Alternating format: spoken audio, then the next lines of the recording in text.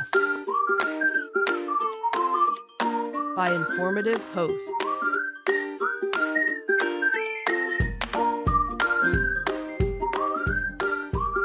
Insights into Things, a podcast network.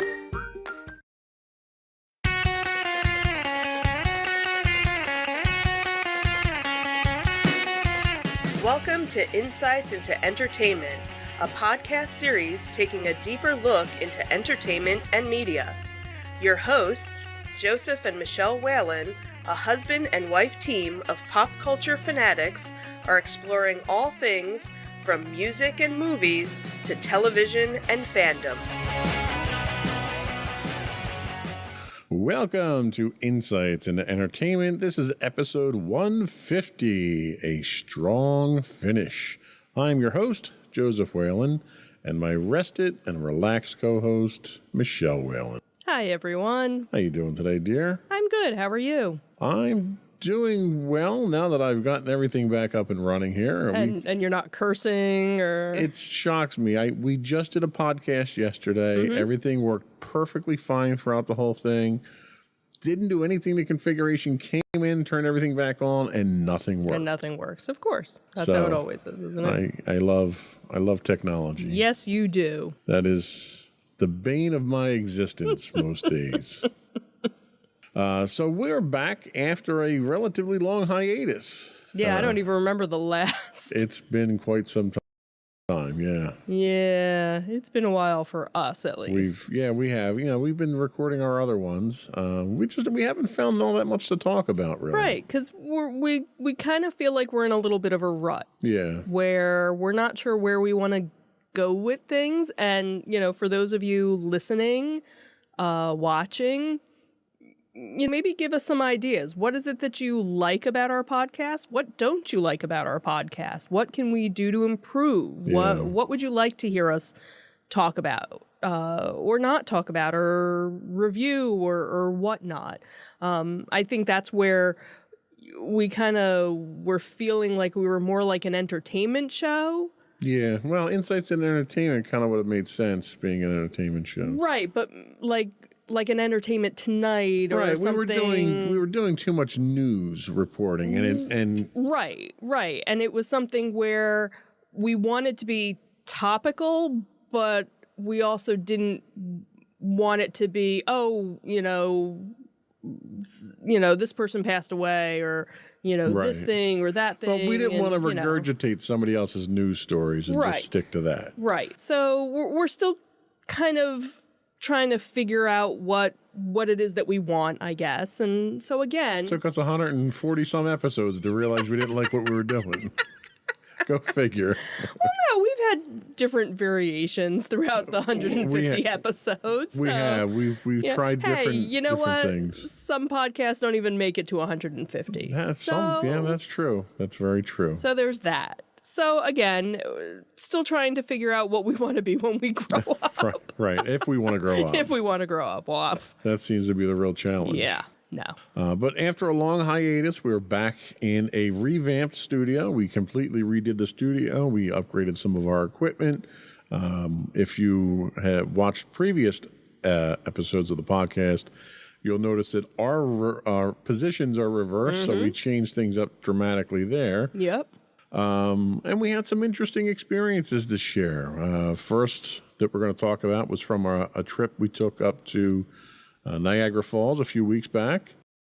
Had fun with that. That was we did. Interesting. Sad little town because I didn't have my passport and Maddie didn't have hers, so we couldn't go into the fun part of Niagara Falls, which is the Canadian side. We'll get more into that when we start. But And we have a new convention in town, which we attended. That was potentially a really good convention. They just didn't advertise. Right. So hopefully the poor turnout didn't turn them off, and they will be back. Yeah.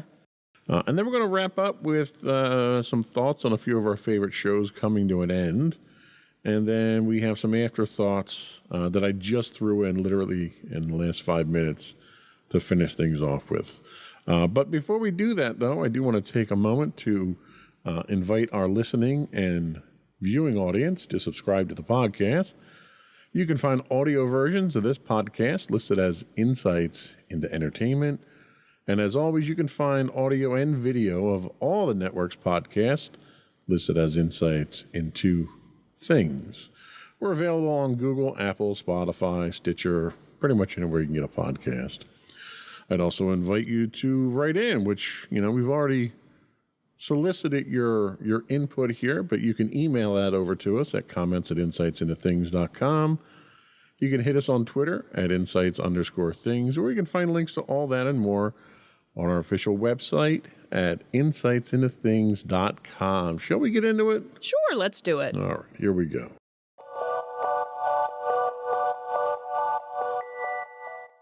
So the first thing we're going to talk about is the Strong National Museum of Play, which when we were up in Niagara Falls, we actually went out to Rochester for a day trip because it's a bit of a ride from Niagara Falls, and found that we probably needed much more than one day to do this museum. Yeah, it was definitely, we spent pretty much the whole day there, and we still didn't get to see everything. There were a few areas that we were just tired because we didn't expect to have so much to see. And we kind of said, if we ever come back to the area, we would probably do an overnight in Rochester, just because Rochester had so many different things to see and do that we didn't get a chance to do. So now this was something you had heard about the museum. You remembered it from a show that you watch. Yes, it had appeared. In fact, they had a display at the museum. Right. It was the most appearing facility on the TV show that I watch called Mysteries at the Museum that goes around and profiles different exhibits at various museums, and it was there. It appeared on the show, I think, 17 times. Yeah, something like that. So that was where I had heard about it, and on the drive up, I was looking for things that we could do, and it came up in there, and I thought, hey, that would be really neat, but not on the way up because we knew it was going to take some time. Right, because at first we were like, all right, well, do we do it on our way to Niagara? Do we take it as a day trip? And as it turned out, because we really didn't have anything planned for our trip, we said, okay, well, this will be the day that we'll go. And it ended up probably being the highlight of our trip, besides the one restaurant that we really enjoyed. But that's a whole other. We'll plug them too by the time we're done here. Sure. But yeah, no, the Strong National Museum of Play, also known as just the Strong, is in Rochester, New York. It was established in 1969. Based initially on a personal collection of a Rochester native, Margaret Woodbury Strong, the museum opened to the public in 1982 after several years of planning, cataloging, and exhibition development for the museum's new building in downtown Rochester, which the building itself is just amazing to see. It's massive. It's got probably one of the most incredible designs I've ever seen for a museum itself, both inside and outside, and it's just a wonder to see. Yeah. So for at least 15 years after its opening, the mission of the museum was to interpret the social and cultural history of average Americans between 1830 and 1940. Under the direction of H.J. Swiney and William T. Anderson, Mrs. Strong's collection of dolls and toys, American and European decorative arts, prints, paintings, Japanese crafts, and advertising provided a firm foundation for this mission and were supplemented with collections purchased and donated to more fully support the museum's early mission. The museum received considerable local and national publicity and support and substantial financial support from the National Endowment for the Humanities Exhibition and Public Programs Division. And in the 1990s, the museum's board of trustees and director changed the museum's mission to collecting, preserving, and interpreting the history of play.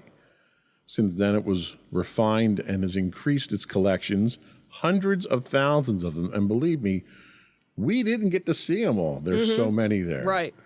It's been expanded twice, and in 1997, it was expanded twice in 97 and 2006. The museum is now one of the 5 play partners of the Strong, which is also home to the National Toy Hall of Fame, the International Center for the History of Electronic Games, and the Brian Sutton Smith Library and Archives of Play, and produces the American Journal of Play. The National Museum of Play is the only collections-based museum anywhere devoted solely to the study of play. And although it is a history museum, it has the interactive characteristic of a children's museum, making it the second largest museum of that type in the United States. The museum includes exhibits that interpret the key elements of play, as well as allow guests to explore the worlds of Sesame Street, the Berenstain Bears, Reading Adventureland, and the Dancing Wings Butterfly Garden. The museum's exhibits are immersively themed for video games, storybooks, television shows, education, nature, history, comic books, carousel, and train rides, and they do have a massive carousel there, and children's lifestyles. E-Game Revolution is the first permanent video game exhibit in the U.S. and includes the World Video Game Hall of Fame. The National Toy Hall of Fame is at the museum. Dancing Wings Butterfly, as we mentioned already, features thousands of butterflies and is the largest indoor butterfly garden in New York. The Berenstain Bears Down a Sunny Dirt Road is an original permanent exhibit produced in partnership with the Berenstain family.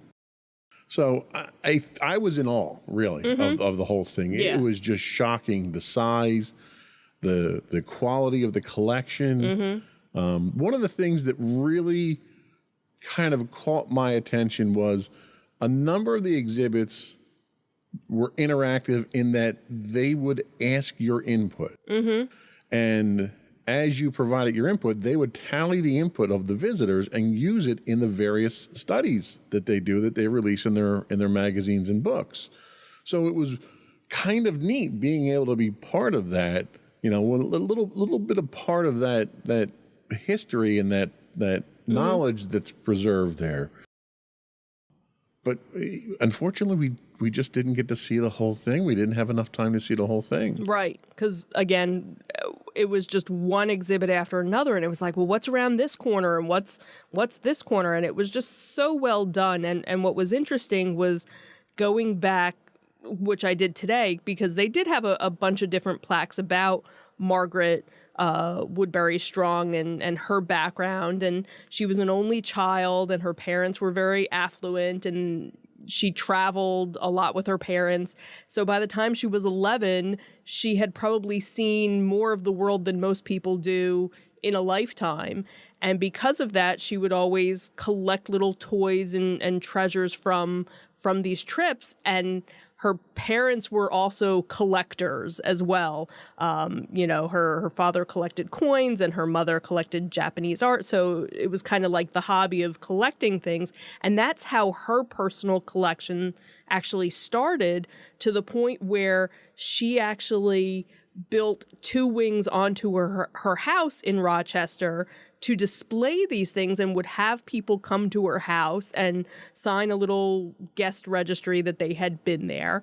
And over time, that was when the Historical Society kind of came in and said, hey, we really should do something with these. And that was kind of the start of the museum. And when she passed away, she had willed all of the items to start this foundation. So, you know, it was all started just by a little girl collecting, you know, toys, and just at the time to be able to see.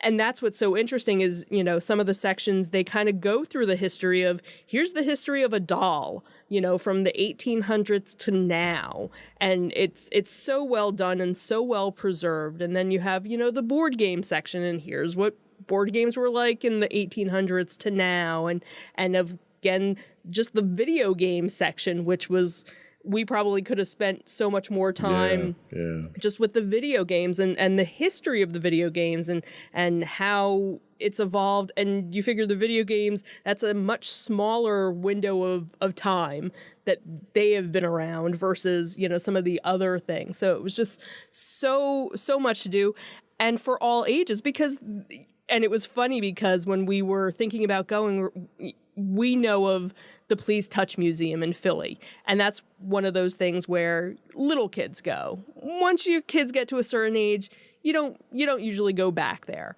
But with this, there were people there that didn't have kids who were visiting the museum because there's just so much to see and do. It's a real museum. And for, the kids at heart or you've played, anybody that goes there, you're going to find something that you've played with that was in your personal collection there.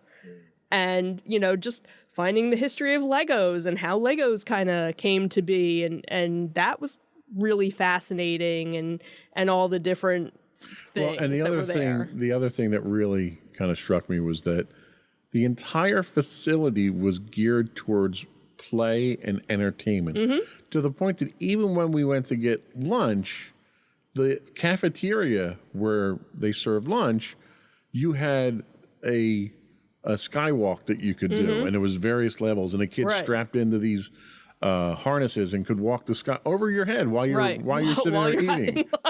or even when we left, they had a little coffee shop when you come in and you leave, where you just stop and get a little snack, a little pastry, have a little refreshment. But they've got board games on the shelf there that you can just pull those out and just play those while you're sitting there eating. So, literally everything that they had there was geared towards it. It was one of the most immersive experiences in the spirit of what the museum stood for that I've ever seen. Yeah. And the other thing that was really interesting was they had books all over the place that you could take out from their library. So obviously we couldn't have done it because we're not local. I'm sure that, it's something where you go to check it out. But, hey, if your little Tommy's reading a book and thought it was really cool, we'll borrow it. It's a big giant library with everything else. Yeah. Well, and even to that point, over where the Berenstein Bears is, they have an entire storybook area. And it's not just a place where you can sit and read. It's a place where they've got the props and they've got the toys and they've got the scenery. It's a place where the books that the kids are reading can come to life right in front of you there. Right. I can't imagine driving somebody's imagination any better than that. The one was the mystery room. Yes. Talk about that for a little bit. That was kind of really cool. We kind of came around this corner and it was kind of set up like a haunted house. But what was awesome was it had secret passageways where you could go behind the walls and spy on the people that were in the room. Through the portrait. You could look through the eyes of the portrait. You can look through the portrait. And then when you were on the other side, there was an area where there were buttons to do sound effects. So you could make it sound like a screeching cat or a ghost or chains and scare the people that are in the other room. So, that was just really neat. One of the other sections that Maddie and I had gone to, where it was kind of the fairy tale area, they had a big, giant, and they had a pirate ship. Well, you could walk across the pirate ship, and then there was a bridge, and then there was a little nook area where you could kind of sit and just read if you wanted to. That was up back, hidden away. Away from everything. So all these little nooks and crannies of places to go and hide and explore. And when you get someplace, oh, look, there's a plaque and here's some information about a story that this is based upon or something. So just really cool. Just so much to see and do. Where it would really be nice to go back there and spend 2 days doing it. We need to figure out a way to plan to get back up in that area and see the other stuff that's up there. The Rochester Institute of Technology, since we're going to be visiting some colleges this coming year. That is true. So anyway, that was the Strong Museum of Play that we went to, and there'll be links in the show notes. Did you have a video for that? Actually, I think I did, and I didn't play it. I guess I should have probably have played that, huh? We probably could have talked over the It's video. okay. We liked it so much, we'll do it again. They had a giant Mr. Potato Head that was a remote control Mr. Potato Head you could play with. Oh, and the superhero section, which was... Their superhero section was huge. Yeah. They had interactive things that you could do there. You could great picture opportunities for it. So more of the little fairy tale gingerbread house. You had section. a castle there. You had a dragon. You know, everything was so interactive. Oh, this was one of the hidden nook areas, you know, and then again, Harry Potter stuff, Narnia stuff. So up until, you know, current items, And obviously. some of this stuff was like literally museum grade things that you would not normally find in stores and stuff as well. Oh, and they had a train. Yeah, they had a train inside too. Right. They did actually have, and then the different, you know, school area type things. Then a whole huge section of Sesame Street with a huge Big Bird and play area and stuff. And then here's part of the history of the dolls. And the dolls were one of the interactive ones too, where you got they asked you a series of questions about the dolls. They showed you like the 1860s dolls and the moderns, and they asked simple questions like, are these the same type of play? And they went into and details. of course the little play Wegmans that you could go into and shop, which was adorable because we love Wegmans. And then Snoop, you know, basically any character, you know, and our daughter loves SpongeBob, so that was, woo, yay, SpongeBob was there. The video game section was incredible because it was a walk down memory lane to begin with, because it was a lot of home video games and stuff like that. A lot of classic World War II era type toys that were in there that you just don't see, and tons of Star Wars. They had probably 4 or 5 different Star Wars displays, which is, and it was Star Wars of every generation, you know, between the old, the new, the original. No sequels though, which I was okay with. You were totally okay with that.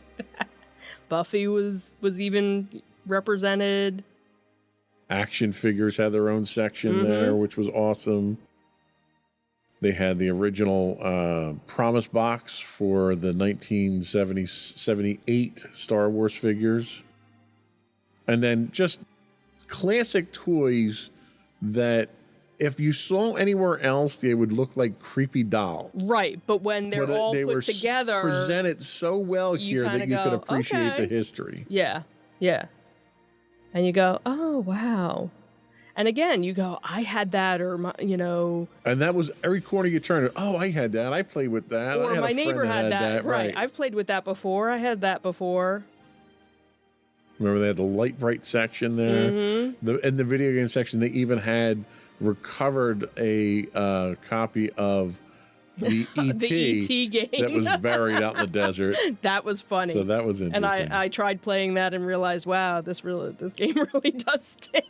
Oh, and their dollhouse section. Oh my gosh. They had every possible dollhouse room imaginable. Right. On display. And like multiple houses and basically explaining how dollhouses, here's the first Lego set, but with the dollhouses talking about how usually it was a model of the child's own house, made with pieces from their house, and, you know, kind of the history of how dollhouses kind of came to be, and that the idea behind, you know, a dollhouse was to, you know, a little girl to be prepared to be a mom and have her own house. And you learned that Samsonite was the first dealer in the United States for Legos. I went, luggage?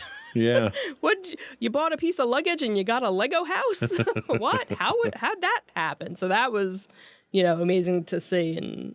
And of course, you know, then you Solitaire. Solitaire. Right. So you had Solitaire. And that was like, it was a dedicated display just for Solitaire, because it had the old mouse and everything with it, and which my mom had, so it was kind of funny. And the World Almanac to play, where in the world is Carmen Sandiego, right? Because you didn't have Google to look up things.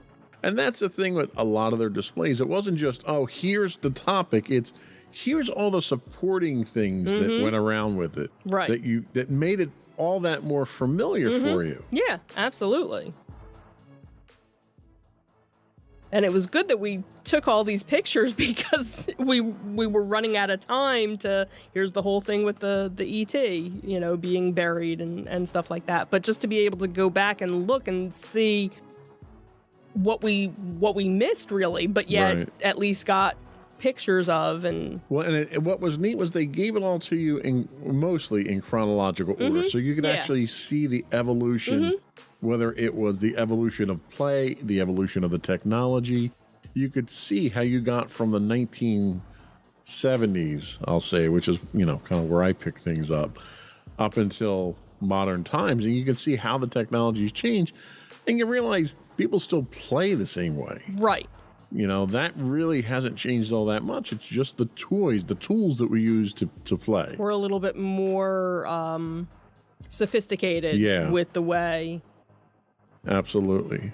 But to be able to play some of these older toys would be... the selection of board games that they had was mind-blowing. Board games I didn't even know existed. And they even, they still take donations of toys and games and stuff like that. And they'll curate them. They'll get the backstory for them. And, they make them available on display.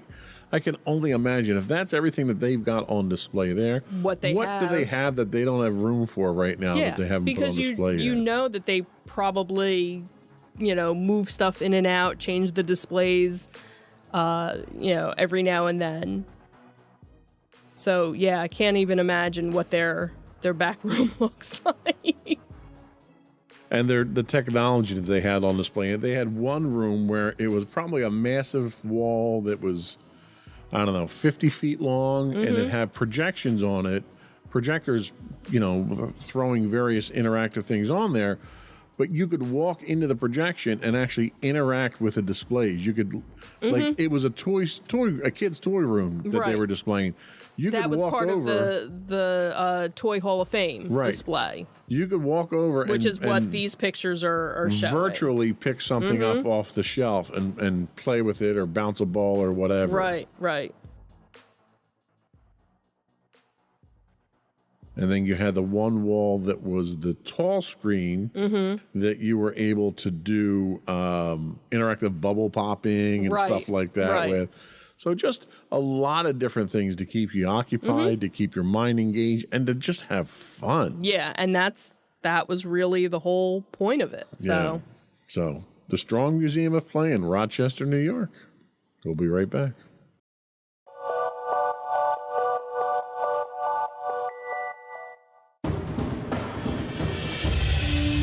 For over 7 years, the Second Sith Empire has been the premier community guild in the online game Star Wars: The Old Republic. With hundreds of friendly and helpful active members, a weekly schedule of nightly events, annual guild meet and greets, and an active community both on the web and on Discord. The Second Sith Empire is more than your typical gaming group. We're family. Join us on the Starforge server for nightly events such as operations, flashpoints, world boss hunts, Star Wars trivia, guild lottery, and much more. Visit us on the web today at www.thesecondsithempire.com.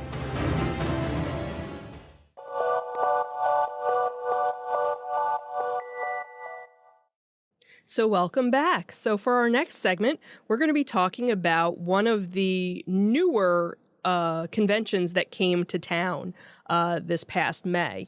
It was called Contropolis, PA, and this year it was held at the Greater Philadelphia Expo Center in Oaks.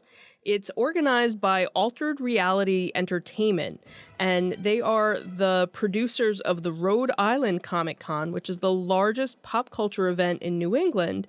And and this is the first time that they've done something in the Philly area. That's pretty cool. It was huge. They had, I think, 4 halls I think they had open for it. Yeah, I think so. They had the cars. They had tons and tons of vendors, and vendors that we hadn't even seen before. Right, because a lot of the vendors were from the New England area. Right. Because we did talk with a few of them just to kind of see, how things had been, because we had gone, did we go on Saturday or did we go on Sunday? We went on Sunday. We went on Sunday, and we, and normally we go on Sundays, and Sundays are usually a little quieter, but it just seemed very quiet. So we had asked, were you guys busy, Friday and Saturday? And they said, the crowds really weren't that big, and it seemed that they really hadn't advertised it. Right. And there was a much. lot of stuff going on in Philly that weekend. They had playoffs for one of the sports teams going on, and a bunch of other things were going on that weekend. So it's kind of a perfect storm of things that played against their ability to really put people in the convention there. But the vendors, they had a lot of vendors that were there. They had some vendors who didn't come back in for Sunday, I think, because they were because there were some empty spots. But the vendors that they had there were quality products that they had there. In fact, we found a new vendor that we wound up buying quite a bit of merchandise. You wound up buying a lot.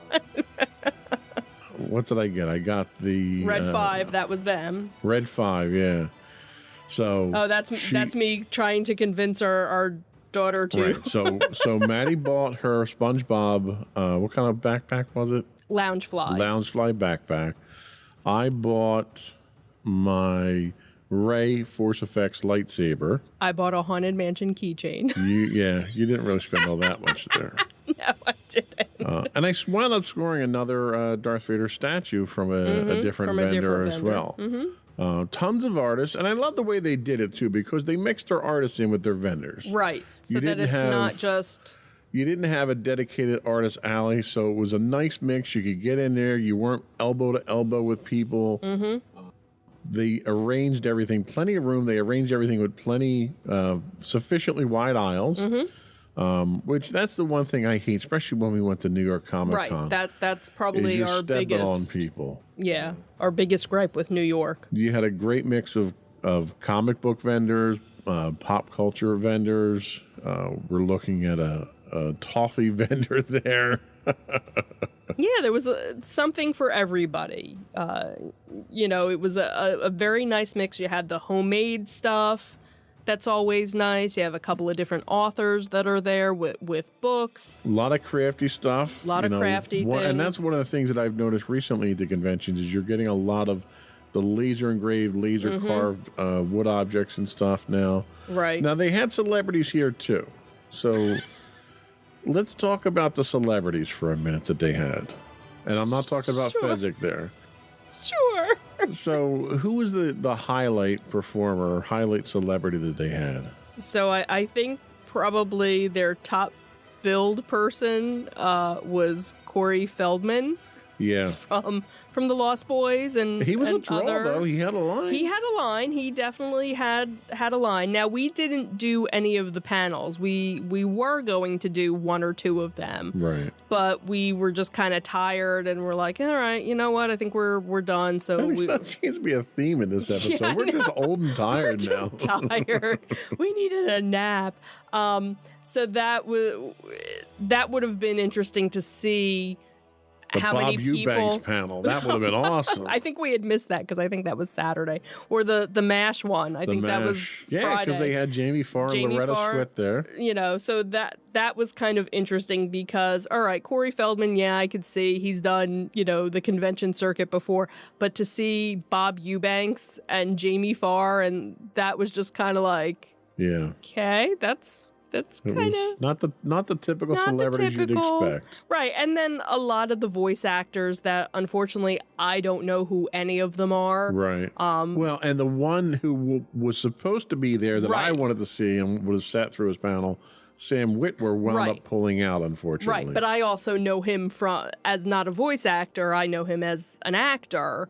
Well, yeah, he's an actor. Right. I'm saying, but you know him from the Star Wars game also. Right. So that would have been one, And from yes. Clone Wars, he was Darth Maul. Right. So that's what I'm saying. For people that are very into gaming and anime and things like that, some of He plays Star Wars, The Old Republic, too, you know.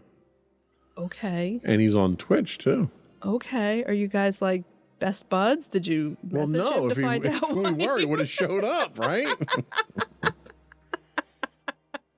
I gotta drop a note and find out what happened. Like, I hope everything's okay. I missed you. When are you going to be in town again, man? When are you going to be in town? But again, it's one of our favorite locations to go and see conventions at.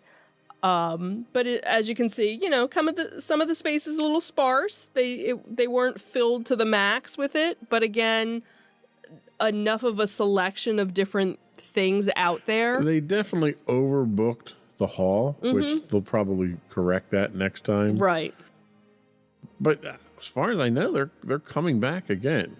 So yeah, they haven't updated their website with new dates yet. Right. So everything is still last year or this past May. Right. But plenty to see, you know, depending on what your interests are.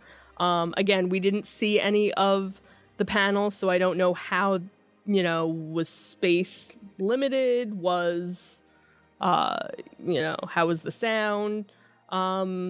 But we did go through the panel room because that's where the restrooms right, were. That is true. Which They were kind of setting thought up. that was odd that you would have done it where the restrooms are. Yeah, yeah. But of course they had, you know. Because they were getting set up for karaoke. Right. They were doing, and then I think they were going to be doing like a trivia thing. Right. They had a couple of different things. The one that was really interesting, I don't know if we got footage of it, the one, he was a puppeteer for Henson. I think that was one of the last shots that we had. Oh, okay, yeah, he was in this section. Oh, yeah, we can. Yeah. Okay, so this was the start of it with his artwork, but then he had various different Muppets that he has worked on. Not at all creepy, by the way. Yeah.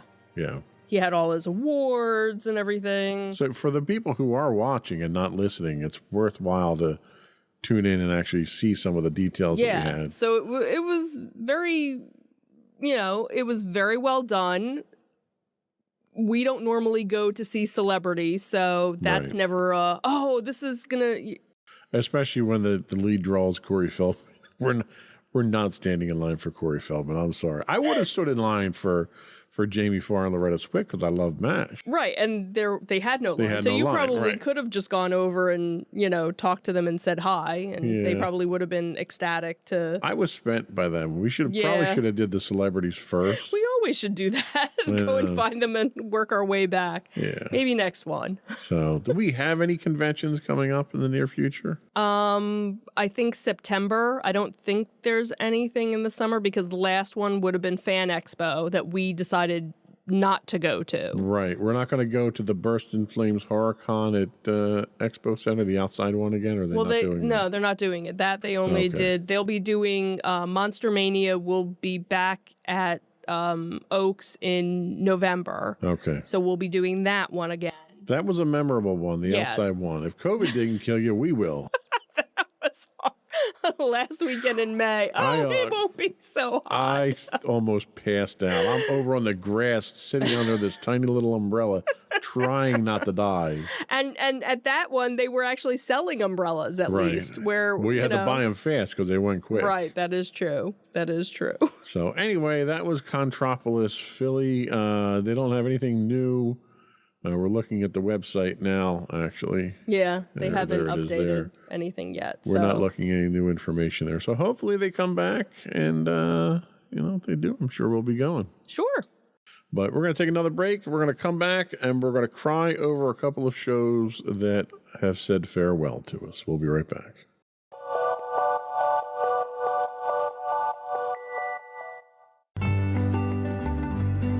Insights into Teens, a podcast series exploring the issues and challenges of today's youth. Talking to real teens about real teen problems. Explore issues from braces to puberty, social anxiety to financial responsibility. each week we talk about the topics concerning today's youth. We look at how the issues affect teens, how to cope with these issues, and how parents, friends, and loved ones can help teens handle these challenges.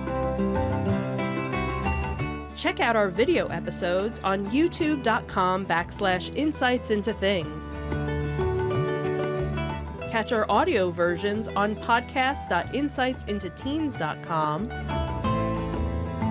or on the web at insightsintothings.com.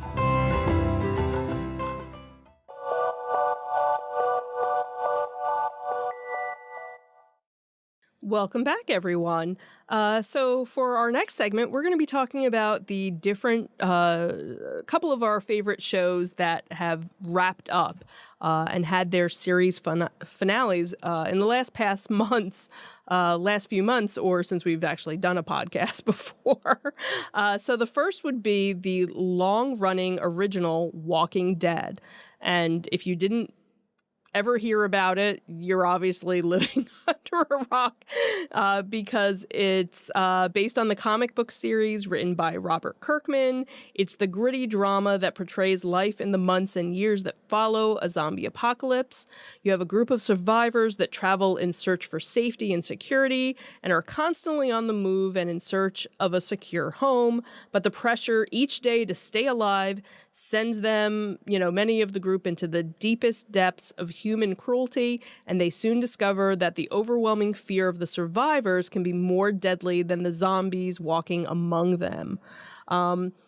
Since the original came out, there have been now 6 spin-offs from this show.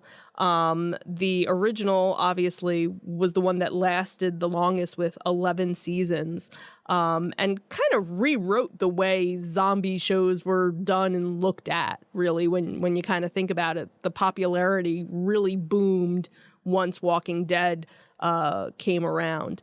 But they finally wrapped up their season, and we kind of thought, oh, this is the end. And then all of a sudden now you have these other spin-offs where some of the other spin-offs that they've had were totally different characters, were different places. You had the one where it's out in California, one that was also in the South where there were a couple of little tie-ins, but not really.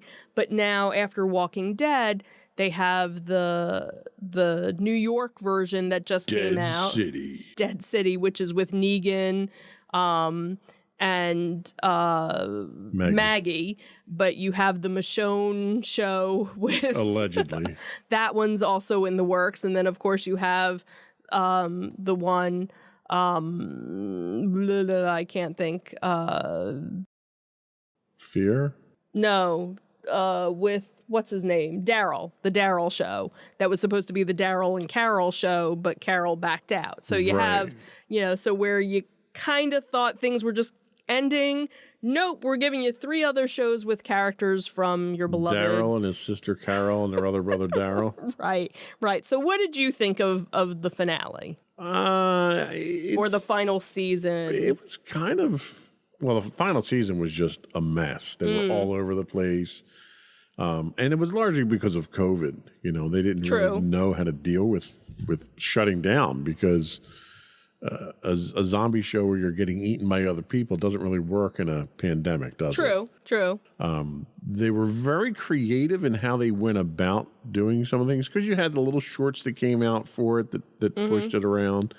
You had season 11A, and then you had season 11B, and then you had the interludes that were the Tales of the Walking Dead in between there. Right. You had the ridiculously long episodes, then you had a 4-part series, and then they did the second half of it. It was so confusing as to where you were with things that it was really like 3 seasons in one for season 11. Right, because I think they kind of felt like they had gotten gypped out of previous seasons because of COVID coming in and shutting things down, that they felt they had more story to tell, but yet I only read the comics up to a certain point. You did kind of read the anthologies or to kind of know where things were going, and the way the story ended on the show and where it ended in the comics was completely different. There were characters you said that Well, and that was the problem. So by the time you got to this point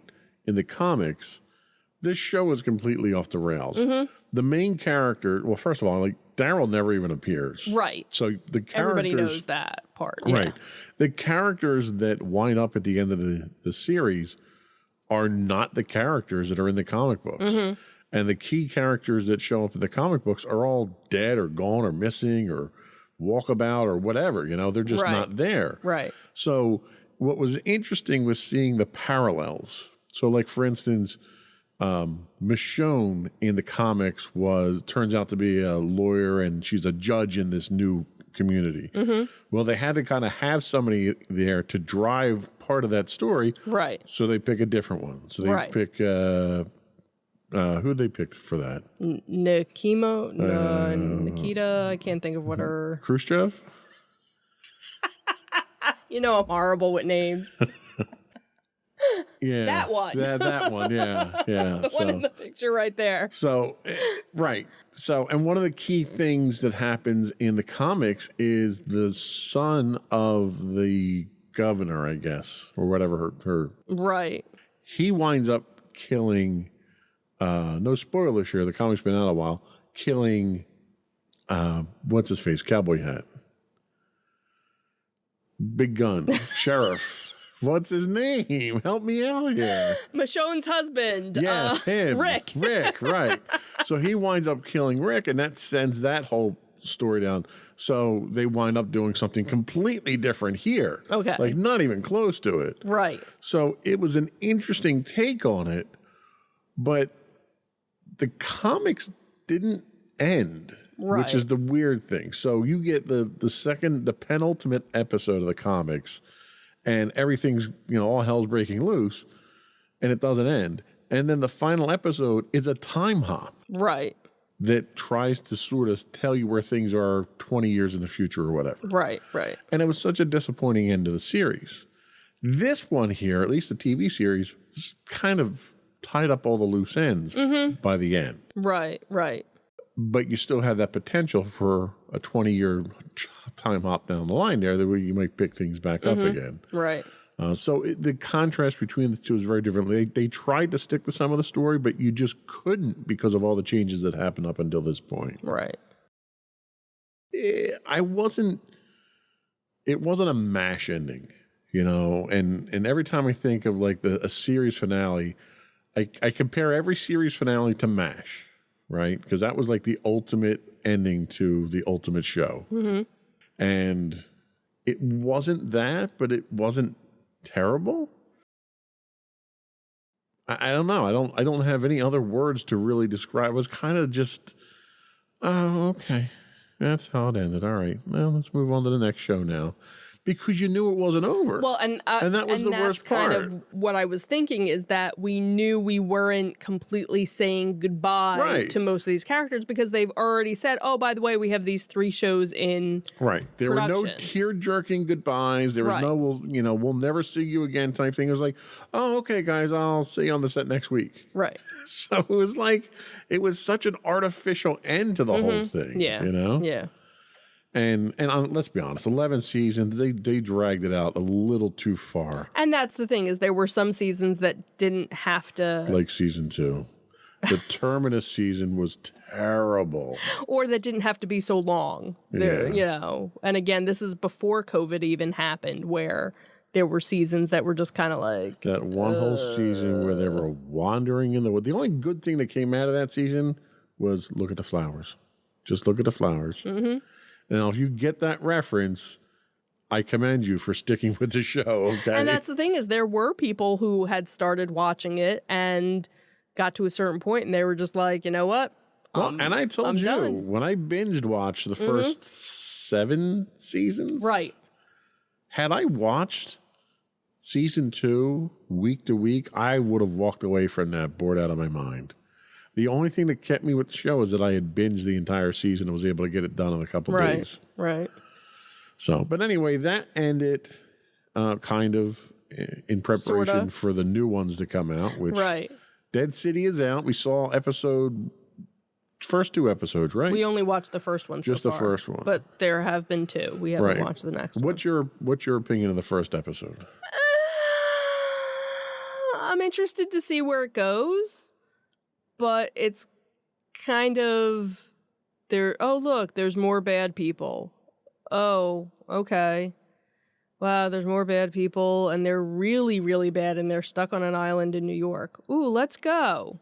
And then you have, like, you even brought up the whole marshals and things that are, you know, trying Just to doesn't keep make sense. law and order, and it's like, well, what organization is there? How did that organization come to be? Because Well, and how do you invest somebody in with authority in a society where you can kill people at will? Like Right. there's no laws. The only thing that makes a law enforcement officer valid is people who follow the law. Right. And if you don't follow the law, you face the penalties. Well, if nobody follows the law and you're just killing people, Right. like clearly they are. I mean, Right.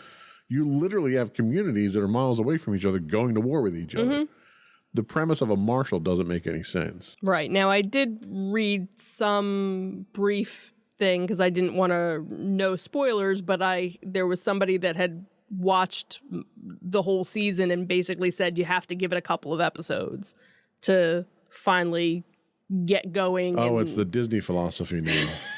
yeah, pretty much. You need to get 4 episodes into the 7-episode series before it gets interesting. Right. So we'll see. We'll probably watch it just to. What I think what annoyed me was there was always this curiosity of what could possibly bring Negan and Maggie together Right. to go on this adventure to New York City. Right, because and you we knew- called it months ago what it was, and the fact that we were so spot on for it was Right. just so disappointing. Right, but still, we don't know why Negan was where he is. They still haven't really, you know, like he kind of hinted, but nothing else. Like no more information Right. about what happened. But that's not what interests me. How he got there. Mm-hmm. You know, he got there probably because he got kicked out of 12 other communities because of True. who he is. Yeah, well. I would expect nothing less. But you know, the fact that you have Maggie, and the only reason that Maggie went to find Negan was because the guy who runs this new gang in New York happened to be one of his followers. right. That is such a weak driver, motivational driver for putting aside the fact that this man bashed your husband's brains out in front of you. Right. It makes no sense from a logical standpoint. Yeah. You could have literally taken anybody else and been just as effective. So my hopes aren't particularly high for this one, but we'll see. Yeah, we'll see. What's the next big disappointment? Well, no, it wasn't a disappointment. That it's over, I mean. Oh, okay. Would be Star Trek Picard. That happened to be a favorite of ours. It aired for 3 seasons and wrapped up. So the series actually begins in 2399, which is 20 years after Jean-Luc Picard's last appearance in Star Trek Nemesis. And finds that the character is deeply affected by the death of Data in that film, as well as the destruction of the planet Romulus in the film Star Trek. He is retired from Starfleet and he is living on his family's vineyard. Picard is drawn into a new adventure when he is, let me move my mouse, visited by a synthetic daughter of Data, one of the several new synthetic beings that seem to be coming out now in that time period. So Picard fights for their right to exist and gives his life to save them. After his consciousness is transferred into a synthetic body for the 2nd season, Conveniently. we move to 2401, and now Picard and his companions are living new lives when an old adversary, Q, traps them in an alternate reality, and they must travel back to time to the 21st century to save the future of the galaxy. And then finally, the 3rd season, Picard learns that he has a son who is being hunted by a mysterious enemy, and then he reunites with the former crew of the USS Enterprise to protect his son and face the new invasion of the Borg. Yep. Yep, that's what happened. That's pretty much it. That's pretty much what happened. No spoilers or anything, though, but he has another son. It's not a clone from Nemesis that the Romulans made. And he helped the synths to define the fact that they could exist, kind of like he did with Data when the only thing with the series was they kind of recycled a lot of themes that they had previously. Right. There wasn't fresh themes there, but the way that they did it, it was a throw to the fans. Well, definitely season 3 was definitely a throwback and a love letter to the fans because they knew it was ending. They knew they weren't doing a 4th season, so they knew they kind of had to tie up all of the loose ends. So you had where, season 2 and season 1, you had a couple of cameos by a couple of different things. By season 3, it was basically everybody and all these different cameos and people that you weren't even expecting to show up. That, we would watch and be like, oh my God, is that? And it was. And, so that was kind of neat to have that happen. And then it was. The only problem is there was some of the situations in which these people showed up were completely unbelievable. It's like these people don't have a life. Like they all just sit around waiting for Picard to call them and come do something. Okay, yeah, they're all retired for the most part. I love the fact that they had Geordi running the ship museum, and he just conveniently put together the Enterprise that was destroyed in Star Trek Generations. Just conveniently happened to have that in his back pocket, just right when they needed it. Because you never know when you're going to need a ship. Yeah, it was. Suspend reality. I felt like so much of this 3rd season was forced down my throat. I ate it up. You sure did. Because I'm a Star Trek fan. Yep. I just felt force-fed so much of this and was just told to believe it. Yeah, that was really my take on it. But who was your favorite character in the whole season? My favorite character? In the 3rd season. I don't know. Who was my favorite character? Who wasn't from the original? Who wasn't from the original? I don't know. I don't think I really had a favorite. Wasn't the captain? Oh, yes. The captain of the what was the ship? Oh, yeah. That's what it was. Yeah, we're not going to mention that. No. But the captain of the other ship was my favorite just because he was so dry and sarcastic. Yes. And he was a prick, and he admits that he's a prick, which, just kind of endears you. And unfortunately, he doesn't make it out of everything as squeaky clean as everyone else does. But yeah, he was definitely the highlight. He of definitely the series. added to the highlight of your watching. Yeah, that was pretty good. Yeah. So, but anyway, Picard seasons 1 through 3 now available on Paramount Plus. We're going to take a quick break. Come back. We're running a little bit late here for the good, the bad, and the ugly segment. We'll be right back. I don't have the music queued up, unfortunately, but we'll be right back.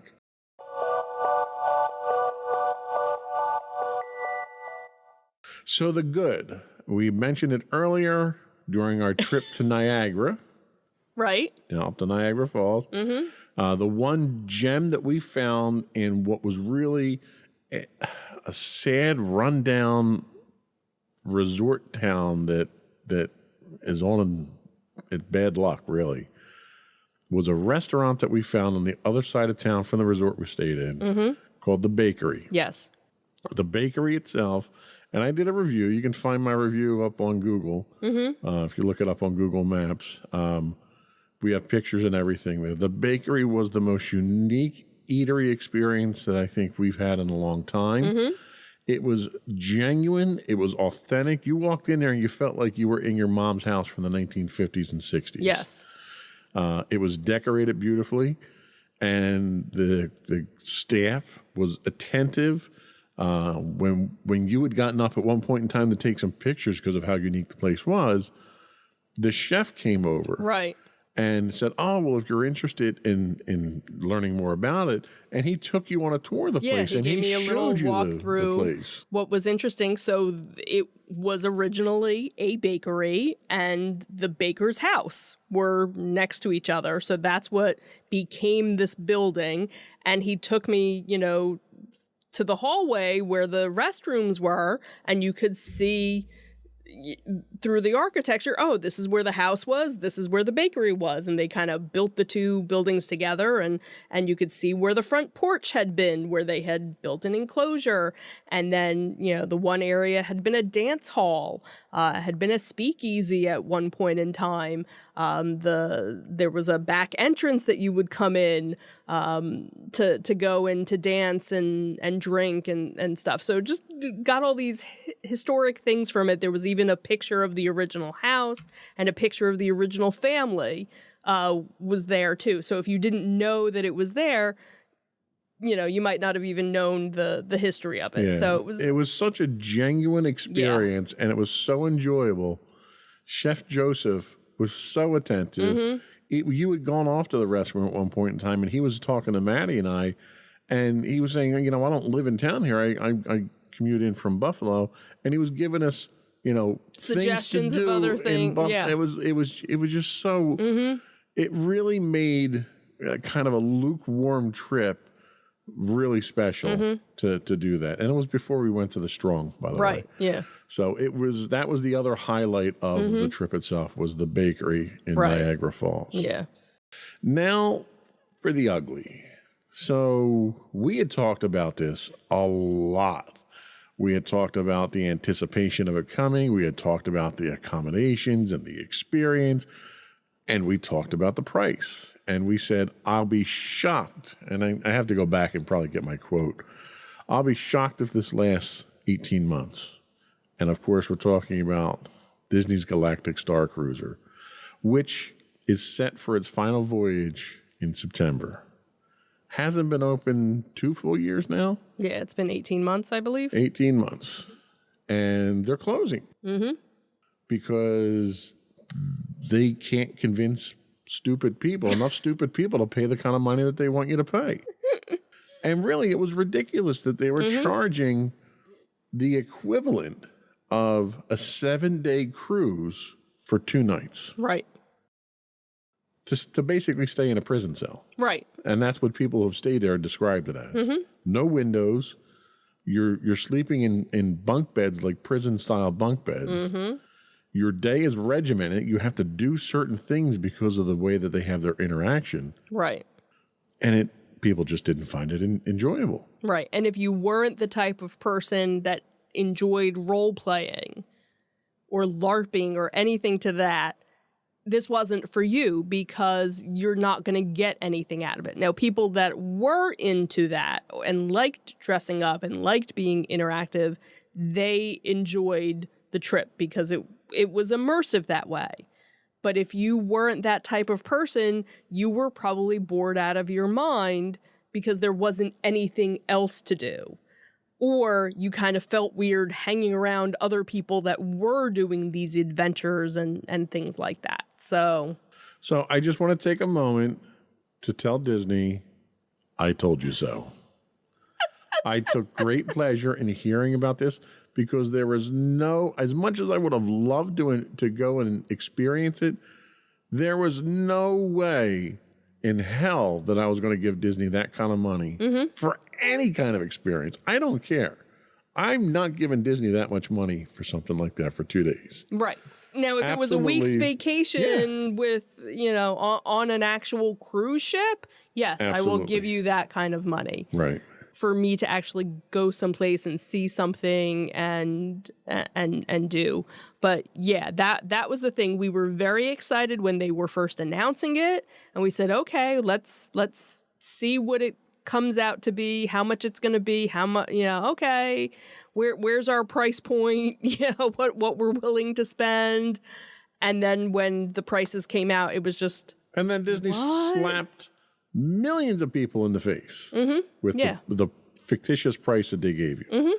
And it was just embarrassing. Right. I was embarrassed for Disney that they were asking people for that kind of money. Yeah. Second ugly thing, and this is one that's near and Well, dear. this is really the bad. This is probably more than ugly. Oh, right. This is the bad. Sorry, I went out of order. Yeah, The it's bad. okay. Yeah, It's yeah, fine. okay. You can fix it in post. Yeah, I'll fix it in post. I keep saying that. Anyway, we were robbed. Mm-hmm. Somebody stole money from us. And the people that stole money from us were the Philly Pops and the Kimmel Center, because we had bought tickets for a Star Wars concert event. And it was canceled at one point in time, allegedly. It was supposed to be last summer. Right. And then due to whatever reasons, they had to postpone it until June of this year. So they said, hold on to your tickets. They didn't offer any refunds. Right. You could Wait a you could year. transfer your ticket to something else, but just hold on to your tickets. Everything will be fine. We'll see you June 2023. Right. And then what happened? Oh, it's postponed again, but we don't know when now or where it'll actually even be. They were very communicative, the Philly Pops were, in telling us about this legal battle that they had with the Kimmel Center. And it was a terrible thing, and they kicked them out, and they're not giving them any concert hall time, and blah, blah, blah. And I didn't give a damn about any of that.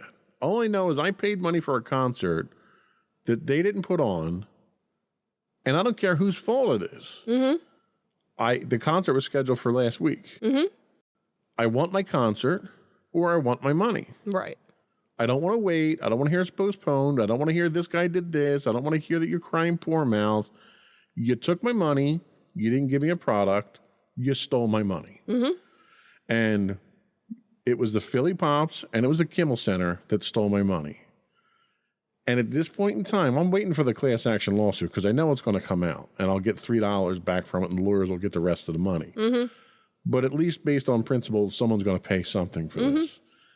And neither the Philly Pops, which we've gone to a number of their shows already, nor the Kimmel Center will ever get another dime from me because they stole my money. That's my public service announcement for today. Do you feel better now? A little bit. Okay. A little bit. It's a little hot in here now, so I'm getting a little hot under the collar. I understand. So anyway, that was the afterthoughts I had. Be careful of who you give your money to. Don't trust anybody, et cetera, et cetera. Be paranoid like me. Sure. And bitter. Be bitter too. Be bitter. That's the important part. Nice. I don't forgive.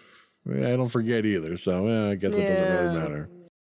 Anyway, that was all we had for the show today. Before we go, I do want to once again invite folks from our listening and viewing audience. If you don't already do so, please subscribe to our podcast. You can find us on Apple Podcasts, Spotify. You're looking at me as though I have to say something. No. Okay. We're on Google, Stitcher. I would also ask you to take a few moments, give us a review. Give us a thumbs up or a star or whatever your podcast of choice uses for a rating system itself. High five. High fives work too. Fist pump. I don't know. That works. I don't know of any of them that do fist bumps, but that could be kind of awkward.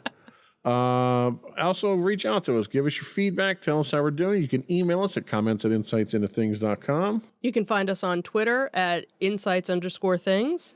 We do stream 5 days a week on Twitch at twitch.tv/insightsintothings. You can find us on Facebook at facebook.com/insightsintothingspodcast. On Instagram, we're at Insights Into Things. And you can go to our main website that has links to everything that we mentioned, which is www.insightsintothings.com. That's it. Another one in the books. Have a good week, everyone. Bye. Bye.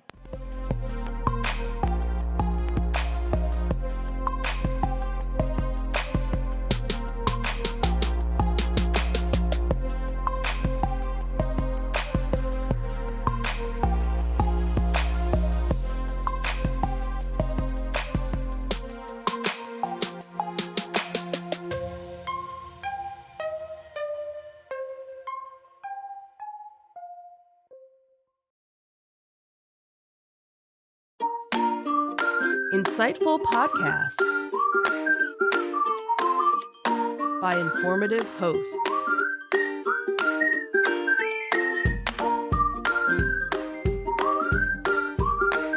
Insights into Things, a podcast network.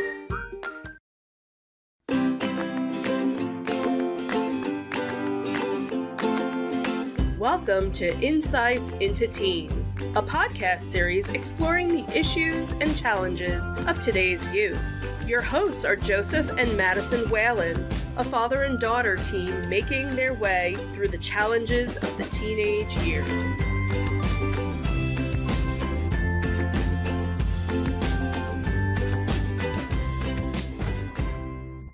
Welcome to Insights into Teens. This is episode 184, Helping Teens Avoid FOMO, or Fear of Missing Out. I'm your host, Joseph Whalen, and my active and involved co-host, Madison Whalen. Hi, everyone. Interesting adjectives for today. Are you active and involved, or no? Probably not today, but you know. Not so much, huh? Well, I know you're not feeling so good today. How was the rest of the week so far for you, though? Not terrible, I guess. That's good, I guess. I mean, just trying to get back into the swing of things after Thanksgiving break, so. Anything exciting? I know you missed a few quizzes today because of absent teachers. Yeah, we're going to be doing all that tomorrow, so fun. Right. So one exciting thing we did have to report today, we just got the first sample in here, a piece of original artwork that you did. That was, let me see the cup here. So this was original artwork that you did for Baldur's Gate, because we've been playing the game quite religiously now. Yep. And we just got some new, what are these, tumblers or mugs, or what are these things called? Well, they're not mugs. I'm assuming they're called tumblers. Tumblers? Maybe they're tumblers. Anyway, you too can own a custom Baldur's Gate piece of artwork from Madison. We can get you these tumblers for $20 each if you want those. Just write in and let us know. But it's got all the main characters, what your companion characters, it's got the pets, and it's got a nice little blank space there so you can even color in your own Tav, whatever your custom character is. Anyway, it was worthwhile. I think we had to plug it just because it was really cool, because I like it. Yeah. Anyway, enough of the sales pitch. So FOMO, which stands for fear of missing out, is a common issue among teenagers that can lead to feelings of isolation. It goes beyond the concern of missing a specific event and instead involves an ongoing fear of being excluded. Adolescents experiencing FOMO often believe that enjoyable and exciting activities are happening elsewhere without their involvement. On today's episode of Insights into Things, Insights into Teens, they're technically both the same thing because everything falls under Insights into Things. Yeah. Disclaimer there. We're going to talk about FOMO, how it affects teens, and how to help teens, not teams, how to help teens. They could be teams of teens. How to combat this very real issue. And we're already making up words, or not making up words. Going off just script. It's a very fluid script that we have today. Pretty much. Before we do that, though, I do want to put another plug in there for the podcast itself. I would invite our listening and viewing audience out there to subscribe to the podcast. You can find audio versions of this podcast listed as Insights into Teens, or you can find audio and video versions of all the network's podcasts listed as Insights into Things, pretty much anywhere you can get a podcast these days. I would also invite you to write in. Give us your feedback. Tell us whether or not you like our mugs. And give us some suggestions for show topics. We are available at comments@insightsintothings.com for email. You can hit us on Twitter at insights_things, or X, or whatever Elon's calling it this week. You can also find all these links and more on our official website at www.insightsintothings.com. Shall we get started? Sure. Here we go.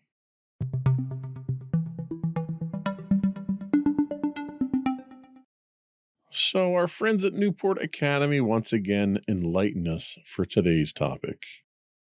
So, fear of missing out is a term that encapsulates a prevalent psychological phenomenon in today's digital era, especially in the context of social media and smartphone usage. This concept, while addressing a long existing human emotion, has gained significant relevance in contemporary society, as evidenced by its addition to the Oxford English Dictionary in 2013. This inclusion marks a recognition of how its growing impact in the modern digitally connected world has had an effect on everyone. The emergence and I'm not even going to try that one. Proliferation of social media platforms have profoundly influenced how teenagers perceive and engage with their social environments. Platforms like Instagram, Facebook, Twitter, and Snapchat offer a continuous stream of updates and images from peers and acquaintances. These posts often depict the most enjoyable and exciting moments of people's lives, focusing heavily on positive and enviable experiences. This phenomenon leads to a distorted perception of reality among adolescents, who are regularly exposed to these highly curated and selective portrayals of others' lives. The constant exposure to idealized representations on social media can make teenagers feel that their own lives are comparatively dull or unfulfilling. The contrast between the exciting lives they perceive online and their own daily experiences can create a sense of dissatisfaction or longing. This is particularly impactful during adolescence, a time when social belonging and peer perception are highly emphasized. The disparity between the online world's highlights and their own reality can intensify feelings of FOMO, leading teenagers to believe they're missing out on experiences that everyone else seems to be enjoying. FOMO, therefore, is not just about the fear of missing out on events or experiences, but extends to a deeper concern about social belonging, self-esteem, and personal fulfillment in comparison to others.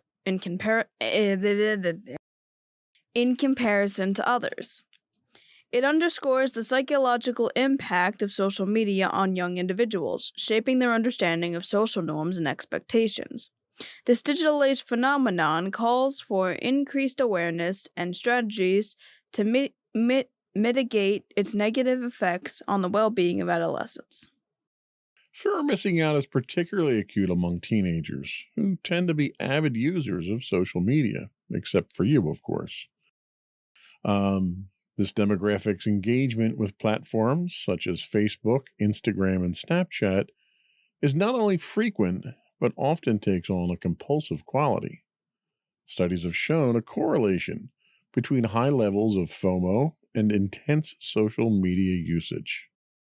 Teens typically check their social media feeds as one of the first activities in the morning, the last before sleeping, and even during meals. This pattern suggests a deep-seated need to stay connected, driven by the fear of missing out on something important or exciting happening in their social circles. The impact of FOMO is not conferred. You should stretch before we have these things. Maybe that's what it is. Yeah. The impact of FOMO is not confined to digital interactions, but spills over into the physical world, influencing behavior and mental focus. Teenagers experiencing FOMO may find it difficult to concentrate on daily tasks, such as driving or attending classes. The constant pull to check social media updates can lead to distracted driving, a hazardous behavior that endangers not only the teen...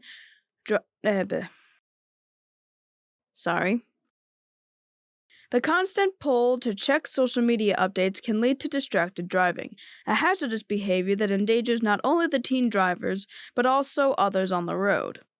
In educational settings, the distraction can diminish their ability to engage with and absorb critical learning materials, impacting their academic performance.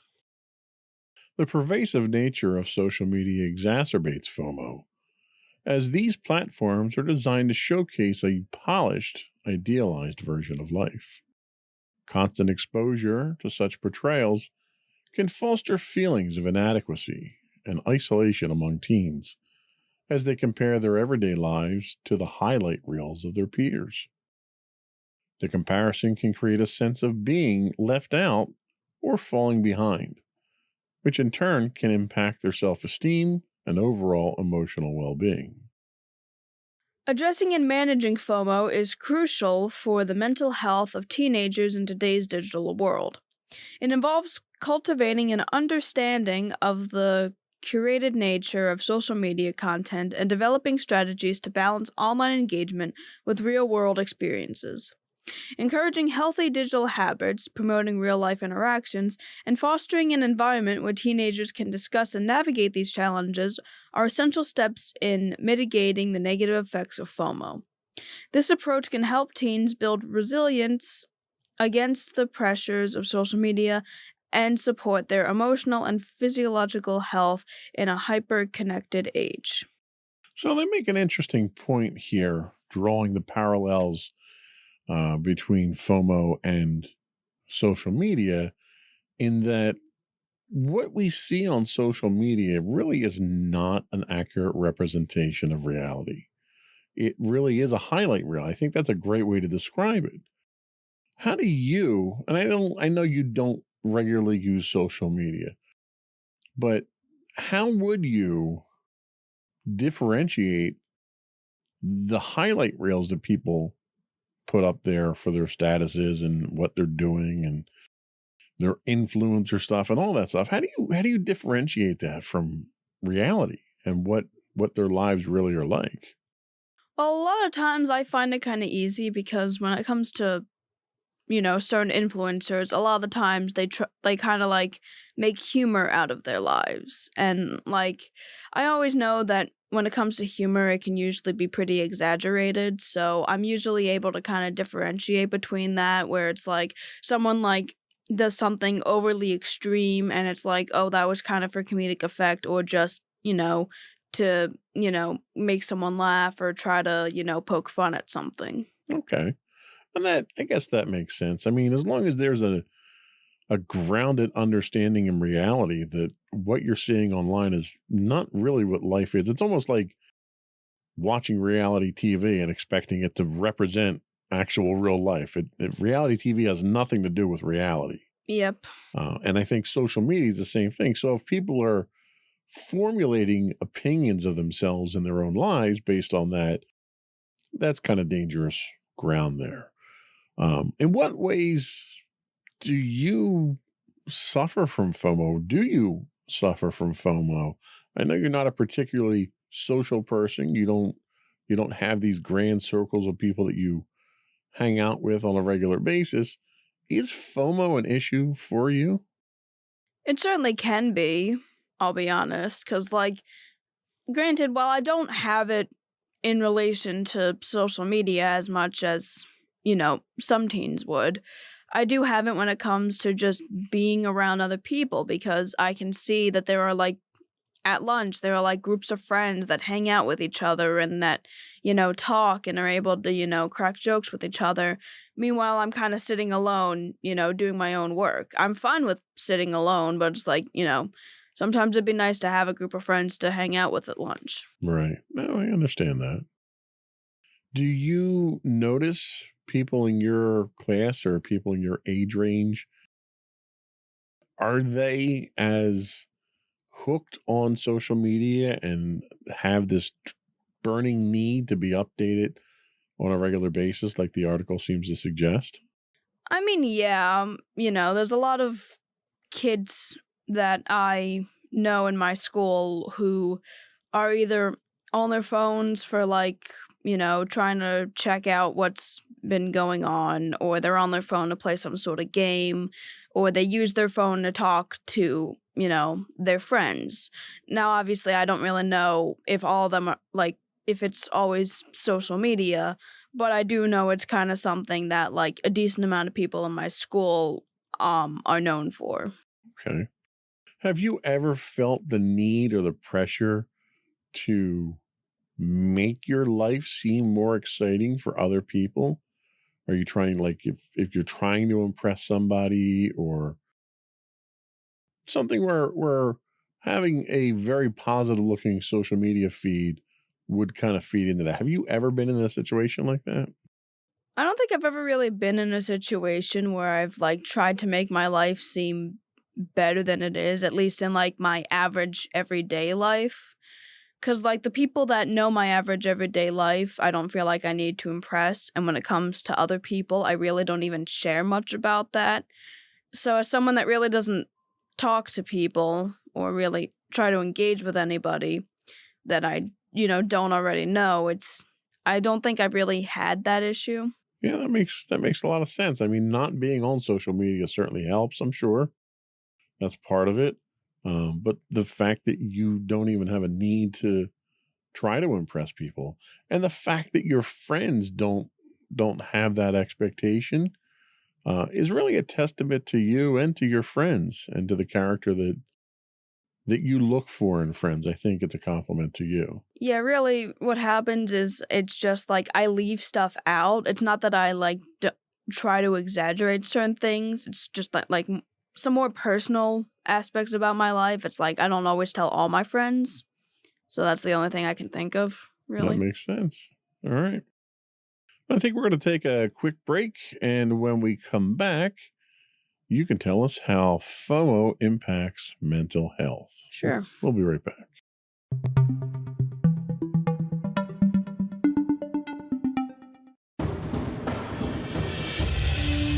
For over 7 years, the Second Sith Empire has been the premier community guild in the online game Star Wars: The Old Republic. With hundreds of friendly and helpful active members, a weekly schedule of nightly events, annual guild meet and greets, and an active community both on the web and on Discord. The Second Sith Empire is more than your typical gaming group. We're family. Join us on the Starforge server for nightly events such as operations, flashpoints, world boss hunts, Star Wars trivia, guild lottery, and much more. Visit us on the web today at www.thesecondsithempire.com.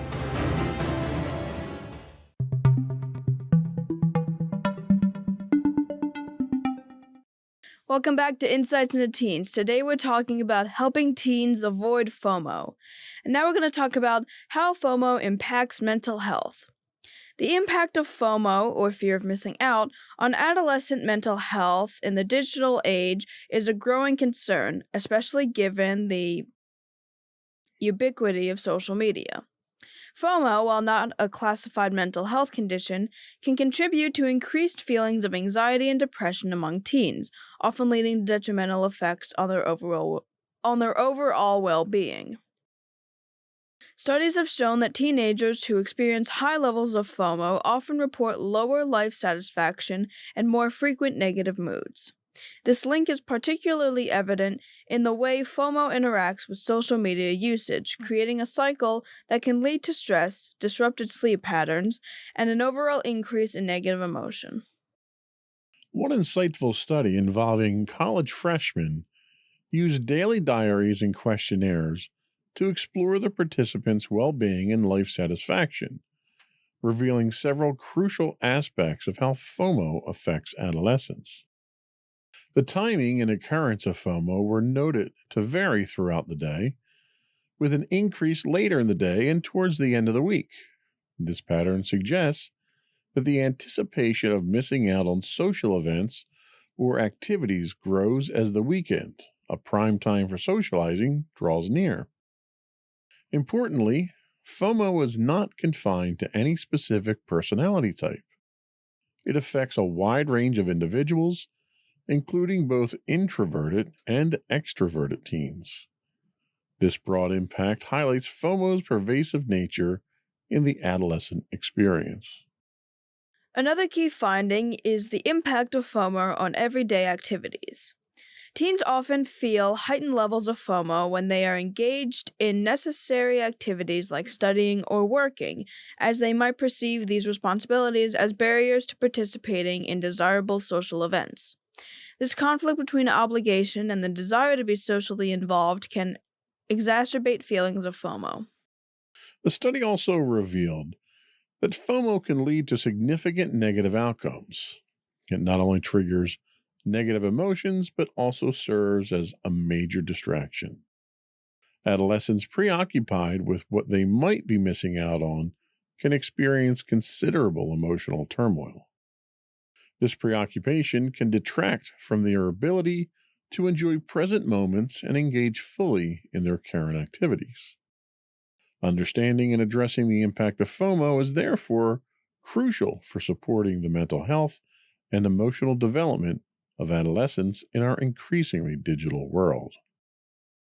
The correlation between FOMO and spending behaviors, particularly among millennials, sheds light on its broader societal implications. A recent study revealed that a significant portion of millennials, nearly 40%, have incurred expenses beyond their financial capacity, motivated by the urge to keep pace with their peers. This trend reflects how FOMO influences spending choices, pushing individuals towards purchasing experiences, events, and material goods to counteract the feeling of being left out. This phenomenon is especially pronounced in the millennial demographic, driven by a sense that others' accomplishments or experiences are in some way a loss to them, highlighting a competitive aspect of social comparison. The impact of social media on mental health is significantly magnified by the phenomenon of FOMO. In today's digital age, the urge to remain continuously connected and keep up with peers can lead to increased levels of anxiety, stress, and dissatisfaction. This persistent state of mental strain is not just an individual concern, but also a societal one, emphasizing the need for parents, caregivers, and the community to understand and address these dynamics. Recognizing how FOMO influences young people's financial decisions and mental well-being is crucial. It's not only about the immediate feelings of missing out, but also about the long-term effects on life satisfaction and emotional health. Young individuals, consistently bombarded with images and updates from their peers, can develop a distorted view of what is normal or desirable, leading them to make financial choices that are unsustainable or detrimental to their long-term goals. To counteract these effects, it's imperative to develop and implement effective strategies that encourage healthier social media habits. This involves educating teens about the curated nature of social media content, promoting a balanced digital diet, and fostering open conversations about the emotional impact of online interactions. Encouraging activities that are offline and focusing on personal interests and skills can also help to build a sense of self-worth that is not reliant on social validation. Cultivating emotional and psychological resilience is key. This can be achieved through developing coping strategies for managing anxiety, stress, and dissatisfaction. Teaching young people mindfulness, digital literacy, and critical thinking skills can empower them to navigate the complexities of a digitally dominated world with greater confidence and well-being. Addressing the pervasive effects of FOMO in the context of social media requires a concerted effort from all stakeholders in society. By fostering awareness, promoting healthy habits, and building resilience, we can support the younger generation in achieving a more balanced and satisfying digital and real life experience. Now, it's worth noting that was a lot of material that we went through there, and a lot of it sort of kind of nags on social media. This is not a problem that is caused by social media. It is not unique to social media, nor is it solved by getting off of social media. Fear of missing out is a legitimate emotional feeling that has long existed well before even the internet was around. I could say as a young teen, I fell victim to this numerous times. And they make a point of saying that it happens a lot on the weekends. There's not a lot of socialization that happens for teenagers during the week under normal circumstances. So most of that, dances or going to the mall or movies or hanging out with friends, most of that happens on the weekend. And that's usually when most of this sort of creeps up. For me, it was funny because I found it, back when I was your age, the internet didn't exist. Yes, that's how old I am. We had BBSs, bulletin board services, where you would dial into computers over the phone line, and that was essentially what social media was for us back then. And what I found, there were times that when you tried to do that and get online with other people, you couldn't because the phone would be busy. And I found that's where I had my fear of missing out. When I couldn't get online and I couldn't get to these social areas that I would hang out with friends, that's when I would feel it. Have you ever experienced a fear of missing out under any circumstance? I mean, I guess. Thing is, when it came to the school dances, I know for a while a lot of my friends have been wanting me to go to the school dances, and I only ever really went to one, and that was like kind of an informal dance. Ever since 6th grade, I haven't gone to another one. And I know a lot of my friends, particularly one, is very keen on me trying to go to, another one of the dances. And I guess there was certainly like I don't want to like let them down sort of thing. But it wasn't enough to make me go to the dance. Nice. Okay.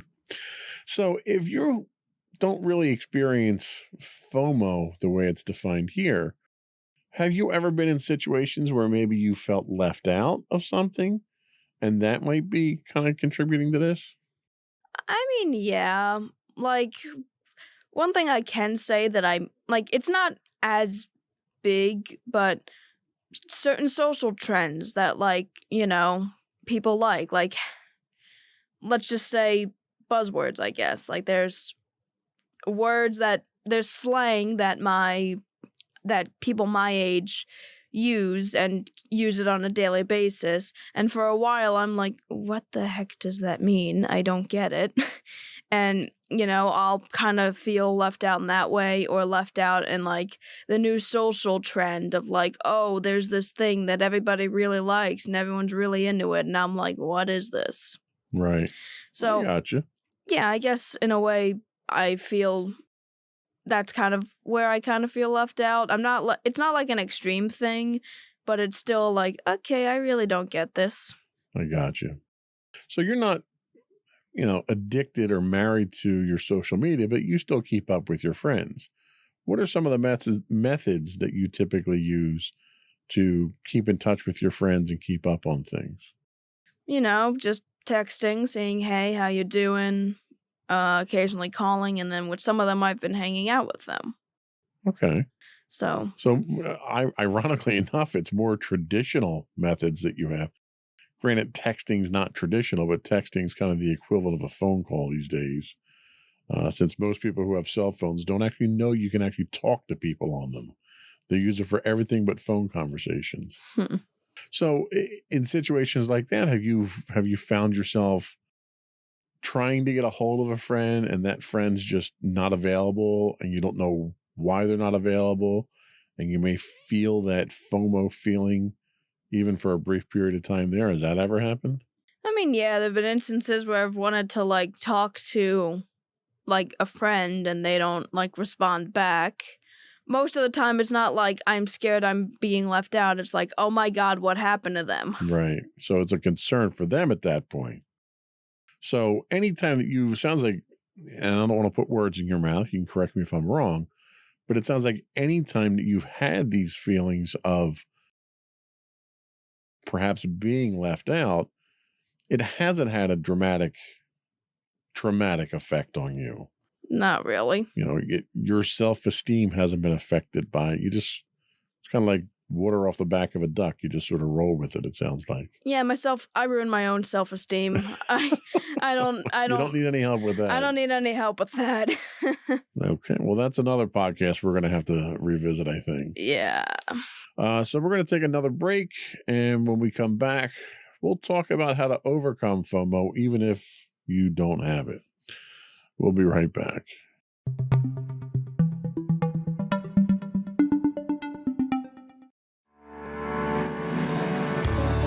Insights into Entertainment, a podcast series taking a deeper look into entertainment and media. Our husband and wife team of pop culture fanatics are exploring all things from music and movies to television and fandom. We'll look at the interesting and obscure entertainment news of the week. We'll talk about theme park and pop culture news. We'll give you the latest and greatest on pop culture conventions. We'll give you a deep dive into Disney, Star Wars, and much more. Check out our video episodes at youtube.com/insightsintothings. Our audio episodes at podcast.insightsintoentertainment.com, or check us out on the web at insightsintothings.com.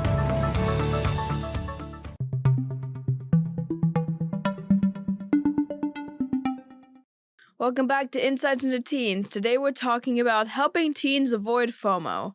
And now we're going to talk about how to overcome FOMO. The strategy of limiting social media usage to combat FOMO, particularly among teenagers, has been increasingly recognized as a way to enhance mental well-being.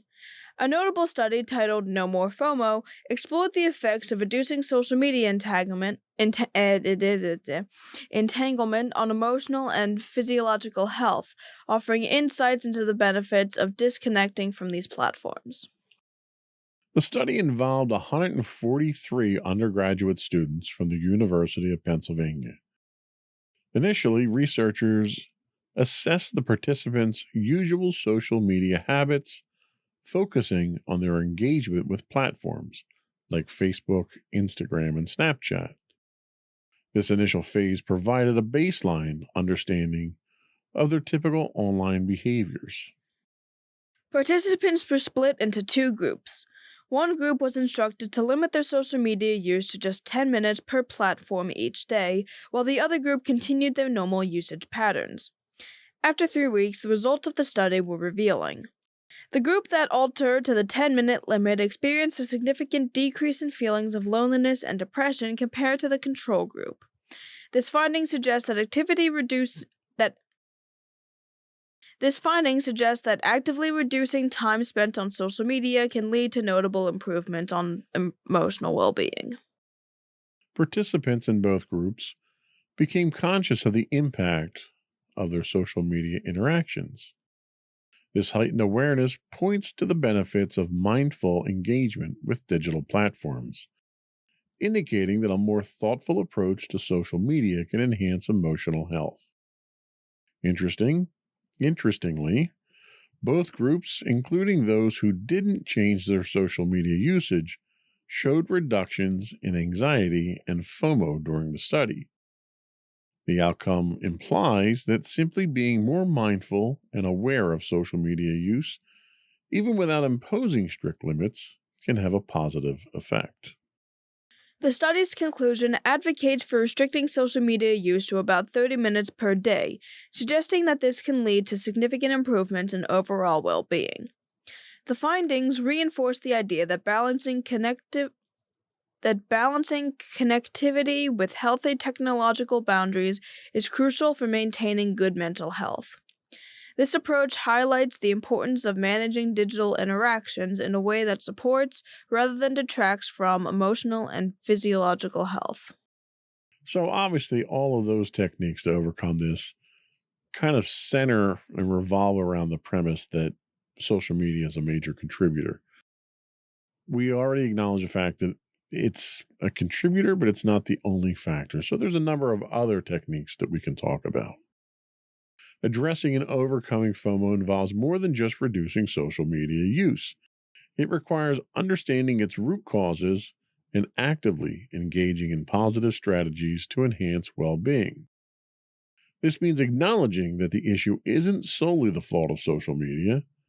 Instead of getting caught in the trap of constant comparisons with others, teens can adapt several effective approaches to better manage FOMO.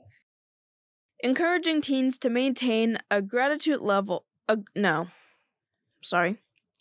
Encouraging teens to maintain a gratitude journal or a positivity notebook helps them focus on the positive aspects of their lives. This practice of reflection and appreciation can bolster self-esteem and diminish the sense of missing out on something supposedly better. Another beneficial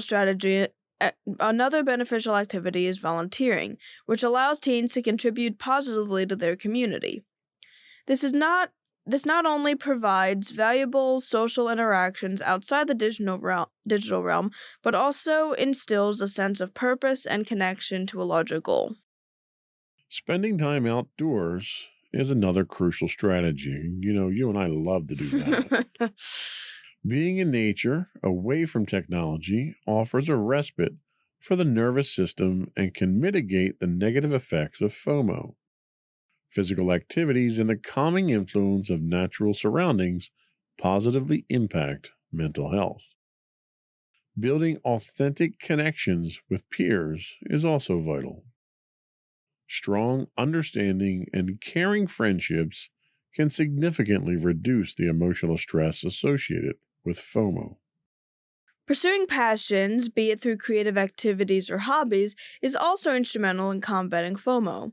Engaging in activities that teens are passionate about can enhance their self-esteem and provide a sense of achievement, counteracting the feelings of inadequacy often fueled by FOMO. Lastly, it's important to recognize when FOMO becomes overwhelming. If a teen struggles to detach from their phone and this behavior interferes with their daily life, it may indicate underlying mental health issues such as depression or anxiety. In such cases, seeking help from mental health professionals is crucial. Early identification and intervention can effectively address these concerns. Overcoming FOMO involves a multifaceted approach that empowers teens to appreciate their lives, engage in fulfilling activities, nurture real-life relationships, and seek professional help when necessary. By focusing on these diverse strategies, teens can effectively lessen the impact of FOMO and improve their overall well-being. So I think throughout the discussion here, we've kind of established the fact that you're not particularly susceptible to FOMO. Do you have any friends that you think may be going through some of the things that we talked about here, that some of these techniques might actually help? Yeah, probably. I might not know them off the top of my head or know which friends would probably be more susceptible to it than others, but yeah, I do believe that some of my friends are probably dealing with something like this. And hopefully, if I end up bringing this up to them, they'll be able to. It'll be able to help. Right. Yeah. I mean, it might be one of those things where you just never talk to them about it, and they don't even realize they might be going through it. So, do you do any of the techniques that they talked about here, or a gratitude journal, or I know you don't engage in outdoor activities a lot, but pursue hobbies and stuff like that? Obviously, given the artwork that we have on the cup that we have now, we know you do pursue hobbies. Do you find solace in any of these types of things? Well, keeping a gratitude journal, I don't really do that. I remember I tried doing something like that, and then it was just, I stopped. It wasn't very gratifying. Yeah, so, that's not really something that connects with me as much. Maybe if I actually put in the effort, but, Okay. Volunteering, I want to volunteer at some point. I haven't yet. I'm working on that. That's up there with the gratitude journal. Spending time outdoors, obviously, I don't do that. Building connections with my peers, I've technically been doing that with specific peers, but, peers nonetheless. Okay. Pursuing passions, clearly that's probably one of the biggest ones. Yeah. So pursuing passions certainly resonates with me. So yeah, I guess the last two are really Okay. Well, it's good to see that some of these things are activities that you engage in because not only do they help with FOMO, they help with a number of other emotional management type things that we have to deal with on a regular basis. So, in your experience, how important is it to have strong and real life connections with your friends? And what are some of your techniques for establishing and maintaining those? oh, interesting that you're asking me that. I do think it's important to have at least someone that you can talk to. Just one person. It doesn't need to be, an entire group of people. If it's an entire group of people, cool. If it's like one or two people, cool. I do feel like having that support group is certainly good. And I don't think anyone should feel, less adequate if they don't have a huge group of friends over like someone else that they know. So, just having at least somebody I feel is good. Quality over quantity. Yep.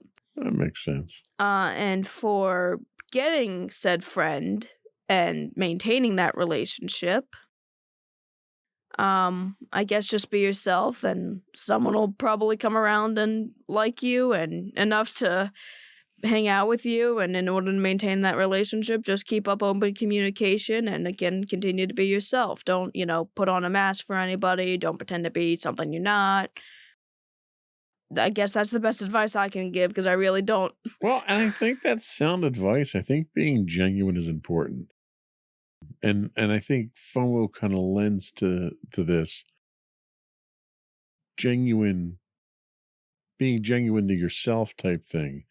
When people are more concerned about what other people think and they start acting and behaving and doing things for the benefit of others because they want to fit in, then they're really not being themselves. And there's only so long that you can keep up that facade, right? So if you make friends with someone on false pretense, you have to pretend to be that false person whenever you're around that other person. And I have to imagine that's just exhausting, Yeah. right? And it's going to make you miserable. And then the other person's going to think you're disingenuous at that point in time. Yep. So you're right. Be yourself, and you're going to find some people like you for who you are, and some people won't. And we can't please everybody all the time, right? Yep. So be yourself, like yourself first. Once you like yourself, then I think you'll find other people are going to like you as well. And then you won't have to go through FOMO. You'll be in that social circle. Yay. So I think that kind of wraps it up for us today. We're going to take a quick break, come back. We'll get your clothing thoughts. Yeah. What do you think of clothing today? No, we'll get your closing thoughts and then finish up with the business of the podcast. We'll be right back.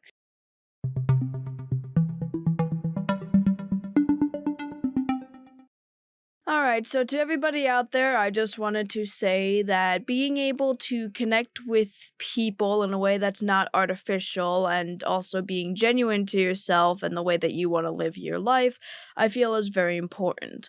Obviously, FOMO isn't just an effect when it comes to things like social media. It's the fear of missing out. It's the fear of missing out on stuff that your friends can go through. It's the fear of missing out on stuff you see on social media. It's just the fear of not being able to accept your life as it is and appreciating what you have. So really, all I'm going to say is that, find value in your life. And even if it's not as grand as someone else's life or you think that you could be doing better or anything like that, I still think that appreciating the life that you have is good.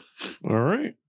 I think they were sage words, as always. Mm-hmm. And I think it's important to emphasize the one point that you made, and that's appreciation. Appreciate what you have and who you have. Don't covet what somebody else might have, because the perception that you have of what that other person's life is like probably is distorted. It's not reality. Everyone posts all these wonderful things on their social media that they're doing. I'm going to this place and having fun with this person. They're not posting the negative stuff up there usually. So just remember, you got to take the good with the bad, but appreciate what you are, who you are, and what you have, and work from there.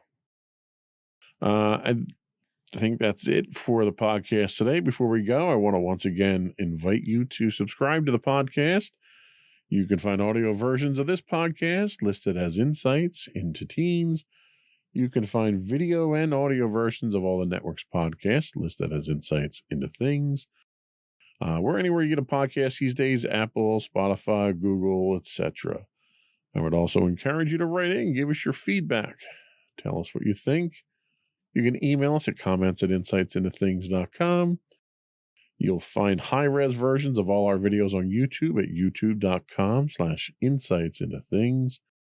We do stream 5 days a week on Twitch at twitch.tv/insightsintothings. Or you can find links to all those and more on our website at www.insightsintothings.com. And you. And don't forget to check out our other two podcasts, Insights and Entertainment, hosted by you and Sam now, and Insights into Tomorrow, hosted by you and Mommy now. Very good. That's it. Another one in the books. Bye, everyone. Bye.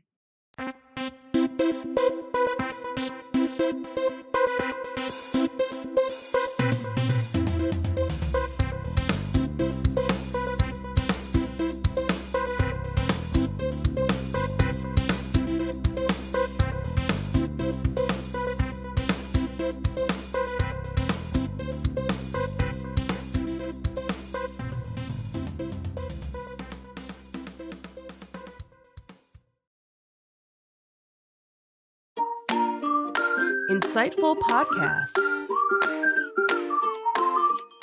by informative hosts.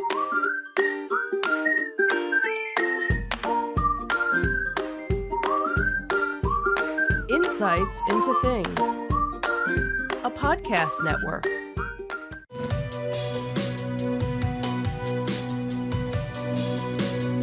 Welcome to Insights into Tomorrow, where we take a deeper look into how the issues of today will impact the world of tomorrow. From politics and world news to media and technology, we discuss how today's headlines are becoming tomorrow's reality.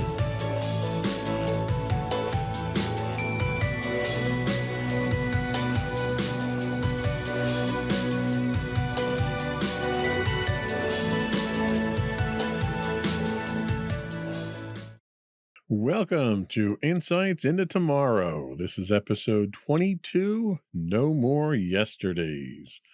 I'm your host, Joseph Whalen, and my informed and concerned co-host, Michelle Whalen. Hi, everyone. How you doing today, sweetheart?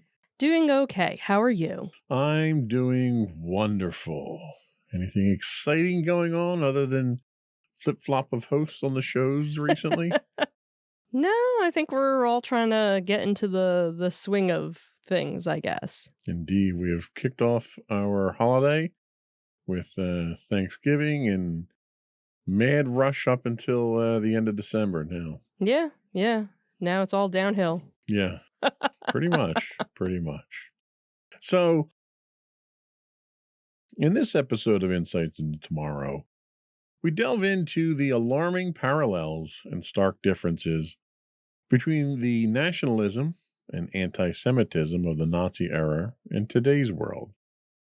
We explore how both periods are marked by ideologies of exclusion and economic turmoil, fueling nationalist sentiments, alongside the dangerous tendency of scapegoating minorities. The Nazi regime's systematic state-sponsored anti-Semitism and its sophisticated propaganda machine present a stark contrast to today's more decentralized, internet-driven spread of anti-Semitic ideology. And I thought this was kind of poignant because we have had for several years now in the United States, one entire political movement that focuses on the past. You know, this whole idea of make America great again, but they never tell you when they're referring to. Right. And the time that they're referring to goes back to some of these darker days during a time period of exclusion, of civil rights not being a priority, of individual rights not being a priority. And the people that want to go back to that time are the ones who were in power and advantaged at that time. And that was a very small number of people at the time. Mm-hmm. So the fact that you have a large segment of the population pushing for that now and completely ignoring the parallels that they're shooting for now compared to what happened in the 1930s and 40s with the rise of other nationalist movements, socialism and fascism, is disturbing. And that's why I titled this podcast No More Yesterdays. You know, we don't want to go back. We've, over the last 100 years, we as a country, we as a civilization, and the human race in general have evolved considerably in that time. And there's a segment of the population who desperately wants to drag us back to those dark times. So we're going to take a look at some of the comparisons on that and offer some insights and side-by-side looks at what it was like then, what it is today, and hopefully have enough wisdom to not go down that dark path again. But before we do that, though, I want to take a moment to remind our listening and viewing audience to, if you don't already do so, subscribe to the podcast. You can find audio versions of this podcast listed as Insights into Tomorrow.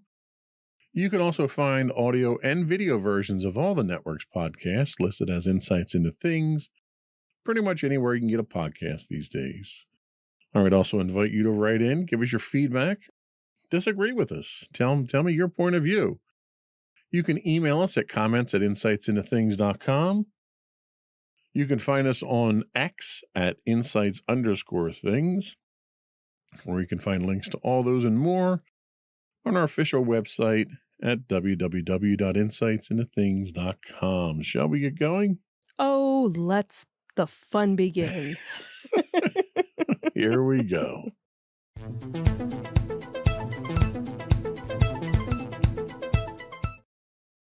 The comparison of nationalism and anti-Semitism during the rise of the Nazi Party in the first half of the 20th century with today's political climate reveals some notable similarities as well as significant differences. From a similarity standpoint, you have an ideology of exclusion. Both eras witness ideologies that define the nation in exclusionary terms, which is really contrary to what this country was ever built on. The Nazi Party's version of nationalism was grounded in racial purity and the exclusion of Jews, among others.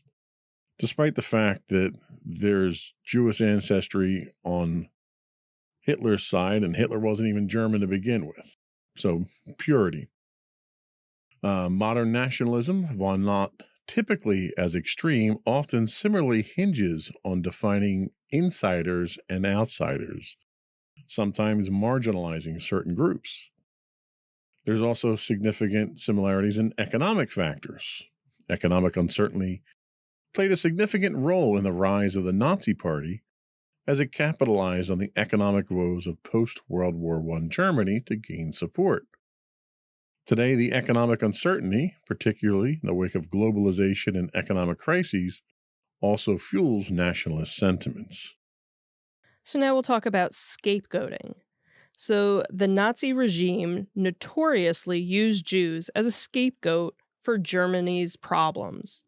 In contemporary politics, while not as extreme or widespread, there is still a tendency in some nationalist narratives to scapegoat immigrants or ethnic minorities for social and economic issues. The use of propaganda. The Nazis were adept at using propaganda to spread their ideologies. And today, while the methods have evolved, the use of the use of media and particularly social media to dismantle nationalist and anti-Semitic sentiments echoes this aspect of the past. The rise of the term fake news to discredit credible sources that point out the lies and crimes of one political organization over another has threatened to undermine any source of truth. So while there's a number of similarities, there's also differences. So the first one we look at is the institutional framework.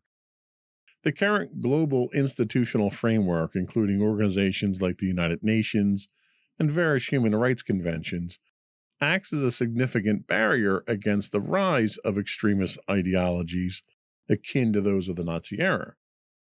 Even though the United Nations has proven time and again to be ineffective against even mildly concerted efforts by a few obstructionist members to undermine the basic principles of its existence.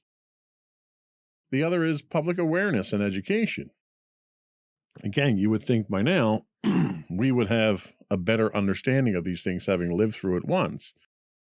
There is a higher level of public awareness and education about the dangers of extreme nationalism and anti-Semitism today, largely as a result of the lessons learned from World War II and the Holocaust. However, with active efforts to distort history, ban books and curricula teaching about the atrocities and culture of denial has arisen that threatens the basic defense against a repeat of the atrocities of the Nazis.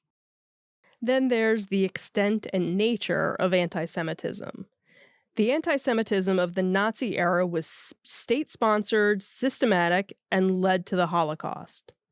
Modern anti-Semitism, while a serious concern, typically does not manifest with the same intensity or state-level endorsement. This less intensive approach in and of itself may actually be more dangerous, and it makes the concept of anti-Semitism more appealing to the less radicalized members of society and thus threatens to make the practice even more widespread.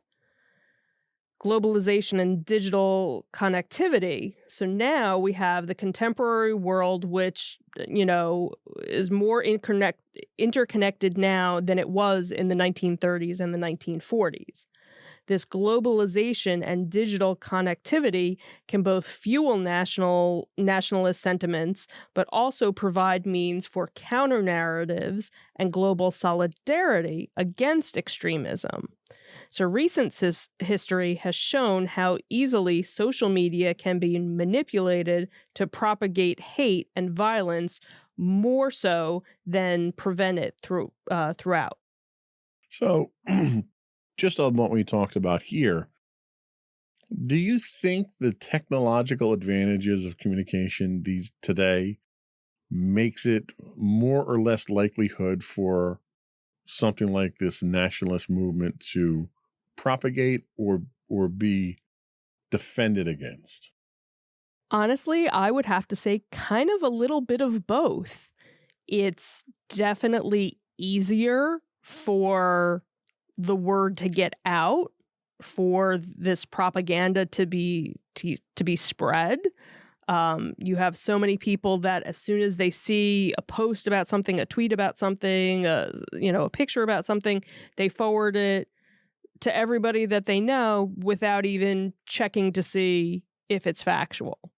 But then on the other hand, you have real-time news, real-time events that are happening that people are being informed about pretty much right as it happens, as opposed to back in the day where it could be weeks before somebody heard about something, months before somebody heard something, hours before.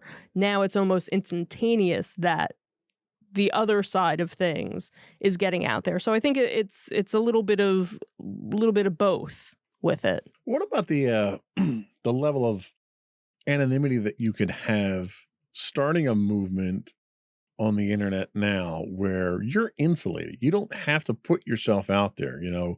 When you had the Nazis were starting their movements, they were going out, putting themselves in public beer halls and riling up the people directly and exposing themselves at that point in time to prosecution and persecution and stuff like that. Do you think it's more likely that you'll get, we'll call them rabble rousers, when they can hide behind the anonymity of a Twitter or something like that? Oh, absolutely. Because now, and you see that just in general with the trolls that are out there, that, you know, somebody posts a picture of Dolly Parton from this past few days ago. She performed a halftime show, and all these trolls came out, or she wasn't really singing, she was lip syncing, and you know, and just and is it something where they would have actually ever said that to her face? Probably not. They wouldn't never have done that.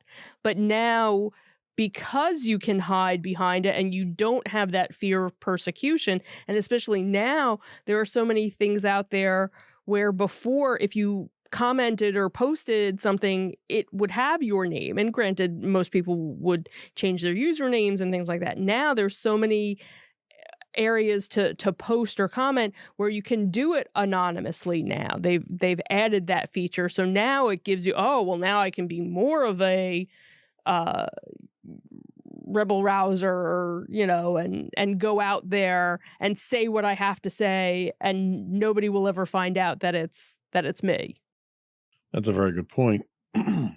So how do you think the rise of social media and the concept of fake news has affected the way Americans understand and discuss political issues, including topics like nationalism and anti-Semitism? Can people have a logical, civilized discussion?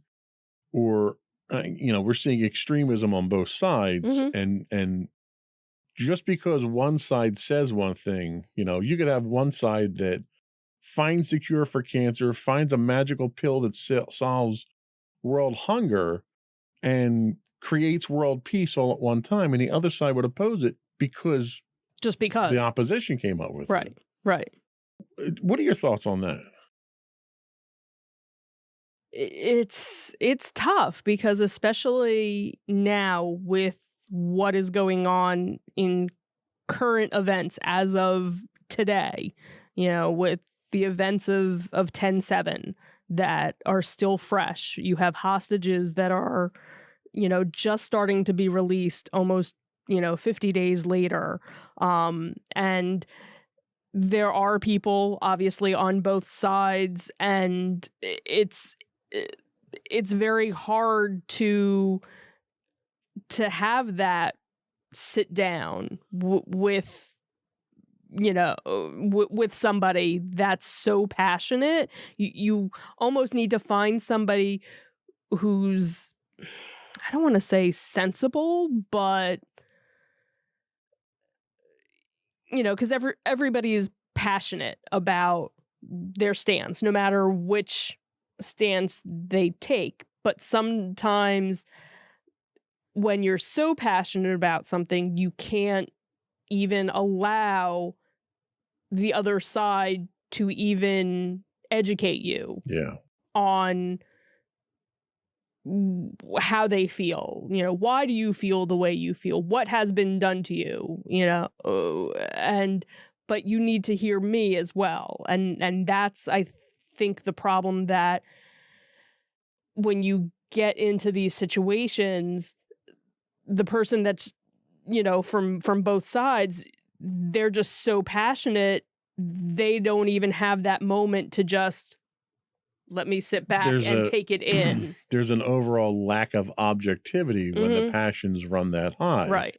And when you lack the ability to be objective, you also can't make a logical, objective argument for your point of view either. Right. And I think that's the problem. Like, if somebody questions, if you feel passionate about something, that's wonderful. And if somebody questions you about that, you should be passionate enough, but knowledgeable enough to defend your point of view. Right.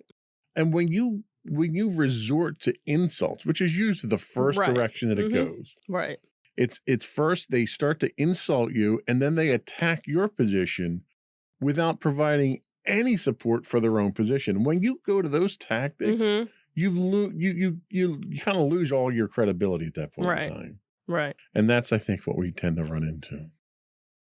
So we're going to take a quick break, and when we come back, we're going to dig in a little bit deeper into some of the anti-Semitism of the Nazi era. We'll be right back.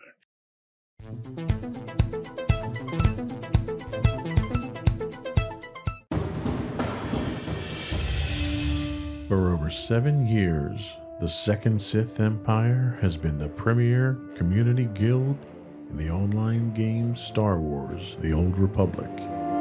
With hundreds of friendly and helpful active members, a weekly schedule of nightly events, annual guild meet and greets, and an active community both on the web and on Discord. The Second Sith Empire is more than your typical gaming group. We're family. Join us on the Starforge server for nightly events such as operations, flashpoints, world boss hunts, Star Wars trivia, guild lottery, and much more. Visit us on the web today at www.thesecondsithempire.com.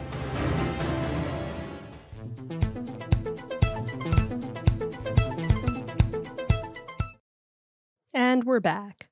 So, the comparison of anti Semitism in the Nazi era and its manifestation in the contemporary world underscores both a continuity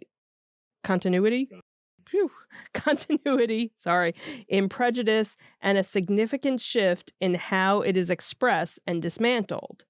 So, anti Semitism in the Nazi era. You had state sponsored policies, and the most striking aspect of Nazi era anti Semitism was its systematic state sponsorship. The Nazi regime under Hitler embedded anti Semitic ideology into government policy, which led to the progressive isolation, dehumanization, and eventual mass extermination of Jews in the Holocaust. This involved legislation like the Nuremberg Laws and the organization of state-sponsored pogroms such as Kristallnacht, which actually had their 85th, I believe. No, I'm trying to remember how many. I think it was 85 years. Recently, it was the anniversary of Kristallnacht, actually, not that long ago. So then we also have the propaganda machine.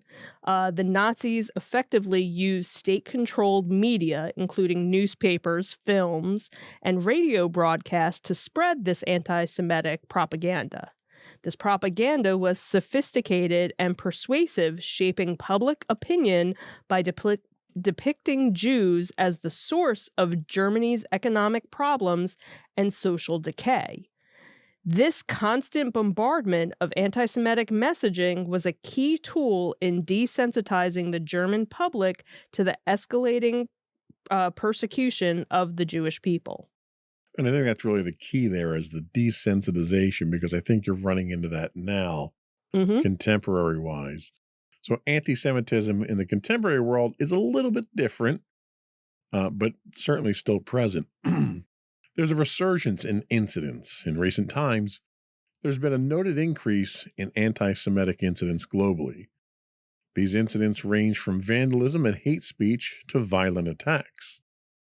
Unlike the Nazi era, contemporary anti-Semitism is not typically part of an overt government policy, but rather manifests at the level of individual actions and groups, some of which can be classified as extremist or terrorist in nature. You also have the role of digital platforms today, which we already talked about briefly. The proliferation of the internet and social media has radically changed the landscape of how anti-Semitic ideologies are spread. These platforms often serve as echo chambers, where harmful stereotypes and conspiracy theories about Jewish people can be circulated rapidly and without traditional filters or controls. Unlike the centralized state-controlled propaganda of the Nazi era, modern anti-Semitic rhetoric is more decentralized, but can be just as pervasive and insidious in its reach.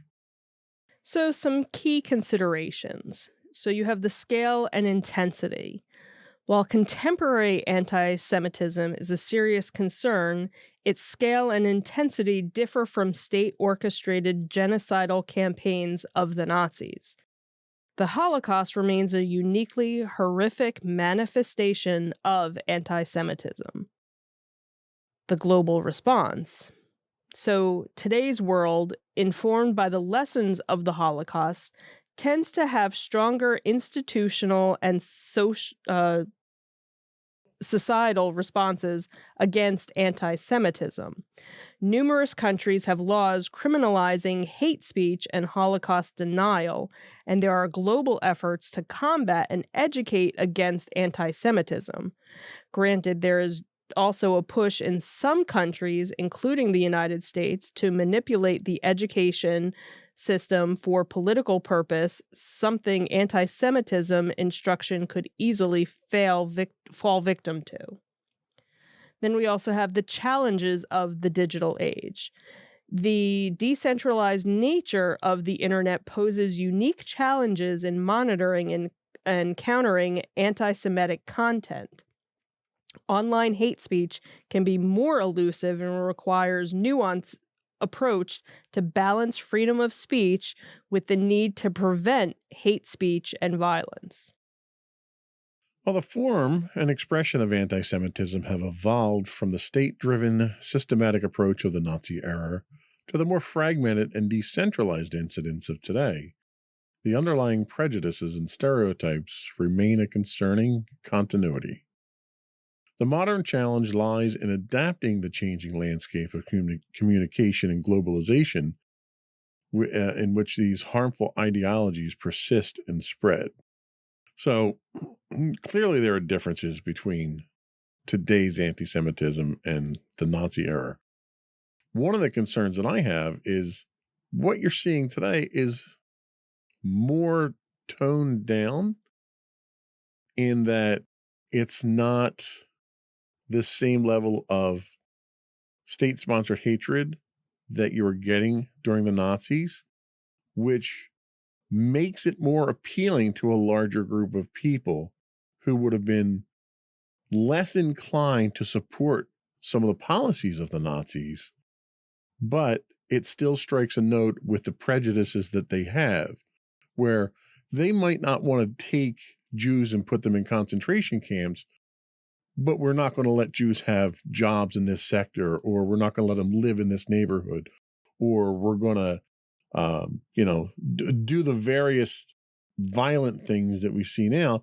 And it makes it almost more palatable to a larger group of people because you're not catering to that extremist group. What are your thoughts on that? Well, unfortunately, again, right now with what's going on, there is the violence going on. There are people that are out there that it's not the Holocaust. It's not let's put you in a concentration camp. It's let's just kill the Jews. Like, that's what is so scary, is there are people who in almost every country right now, people that are being attacked only because they are Jewish. You have a woman in France who a group of people broke into her house and beat her up and almost left her for dead only because she was Jewish. So unfortunately, from what I'm seeing, it's almost worse in a way. That's my point. That's exactly my point, is because it's not it's not let's gather you up and put you someplace. It's we're just going to take care of you right now. Right, but it's done almost on an individual basis. Yes, there's nobody saying we're the Nazis. Right. You don't need to have that I can overt, just obvious be presence. right. I just Right. hate Jews, so I'm going and attacking you. Right. And that's my point, you know, is that because it's being done Yes. Okay. less from a government policy standpoint and more from a grassroots standpoint, Right. it brings more of those hatred-filled people into the mix Right. to take action that they wouldn't normally have taken. Right. There are people who would normally use Uber for rides or to get food, who have gone in and changed their profile so that they don't have a Jewish sounding name, or if they're going and getting a ride, don't put in their actual home address. They're going 2 blocks away to pick up a ride because they don't know who's coming to pick Right. them up. And this is very similar to the 1970s Mhm. when you had the various terrorist organizations that were anti Jew that were going out there and kidnapping people and hijacking planes. Mm-hmm. And when people would travel, they would travel with dual passports, Mm-hmm. and they would present, a passport from another country, not from Israel, Mm-hmm. or they'd remove, Mm-hmm. jewelry that they had on that would signify their faith and stuff like that. Yep. Where they were forced to hide their faith just to not be targets.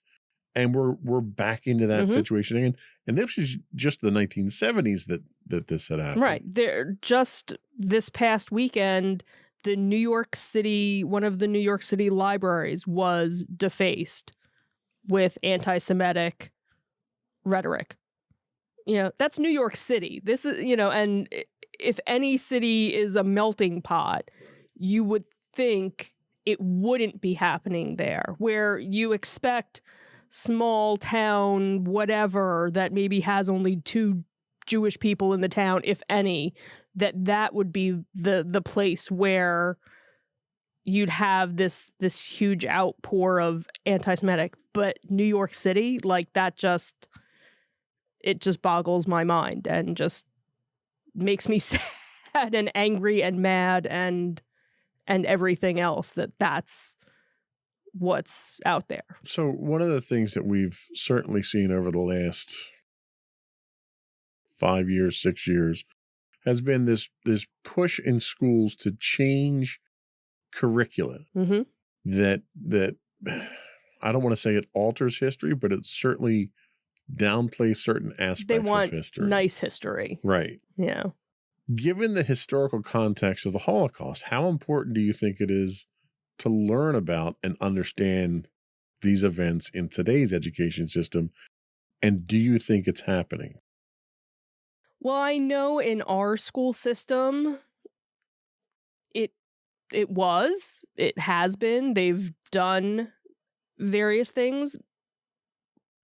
I know she read The Diary of Anne Frank, and that was a very big push to learning it. And even younger than that, there were little hints of it. So I think it's, it should be age appropriate, but I think just with any other history lesson, it's something that needs to be taught.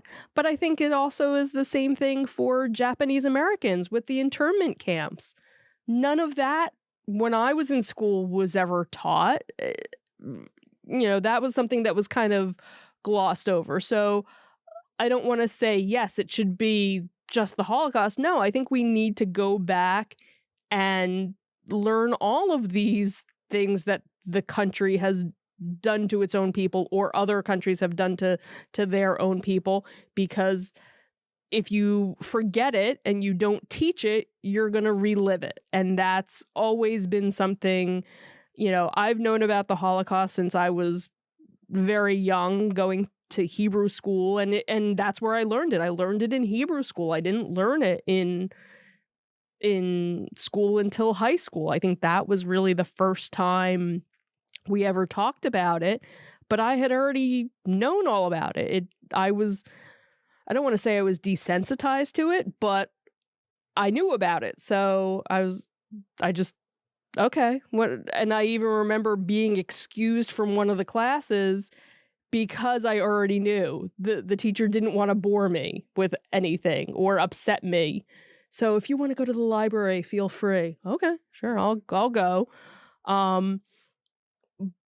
But that's just always been something, like I said, we've always been taught as a Jewish people, we have to keep talking about it. We have to keep teaching about it, because the minute we stop, it's going to happen again. And that's where I think so many people right now, with everything that's going on, we feel like if we don't speak up and say something, that we're kind of going down that road again to being put, into a concentration camp. How scary is it that people are posting on Facebook, if something happens, will you hide me? And that people aren't responding to it, that people feel the need that they have to even put that out there because they're in such fear of their life. Yeah. Like that's no way for anybody to live, no matter what religion or background or race you are, to have that fear. Honestly, that's one of the reasons why I wanted to talk about it on the show today, because it is getting to that point. It's getting to the point where we're really threatening to go back down that path again. And with the coming election, and one of the major candidates in this election, it's a significant threat. And the things that are being said by this candidate now tell you that that's the kind of world that he wants to live in, where he's the one that's in charge. He's the guy that's picking and choosing who goes to the camp and who doesn't. So we're going to take another break. And when we come back, we're going to take a look at the real risk of history repeating itself. We'll be right back.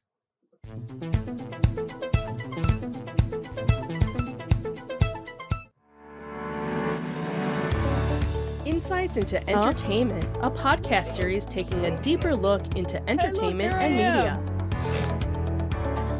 Our husband and wife team of pop culture fanatics are exploring all things from music and movies to television and fandom. We'll look at the interesting and obscure entertainment news of the week. We'll talk about theme park and pop culture news. We'll give you the latest and greatest. Because the husband won't let her go to theme parks anymore. We'll give you a deep dive into Disney, Star Wars, and much more. Check out our video episodes at youtube.com. That she gets emotional at every time she does. Things. Our audio episodes at podcast.insightsintoentertainment.com, or check us out on the web at insightsintothings.com.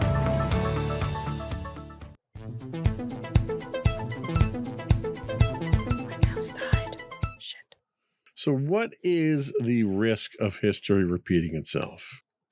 So the question of whether history might repeat itself in the context of rising nationalism and anti-Semitism is both complex and crucial. While there are parallels in rhetoric and sentiment with the 1930s and 40s, significant changes in the global political landscape and institutional frameworks suggest a different trajectory, albeit not without its own set of risks. So what are the institutional safeguards? Well, since World War II, the establishment of international institutions like the UN and various human rights treaties, such as the Universal Declaration of Human Rights, has created a global framework aimed at preventing the reoccurrence of mass atrocities. These institutions work towards promoting peace, security, and human rights, offering a platform for international cooperation and intervention which was lacking in the pre-World War II era. However, history over the last 30 years has proven that mass atrocities, ethnic cleansings, and continued human rights violations still occur all too frequently. So what about the human rights norms? So there is now a stronger global consensus on human rights norms. The horrors of the Holocaust were a key catalyst in the formation of these norms, and they serve as a moral compass that guides international relations and national policies, although adherence varies by country. But rogue nations and even rogue politicians have proven their ability to avoid prosecution from world courts while still committing violations of basic human rights. Then we have the democratic resilience. So many countries have developed more robust democratic structures compared to the early 20th century. These structures are designed to safeguard against authoritarianism through checks and balances, independent judicial systems, free press, and regular fair elections. However, even the bastion for demographic government, the United States, has proven that it is not immune to wavering from these beliefs with the election of self-serving corrupt politicians more concerned with their own personal vendettas and agendas than what is right for the country as its people. I have no idea who you were talking about with that. I can't put my finger on it. So despite all those ups and some downs, there are still persistent and emerging risks. Economic and social turmoil, for instance. Economic uncertainty and rapid social changes remain potent catalysts for nationalist and anti-Semitic sentiments. Economic recessions, job insecurity, and perceived threats to cultural identity can lead people to seek simplistic solutions and scapegoats, as we've seen in the 1930s and 40s. Which really is perfect that accused the Imperial March at that time. It's like, wow. That was not done in post, folks. Our Star Wars game is now playing the Imperial March when I get to that point. Polarization and populism. The rise of populist leaders and the increased political polarization in many countries echo some aspects of the pre-World War II era. Populist leaders often employ nationalistic rhetoric and may flirt with xenophobic and anti-Semitic sentiments to galvanize their base, creating a divided and potentially volatile political landscape. So one of the things that Hitler did, and did very well as a politician, was tune into people's hate. And he used hate as a motivator. And there are politicians today, not just in the United States, but primarily in the United States I'm referring to, who do exactly the same thing.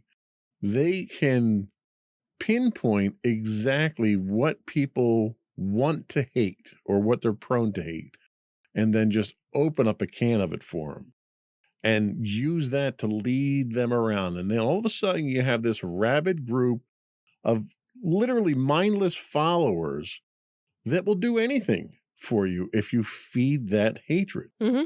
They'll even try and overthrow the most successful democracy in the history of the human race, all because you're teaching them to hate.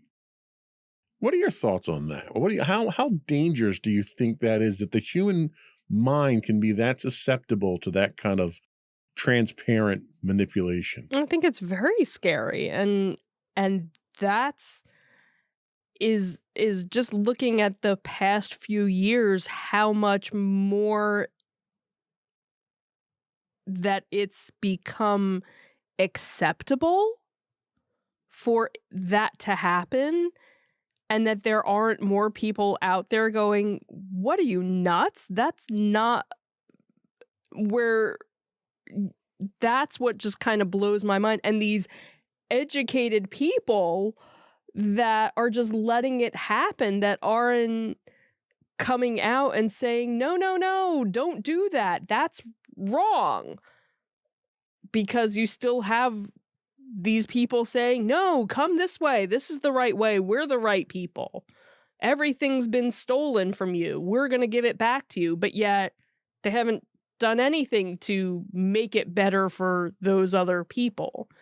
And some of them have woken up, but a lot of them are still drinking the Kool-Aid, I think. And it almost, there are days when it kind of makes you wonder, maybe I should just drink the Kool-Aid. Maybe Yeah, that's then dangerous. no, and I get it. And that's where it almost makes you wonder, am I the crazy one? Maybe I'm not in reality. Everybody else is in the reality. Like, how can people let this happen and everybody think it's okay and nobody's standing up to these people?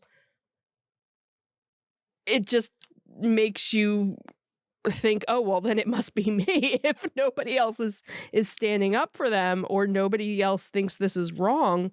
Well, it's funny you put it that way because it reminds me of an old Three Stooges skit. And it's, a takeoff on Nazis and Hitler and stuff. And the Moe declares himself a dictator. And one of the other Stooges says, well, what's a dictator? He says, well, a dictator, he promises the people everything, gives them nothing, then takes it all. And that's exactly what our politicians try to do on a regular basis to us. Yeah. And this was, a social commentary by comedians 80 years ago. Right. And we still haven't learned from it. Right. What is wrong with society that society allows this to keep happening? Right. And granted, yes, there is good in the world. There are people out there who are trying to make a difference. But it just seems like you always knew there were still Nazis around. They never went away. They were just kind of quiet. They were just kind of, in the background. You knew when you traveled certain places, okay, we're going to bypass this area, or we're not going to go here if we're of a certain color or a certain race or if we look a certain way because of whatever.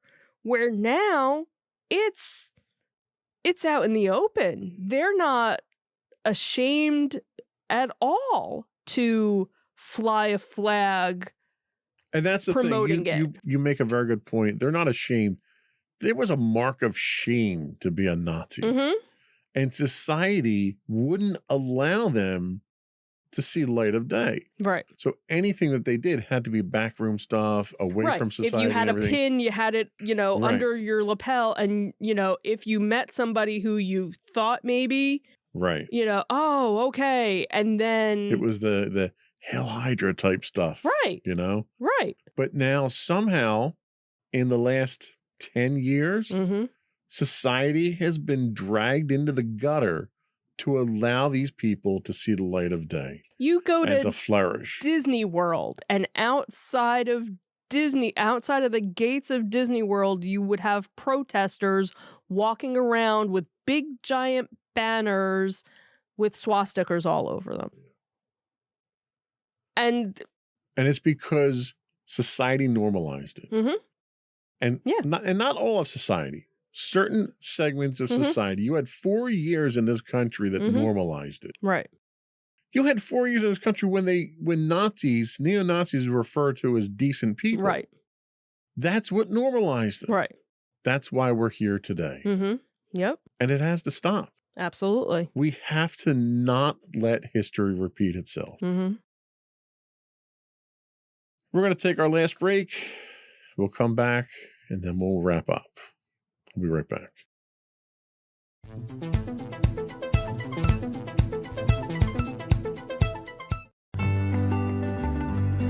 Insights into Teens, a podcast series exploring the issues and challenges of today's youth. Talking to real teens about real teen problems. Explore issues from braces to puberty, social anxiety to financial responsibility. Each week, we talk about the topics concerning today's youth. We look at how the issues affect teens, how to cope with these issues, and how parents, friends, and loved ones can help teens handle these challenges. Check out our video episodes on youtube.com/insightsintothings. Catch our audio versions on podcast.insightsintoteens.com or on the web at insightsintothings.com.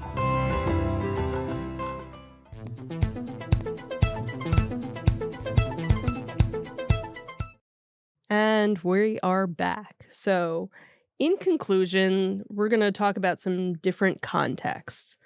So, today's world differs significantly from that of the 1930s and 1940s in terms of international cooperation and the general global awareness of the dangers posed by extreme nationalist and racial ideologies. So, this awareness acts as a bulwark. Okay, sure. Against the repeat of history on the same scale as the Holocaust. Unfortunately, a select segment of the population seems intent on ignoring history or whitewashing it to their own ends, which could threaten any lesson from the past from being forgotten or simply ignored. Vigilance is definitely the key. However, the continued presence of nationalist and anti-Semitic sentiments, especially in times of crisis, requires constant vigilance. History may not repeat itself in the exact same manner, but the underlying human tendencies that led to the past atrocities can resurface in new forms. Despite the horrific past that should never be forgotten, prejudice and hatred still remain and dominating influence over many people around the world, a fact that we can't lose sight of. So there are certain proactive measures that we can take. To mitigate these risks, proactive measures are necessary. This includes maintaining strong democratic institutions, promoting inclusive economic policies, and fostering educational programs that highlight the dangers of extreme ideologies. And I just want to take a quick aside about promoting democratic institutions. We have to not allow people who operate outside of the norms of a democratic institution from holding power. You cannot allow someone who refused to follow the laws and who tried to literally overthrow the country into a leadership position again. You cannot allow that person into leadership. You cannot allow anyone who supported them or backed them or even send sympathies to them during that time period.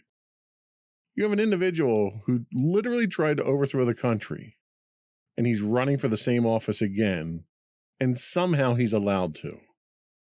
That's a disgrace to everything that is democratic in nature. While having how many indictments? 72, I think he's up to now. I've lost count. Twice impeached.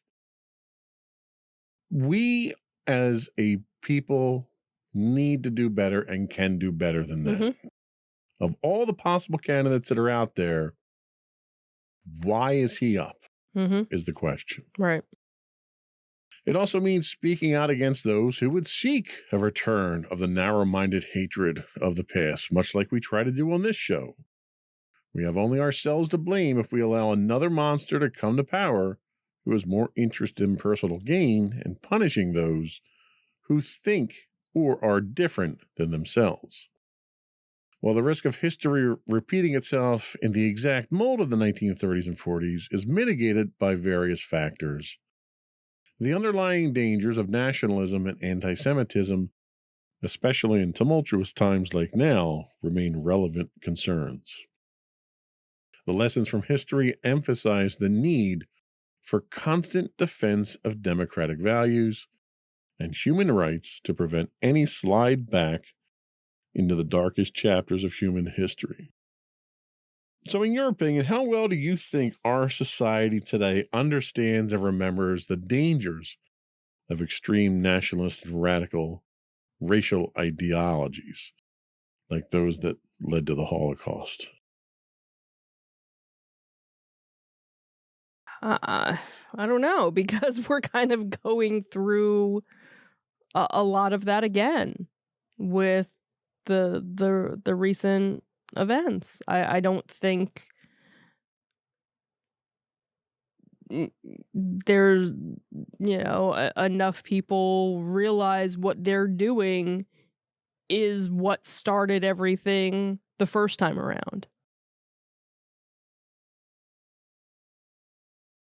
So, all right, let me ask you this. Given society's apparent emphasis on proactive measures and speaking out against narrow-minded hatred, what do you think is the role of an individual in today's society in preventing the rise of extreme ideologies? What can the average person do? Try and get yourself informed. Go out there and be a support person, be an ally for, someone that's being marginalized. Learn both sides of the story to be informed, because there are truths to both sides. And that's with everything, thinking about thinking back to when COVID first happened and what our then, president, the China virus, and just saying that, how much hatred there was and bigotry that was going on for Asian people that were being beat up in the street, that were just walking in the street, weren't doing anything wrong, and people were just going up and beating up on them because of this virus that came from China. They had nothing to do with it. Right. And that's what we're seeing now with this anti-Semitism. And you look at the different protests that you have and the different marches that you have, the pro-Israeli and the pro-Palestine, and you can see this, the total difference between night and day. One is peaceful and one is not. There's no, I haven't seen, and I'm sure there are some pro-Palestinian marches that are peaceful, but all the ones that, again, the media has been showing or that you see are all violent. Well, and if I'm going to play devil's advocate, Sure. I would say that's the fake media that's True. trying to dictate the narrative, right? I'm sure it is, but yet you're still seeing all of this hatred for Israelis, for Jewish people. And the thing is, not every Israeli is Jewish. And not every Jewish person is Israeli. Right. So that's where people are kind of like, there's a good portion of Jewish people that can blend in with the white folk. We are not white. We just happen to be, depending on where, we went from Israel, where our, ancestors ended up and who we mixed with or stayed with, determined what we kind of look like. But with Jews, we're all different shades. We're all different colors. So some of us aren't able to be spotted, I guess. Well, and I think really what it boils down to is the methodology of riling people up with hatred. Mm-hmm. It's like taking a little tinker toy, a wind-up tinker toy, Mm-hmm.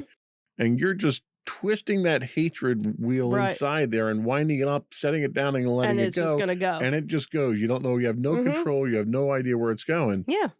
But the chaos that it creates Mm-hmm. is what these people that are creating the hatred are looking for, because that's what drives their agenda. Mm-hmm. So if you've got somebody out there who's trying to get you to hate something or someone, or to be violent, or to protest, or Right. whatever, think about it. Mm-hmm. Think about who it is that they want you to target, and think about how that person who's asking you to do that is going to benefit from it. Mm-hmm. Because if they're going to benefit from it more than you are, you're just a pawn at that point. Mm-hmm. Think for yourself. Go out. There is fake news. Mhm. News organizations are driven by ratings. Mhm. They put the stuff out there that gets them the most ratings and gets them the most money. Don't be afraid to go out there and cite your news from 3, 4, 5, 6 different news organizations out there. If you take the time to educate yourself, you'll figure out you're smart enough. I have faith in the people out there, the American people, and human beings in general. If you wade through enough of that news, you'll figure out what the truth is. Mm-hmm. And when you get to the point where you figured out what the truth is, you'll realize how bad you've been manipulated and how these people in power are the ones that are basically getting you to do their dirty work for them. So educate yourself. There's no substitute for education. And I think that's really the bottom line here, is the only way to combat hatred and anti-Semitism and all of nationalism is just a method of control. The only way to combat any of these manipulative practices is to educate yourselves. And that's where the internet comes into play. You have so many opportunities today to educate yourself. Be smart about it. Don't be intellectually lazy. Don't take your news from one source, whether it's Fox News or CNN or whoever. Don't take any single source of news on face value. Go out and do a little research. That's what we do when we put these shows together. I think that's it. Did we have anything else we want to talk about? I think I'm good. All right. Before we do go, though, I want to take one more opportunity to invite you to subscribe to the podcast. You can find audio versions of this podcast listed as Insights into Tomorrow. You can find video and audio versions of all the network's podcasts listed as Insights into Things. And we're anywhere you get a podcast: Apple, Spotify, Google, iHeartRadio, etc. I would also write in. This is a great opportunity to write in with your hate mail and tell us how much you disagree with this or how much you agree with this. You can email us at comments@insightsintothings.com. We're on X at insights_things. We also stream 5 days a week on Twitch at twitch.tv/insightsintothings. You can get links to all those and more on our website at www.insightsintothings.com. That's it. Another one in the books. Bye. Bye, everyone.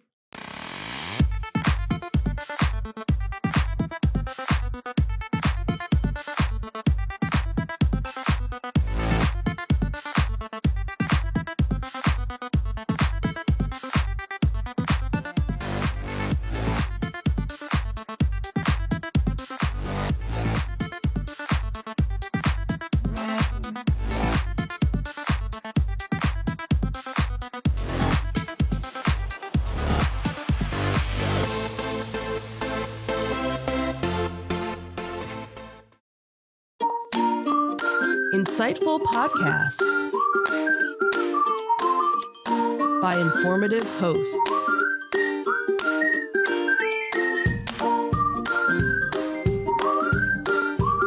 Insights into Things, a podcast network.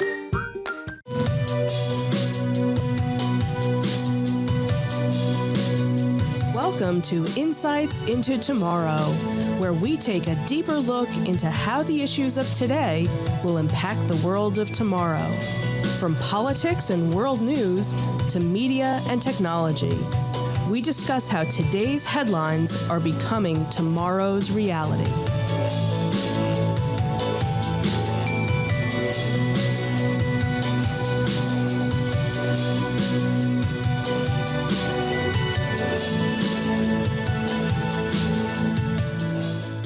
Welcome to Insight into Tomorrow. This is episode 17, Women's Rights Are Human Rights. I'm your host, Joseph Whalen, and my special guest host this week from our Insights into Entertainment podcast, Michelle Whalen. How you doing today, Michelle? Full of many, many emotions. I can imagine. We had actually planned on doing this podcast for a little while now. We've been working on putting it together and stuff, Right. Understanding that there was going to be an impending decision. And today was the scheduled day that we were going to do this, Right. Not knowing. not knowing that yesterday was going to be the day that the other shoe dropped. Right. So we're going to continue to go through the material that we did plan, and we reserved the last segment to have an open discussion on the groundbreaking, rule-shattering, country-damaging decision, I think, that came yesterday. So there's been a disturbing trend in recent years in the United States. There's been an assault on women's, an assault has been waged on basic human rights. Victims of this assault have been chosen by color of their skin and their gender and various other things. All are victims that have been targeted for generations and have fought for their equal human rights. In this episode of Insights into Tomorrow, we're going to take a deeper look at the assault specifically on women's rights. We'll take a look at the history of women's rights through the years. We'll examine the current state of women's rights, and we'll explore the threats against those rights. Before we leave, we'll take a special look at the current issue of abortion and the not-so-impending Supreme Court decision that threatens to overturn, which it did overturn, Roe v. Wade. But before we do that, I'd like to take a moment to invite our listening and viewing audiences to subscribe to the podcast. You can find audio versions of this podcast listed as Insights into Tomorrow. You can find video and audio of all the network's podcasts listed as Insights into Things, and you can pick those up anywhere you can get a podcast these days. We're pretty much everywhere. I would also invite you to write in, give us your comments, give us your feedback, tell us how we're doing. Email us at comments@insightsintothings.com, where you can find links to all of our social media on our official website at www.insightsintothings.com. Are we ready? As ready as we'll ever be. Let's get into it.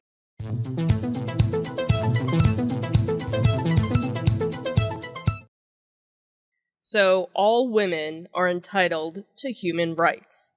These include the right to live free from violence and discrimination, to enjoy the highest attainable standard of physical and mental health, to be educated, and to own property, to vote, and to earn an equal wage. Across the globe, many women and girls still face discrimination on the basis of sex and gender. Gender inequality underpins many problems which disappropriately affect women and girls, such as domestic and sexual violence, lower pay, lack of access to education, and inadequate healthcare. For many years, women's rights movements have fought hard to address these inequalities, campaigning to change laws or taking to the streets to demand their rights are respected. And new movements have flourished in the digital age, such as the Me Too campaign, which highlights the prevalence of gender-based violence and sexual harassment. So there has been a fairly long history of women's fight for their rights, in the United States at least, because when the country was formed, there was no explicit provisions in the Constitution for women's rights to anything. Mm-hmm. The Constitution protected, quote, consent of the governed, which at the time meant white landholding men Mm-hmm. only. Right. The Bill of Rights did not protect everyone either. Women were considered second-class citizens. They were essentially property of their husbands. So women started to organize as early as the Seneca Falls Convention in July of 1848. It planted the seeds for the women's suffrage movement. It pushed for equal rights for all people of all races and sexes.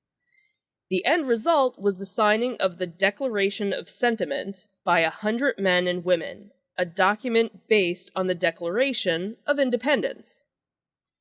So we move into the women's suffrage movement. This is really probably the foundation for the first fight for women's rights. Mm-hmm. Wyoming passed the first law granting women the right to vote in 1869 and was the first state to grant women the right to vote in all elections in 1890. But it took until 1920 for the 19th Amendment to the Constitution to allow women the right to vote across the country. So now let's talk a little bit about abortion and contraception.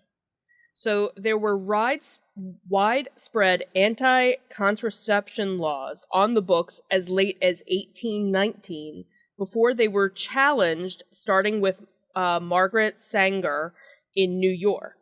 Abortion laws criminalized the act of ending a pregnancy apart from saving a woman's life were in place and well into the 60s before any challenges were raised.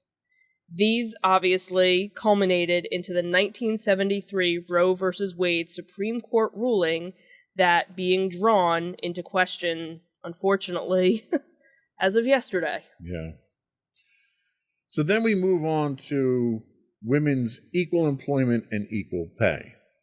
The first minimum wage laws applied to women didn't come into effect until 1912. This was later superseded by the 1938 Fair Labor Standards Act, imposing a federal minimum age regardless of gender. It wasn't until 1963 with the Equal Pay Act that any attention was given to equitable wages for wages, well, wages too probably, but wages for the same work performed by men. It took until 1974 for Congress to include gender protection in fair housing and education as part of the Civil Rights Act. Now, it's worth noting that even though these laws were on the books, they're on the books today. They're not observed. There's still discrimination today, despite the fact that we have these laws on the books. Right, exactly. And finally, leadership in government. So the first woman to serve in Congress was Jeanette Pickering Rankin, who didn't take her seat until 1917. But it would take nearly 100 years for a woman to take on the leadership role of Speaker of the House when Nancy Pelosi assumed that role for the first time in 2007. And we didn't see our first Supreme Court justice until 1981 with Sandra Day O'Connor. And Madeleine Albright was our first Secretary of State in 1997. And obviously, our first female Vice President, Kamala Harris, in 2020. So, the disturbing trend that I see in this history here is there's spurts of progress. There's long periods where there's no progress. Then you get a few exceptional people that just get mad as hell and they're not going to take it anymore, and they do something about it. Yep. And the establishment throws a couple of crumbs out there and gives a little bit of rights to people. And then there's a long period of time until it happens again. How do you think this compares to other fights, civil rights, for instance? How do you think this compares to civil rights for African Americans and minorities? It's almost the same, really, when you think about it. Unless you are a rich white male, you're fighting every day, and maybe once in a while something comes along that you get something, and then unfortunately something else in the news is going to pop up where everybody's mindset is on something else, and that fight still hasn't been won. Yeah. And until something happens with that fight again, everybody kind of forgets about it, because again, our attention span, is, we have short attention span theater, of our minds. Look at, not to get on a totally different tangent, but all of the school shootings, it's been how many weeks and none of that is in the news. There, you have the gun reforms that they're trying to pass.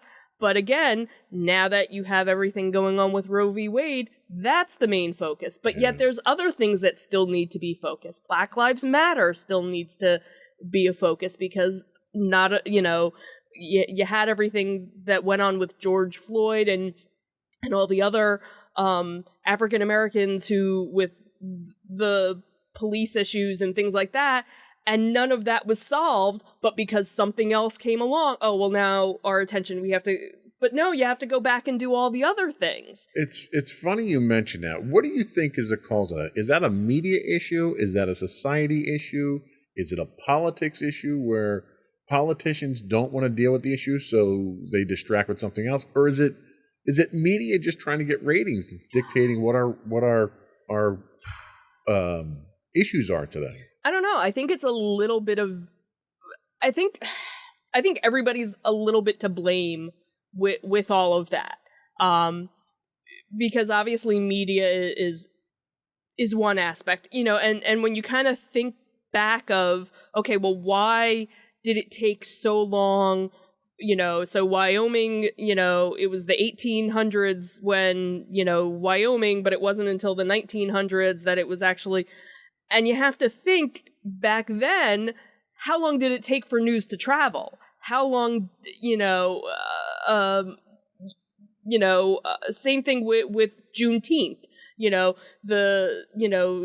was signed into law that blacks were no longer slaves, but how many years did it take for the news to actually travel? Right. There was no quick way to do it, where now we have that instant gratification. We can, as soon as news broke yesterday of the Supreme Court's decision, everybody in the world knew about it. So I think a lot of it is because we're so hungry for information right now, what's the next thing? What's the next thing? What do I need to do? And also, we're all so tired. We're all so tired of having to stand up for everybody. And there's just so much injustice. It's like, well, where do I put my my energy? Where's my next fight? Yeah. And it's like, I have no more spoons to give. My jar is empty because I've given, so much, because there's so much that's needed, from all of us. I think that's, where it comes to, because there's obviously thousands and thousands of organizations and different things that are in need, but it's, how much can the average person give before you have nothing left to give? Sure. Yeah. Yeah. I mean, it's definitely been a problem. Let's take a little break. We'll come back and we're going to talk a little bit more detail about where we are right now with these specific women's rights. We'll be right back.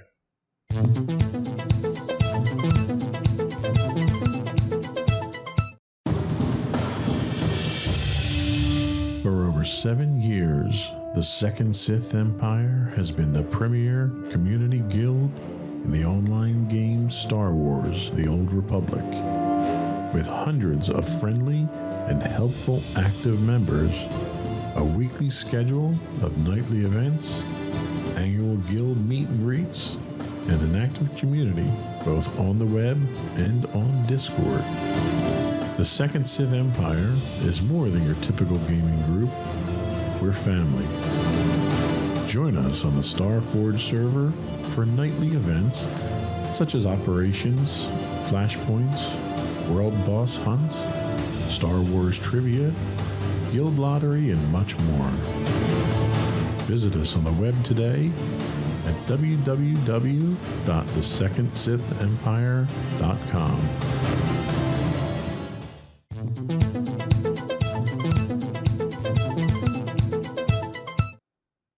So let's talk about the current state of women's rights. And we'll talk first about women's suffrage. At the moment, it's safe to say that fight has been won, I guess, kind of, sort of, in the general statement, yes. If nothing else, we can say that women are equally discriminated against with everyone else when it comes to your right to vote these days. Yes. Okay, there's no special discrimination. Right. Against women on this one. Okay, we can go with that. Abortion and contraception. Well, this had been won, but it looks like it might be a split decision with the much anticipated ruling from the majority right-wing Supreme Court that was held yesterday. And we'll have more on this later on in the show. So we take a look at employment and pay. So legally on paper, this was a win back in 1963 with the Equal Pay Act. Do you feel like this was a win? No. And I think most women would be of the same opinion. In practice, there's a long fight ahead of this one. Progress continues to be made, but not nearly enough to level the playing field between men and women, equal pay, equal work. It's a mess. And the fact that people are still getting away with it is frankly disturbing, that you can get away with it. Yep. Leadership in government. There was a surprising amount of progress early on this, but it's been painfully slow in coming into the modern time. Since, the 80s, 2000, we've seen some progress here. Many parts of the country are progressive enough to make the progress that's needed. There are other parts, and less progressive, less evolved parts of the country, where politics is still an old boys network. But from a national standpoint, we're seeing, we have a female vice president now, which is huge. How do you think, let's talk women's suffrage, your ability to vote. Do you feel you have the ability to go out there and vote when you want, for who you want, how you want? Absolutely. And that's something I've never felt I wasn't able to do.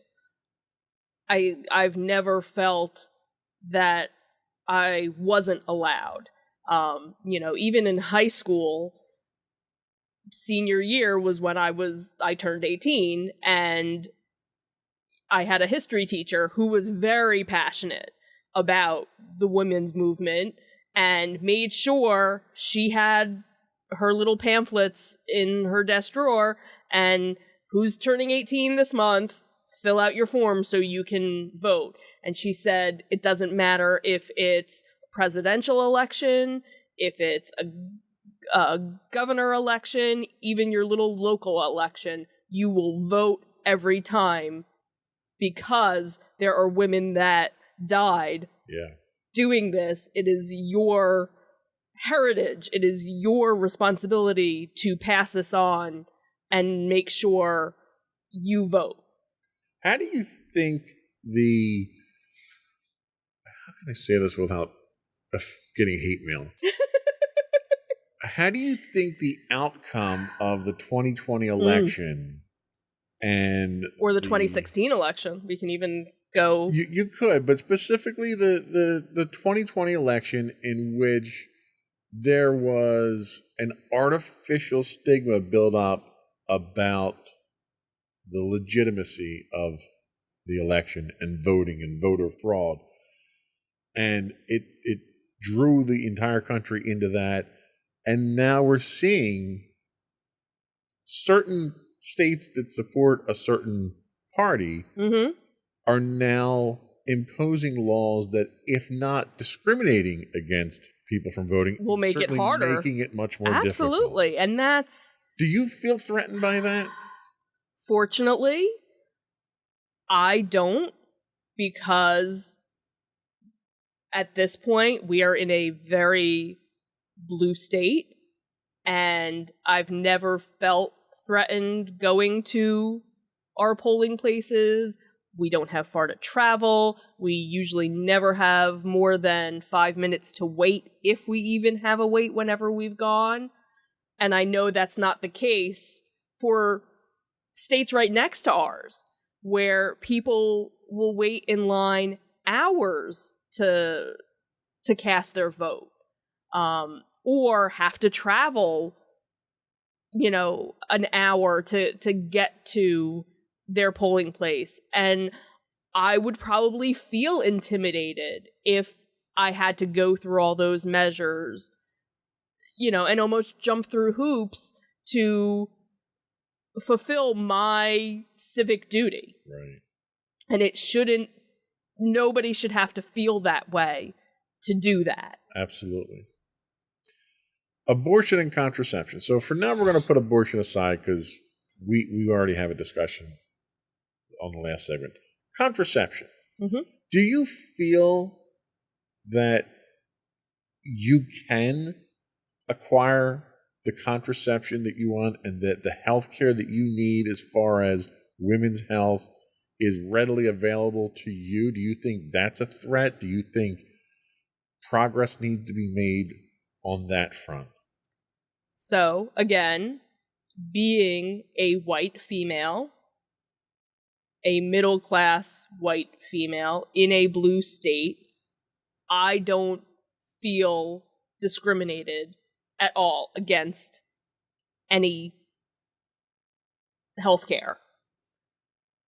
I know that's not the case for others of my gender in other parts of our country. That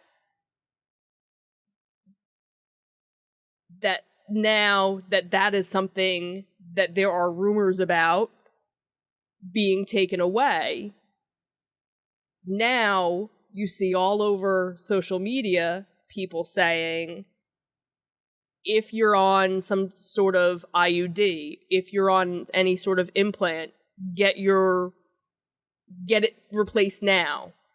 Anything that, has a couple of years, because we don't know what's coming down the pike.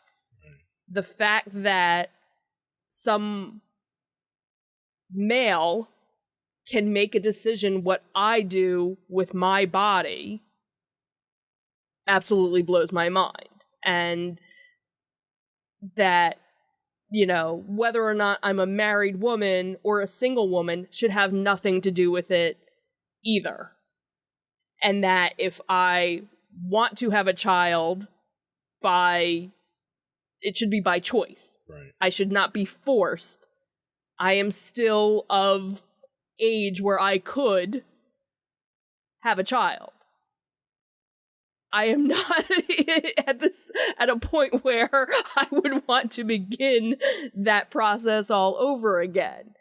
And I need to have that body autonomy. That's my right to decide that, and nobody else should decide it. I don't make a decision for anybody if they want to be on Viagra or not, or if they want to get reconstructive surgery or some. I don't make that decision for anybody else. So nobody should be making a decision Sure. for what I do to myself. And I agree 110%. As long as you don't expect the government to pay for it, then Right. it's your say what you do. Mm-hmm. I'm totally down with that. Mm-hmm. Employment and pay. Where do we stand with this? Do you think there's sufficient progress? Do you think you're compensated fairly for what you do? And do you think that there is a threat to that looming? I don't know. It's one of those things because, of course, at most places of employment, one of the rules is you don't talk about how much you make. So, you don't find out how much somebody else is making. So that's a really hard, I know, or I shouldn't say, I assume within the company that I work in, there are people that work in the North Jersey facility that make much more money than the people in the South Jersey facility. And that's unusual because of geographics. Right, absolutely. But again, it shouldn't matter where I'm physically located because I'm doing just as much work as well, there's certain somebody factors like cost of living and stuff like that. Absolutely. That you have to factor in totally. salary. I totally. But compensation-wise, on a 1-to-1 ratio, are you being fairly compensated? I really don't know, because it's one of the things that probably bad on me is I kind of stopped paying attention, because there's always these websites you can go to and say, how much does a person that does this job make? And the thing is, what I do for a living is kind of specific to my job, so it's kind of hard to say if I went someplace else where I could kind of try and figure it out. And I think I know I'm probably underpaid. Just one, because I'm, Is it because you're a woman, or because you're a one of a kind person doing what you do? I don't know. It might be a combination of both. We recently at my company had somebody who left the company who was a woman.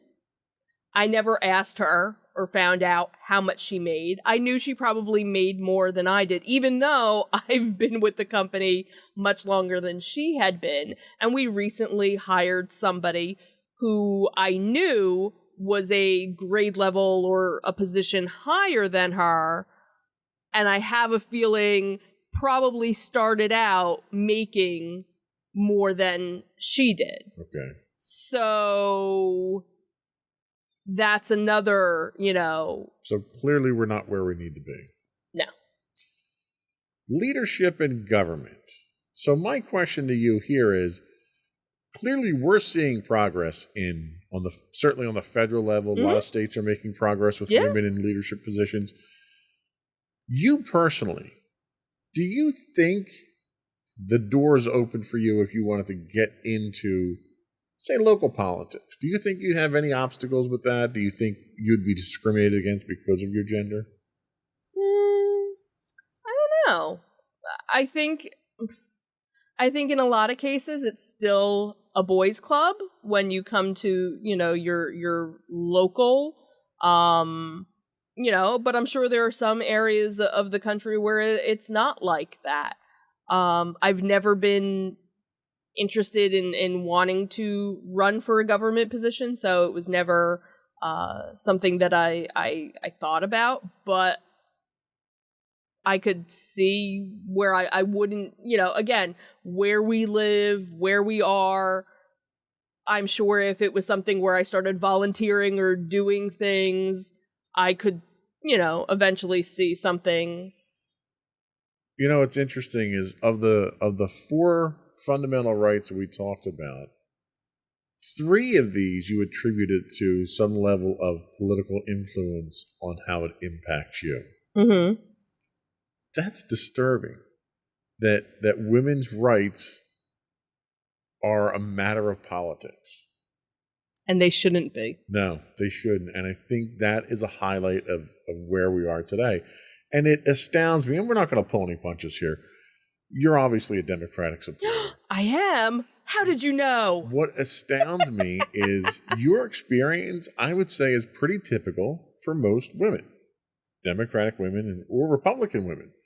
But there are so many staunch Republican women that support a party that has, for over a century, had policies that were contrary to women's interests. Mm-hmm. And what is it about people like that who would support someone who wants to hold you down? Like, is it I almost attribute it to like a beaten wife syndrome type thing. Yeah. Where they just accept their place as a lesser citizen in society. And you have to kind of think that, there are still women that are young girls, women that are raised today to, your only job in life is to raise the family, right, and support your husband. And that's it. And I'm not knocking anyone that's what they want to do in their life. If that's what you aspire to do, knock your socks off. Right. But don't hold other people back. Exactly. But don't tell me that I can't do more. Absolutely. Or tell my daughter that she can't be more. Yeah, that's my hang up about this whole thing. As much as I hate seeing how you are treated, it irks me to think that she's going to face some of these same prejudices, and it really pisses me off. Mm-hmm. And I want to do everything I can to make sure that she's got every opportunity. And I'm so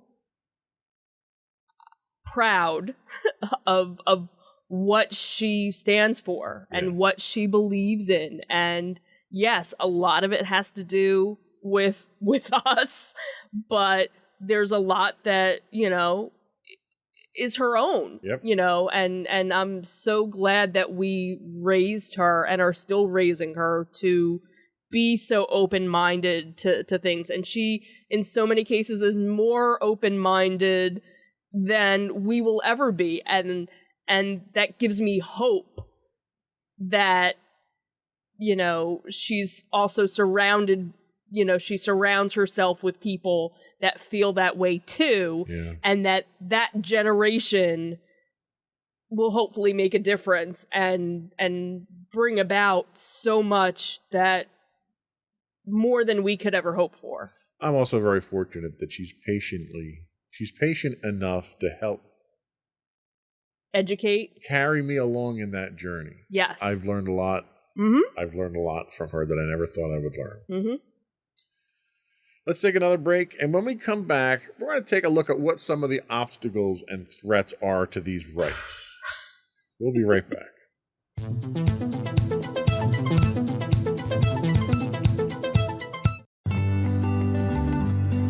Insights into Teens, a podcast series exploring the issues and challenges of today's youth.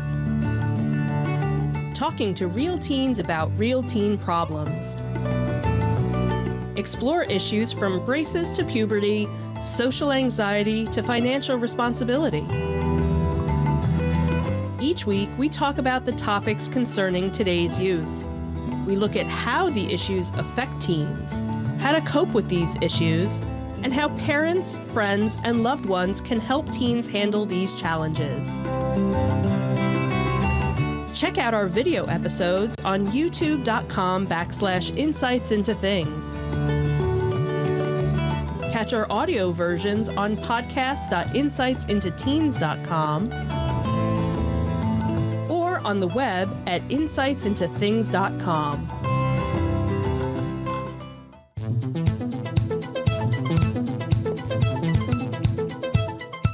So, threats and obstacles to women's rights in America. And, we'll attack these rights as we've been doing in order. So the first one we're going to talk about is women's suffrage. So in the wake of the toxic 2020 elections, there's been a wholesale attack on voting rights.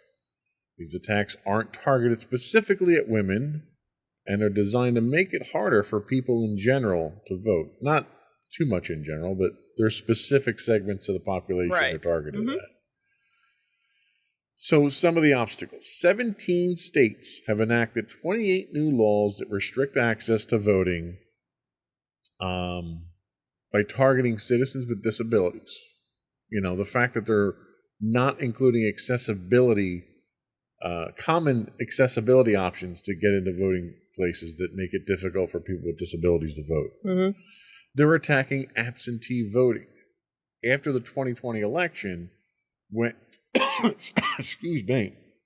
when absentee voting was done, because we were in the middle of a pandemic, Right.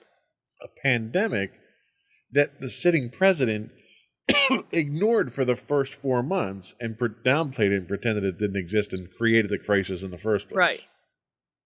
They're attacking provisional ballots. They're requiring voter ID, which there's nothing. Take a drink here. I'm joking to death. This is how much I hate these rules.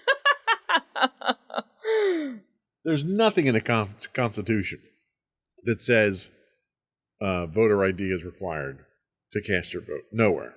So I don't know where they're coming up with that one. They're targeting voter registration. They're making it harder to register. Mm-hmm. They're requiring different requirements to now register. They're instituting registration purging. So normally with registration purging, if you don't vote in so many elections, they purge you from the voter registration roll. Well, that number of elections is usually like 4, 5, something like that, presidential elections. Now they're saying if you don't vote in the last one, you're not registered anymore. Oh, see, You need to register again to vote. They're restricting student voting, making it difficult for students, because before they would make it accessible to students to vote during student hours and stuff like that at colleges. They're restricting that. And they're limiting polling places to make it harder to vote. So people who are, again, disabled, infirmed, aged, people that don't drive, they're making them travel hours to get to a voting place to cast a vote, knowing that they won't vote because they're the people that they don't want voting because they're going to vote for the opposition. Right. So that's some of what we're looking at here. Not specifically against women, but affecting everybody. Right. And you figure it's the lower income, more likely the people of color. Yep. That's the areas that they're really targeting. Absolutely. So what's your next one? Abortion. Somehow, after nearly 50 years, this is still a matter of debate. Instead of being an ideological discussion, anything to do with abortions has turned into a political discussion, which generally means that all logic is out the window with it.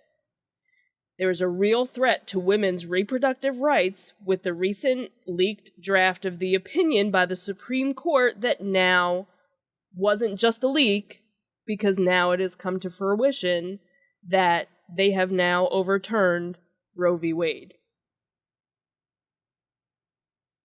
More on that later. Later on. Deep cleansing breaths. Deep cleansing breaths. Okay. Let's go back to employment and pay. So on average, women earn 82 cents for every dollar that a man earns. And in comparing salaries over 350 jobs, women actually earn less in nearly all jobs. Women earn less than their same race and ethnicity, their counterparts at entry-level positions of education attained as well. So the pandemic is estimated to have set the women's labor force back more than 30 years. So there's that progress that we're losing. That astonishes me that during the pandemic that even, happened. Finally, leadership in government. Again, we now finally have a woman vice president. How many years did that take? And then you even look back, how far was when the first vice president, female vice president, was in the 80s, late 80s, and then Geraldine Ferraro. Geraldine Ferraro. Nomination, never elected.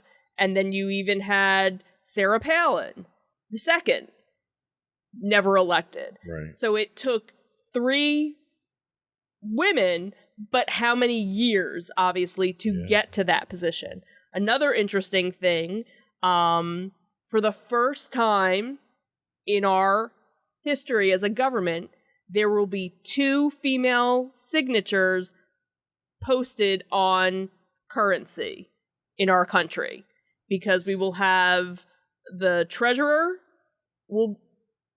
has Secretary of the Treasurer, and what's the other signature that's on the bill? I can't think of what it is, but that was something that came out in the news because of a newly appointed position. Top 2 women in money. Right.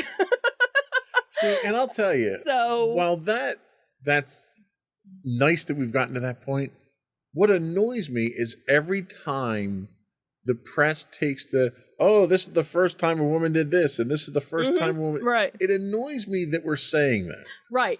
It's annoying that we have to say anything like that. And when you look at... Obviously, there are other countries in the world that will never have women in government. But then there are other countries that have had women in leadership and had women in politics so much longer, and they kind of look at us and go, how backwards are you? And these women were incredibly strong, competent women who overshadowed their previous male counterparts by a long shot, right, in most cases. So it just baffles me, with as progressive as we say we are as a country, we're so backwards than so much more. Well, and the thing that annoys me when we say it's the first woman to do this, that fact doesn't annoy me. But what annoys me is that attention that we draw to it being the first woman to do that is the same attention that the detractors use. Mhm. Oh, well, you have a first woman in the Treasury, and look at what the economy's like, as if it's their fault, Right. And they use that fact that they're a woman Right. as justification for how things are and the state of, and Right. it annoys me that they do that. Right. And the other thing, too, is how many women had to do so many other things to get that person, to lift that woman up, Absolutely. to do that. That's the thing. Standing on the shoulders of giants. Absolutely. And women like Kamala Harris was Mhm. extremely complimentary and appreciative Mhm. of all the women that came before her that gave her the opportunity Mhm. that she has today. Yeah, absolutely. So lot of obstacles out there Mhm. that we need to We've overcome. come far, but we haven't come far enough. Right. And it's almost like the old boys network, Mhm. their attitude's almost like, all right, well, we threw you a bone, now shut up and go away for Right. a while, okay? You're fine. Mhm. Like, they're terrified of having an equal playing field, Mhm. and they think trickling little bits out here and there will keep the masses occupied and quiet them down Mhm. when they get a little riled up, Mhm. which is unfortunate. That's why you know, the one thing that I think might come out of this Supreme Court ruling is that a lot of rich white guys might not have a career in politics moving forward anymore. Let's hope and pray. We'll talk about Prayers that. and thoughts. We're going to take our last break, and we'll talk about that when we come back.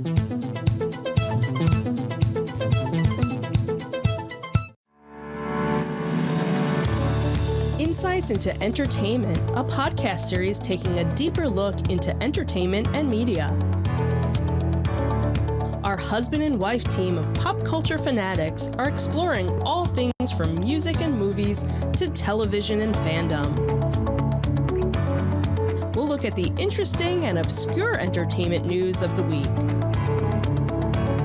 We'll talk about theme park and pop culture news. We'll give you the latest and greatest on pop culture conventions.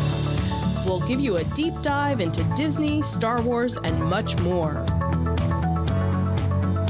Check out our video episodes at youtube.com/insightsintothings. Our audio episodes at podcast.insightsintoentertainment.com, or check us out on the web at insightsintothings.com.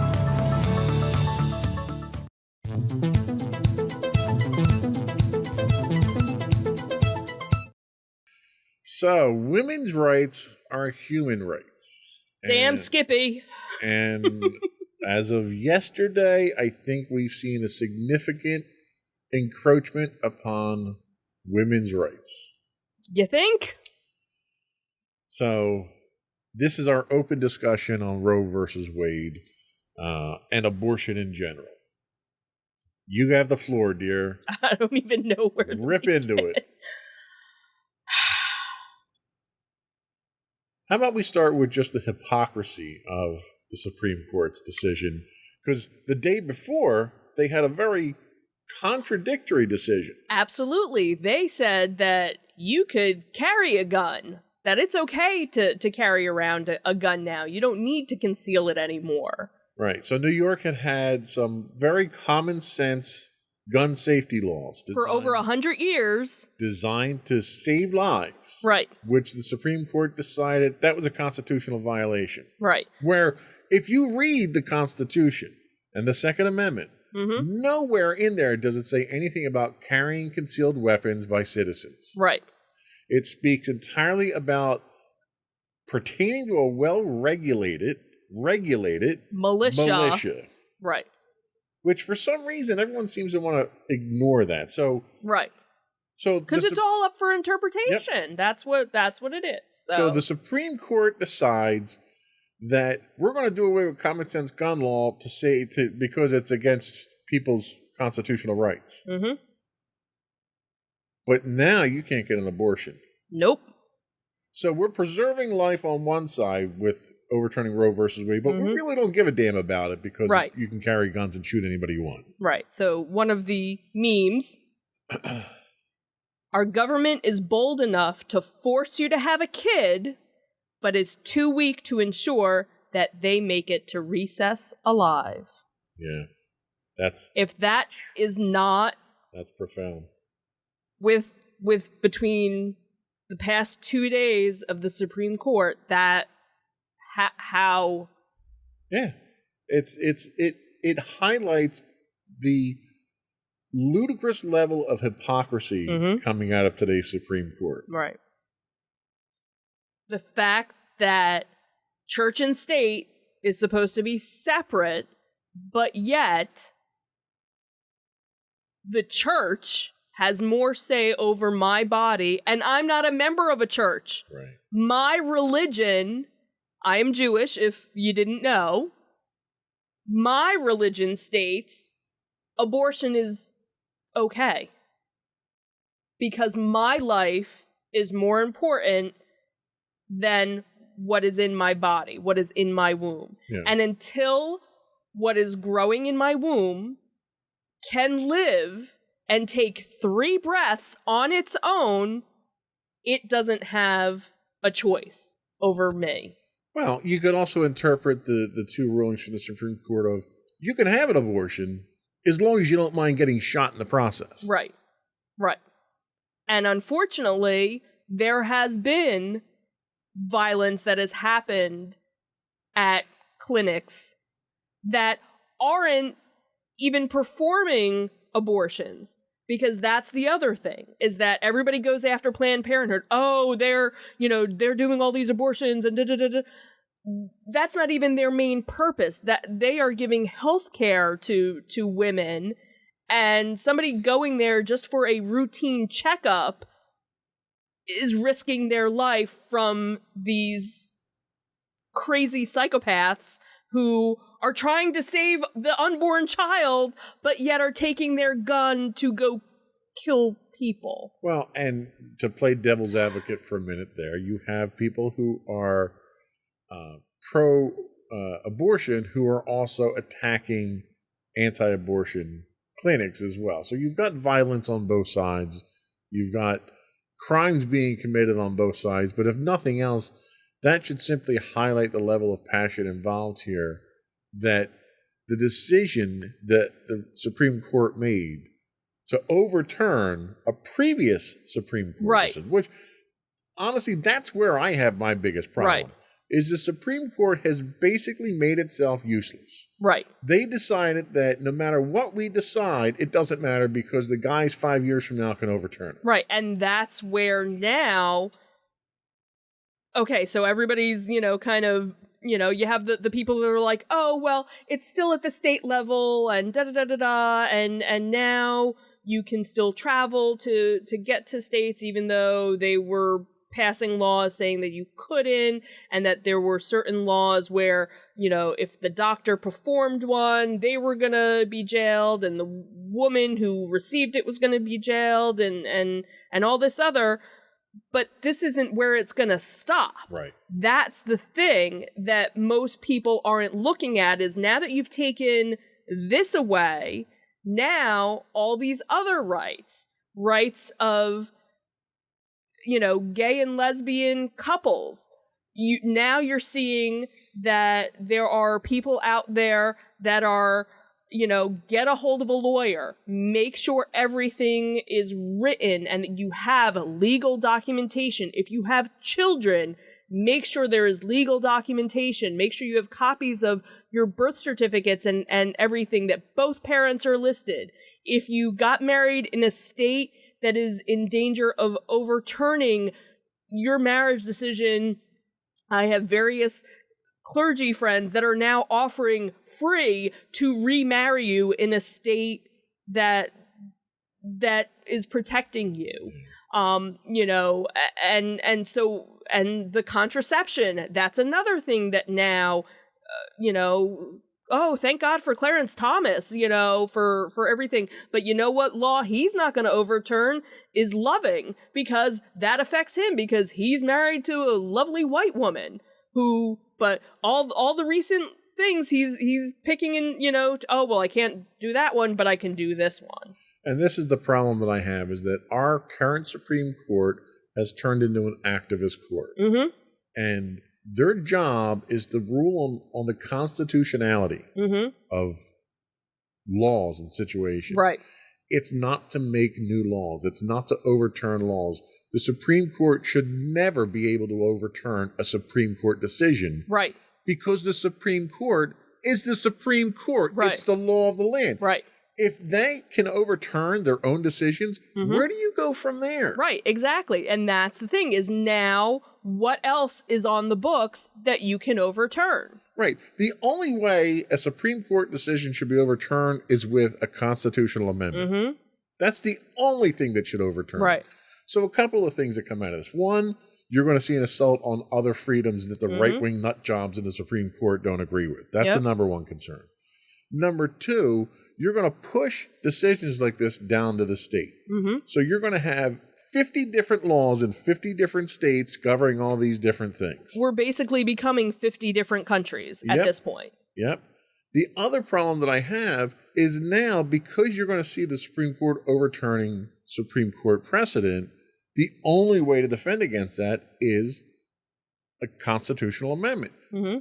And to think of our politics today and who's, how that razor sharp edge that we're on right now between Republican and Democrat, to think that these idiots would contemplate doing amendments to the Constitution terrifies me. Mm-hmm. Yeah. I mean, we thought we were ripping the Constitution apart with the 2020 election.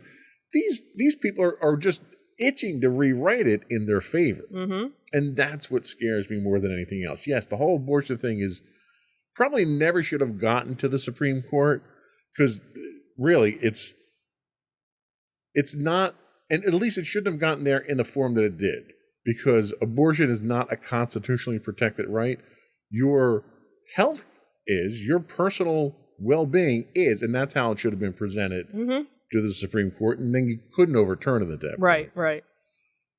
But things that go to the Supreme Court now don't matter. Right. Because after a couple of years and you get a couple of justices retire, whoever happens to be president at the time, they're going to switch it their way. Mm-hmm. There's a real threat that Joe Biden might pack the Supreme Court now because of the situation that's going on. Mm-hmm. So then, so 5 years down the line, when we have a new president out there, what's going to happen there? Are we going to wind up with 50 Supreme Court justices, because every time a new president comes in, they want to make sure that the court's tilted in their favor? Mm-hmm. Like this decision breaks the country. Mm-hmm. In so many ways. Yeah. Do you feel threatened by this? Absolutely. And fortunately, again, I'm an older woman. Ugh, as much as that hurts me. Who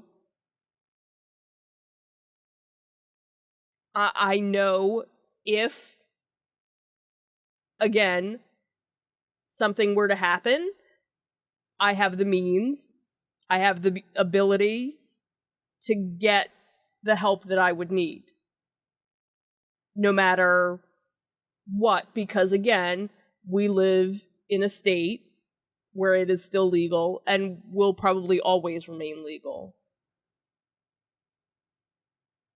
I worry about women, girls, trans men even, who live in areas where they don't have it accessible and can't get the help that they need. Yeah.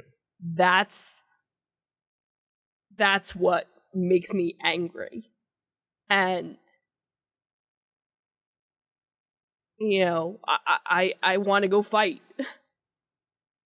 What do you think needs to happen to set this right? What does the government, the president, the Supreme Court, citizens, what do we have to do to fix this and have it stay fixed? Because we thought it was fixed. Right. And that's the thing, is there are certain states where it is fixed. No matter what the law of the land is, it's, it was voted in. And that's, I think, what is so frustrating, is that why does it even need to be that way? Why do people have to vote on it? If I want to go and buy a pack of cigarettes, I can go and buy a pack of cigarettes. What does it matter if I want to, do that? And I've never been a smoker, and I would never want to smoke, but yet you can go and that's what's just so. Your point there being it's your body, you can do what you want to do. Right. And granted, I got into a discussion, a little bit of a debate with a friend of mine that from high school where, again, my body, my choice, and she's anti-vax and, but very liberal in certain respects and conservative in, she's kind of like all over the board. Like she would never get a vaccine because she just doesn't trust the government. And when I, and I said, but, I don't have to do certain things, or I can do certain things. And, she said, well, you wore a mask when you were told to. And I was like, I wore a mask because I was protecting myself. And guess what? I still wear a mask now, even though the majority of the people don't. And yes, I am fully vaccinated and boosted and whatever, but I'm still wearing a mask because I don't want to get sick. Yeah. But if, I think back to when I was in college, and if I had gotten pregnant in college, I wasn't ready to be a mother then, so, and then there are women that, have other medical issues. My best friend had to have a late-term abortion because if she had carried her baby to term, she could have died. Right. So, it shouldn't be something that's a law that you're forced to do or not to do. It's your body, it's your choice. And the hypocrisy, again, that we always seem to go back to the hypocrisy of this.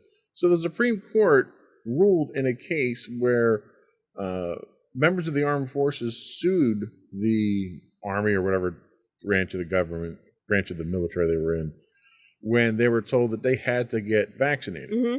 And the Supreme Court ruled they didn't have to. They had a right to choose. Right. If you have a right to choose whether or not you take a vaccine, how do you not have a right to choose whether or not you carry a child to term? Right. Isn't carrying that child to full term far more impactful than getting a vaccine? Right. Where you would think you would have that option? And the hypocrisy of it, too, is if men had the ability to carry, now granted, trans men can, I don't want to exclude them, but if these white cis men were at risk of their body harming them, because think about it, when and you've mentioned it numerous times, especially watching me go through childbirth and what happened I ended up having to have an emergency C-section because our daughter was in distress, and you got to see firsthand what my body went through. You've said time and time again, there's no way in hell you would have been able to do that. Right. And I bet you if you polled, the majority of men, would you be willing to go through childbirth? Would you be willing to do all these things?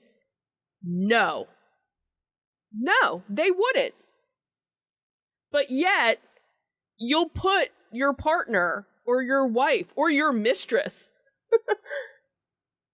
you'll engage in an act and not have any thought process behind that.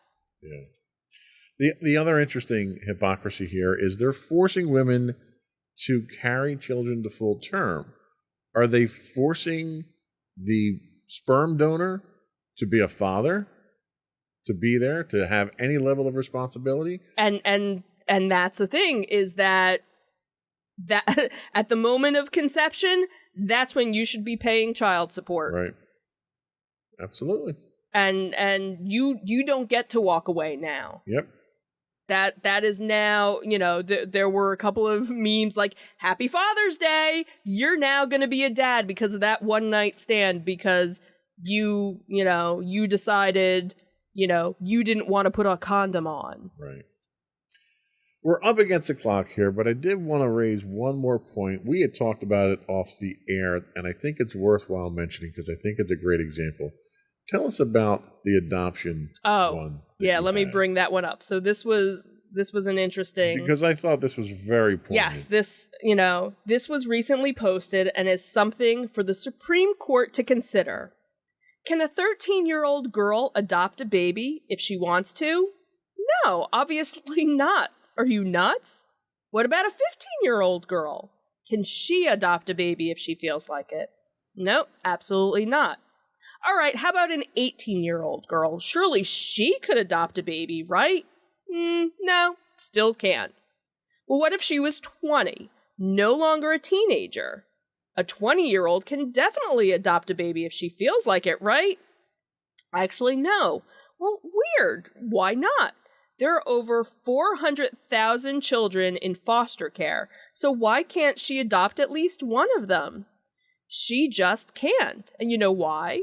Because you have to qualify to adopt a child. There are rigorous background checks, home visits, proof of financial and mental stability, etc. It's a whole thing, right?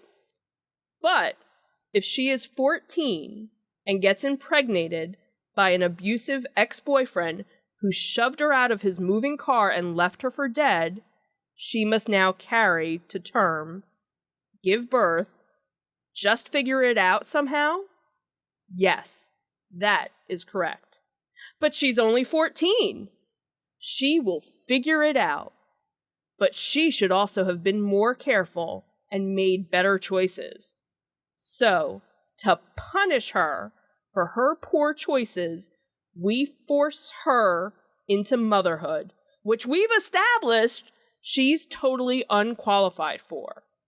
And now we are suddenly comfortable with a young, traumatized girl caring for a vulnerable, little screaming human being that is wholly reliant on her for survival? Yes, absolutely. Such an unexpected blessing. And I think that right there sums up the problem. We have standards for what it means to be a qualified parent.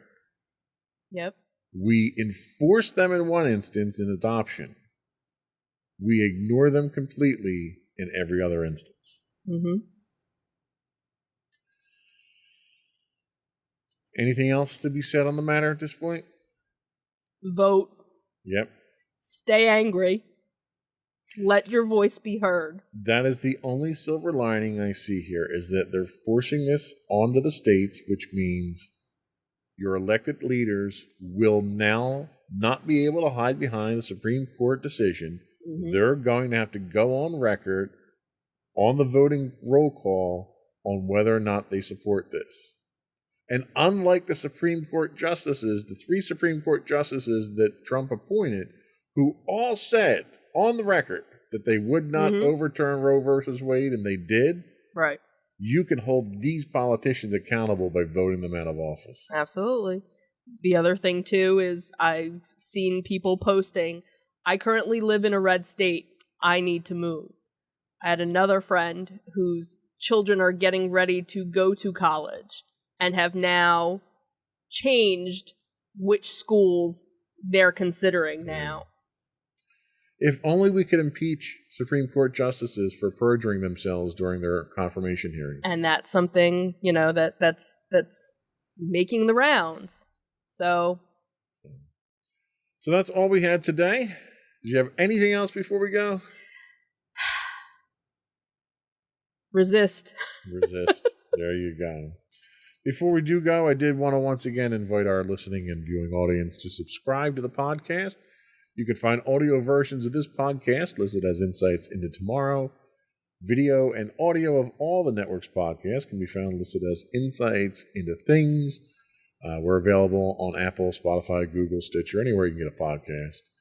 We would also ask you to write in, give us your feedback, tell us how we're doing, give us your topics you'd like us to discuss.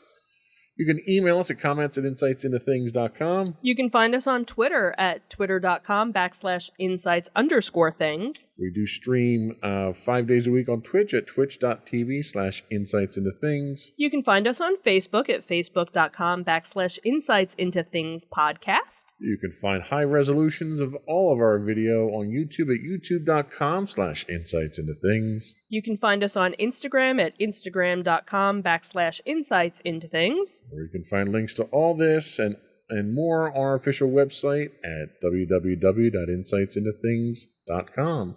That's it. Another one in the books. Have a good week, everyone. Bye. Bye.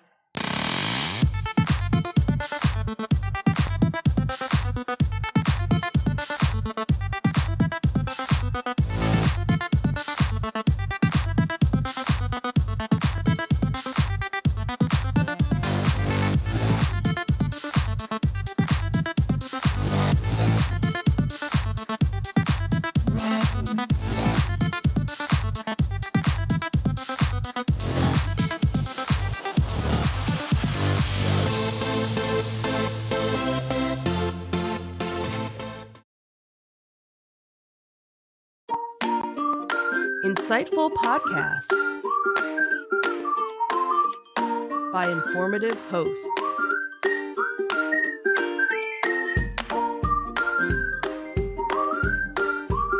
Insights into Things, a podcast network.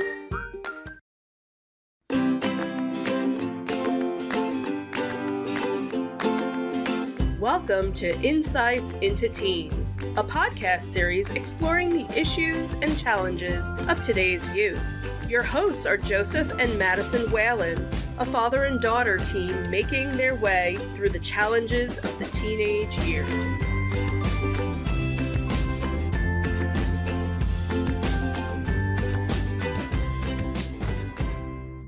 Welcome to Insights into I Have to Clear My Throat Teens, episode 183, Teens and Anger Management. I'm your host, Joseph Frog at His Throat Whalen, and my expressive and informed co-host, Madison Whalen. Hello, everyone. How are you doing today, Maddie? I'm doing all right. How about you? Oh, I'm doing fantastic. If I was doing any better, they'd have to arrest me. Why, though? That's just a joke, I guess. Fair enough. Anyway, so anything exciting happened this week? I got my hair cut. You did? Just one of them? No. No, you got them all cut? I got my hairs cut then. There you got my hairs cut. Y'all. Really? Yeah, why not? Dad jokes, sweetie. That's really all I got. Yeah, that's fair. Anything else exciting happen? It's almost Thanksgiving, I guess, so that's pretty cool. I guess that's exciting. I was kind of referring to your report card. Oh, yeah, my report card. That's going to cost me a boatload of money because you got so many A's in it this time. But congratulations to you on that. Thanks. So today we are talking teens and anger management. In a 2022 survey of 1,000 parents of teens, 2/3 identified anger as a concerning indicator that would prompt them to seek treatment for their teenager.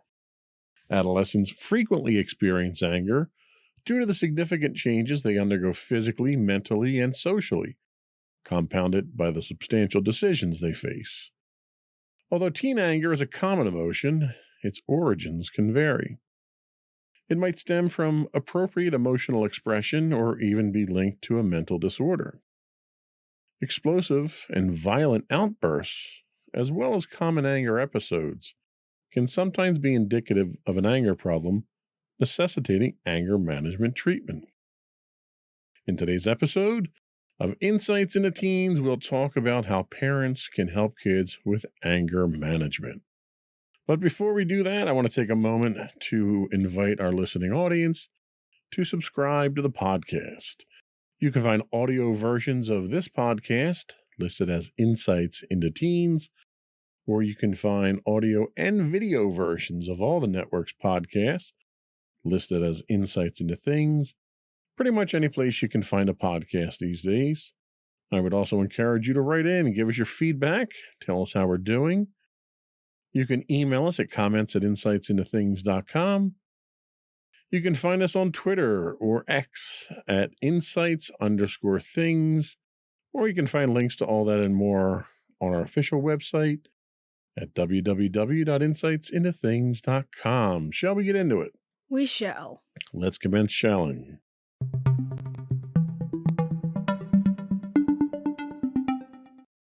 So once again, we're tapping into that wonderful well of knowledge at newportacademy.com for this week's notes.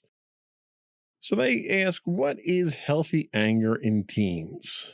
The concept of healthy anger in teens is a seemingly paradoxical idea. Anger, a completely normal emotion, can actually be beneficial if expressed and managed constructively. This is particularly relevant for teenagers who often face challenges and situations that evoke strong emotional responses. Let's consider a common scenario.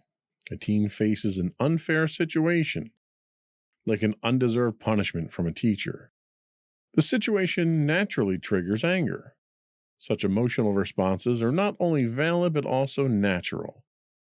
However, the way teens express this anger is crucial. It's important that their expression, whether through raised voices or tears, doesn't lead to harm. Communication plays a vital role here. Open conversations about the situation, where the teen's perspective is acknowledged, can validate their feelings and promote understanding. A study by the American Psychological Association found that teens who feel heard and understood by their parents are more likely to manage their emotions effectively. Parents are instrumental in guiding teens through these emotional landscapes. They can provide tools for processing anger constructively. For instance, physical activities like running or creative outlets can be excellent ways for teens to release the energy associated with anger. A 2021 research article in the Journal of Adolescent Health emphasized the benefits of physical exercise in regulating emotions in teenagers. Encouraging healthy coping mechanisms is essential. Apologies. Just read it the way it's written. I am trying. This not only aids in managing anger, but also equips teens with life skills for handling emotions. A survey conducted by the National Institute of Mental Health revealed that teens who practice healthy coping strategies are better at navigating emotional challenges. Understanding and managing anger in a healthy way is a vital skill for teens. It's a collaborative effort where open communication, acknowledging feelings, and constructive outlets play key roles. This approach not only helps in the current situation, but also prepares teens for emotional challenges in the future. When should you worry about an angry teenager? While anger is a normal emotion, how it's expressed and its intensity can sometimes signal deeper issues. Unhealthy anger in teens often appears when their anger is out of proportion to the situation or when it leads to uncontrollable or violent outbursts. If a teen frequently gets angry over minor things, this is a red flag. Physiologically, the body isn't meant to sustain high levels of anger frequently. Research has linked such persistent, intense anger to mental health issues like teenage depression. Sometimes a teenager's anger is actually a sign of deeper emotional struggles. They might be dealing with feelings they're not comfortable sharing, leading to irritability and frequent outbursts. Engaging in open conversations can help uncover these underlying issues. A study published in the Journal of Adolescent Health highlights the importance of understanding the emotional context behind a teenager's anger. Hormonal changes during adolescence also play a role in fluctuations, including anger. While these hormone-induced mood changes are often temporary, it's still crucial to monitor their impact on the teen's well-being. Distinguishing between normal mood variations and unhealthy patterns of anger is key. Identifying signs of unhealthy anger involves looking at the frequency, intensity, and appropriateness of a teen's emotional responses. Managing this requires open communication, offering tools for anger management, and recognizing potential underlying emotional challenges. By addressing unhealthy anger, we can support our teens' emotional health and overall well-being. So, I think the bottom line is everybody gets angry. Why you're getting angry and how you deal with that anger is really the important thing. So, in your own life, have you experienced situations where you felt your anger was justified, yet had difficulty expressing it constructively? Yeah, I've certainly had situations where I think my anger was justified. And at this point, I do kind of have instances like that now. It was way worse when I was in 6th grade. I always seem to bring that up sometimes when 6th grade was kind of the year where everything kind of hit me like a truck or something.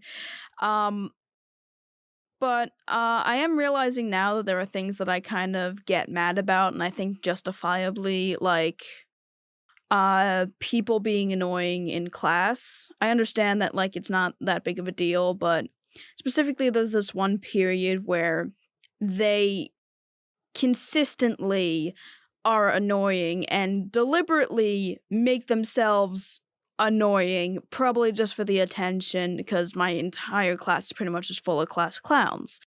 And I don't do anything about it. I kind of just say stuff under my breath. I could probably be doing something a little better by just not really paying attention to it, or actually trying to be like, hey, I want to actually put a stop to this in a more constructive manner. I don't entirely do that right now. I kind of just say stuff under my breath and try not to listen to them. So kind of a passive-aggressive way of dealing with it. Yeah. Well, considering the role communication plays in managing emotions, how do you feel adults, like parents or teachers, could improve their approach in understanding and addressing the anger teenagers often experience? Well, I guess this is sort of just a general thing when it comes to most adults and their views on teenage emotional expression. I wouldn't just chalk it up to the teenager, they're just being a teenager. It's, whatever, you can't. Teenagers are rebellious, or mainly just following stereotypes of teenagers. The infamous teen angst angle. Pretty much, yeah. It's the whole "it's not a phase, mom," or whatever. And I feel like if adults listen to that less, there would actually be good communication between them and their teen, because more than likely that if your teen's not telling you anything and you are just following those stereotypes, they're probably not telling you anything because they don't think you'd respect them enough to actually communicate with them in a productive manner. That's a very good point. Respect is something that's key to communication, especially when you're talking about things of this nature where it's a highly emotionally charged thing and the parents aren't giving the kids the respect they need to sit down and talk to them. They obviously recognize there's a problem and they just want to explain it away as teen angst, or you're going through a phase, or it's not a big deal, or you'll get over it. It's a mistake that I've made in the past, and one that I'm learning slowly, but I'm learning to certainly take it a little bit I don't want to say too seriously, but certainly understanding your perspective when it comes to situations like that. Yeah. So what are some methods that you've found effective in managing strong emotions, and how do you think these strategies impact your overall well-being? Well, a lot of it I do feel is kind of talking about it. Like, this podcast was actually, originally created as a way to help me get through some of the more complicated emotions. And whenever I can, with either you or mommy, I would normally talk about stuff that would make me angry. And sure, looking back at a lot of it, it could kind of seem more meaningless, but the idea of at least talking about it and getting my frustrations out in a way that, like, I'm not directly shouting at anybody, but I'm just explaining my frustration about a specific thing, I feel like has been very helpful. Another thing I found is the idea of kind of taking your mind off things by watching videos, playing video games, or doing something in a more like relaxed manner that kind of can take you off the edge. Okay, that makes a lot of sense. I mean, I think all of us need some kind of release like that, or if not a release, at least a distraction to kind of de-stress and come back energized to deal with these things. Yeah, and that sort of thing also helps me from ever lashing out at anybody because, a lot of the times I like to consider it sort of like a steaming kettle or something where it's like, if I don't let out like some steam, sometimes it's like I'm gonna burst. Right. And when I burst, I'm not going to be able to control myself. So, and if I keep it all inside, that's really not going to help, and it's just going to get worse and worse until I explode in an uncontrolled manner. Right. So you let it out in controlled bursts. This way you can control it, you can manipulate it, and you can even use it for constructive purposes in situations like that too. Yeah. So as of right now, do you think that you're a very angry person at this point? Not really. I certainly used to be, to the point where I had almost no emotional control and would lash out at my friends, and even one time I lashed out at a teacher. And I really did not have a huge emotional control. I also thought very negatively and very rarely ever thought positively. Right now, I feel I'm not really an angry type of person. I can certainly be miserable at times, but, like, I'm not particularly angry. I can certainly get angry because, like, there are certain things that can just annoy me, but I don't really lash out anymore like I used to, and I don't always get angry at, like, the littlest things anymore, so I certainly would say that I've gotten better with my anger. Okay. Well, and that's good. I can freely admit that when I was your age, a little bit younger, I had serious anger management issues, and it stemmed from a lot of different sources. There was some significant stress points at home because of my father. There was school stress that everyone winds up going through. It's different for everybody, but everybody winds up going through it. I struggled in a couple of classes. There were certain pressures socially that I was under that caused it. So for me, my anger issues were multifaceted, and it took a while for me to finally get a grip on them and figure out how to deal with these things and deal with them one problem at a time as much as you can. So I think we're going to take a quick break, and when we come back, you're going to tell us what causes teen anger, at least some of the causes of it. We'll be right back.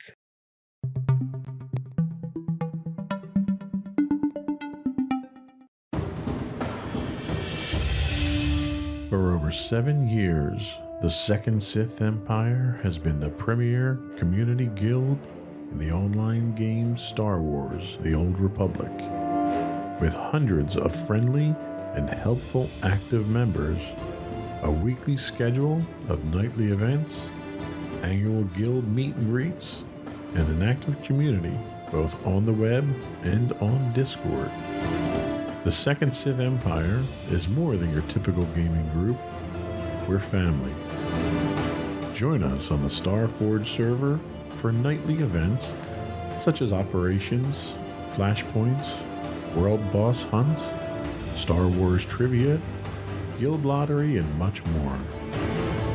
Visit us on the web today at www.thesecondsithempire.com.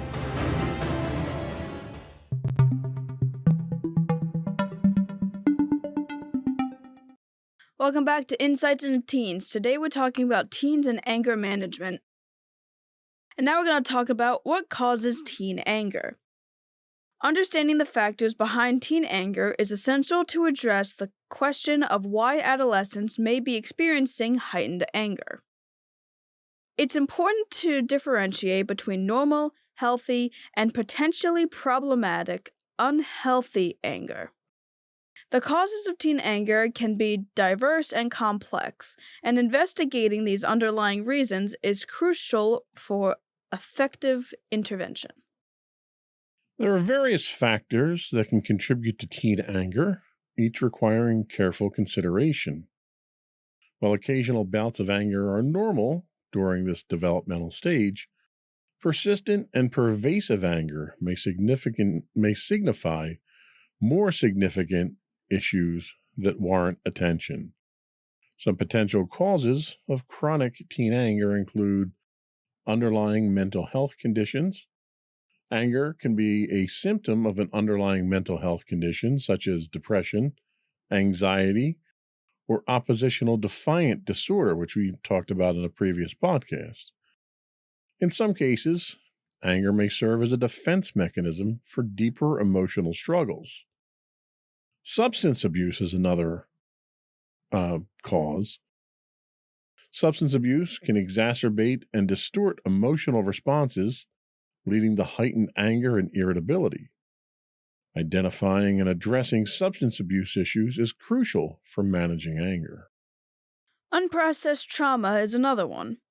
Past traumas can fuel unresolved anger, as the emotions associated with the trauma remain unprocessed. Therapy is often necessary to help teens work through and heal from traumatic experiences. Learned behaviors is also a factor. Teens may learn unhealthy ways of expressing anger from family dynamics or their environment. Family dysfunction, modeling of aggressive behavior, or a history of conflict at home can contribute to maladaptive anger expression. The final factor they list here is unprocessed emotions. Teens might struggle with processing a wide range of emotions, and anger can sometimes become a default emotional response. This can stem from an inability to understand or communicate their feelings effectively. Addressing some of these underlying issues requires professional help and intervention. A mental health or substance abuse diagnosis necessitates specialized medical and therapeutic treatment. Teens who have learned negative behavior patterns might benefit from anger management classes or therapeutic interventions that address underlying family dynamics. Furthermore, individuals who rely on anger as a way to express their emotions can benefit from therapy aimed at enhancing emotional regulation skills and fostering healthier coping mechanisms. Recognizing the sources of teen anger and distinguishing between normal and emotional expression and potentially harmful patterns is essential for providing appropriate support. Identifying and addressing underlying factors through professional help can pave the way for healthier emotional development and effective anger management strategies. So, do you find that you run into anger issues, whether they're minor, severe, healthy, unhealthy? Do you get angry? Are you the type of person who just doesn't get angry? I can certainly get angry. I'm not gonna, say that, oh, I never get angry. I know that, like, one of my friends might have mentioned something where it's like, I never see you getting angry. I just see you getting disappointed. No, I can get angry. It can either be because the cats are being bad, people are just being really loud in school when I'm trying to focus on an assignment. There's just technical issues I'm facing, or I'm working on writing or drawing something, and I keep making the same mistake over and over again, or I don't think it looks perfect. And even though I'm, drawing and trying to continually fix it, I always seem to ruin it. So it's almost like you get angry at yourself more than you get angry at other people, it sounds. Yeah, kinda. Are there any particular strategies or support systems that you find helpful in managing intense emotions like this? Well, usually stepping away from those sort of things and like trying to focus on something else or doing something else that's a little more calming can usually help. I might just watch a YouTube video or just go pet a cat, or if I can't do that, just try to focus on something else and try to just step away from it and kind of like take time to like calm myself down pretty much. That's a good idea. I mean, divorcing yourself from whatever is making you angry is always a good way of helping to cope with that. In your opinion, how much do you think your environment and the behaviors you observe around you influence your own expression of anger? And caveat here, I'm probably the number one expression of anger in this house here. However, I will say that my anger, when I get angry, is almost always directed at inanimate objects. I go through painstaking meditative processes to limit it to objects, mostly technology around the house, rather than individuals around the house. I'm pretty sure I've mentioned this before, but I feel like your anger towards inanimate objects is what kind of led me on the path of like, if there's some sort of technological problem or there's some like object that normally always works, but for some reason isn't working right now, I will get angry at it. Well, and it's worth mentioning that most of the angst that I have that generates anger is from technology. And I work in technology. That's my chosen profession. And the technology around the house that usually causes the most anger are things that have to do with the podcast. Mm-hmm. You know, for instance, knock on wood, we're doing pretty good today without any technical glitches, until I say that, of course. But we could turn everything off, finish the recording, walk away, come back tomorrow, turn it back on, and nothing will work. And for no good reason. And being of an analytical mind and a troubleshooting person that I am, that drives me insane. And that's what causes most of my anger. Does that influence you though? Does seeing me, for lack of a better term, act like an idiot like that, does that influence you and make you angry? Or do you feed off of that? I don't think I ever really feed off your anger. It's kind of more of a mimicking thing that happens without like anything relating. Like it's probably like you'll be angry at something and then I'll be angry at something else, but it'll be a very similar thing. Whenever you do it, it's more I'm afraid than I am angry. Well, and why would you be afraid? It's not like I've ever hurt anyone in that anger. Yeah, but I don't really like people shouting. And there was one specific time recently where we were planning on doing a podcast we had been planning on doing for a while. And I just said planning twice. My apologies. All right, we'll give you an extra commission on that. Thanks. And Mommy's headphones weren't working because we were doing episode 180. Yeah, okay. And when you told me to find the plug for it, I accidentally hit the switch on the adapter and everything turned off. And you had already like troubleshooted multiple times trying to get this to work. And then you pretty much just lost it. And I was just terrified. Well, and you know what? It's funny because in that instance, I took your tact. I had to walk away. Yep. I was so frustrated by that point in time that it could have been anything that would have set me off. That one more problem that I ran into that day and we weren't doing a podcast. It just so happened to be that you turned the power off, which maybe that was for the best, because maybe if we had sat and tried to go through it and something else came up, it would have made it worse. So. But that was my coping mechanism.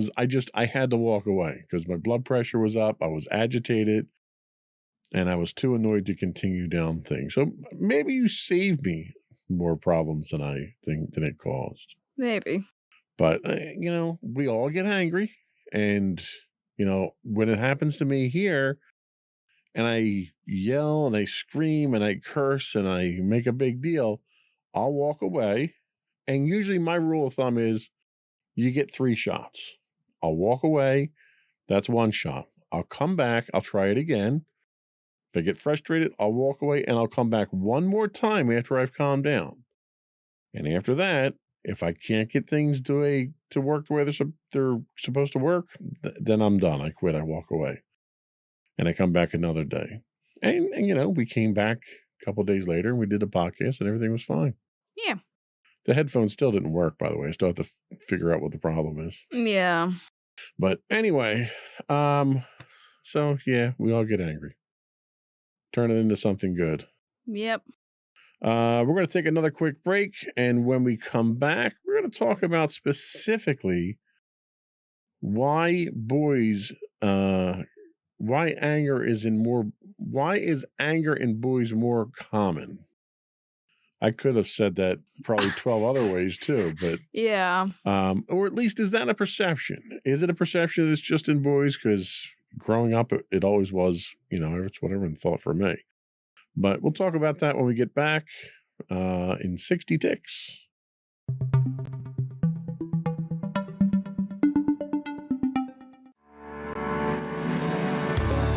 Insights into Entertainment, a podcast series taking a deeper look into entertainment and media.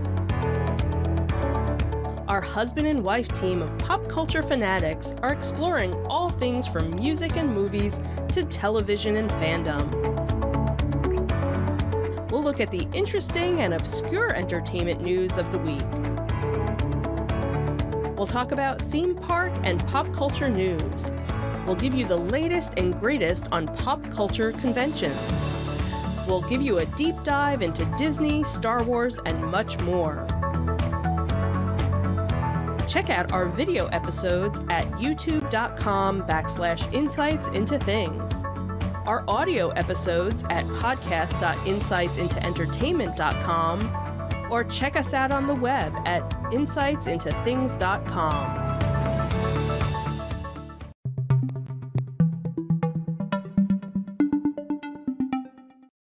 Welcome back to Insights into Teens. Today we're talking about teens and anger management. And now we're going to talk about why is anger in boys more common, or, if it's just a myth or something or whatever. Something like that. Something like you said before. A man, a myth, a legend. Yeah. The prevalence of anger in adolescent boys raises questions about its underlying causes and implications for mental health. Understanding why anger appears more common in boys can shed light on the unique challenges they face and the importance of early intervention. Mental health conditions. Boys are more prone to express underlying mental health conditions such as depression, anxiety, and bipolar disorder through anger and irritability. This can make it harder to recognize their emotional struggles, and these symptoms might be misconstrued as simply bad behavior. Research from the Journal of Family Medicine and Primary Care suggests that boys often externalize their emotional distress through anger, aggression, and even violence, rather than displaying the more stereotypical signs of sadness or hopelessness associated with depression. The difference in emotional expression can make it challenging to identify when boys are struggling with their mental health. Societal norms and expectations can play a role in shaping how boys express emotions. Boys may feel societal pressure to exhibit toughness and suppress vulnerability, which can lead to masking their emotional pain with anger. Boys might encounter barriers in seeking help for their emotional struggles. Societal stigma around mental health issues and a cultural bias against seeking help can discourage boys from reaching out for help. Recognizing that disruptive or aggressive behaviors in boys might stem from deeper emotional challenges is paramount. Parents and caregivers should be vigilant about these signs, understanding that outward anger could be an indicator of a significant underlying mental health disorder. Providing a safe and open space for boys to discuss their emotions, seeking professional help when needed, and addressing societal norms that discourage emotional expression can contribute to healthier emotional development. Early intervention and support can help boys navigate the complexities of their emotions and mental well-being, ultimately leading to healthier outcomes. So is it a perception that boys have more anger issues, or do you experience that boys tend to have more anger issues? Um, I do feel like um there's certainly this idea that men kind of experience more anger than women, and I do feel it's more or less the idea that they can't really express any other emotion, because I've seen like a lot of people online kind of talking about how like men aren't really supposed to be vulnerable, and there's like the societal stigma of like they have to be tough and emotions are weak or whatever. So you think you would agree with the statement that it's societal and cultural factors that play a role in how males typically handle their emotions? And also the idea that like they're not really able to talk about mental issues that they experience, and obviously the stigma around mental health for them. No, again, I agree, and I think that's certainly been the case. But I can say since I was your age, things have gotten significantly better. There's a lot of those barriers are coming down, fortunately, and there's a lot more support outlets out there for men, and there a lot of times it's not the traditional mental health type things that you would look at. A lot of times it's through clubs, and it's through very masculine sort of activities, so that men can ease into that sort of thing, which is, I think, is a good thing. Yeah. What barriers do you think exist for boys in seeking help, and how do you think these could be overcome? Well, the barriers that they might experience could possibly be peer pressure that they have from their classmates, their parents, their teachers, or just really anybody in their life basically saying, like, oh, your problems don't really matter all that much, or oh, you're not supposed to be feeling that sort of thing. And I do know that there are people out there that kind of say things that are basically like, oh, men, you can't be this way because you have to be strong and you're supposed to be doing that. And if you're not, then you're not really a man. And I feel like that stuff can really get to younger boys. And when it comes to, actually shaping them as an individual, I feel like that like really can negatively affect them. And if they're going to be able to overcome those barriers, we kind of have to change the social stigma around their mental health and basically say it's okay to feel any sort of emotion. You're allowed to do that. Like, it doesn't make you weak. It can actually you might even be seen as being stronger if you're able to be more vulnerable to people that you trust. And I agree, and we've thrown the term toxic masculinity around in the past, and you hear it in society a lot, and it usually refers to something very different. But I think this is another form of toxic masculinity, where the expectations that are placed on males to act tough and to not be vulnerable and to, not succumb to your emotions. I think that's another form of toxic masculinity, because it forces you into unhealthy situations. I mean, yeah, and I've seen like a lot of different like older men kind of saying that that the only thing that they can feel is anger, and that there's nothing else. They're not allowed to feel sad. They're not allowed, and like they'll shame other men if they Yeah. ever feel sad or even cry. Yeah, and you know what? The sad thing is that there's enough anger in the world that we don't need to foster any more of it. Yeah. So a lot of parents want to know, how can I help my teenager manage their anger? Well, assisting adolescents in managing their anger requires a balanced approach that combines effective communication, emotional regulation techniques, and clear boundaries. Here's how parents can help their angry teens navigate their emotions and develop healthy anger management strategies. The first is obvious: offer help. Let your teen know that you're there to support them in their journey to manage anger. Provide reassurance that it's okay to feel angry, but that it's important to express and manage those emotions in a healthy manner. You should also prioritize battles. Recognize that not every issue needs to be confronted. Letting go of minor complaints can prevent unnecessary conflicts and provide a calmer atmosphere for addressing more significant concerns. There's also positive framing. When addressing issues, start with praise or positive aspects of their behavior before addressing criticisms. This approach can reduce the feeling of being judged and create a more receptive atmosphere for conversation. You should also model self-control. Parents should demonstrate emotional regulation themselves. Taking a time out when feeling angry and addressing issues calmly can serve as a valuable example for teens to follow.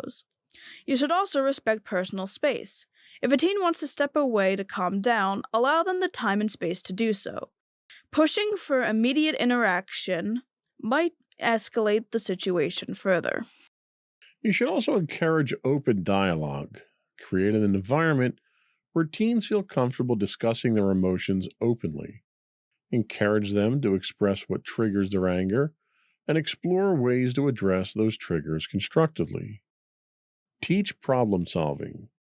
Guide teens through problem solving techniques.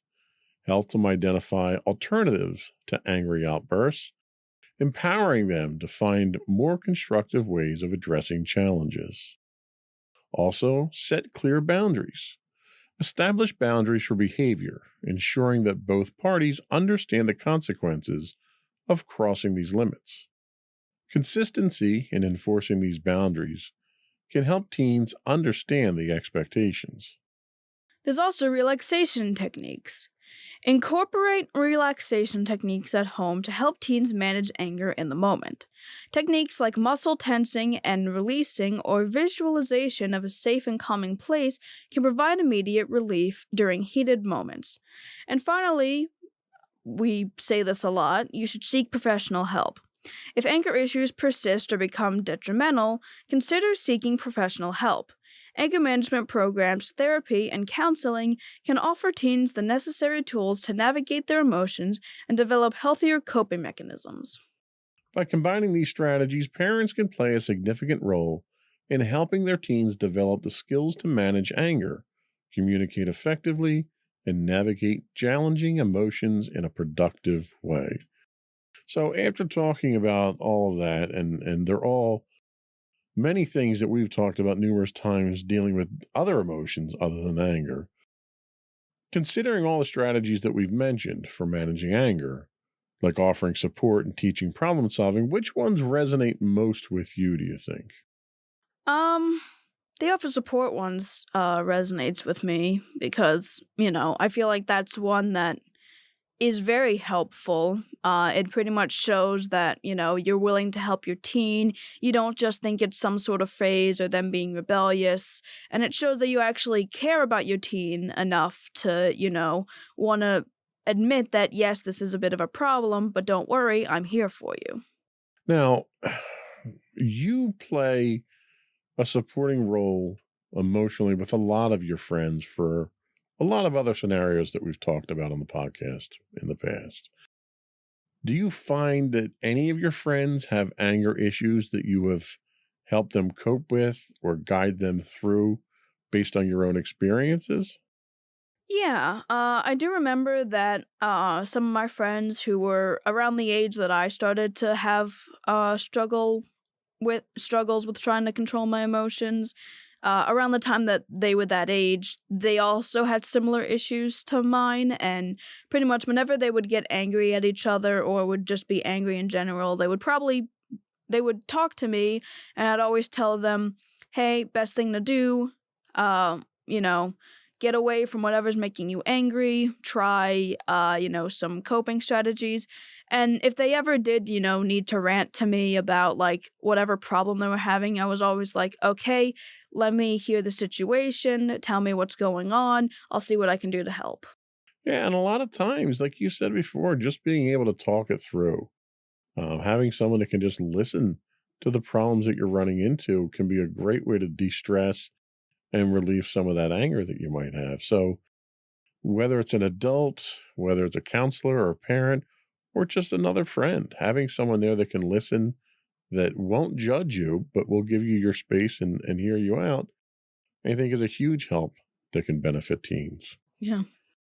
So I think that's all we had. We're going to take a quick break. We'll come back. We'll get your closing thoughts and finish up the business of the podcast.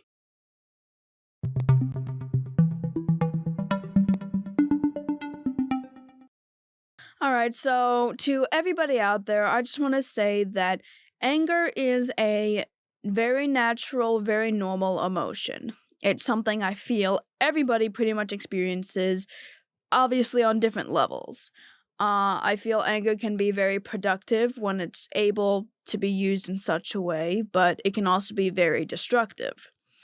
Finding good ways of coping with anger, I feel, is very important. And to parents out there who are experiencing or who have teens that have issues with dealing with anger, I feel like, offering support is the best thing to do. Don't judge them for it. Don't, resort to teen stereotypes thinking it's just a phase they're going through or they're just being rebellious. A lot of the time that's kind of going to invalidate their feelings, and it's more than likely going to make them not really trust you as much. So really best to do is just offer support and help guide them through it. Sage advice as always. Thank you. Another fantastic topic. Before we do go, I want to once again implore our listening and viewing audience to subscribe to the podcast. You can find audio versions of this podcast listed as Insights into Teens. You can find video and audio versions of all the network's podcasts listed as Insights into Things. And we're on Google, Spotify, iHeartRadio, anywhere you can get a podcast. Also, be sure to reach out to us. Tell us how we're doing. Give us your suggestions for topics. You can email us at comments@insightsintothings.com. You can find us on X at insights_things. We do have high-res versions of all of our videos on YouTube at youtube.com/insightsintothings. We still stream 5 days a week on Twitch at twitch.tv/insightsintothings. And you can find links to all that and more on our official website at www.insightsintothings.com. And don't forget to check out our other two podcasts, Insights into Entertainment, now being hosted by you and Sam, and Insights into Tomorrow. Not really sure how many times we're going to be doing it, but it's hosted by you and my mother. For the record, we've got 2 episodes scripted out and ready to go. We'll probably be filming one later this week after the holiday. That's it, folks. Another one in the books. Bye, everyone. Bye.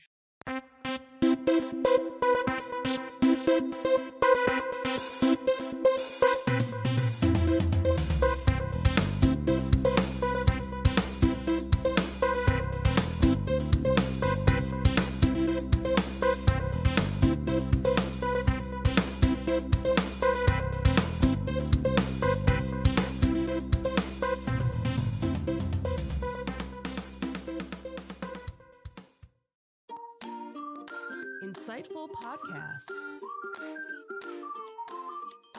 by informative hosts.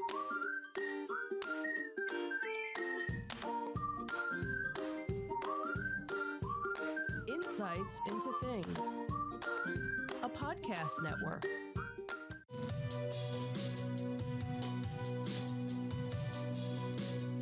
Welcome to Insights into Tomorrow, where we take a deeper look into how the issues of today will impact the world of tomorrow.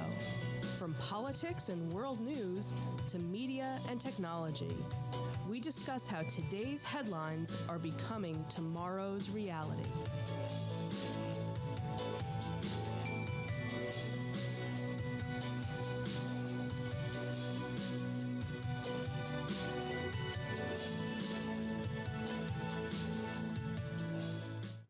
Welcome to Insights into Tomorrow. This is episode 18, Artificial Intelligence. I'm your host, Joseph Whalen, and my co-host, Sam Whalen. Hey, everybody. You believe we've done 18 of these? 18, wow. We're on a roll. Wow, we'll get to 100 in no time. Yeah, we kind of have fallen off of our cadence of monthly podcasts on this, haven't we? There's just nothing to talk about. Yeah. Well, that's what happens when you steer away from all the controversial topics. Exactly. So this week we're going to talk about a nice safe topic, and that is artificial intelligence. No dire implications with that. So you know how this one's going to end. Folks. Uh-huh. So is the future of AI more like HAL 9000, Skynet, and The Matrix? Or is it more like WALL-E, Star Trek's Commander Data, or C-3PO from Star Wars? Some of the world's most brilliant minds, like Michio Kaku and Stephen Hawking, recognize the tremendous potential for artificial intelligence, but also offer words of caution at its development. Is artificial intelligence the next step in our evolution, or the first step in our ultimate destruction? How will AI impact humans? How will AI impact what humans create? And could humans be entirely removed from the creative process? That's what we'll be discussing on today's episode of Insights into Tomorrow. But before we do that, I'd like to take a moment to invite our listening and viewing audience to subscribe to the podcast. You can find audio versions of this podcast listed as Insights into Tomorrow. You can find both audio and video versions of all the network's podcasts listed as Insights into Things. And we can be found anywhere you get a podcast these days: Apple, Spotify, Google, Stitcher, etc. I would also encourage you to write in, give us your feedback, tell us how we're doing, give us suggestions on what you'd like us to talk about. You can email us at comments@insightsintothings.com. You can find us on Twitter at insights_things, or on Facebook at facebook.com/insightsintothingspodcast. Are we ready? Yep, let's get into it. Let's go.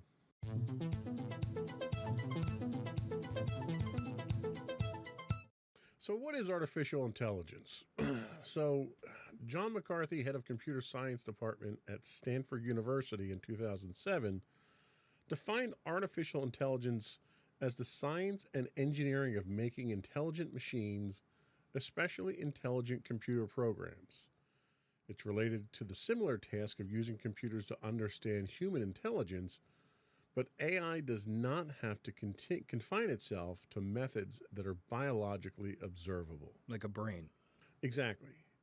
And this is kind of a different approach to artificial intelligence than what has traditionally been the measure of artificial intelligence. And that was really something called the Turing test that was created by Alan Turing back in the 1950s.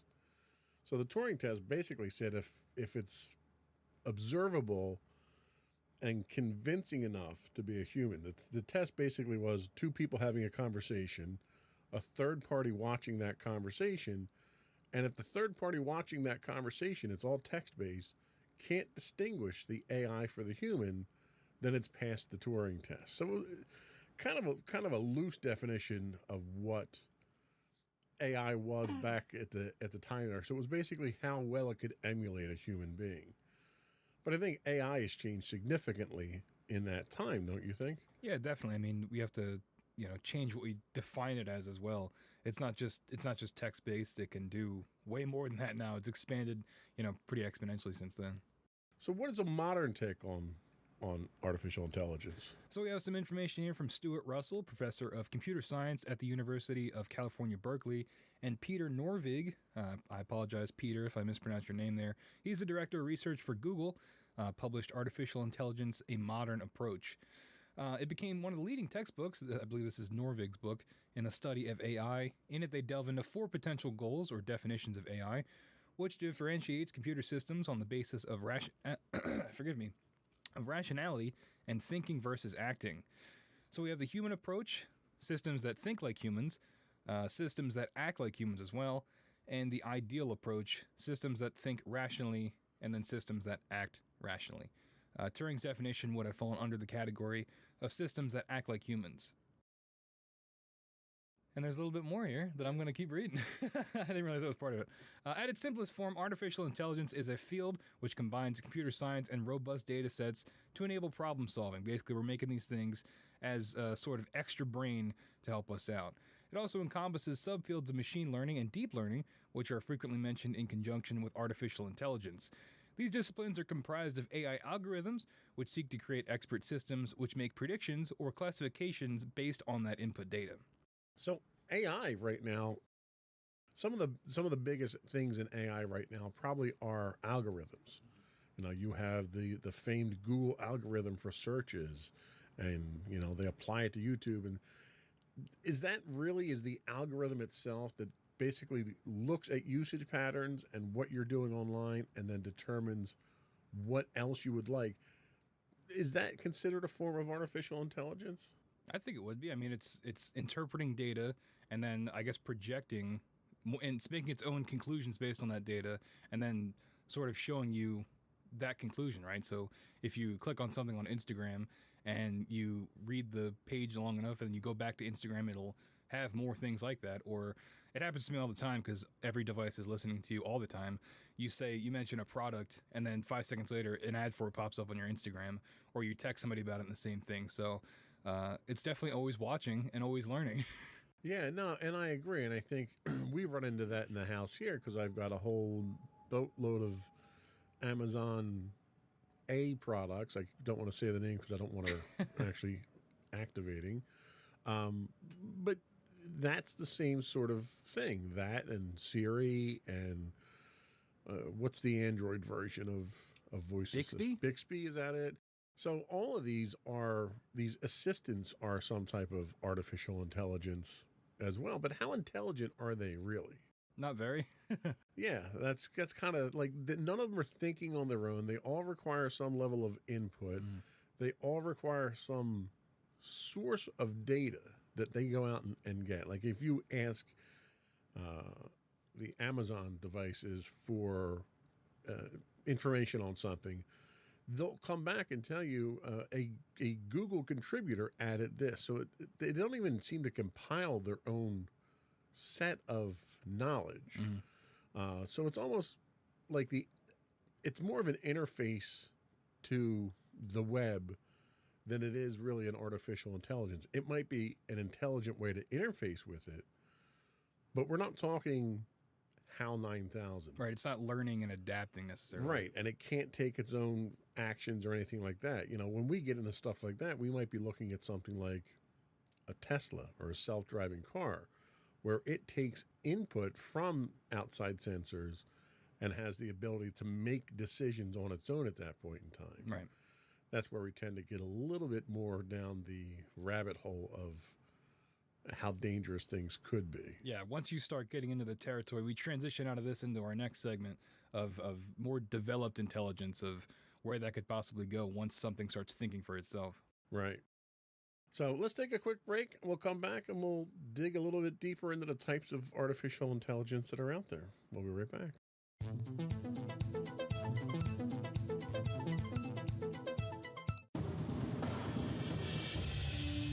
For over 7 years, the Second Sith Empire has been the premier community guild in the online game Star Wars: The Old Republic.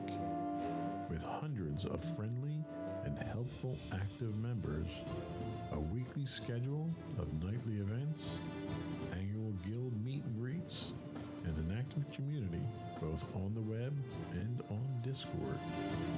The Second Sith Empire is more than your typical gaming group. We're family.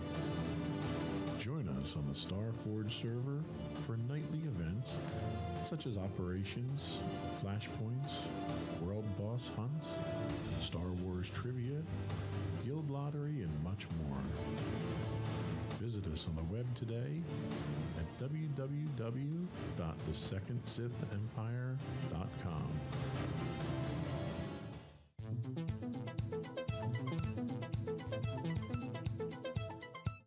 Welcome back to Insights into Tomorrow. We are talking artificial intelligence today.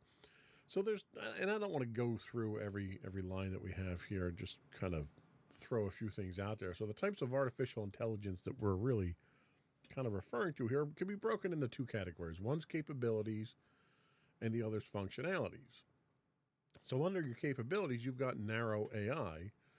And an example of narrow AI is sort of like what we talked about with Siri, where, you know, it's also referred to as weak AI. It focuses on a narrow task.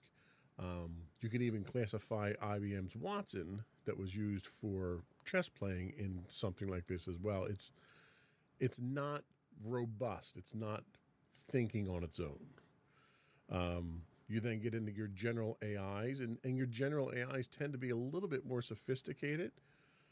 These are your strong AIs. You can understand and learn intellectual tasks that humans can do. So you're getting a little bit smarter with these, but the requirements from a hardware standpoint, you need a supercomputer. You know, the couple that are listed here are two of the fastest supercomputers in the world in order to accomplish this.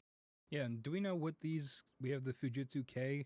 Do you know what those are used for? Like what type of computing we're using these like intense supercomputers for? Most of these are being used for simulating weather, simulating nuclear explosions without actually having to fire them off. So Oh, that's helpful. they're highly complicated and powerful devices just to get this next level of AI. Mm-hmm. And then the last level of AI from a capability standpoint is what's referred to as super AI. This is where AI, this is your Skynet. This is where it surpasses human intelligence. None exist at this point in time, thankfully. But is this the direction that we're going as we're seeing this natural progression? Are we going to see super AIs? I don't know. I mean, I don't know if I want that. And then you get into like the Blade Runner discussion of like what makes something human. When you give something a will of its own, like what we're getting into like deep sci-fi territory here. But I don't know if we would ever get to that point. If what would we need something like that for? I mean, maybe to like run a city, like monitor trains and public works and stuff like that on like a city level. I don't know what we ever need something that smart for, honestly. Yeah, I mean, I could certainly see from an infrastructure standpoint, most of what we do now, you've got positive train controls, a great example you just mentioned with trains, where if the human operator fails to make certain checks, the computer can kick in and run things safely or shut the system down safely. So there's lesser versions of that now, but I think seeing something like that on a grand scale might be something where a super AI would work. What about functionality-based AIs? Tell us about that. So we've got the reactive machine. Reactive machine is the primary form of AI that does not store memories or use past experiences to determine future actions. It only works in the present. So an example of this would be IBM's Deep Blue chess-playing computer. That thing's really cool, by the way. Yeah. I've seen some videos of that. It's really neat. Gary Kasparov would differ from that. We've also got limited memory AI, which trains from the past to make decisions. They do have a memory, but it's very short-lived. And an example of this would be used in self-driving vehicles, like we mentioned, Teslas, things like that. And then finally, we have theory of the mind. On this show, we like to say theater of the mind. It's kind of like that. Theory of the mind AI represents an advanced class of technology and exists only as a concept. They would require a thorough understanding of the people and the things within an environment, including understanding feelings and behaviors. There's no examples because they don't exist, but attempts at mimicking human emotion in automatons is as close as we can get. One of the things regarding that is that people are trying to experiment with this, and and they're doing it through the same type of training that they're using for Chat GPT and the other AI engines that are out there. We'll talk more about those in a little bit. But what they're doing is they're having human beings emulate emotions, facial expressions of emotions, sadness, happiness, that type of thing. And they're having multiple iterations of people doing these. They're sticking them in a database, and then they're having a computer look at these and interpret them. So just by facial expressions, they're trying to get computers to understand emotions. How effective do you think that would be? How effective would it be for you to have no other communication method whatsoever, but just be able to see someone's face? Do you think that they would be able to convey emotions accurately enough? I don't know. It would depend on how they're measuring it, right? Like if you're looking at like specific muscle movements for like a frown versus a smile, but everybody expresses emotion in different ways. So you'd have to have some kind of baseline to do that. And I forget the name of it. We learned it in college, but it's that thing where you show us an image of a guy's face, and it's that effect where you can interpret it however you want. Like it's the same face over and over again, but if you interpret it as in he's happy, you can kind of see it, or he's sad, you can kind of see it. And so I wonder where you get into something like that, where it's like it's sort of a gray area of, well, is this person really happy? That's when you have to go back to the baseline of if we're measuring facial tics or Right. a certain, I don't know, visual ratios on your face. Yeah, and I agree. And like, I don't know if I, as a person who doesn't need artificial intelligence, would be able to accurately understand emotions. Right. And then I look at the technology that we've had with facial recognition already, and some of the challenges we've had, where you had, for instance, Microsoft's camera technology that they had on their Xbox Series. When that came out, not that many years ago, they only used Caucasian people to train it. And as people with darker skin, Asians, African Americans, and so forth, started using it, the technology didn't hold up. Right. And it was because of the way that the technology itself was developed and trained and The foundation of it. exactly. So it's like, if you can't get that right, then I have a very difficult time thinking you're going to get emotions. Yeah, that's the thing, right? You get into like user error at that point. If you're trying to emulate human behavior, but you don't account for the whole world, how are we going to apply this in any Right. practical sense? Right. And that's why you'd almost have to think you need multiple forms of input: voice inflection, body movement, the micro tics that people have. I could certainly see you coming up with enough data points that you could infer what emotions are. But you need to have those data points there, and it has to be more sensors than just trying to read someone's face. Yeah, and do we need this? Why would we need this? Right. And that's another point. One of the implementations that people have talked about with this is customer service. They had the one hotel in Tokyo that didn't last very long, that the front desk was entirely run by automaton. I'm sure that was a blast.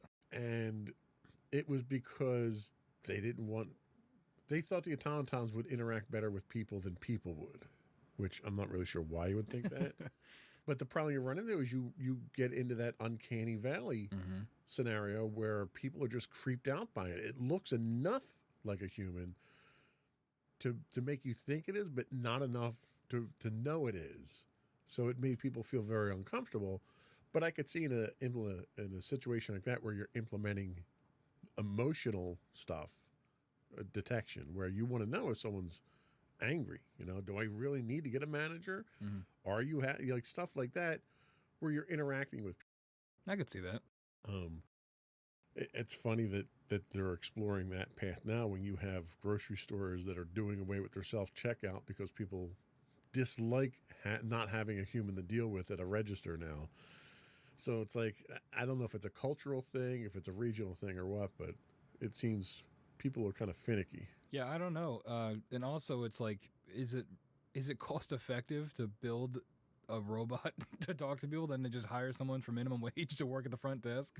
Right. That's a And very good I know point. the argument is that, well, the robot could do it for forever, whereas we have to worry about this person, their livelihood, and they need to go to the bathroom, take a break, things like that. Robots don't have to do that. But it's like, I mean, come on. You don't have to contribute to a 401k with robots either. Exactly. Yeah, you just got to swap out a few parts every once in a while. Right. So I don't know. And the practicality is where I get hung up on of how are we really going to use these things, and are they going to be worth the effort and time we're putting into trying to figure it out?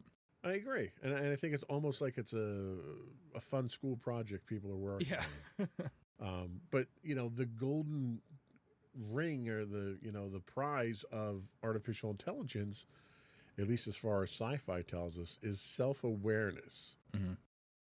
Self-awareness is where the AI, they only exist hypothetically right now, and only in science fiction for the most part. Yeah. But these are the types of systems that can understand internal traits and states and conditions and perceive human emotions. And these machines are smarter than the human mind, which is really what's terrifying, I think, to a lot of people. They'll be able to understand and evoke emotions in those it interacts with, but it'll also have its own emotions, its needs, its beliefs. This is where we get into things like a HAL 9000 from 2001 or Skynet or something like that. I don't know if anyone's shooting for self-awareness. Is self-awareness possible with today's technology? I was actually just thinking about that because, like, you have in here about it having its own emotions and needs, and I think it would be more terrifying if it didn't have emotions, if it was purely logical, right? Because, you make a AI and it instantly determines that humans are bad for the planet and decides to wipe us out. Right. Because, like, I mean, we could make that conclusion, but we're also, we are humans. We're not going to wipe ourselves out, intentionally. So it's like, I don't know if we would get to the point where that's possible. I don't know. I obviously don't know anything about programming, but how would we program emotion? I guess, you're seeing the baby steps with this facial recognition software, but at what point are we able to program emotions? Is it something like using a human brain as the blueprint? I have no idea where this would go, but it sounds like fantasy, but one that is close enough to reality that, maybe, but I just don't know how they would do it. And you make a very valid point there. I think humans in general have a very difficult time dealing with emotions, recognizing emotions, and coping with them already. I don't know how you would possibly translate that into software. No, I think it would have to be, you can't, I mean, it's all math based, right? So you can't, that's the whole point of emotion. You can't quantify it, right? Right. Unless you measure like heart rate, I guess, if you're angry or sweating or, biological reactions. But when it gets to the thinking about interpreting emotions, I just think it's too nebulous. And if we did have a self-aware AI, it would have to be, maybe based off of personality, or it would just be purely logical. So then we're talking something more along the lines of RoboCop, where we take the ex-con and we stick his brain into the robot there, and that's the artificial intelligence. Yeah, I was thinking that, or in Halo, if you guys are familiar with that, they use a human brain to then make an AI. Right. So the AI is like part human, kind of. Something like that, but I don't think we can do that yet, and I don't know how we would. And you know what? I think that's probably the biggest limiting factor right now, I think, is our computing power. Yep. In order to produce the amount of computational power that the human brain has, you need the fastest supercomputer right now to even approach it. And I think until we get to, real practical quantum computing, I don't think we have much of a hope of even reproducing that. People, I think, don't understand how remarkably capable the human brain is. A lot going on.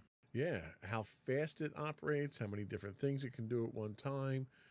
And computers just haven't gotten to that point yet. Yes, computers are very good at doing the same thing over and over again. And they're very good at doing math. But they're only that good because humans make them that good. Yeah, and it's when you get that line of where what we're creating is superseding us, that it's like, okay, well, maybe we've gone a little bit too far. Yeah. Well, it's a good point. We can take a quick break and we'll come back and talk about, is artificial intelligence dangerous in its current form and future forms? We'll be right back.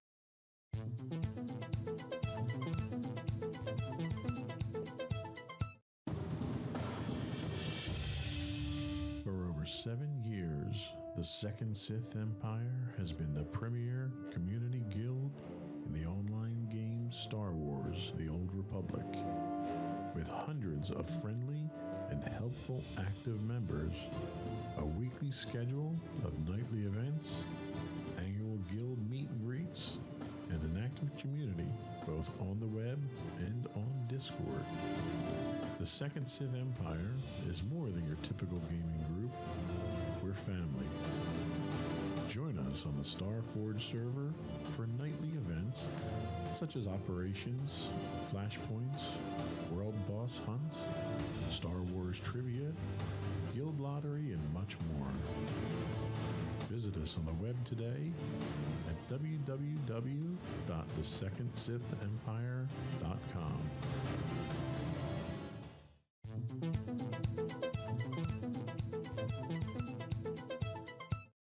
So Elon Musk wrote, "The pace of progress in artificial intelligence," he says, I'm not referring to narrow AI, "is incredibly fast. Unless you have direct exposure to groups like DeepMind, you have no idea how fast. It's growing at a pace close to exponential. The risk of something seriously dangerous happening is in the in the next 5-year time frame, 10 years at most. Where was this quote from? So this was from Elon Musk, and I didn't see Okay. where the quote. I just wanted to see if we were still in the window or not. I didn't get a date on that, but I have to imagine we're pretty close to that window. at this Any day now, the robot uprising is going to happen. Well, the fact that he made cars that are self-driving and running people over and Yeah, killing right. them tells me right now that AI actually physically is dangerous. He can make himself sound smarter by just becoming a self-fulfilling prophecy. So, what do you think of that? I mean, I think there's a lot of scholars, there's a lot of scientists to talk about AI. Elon Musk is a guy who's neck deep in it. He's building them. He's releasing them. You see what we do. SpaceX has rockets that fly back to Earth and land themselves. Tesla has cars that can drive themselves and park themselves and stuff. So that's real practical AI that's in the world now. How serious do you think you take this kind of warning from Elon Musk? Not that seriously. Just because I don't see any like real world application of this idea, right? I also don't know what DeepMind is, but it sounds very scary. But I just don't think. I don't know. I feel like we would be seeing more examples of it other than the Teslas running people over and causing traffic. But that's just faulty hardware. That's not necessarily, the AI thinking for itself and choosing to kill all humans. That's a functionality issue, right? So I don't know. I don't think it would be this quick. I just think we would see more implementation of AI in our day-to-day lives for it to then turn into something dangerous. The most I could see it being is like an over-reliance on computers and AI instead, and when then they malfunction, then you have problems like the recent airport, the FAA systems went down, things like that, things where we have large-scale operations being run by AI, and then the AIs break, and then we have a problem. So Musk was quoted in a separate quote comparing AI to the dangers of the dictator of North Korea. Now, yes, it's Elon Musk, so there's a lot of Take it with a big old grain of salt. there's a lot of self-promoting, angles that he goes through here. But we've got artificial intelligence in machines that are capable of killing people, not designed to, but capable. Right. We also have it designed into devices that are designed to kill people. You've got Predator drones that are AI driven. You've got Tomahawk cruise missiles that are AI driven. You've got Phalanx Sea-Wiz close-in war weapon systems on ships that are AI driven. These are machines that are built already to kill and are powered by AI. Are those potentially dangerous, or do you think we have enough control over those?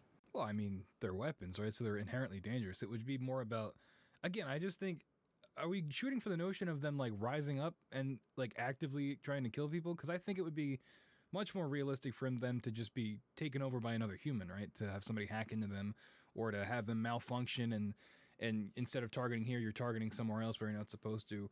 I just don't think it would be the AI necessarily choosing to kill a bunch of people. I think instead it would be a malfunction. So to paraphrase, we're hoping that it's humans that are the problem, Right. and not the AI that's Exactly. the problem. And we can count on that. Yeah, to a certain extent, that logic makes sense because you can count on that human factor. Like, it's very likely that you would have a foreign entity attack our infrastructure here before I think you would have an AI go rogue and shut down the power grid. That's exactly what I'm talking about. Like, you're not going to, you talked about the Predator missiles. Like, the Predator missile's not going to wake up one day and go, hey, I'm going to go blow up that town. Someone's going to have to tell it to go do that. We're not at the point where these things can, actively, pursue missions or pursue goals on their own unless they're told to by somebody else, like an operator. So, all right, let's run with that for a second. So they're not going to rise up. You're not going to have a Skynet take over the world and nuke the entire world. But you have machines that are trusted to go do a job that may involve violence. Mm-hmm. If those machines can then be usurped by a nefarious third party, And our trust in those machines allows them to continue to do their job. When they get usurped, we have a new target designation. Right, exactly. And that's I think where you get into the real world danger of this. But I mean, that's any, our world in general has a heavy reliance on computers, right? And so I think that comes with the risk, right, of the ease of use and the scale of our operations. You need something like AI to run it because it's not feasible for people to do it all the time. And I think that just comes with the territory of, if this is how we're going to run things, then there's a chance that someone could take it over. It's no different than, well, it's different, but we're reducing a little bit. But if you had a gun and someone took your gun and killed you with it, it's the same thing. So AI is the tool. Yeah. It's not the intent. For now, yeah. Okay. Until we get to the point where, we have a fleet of drones that are, flying around the globe just taking pot shots wherever they want, that are programmed. Well, I guess they wouldn't be programmed at that point. But I'm saying, like, instead of a fleet of jets flown by pilots, if it was a fully automated, a bunch of drones where they could all communicate and make their own decisions, once they get into that level of autonomy, that's when you're running into more of an AI-based issue, I think. So Russia's president, Vladimir Putin, everyone's We're getting all the banner people out here today. He said at one point in time, artificial intelligence is the future, not only for Russia, but for all humankind. It comes with enormous opportunities, but also threats that are difficult to predict. Whoever becomes the leader in this sphere will become the ruler of the world. That's a little extreme. First off, do you agree with that? I mean, I guess, because at that point, wouldn't you just have the strongest army too? If it's, he says it's got enormous opportunity, right? So then by that logic, you would, unless those unpredictable threats like make it worse for you. I don't know. Like, I don't think it's any different than having the strongest standing army, right? And whoever has that, you're by default the most powerful, unless you control like the economy. That's different. But in terms of like military force, if you have a bigger or more effective army, yeah, you're going to be more powerful, right? So, do you think that in order to combat nations, like assuming Russia's gearing up towards artificial intelligence, do you think the only way to combat nations like that is with your own artificial intelligence? I think so. I mean, that's how these things usually go, right? Like an AI arms race, which, hey, sci-fi authors out there, that's a free title. But, yeah, I just think it's going to... And you're going to dig yourself into a hole, right? Because the more we go into this AI route, the more you're getting into these threats that are difficult to predict, like he's talking about. So the further we go with this technology, the more we're getting on that edge of accidentally making something that could either get its own intelligence or something that is more likely to be, like you said, usurped and used against the, whatever country's making it. Okay. Now we're talking AI in actual active weapons there, but there's potential danger elsewhere too. What about social manipulation? What do you think AI could do from a social manipulation standpoint? I mean, so far we've had social media, I don't want to say usurped because it's being used as it's designed. Right. But you've had situations where you've got Facebook and the whole Cambridge Analytics, and you've got Twitter trying to, all the Twitter files coming out now telling us how people try to manipulate elections and stuff. Where do you think AI falls in there? Is AI, is that algorithm as you go through your social feed, is that AI manipulating you in such a way that it could be dangerous? Absolutely. And I think that this is where you get into the things that are much more real world dangers, right? Especially when it comes to things like social media, you run into that echo chamber issue where you're only hearing ideas and things that reinforce what you think. So you never hear anybody else's ideas, for better or worse. But generally, I think that's a bad thing. I think that you should be able to, see ideas from everybody and then interpret them how you want. But when you get into this with social media where you're seeing the same things over and over again, it just reinforces your own beliefs and makes you double down. And it makes everybody closed-minded and more isolated in certain situations. So I think when you're getting into things like that, and like you said, the Cambridge Analytica thing where it's straight up manipulation of people, I think when those have real-world consequences, which they did and still do, I think that's much more dangerous than worrying about a drone going rogue or something like that. Well, surely manipulating the mindset of common citizens isn't something that's unique to AI. I mean, you had the Nazi Germany had an entire propaganda ministry that was designed to do that. You've had this type of thing that was driven by humans for hundreds of years now.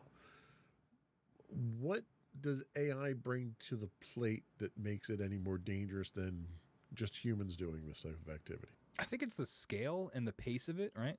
So AI is very good at learning. That's what it does, or at least whatever. I'm talking about the algorithm in social media. Right. It's good at learning what you do, what you look at, and I think it can do it at a pace and with an effectiveness that humans just can't do, or can't do as fast, or on such a big of a scale. I mean, a human could look at what you do on Twitter, what you click on, what you like, but it would take them much longer to figure out, okay, well, what should I serve them next in their timeline that they'll click on, versus an AI looking at it and figuring it out like that.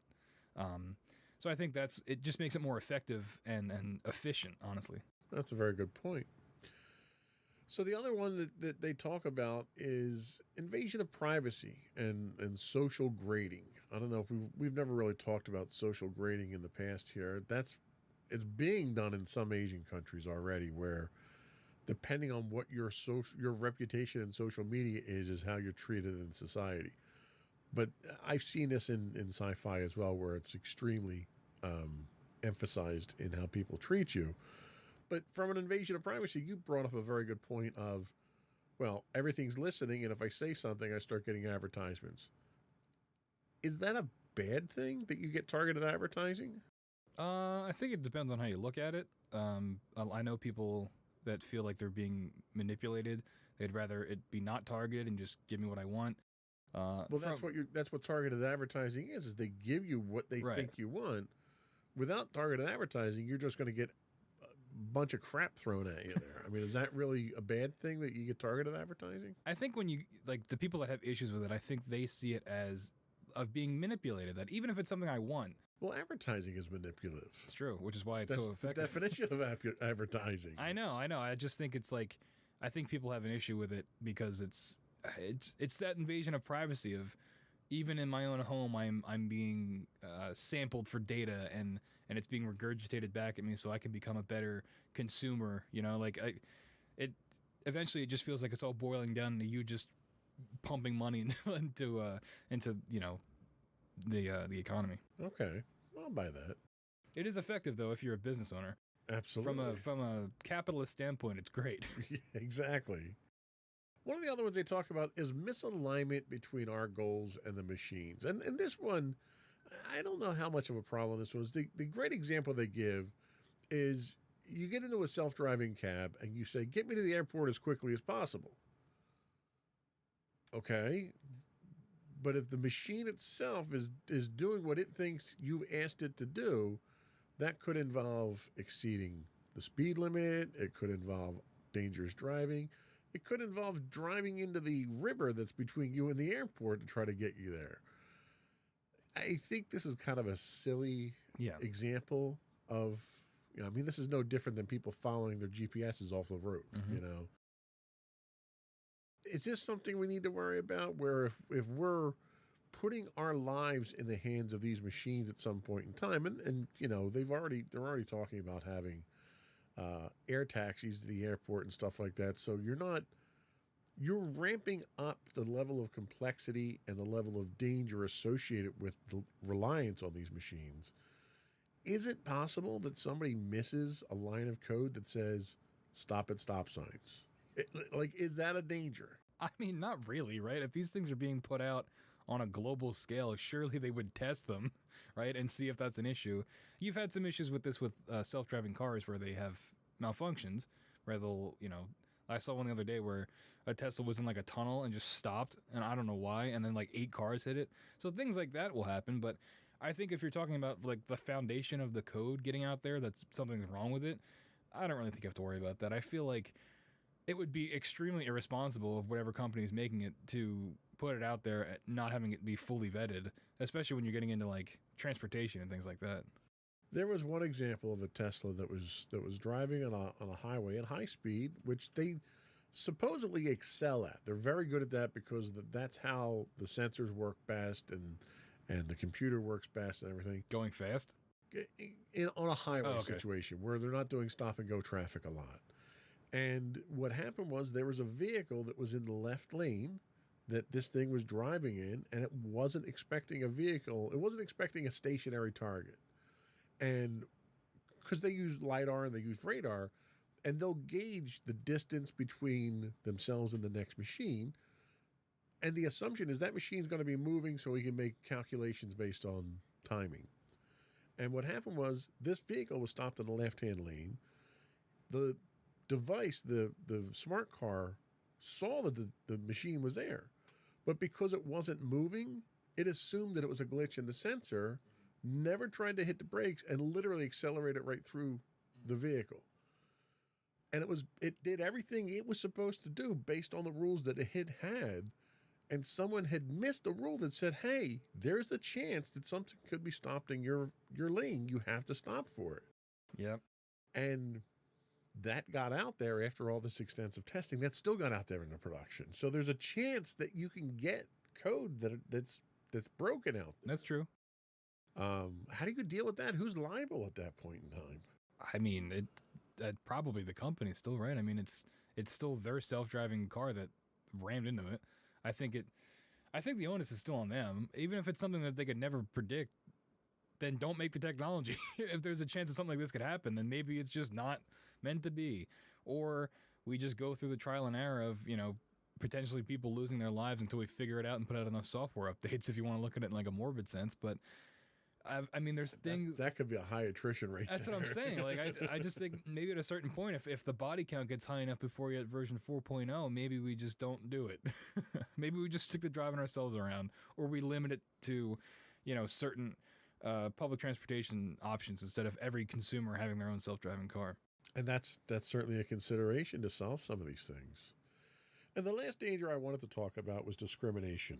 We had already kind of talked about this to a certain extent with the social grading, and with the malfunction of the Microsoft camera system for minorities. How do you think this would have an impact on society itself from a discrimination standpoint? Either facial recognition AI. We had one situation very recently in our area here where somebody was arrested and held for, I think, 48 hours based on facial recognition that was completely wrong. So it's already happening. Is that a danger that we need to be aware of? Is there checks and balances that can be put in place? Should we not be relying on AI for this type of thing? I mean, yeah, no, we should not be. If this is gonna happen, yeah. I mean, sure, there's mix up with people getting held when they're not supposed to, and that's an issue for another day of the justice system and things like that. But I think that when it comes to things like this, where you're affecting people's lives, you should probably have a double check system or like a backup to be like, okay, well, the robot figured it out, but let's just use our own eyes and see if this is the guy. Well, and I see something like this being used extensively in high traffic areas, airports, right? So you want to be safe going through the airport, but you want to be expeditious in moving people through. Mm-hmm. So a lot of things that we do, we rely on technology to accomplish that. If you get a certain failure rate of that system itself, is that tolerable, or should that be 100% accurate? That's a good question. I mean, if you're going to be the 99% effective and you get that 1%, there still needs to be a human element so that person isn't held for 3 days because they got the wrong person. Like, there needs to be, if someone gets pulled up on facial recognition, someone needs to look at it and have that person come and I'm just saying there needs to still be a human element. We can't let it totally be run by the machines if they're not going to be 100% accurate. So you need a path of resolution that is human involved. And I have my own story. There was about 2-3 years ago, I got a ticket in the mail for a vehicle that I didn't even own. And it came back as a red light camera somewhere in North Jersey, which I knew I'd never even been to the town. It's like Amboy or something like that. So they send it with a picture, and you look at the picture, and there's a link to the video for it, and you look at the video, and it had, 5 characters, 6 characters on a license plate? it had all the characters on a license plate that I hadn't had of the vehicle in 20 years. And that plate was originally registered to me, but there was a glitch either on the camera or on the plate. You couldn't read one of the digits in the middle. So the AI just assumed that it was my plate, generates a ticket, and sends the ticket out to me, and I get an order to appear in court.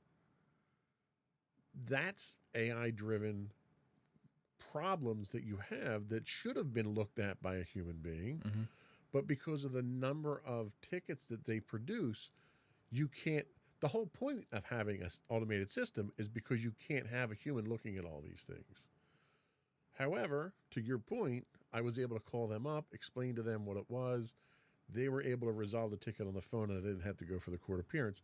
So that system at least had that path to resolution, whereas I think as long as we have that in place, we're safe. But do you want to be that guy that they make that mistake with?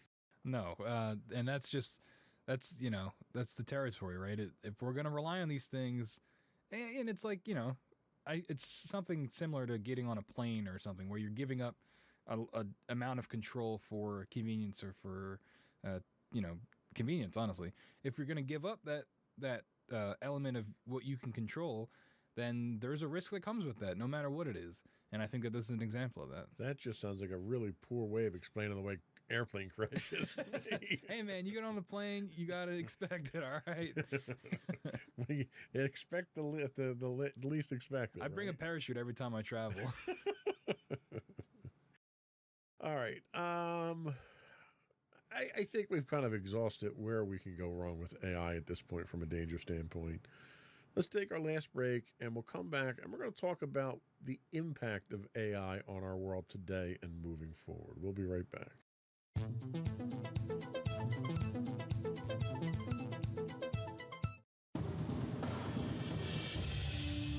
For over 7 years, the Second Sith Empire has been the premier community guild in the online game Star Wars: The Old Republic. With hundreds of friendly and helpful active members, a weekly schedule of nightly events, annual guild meet and greets, and an active community both on the web and on Discord. The Second Sith Empire is more than your typical gaming group. We're family. Join us on the Starforge server for nightly events such as operations, flashpoints, world boss hunts, Star Wars trivia, guild lottery, and much more. Visit us on the web today at www.thesecondsithempire.com.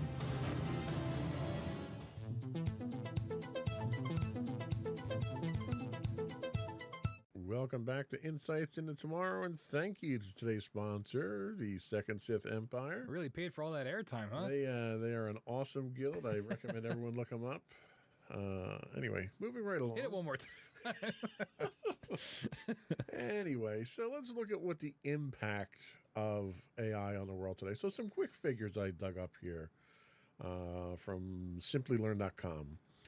So the revenue from artificial intelligence software market worldwide is expected to reach $126 billion by 2025.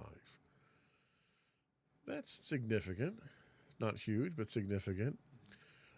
Gartner predicts 37% of organizations have implemented AI in some form. I thought they'd be higher. I would have too.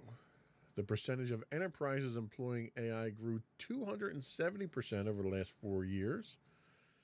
And according to Servion Global Solutions, by 2025, 95% of customer interactions will be powered by AI. So we got 2 years to figure that out. That's right. And a recent 2020 report from Statista reveals the global AI software market is expected to grow approximately 54% year over year and is expected to reach a forecast size of $22.6 billion. Which doesn't really make sense because the other one was 126. Sure does. Hey, man, data's weird. They all got different conclusions. It's numbers, right? Don't worry about it. I think the conclusion here is that AI is very much embedded in our lives now. Are we better off for that, or are we worse off for that? That's a good question. We've looked at like every aspect of AI, and I think it's good in some aspects, right? We're taking the load off of humans if we can run things with an AI just to make our lives a little bit easier.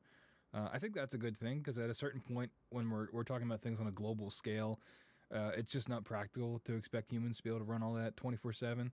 But then when you get into the more dangerous aspects of social manipulation, we're about to get into the discussion of how it affects creative endeavors.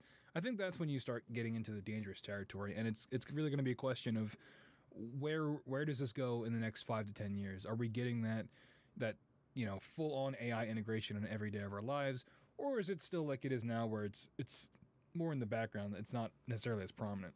And I agree. I think we're very, very much on the cusp of something significant here. I think we're kind of nipping around the edges right now until we get deeper into it. Some of the special projects that I did want to talk about, one that's in the news now, is ChatGPT. Their tagline is optimizing language models for dialogue. And this is a chatbot that is human-like interactions. You can ask it things, it'll answer them. One of the things, this happens to actually be something that I had directed my developers at the office to dig into a little bit. One of the functions that I see with this is helping to automate and personalize communication for our sales force. So the concept that we had come up with a few years back, and the technology wasn't there yet, was our salespeople know their customers. So the salespeople can go in and drop in notes. Tom likes the Phillies. His wife's name is this. His kids' names are this, and they're going to these colleges. They can put in this metadata about the person. And eventually, the idea was to have this technology that could take this metadata and write a monthly email to each one of your customers that's personalized, that might have specific information as far as offers that we might have, but it looks like it's coming from you. And we want to write these, hand them off to the salesperson, let the salesperson read it and okay it, and then send it out. And we're literally within months of being able to have the system start writing emails like that. Is that, in your opinion, is that a viable, good way of using AI, or are we stealing some of the human element there? Are we muddying the waters? I mean, it depends on how much you care about these handwritten or emails, these personalized emails. If you're okay sacrificing the human element of it, then it's fine. It still has the human element, right? The salespeople still have to know their customers. They still have to know exactly the things that make it personal, and they still okay before it's sent off. I think that's fine. Yeah, I don't really have any issues with that. But if I have a salesperson who doesn't compose emails very well, mm-hmm. Is it ethical for them to use this system to compose their emails for them, or is it the same as having an assistant doing it for you, or is it different because it's AI? That's a good question. It's like cheating on homework, kind of. Right. But I mean, in the real world, you're not like, I don't know. It's cheating on homework in the real world isn't as big of a deal as it is in high school. Ultimately, at the end of the day, you got to make these sales, right? So if you're not good at writing emails, first off, I don't know how far you would have gotten as a salesperson. But second, it's like a tool. I think in this instance, it's like another tool to use. If emails aren't your thing, but when you're in one-on-one interactions, you can make the sale. Good for you. You can use this as a tool. If you are relying on this to do your job for you, that's a little bit different, right? If you're relying on it to make sales pitches for you and to reach out to customers, and you're kind of just sitting back and maybe putting in a few inputs, then you're relying on it too much, and it's becoming an issue because you're not doing the work. So it's just a matter of pacing how much you use the tool. Yeah, and implementation. So the next one I wanted to talk about was Canva. So Canva is a AI-based image generating software out there, and there's a number of them out there now. And you basically give it text input and say, give me a picture done up like Van Gogh of a horse in a rainbow. And it'll go out there and it'll source thousands of different images, and it'll come back and it'll generate what's considered an original image for you, so you don't have to make it yourself. But that image itself is a compilation of all these other works. Is that something that is going too far, or are there any moral implications to that we have to worry about? Yeah, this is actually the whole reason I wanted to do this episode was things like this. I know we covered the doom and gloom of AI taking over the world, but this is where I think it really is. It strikes a chord with me of it's essentially making like art sausage, but like if you didn't make any of the components of the sausage to begin with, you kind of just put it in the blender and called it your own. It's really devaluing art and the human element of it. And when people feel that they can get this app and make art like with no effort, it kind of defeats the purpose of it in general. There's also Lensa, which is similar to it. And I had an article linked here where there was cases where you could see artist signatures on the final product what Lensa would create because it was just stealing artwork from other people. And that's how a lot of these AI work, is that you put in what you want and it scours the internet and will take from other artists' pages, usually without permission. It just kind of steals it and then, incorporates it back into itself and spits it out for you, but you feel like you've made this and you really haven't. You didn't do any, you don't know how to do digital art or anything like that. It's like putting it on easy mode, but also the bigger thing is stealing from the people that did make something. And I really think it's an issue. So let me ask you something, and we'll kind of go down the moral path here. If I don't have any artistic ability whatsoever, but I need to come up with a picture, and let's say I need a picture of a tree, and I don't know how to make a picture of a tree, so I'm going to go out and I'm going to look at other people's samples, and I'm going to find one that I really, really like, and then I go and I kind of try to recreate that as my image of a tree.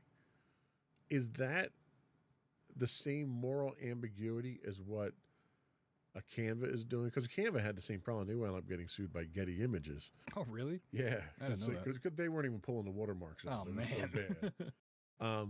Is me using someone else's inspiration to make my own different than these AIs going out there and grabbing these? Because they don't always take a one-to-one image. They may take portions of an image, almost like sampling a track in music, and then they assemble it together from multiple different sources.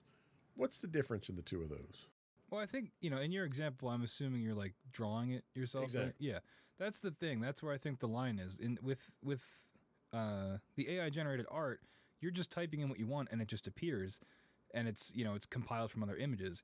With the inspiration, you are taking inspiration from that thing that somebody else made and then making your own interpretation of it. Even if it's not very good, you still put in the time and the work to make it something original, even if it's inspired by something else. Like you said with sampling music, you can take a sample from another song that somebody else made, but then you incorporate that section of it and you make a whole new thing out of it. It's its own thing, even if it's borrowing from something else. And I think that's kind of where the line is drawn. That's a good point. The other thing with Lensa is Lensa has one of the big functions Lensa adds is what they call their magic correction. So you take a picture of someone, you run it through the Lensa filtering. You have the filters with Snapchat and stuff like that can make the googly eyes and all that crazy stuff that you can do. Is the AI that's doing that different, or do you take exception to that from a creative standpoint when it's taking your art and enhancing it because maybe you don't have the technical capabilities to do that? I mean, that's a good question. It's similar to, photoshopping an image, right? Or using a filter on Instagram, where it's not authentically the thing, but it's, I don't know. As long as you still made it from the beginning, I think it's a little bit better than just straight up stealing the art.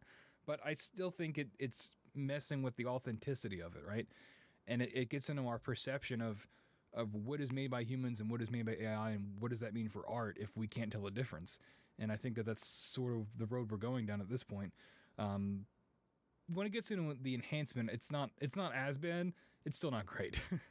Well, and I'll counter that and say if you can't tell the difference between whether it's man-made or machine-made, isn't that really the ultimate goal of AI at that point, is to make it indistinguishable from human hands? Well, that's the scary part, right? Because if you can't tell the difference, but it still stole a bunch of other people's art, then it is actively devaluing all the art that it just stole from, even if you can't tell the difference. Even if you don't know that it took from, 10 other artists to make this, it still happened, right? And it's still, even if it's indistinguishable, the consequences of it are still real.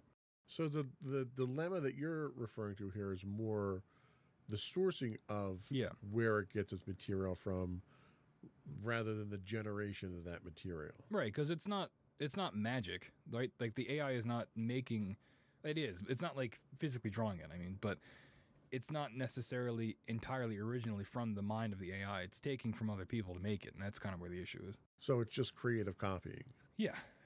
So all right, let me ask you this. If you were an artist and you had a vast portfolio of your own artwork and you use that solely to power your AI, and you decided that you're going to recreate your art in the AI style, is that legitimate? Yeah, as long as it's only taken from your stuff. Like if that's things that you made that are, I'm not going to get into the legal aspect of it. I'm not a lawyer, but if you can guarantee that it's only pulling from your art and you are totally signing off on it, then yeah, that's fine. It gets into it when it's taking other people's art without their consent or knowledge.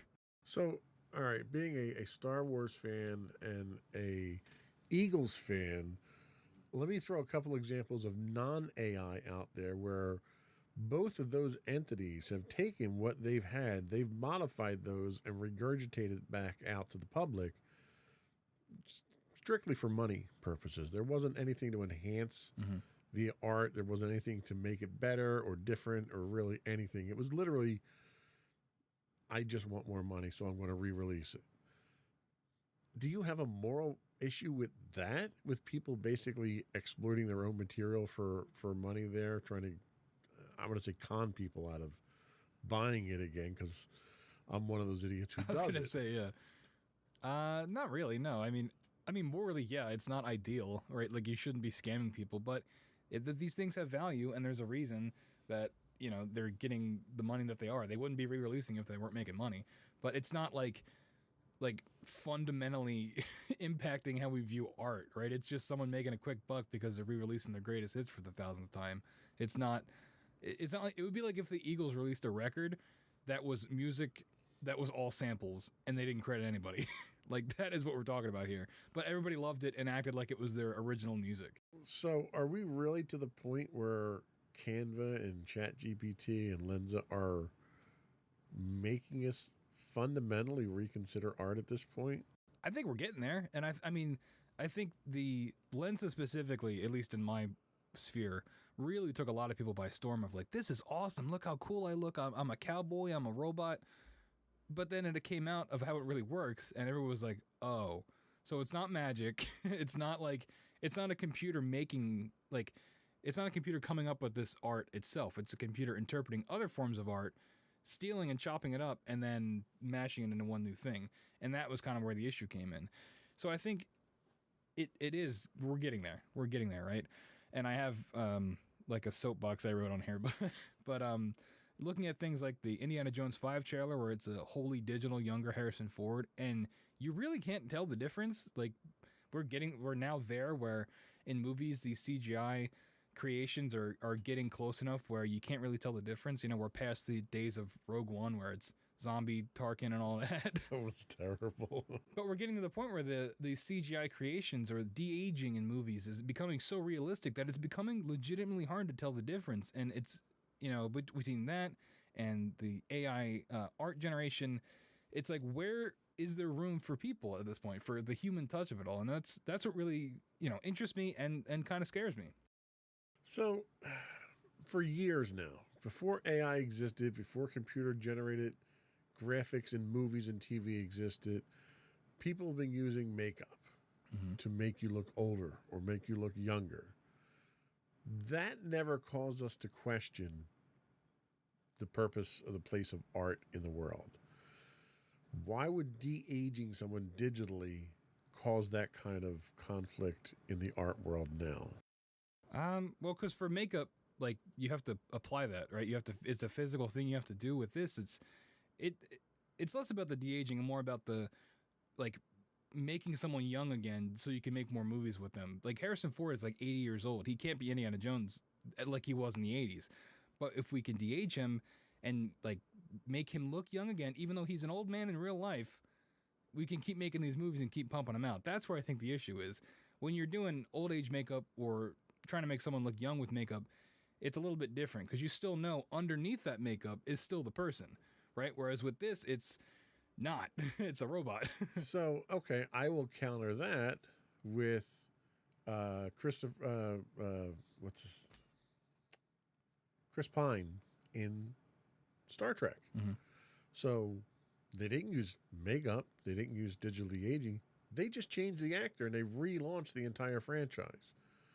So it happens. There's different methods of this happening in doing what they did, because they did the same thing with Luke Skywalker. Yep. Where they didn't even bring Mark Hamill in to play the role or even to do the voice, because in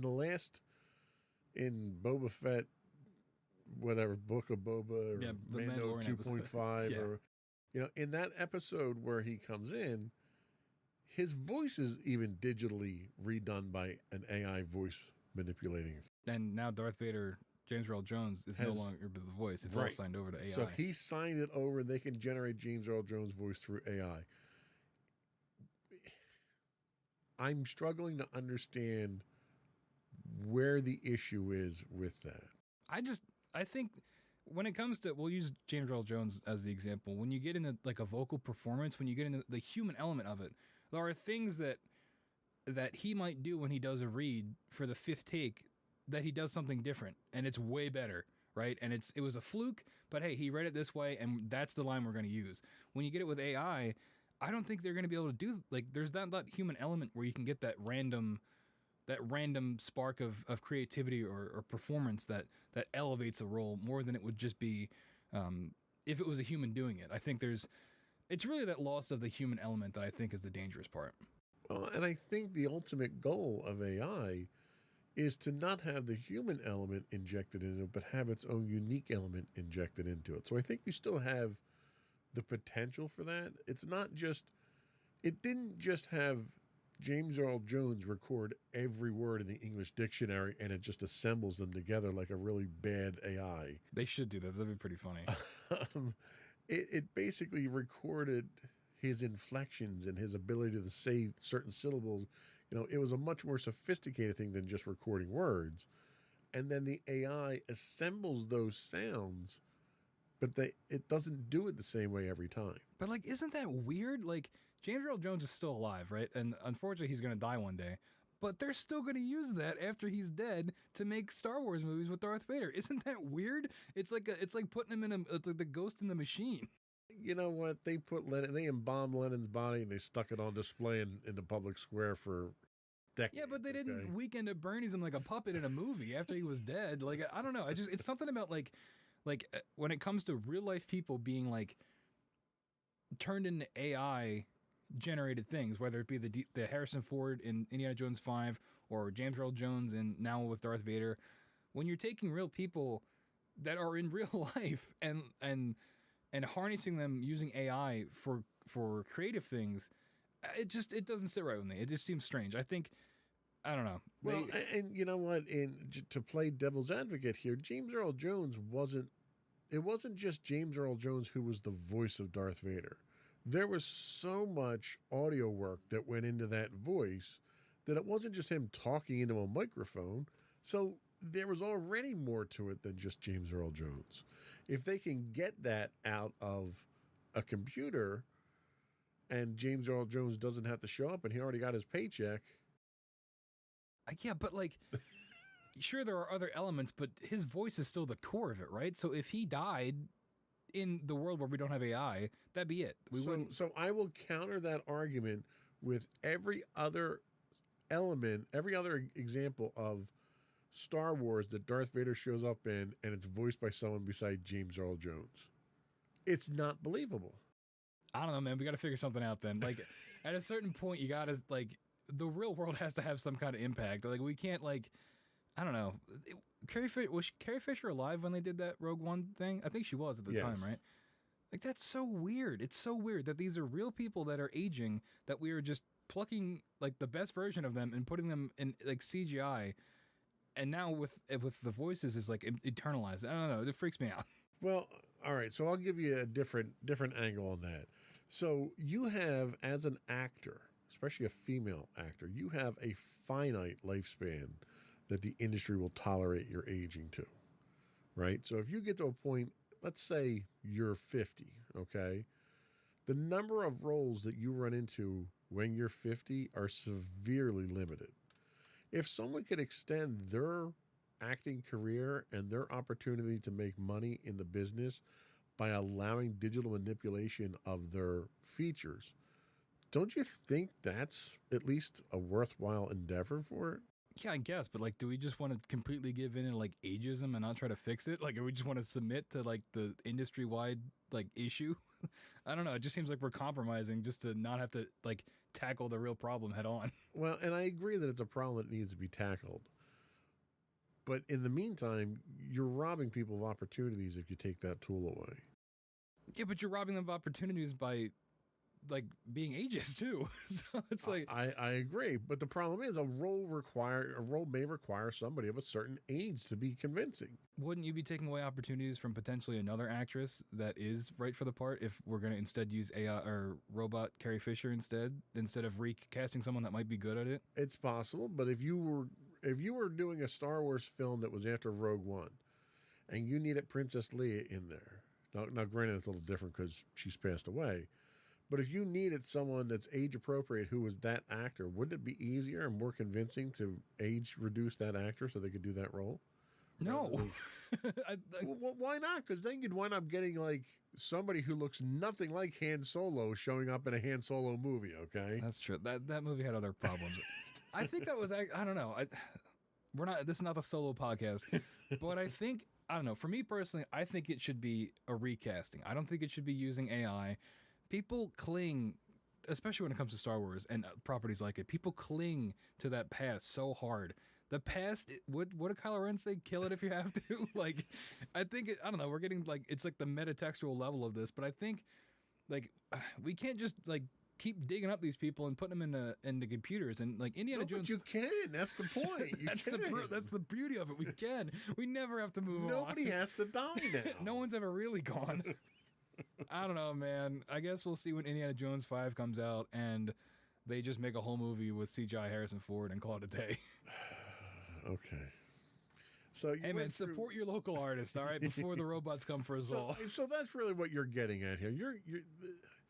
The risk that you're seeing here is that it could severely negatively impact actual artists with what.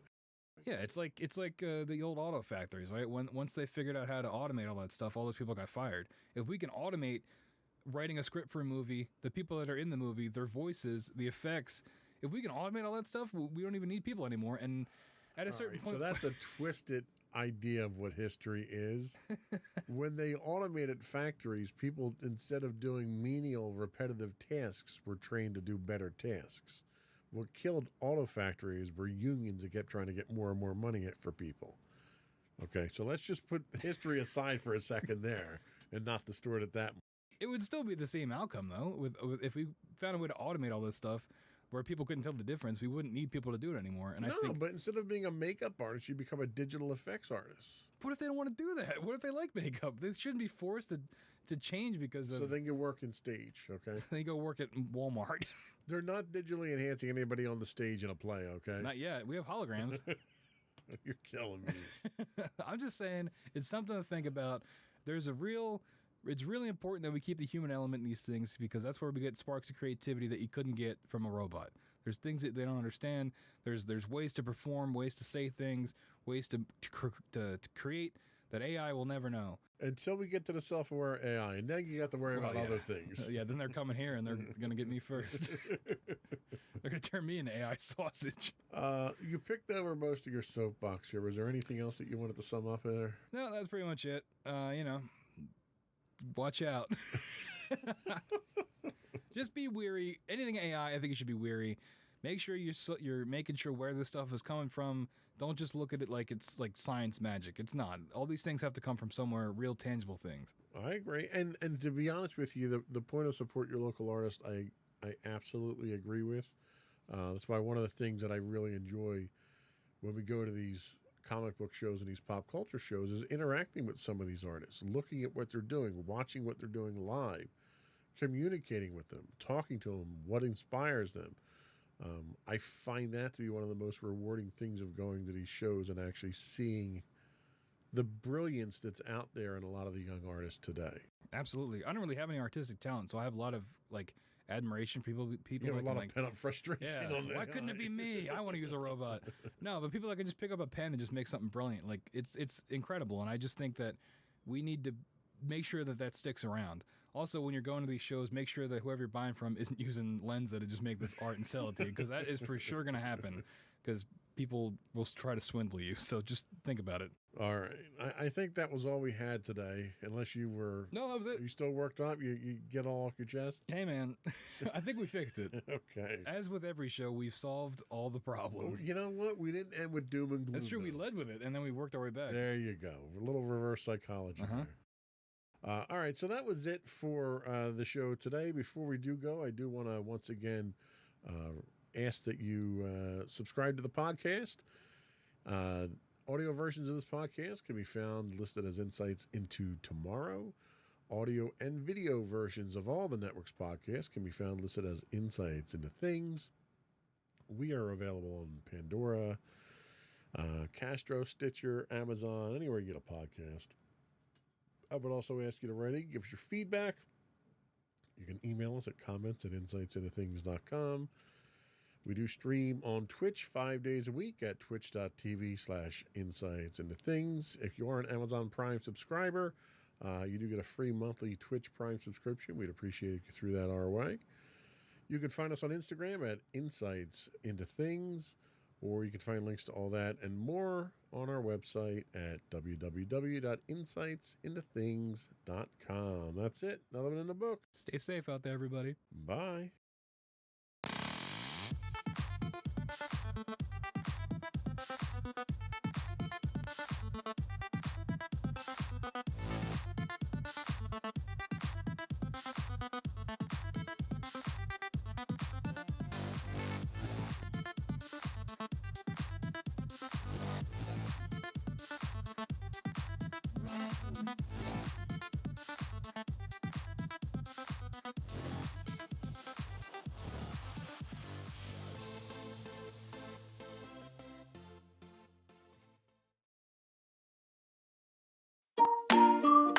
Insightful podcasts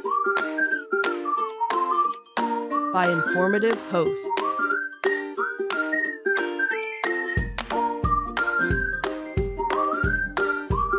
Insights into Things, a podcast network.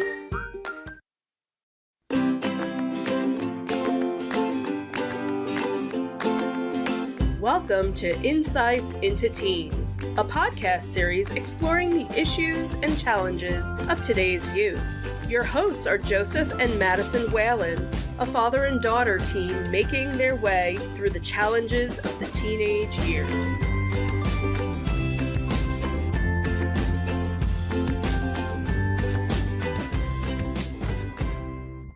Welcome to Insights into Teens. This is episode 185, Toxic Positivity.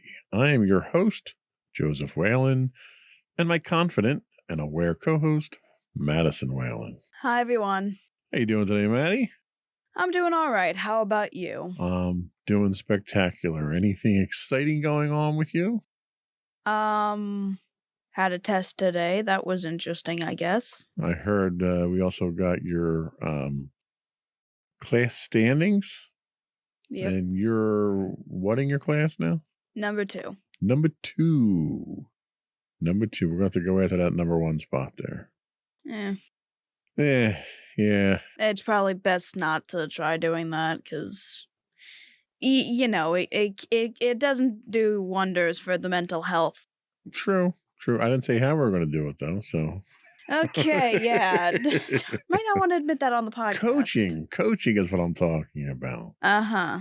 Um, Although I'm pretty sure number one's Kenny, so. right. Well, we can have a discussion with Kenny. But anyway, today we are talking about toxic positivity, and that sounds like a bit of an oxymoron to some people. The constant messages encouraging optimism and positivity are not always beneficial. While fostering optimism is fine, there is a concept known as toxic positivity, suggesting that an excessive focus, on positivity can have negative effects. That's what we're going to be talking about today on this episode of Insights into Teens. But before we do that, though, I would want to take a moment to invite our listening and viewing audience out there to subscribe to the podcast. You can find audio versions of this podcast listed as Insights into Teens. You can find audio and video versions of all the network's podcasts listed as Insights into Things, pretty much anywhere you can get a podcast. I would also ask you to write in, give us your feedback, tell us how we're doing. Email us at comments@insightsintothings.com. Check us out on X at insights_things, or you can get links to all those and all of our other social media links on our website at www.insightsintothings.com. Shall we get started? Sure. Here we go.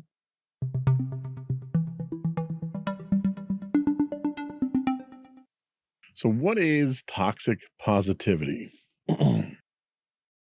The modern era is inundated with messages that advocate for an optimistic and positive perspective, often encapsulated in phrases like look on the sunny side or be positive. These notions are widely disseminated across social media platforms and self-help articles. While the intention behind these messages is to promote well-being and resilience, mental health experts are urging a more nuanced approach to their adoption.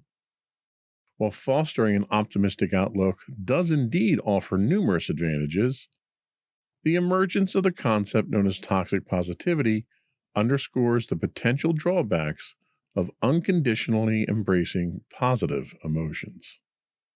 Optimism and positivity play crucial roles in enhancing mental and emotional health.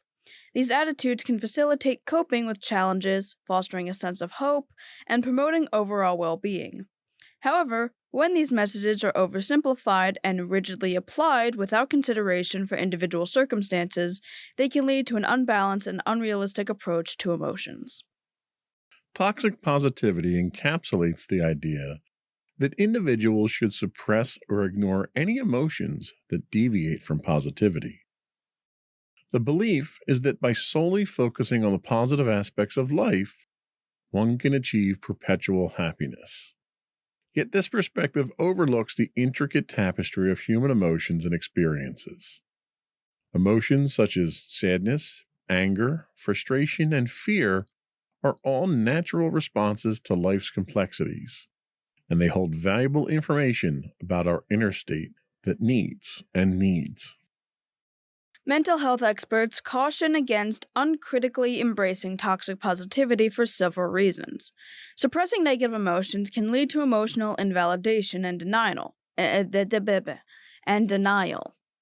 just a river in Africa. Yep.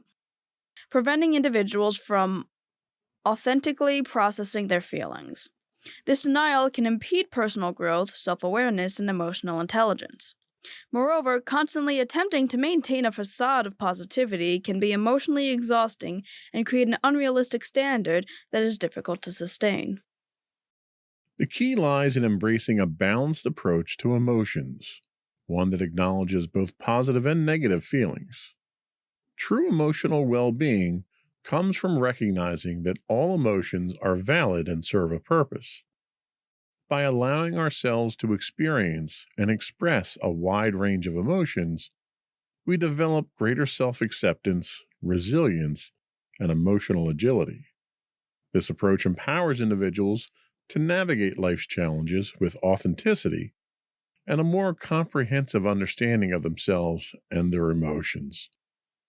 Do you think that you, in your experience, have been I don't want to say victim, but have experienced this culture of toxic positivity? I mean, yeah.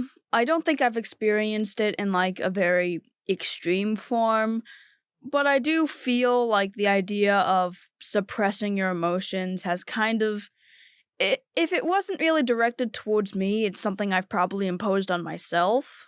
And, the idea of not wanting to, openly express emotions, with certain people or in public. And, you technically had the analogy of that our emotions are basically like a boiling teapot.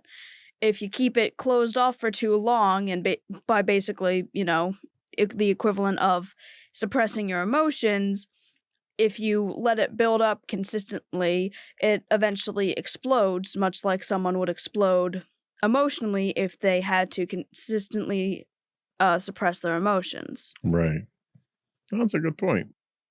So, in your opinion, what impact does constantly maintaining a positive facade have on a teenager's ability to authentically process their true emotions? I personally feel like consistently having a positive mindset is would be very damaging to someone who wanted to authentically express their emotions. Now, I know I'm not a ray of positivity, and for a while I really wasn't a ray of positivity, and I can understand why, like for a while I was on the bad side of I was on the opposite side of positivity where I thought every day was terrible. That mindset isn't healthy, and obviously I needed to eventually um, manage that and change that mindset. However, thinking every day is great or trying to force every day to be great, I feel like is just as damaging. And I would tend to agree with that. I mean, nobody has a perfect life. Nobody has a perfect day every day of their life. Life is about balance, not only just from a positive, negative emotion standpoint, but in general, life is about balance. And if the pendulum swings too far to either side, positive or negative, there's implications to it. Have you experienced a situation where just flat out blind positivity was ever demanded of you, either in school or maybe when you were in marching band or even around the house? I mean, are mommy and I, so trying to basically tell you to be positive all the time and not deal with negative emotions? I mean, not directly, I'll say that much. I will say, though, there have been times where you've kind of had instances where there's like a bit of toxic positivity that slipped in. Obviously, you've told me that like, not to suppress my emotions, and I do take that advice to heart. However, there certainly are instances where you've told me that I should probably be thinking more positively, more around the times of when I was thinking more negatively. At that point, it did kind of help, but even then, I was not at a mindset where I was really willing to want to think positively, and the idea of forcing myself to think positively when everything just seemed so negative was not really helpful. I can certainly see that. And I kind of remember some of those circumstances there. And kind of the way I look at life in general when it comes to this sort of stuff is the negative things that we have to deal with are challenges, just like anything else in our life. And learning how to deal with those challenges not only gets us through the challenges, but it also teaches us valuable life lessons as well. So, no matter how negative things are, there's always something positive that you can make out of it if you look for it. If you don't look for positive, I'm not, what they're talking about from a toxic positivity standpoint is ignore something if it's not positive. Or feign positivity. Or feign it, fake it. One of the things that they mention is authenticity. You should always be authentic to yourself. But even in the times that we're at our darkest, lowest point, you should always be looking for that light at the end of the tunnel. Hoping it's not a train, but if you don't look for positivity, if you don't look for a way out of the quagmire that you can get into, then chances are you're never going to find your way out. Because if you're not looking for the light, you're not going to find it. Yeah.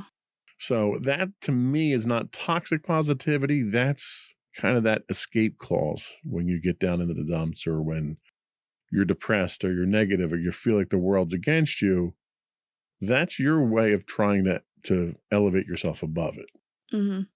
So, and maybe I didn't go about it the best way. Why don't you tell us what the pitfalls of toxic positivity are? The core premise of toxic positivity is centered around the idea that negativity and discomfort should be ignored or suppressed in favor of a perpetual state of positivity. This approach tends to oversimplify the complexity of human emotions and experiences. It creates an expectation that individuals should consistently maintain a cheerful, optimistic demeanor regardless of their genuine emotional state or the challenges they might be facing. The pitfalls of toxic positivity become apparent when its implications are examined more closely. Emotional suppression, for instance. Ignoring or suppressing negative emotions in an attempt to uphold a positive facade can prevent individuals from authentically addressing their feelings. This emotional suppression can lead to an accumulation of unresolved emotions, which may eventually manifest in more pronounced psychological distress, very similar, like you said, if you hold that all inside. There's also the invalidation of genuine feelings. Toxic positivity may inadvertently invalidate individuals' genuine feelings of sadness, anger, frustration, or fear. That sounds like alliteration. This can make people feel as though their emotions are unwarranted or insignificant, leading to a sense of isolation and a lack of emotional validation. We also have to consider emotional complexity, right? Mm-hmm. Human emotions are intricate and multifaceted. Attempting to simplify them by focusing solely on positivity ignores the richness of our emotional landscape. Negative emotions often hold valuable insights and can contribute to personal growth and self-awareness. We also have to consider unrealistic expectations. Constantly striving for a state of unyielding positivity sets unrealistic expectations that are nearly impossible to sustain. When individuals inevitably encounter challenges or hardships, the pressure to remain positive at all times can incentivize feelings of failure or inadequacy. And finally, we have the avoidance of genuine healing. Facing and processing negative emotions is an integral part of emotional healing and growth. By glossing over these emotions, individuals miss out on opportunities for genuine healing and transformation. While cultivating an optimistic outlook and focusing on the positive aspects of life can be beneficial, it should not come at the expense of denying or suppressing negative emotions. True emotional well-being arises from embracing the entirety of our emotional experiences, understanding their nuances, and developing healthy coping mechanisms to navigate through the ups and downs of life.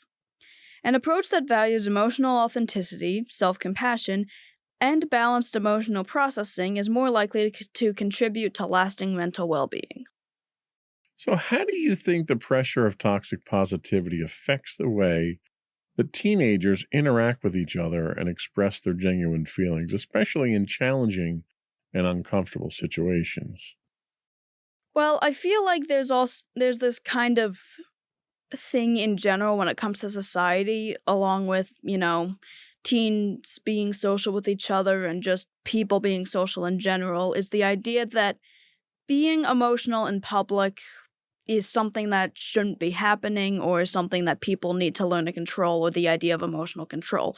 Obviously, that's important, but, I found that thing is, I'm a person that doesn't, when people, say to me, how are you doing today? How's your day going? I normally respond in a very, it was fine, it was all right. I don't really respond in oh, it was a great day, or oh, it was pretty good.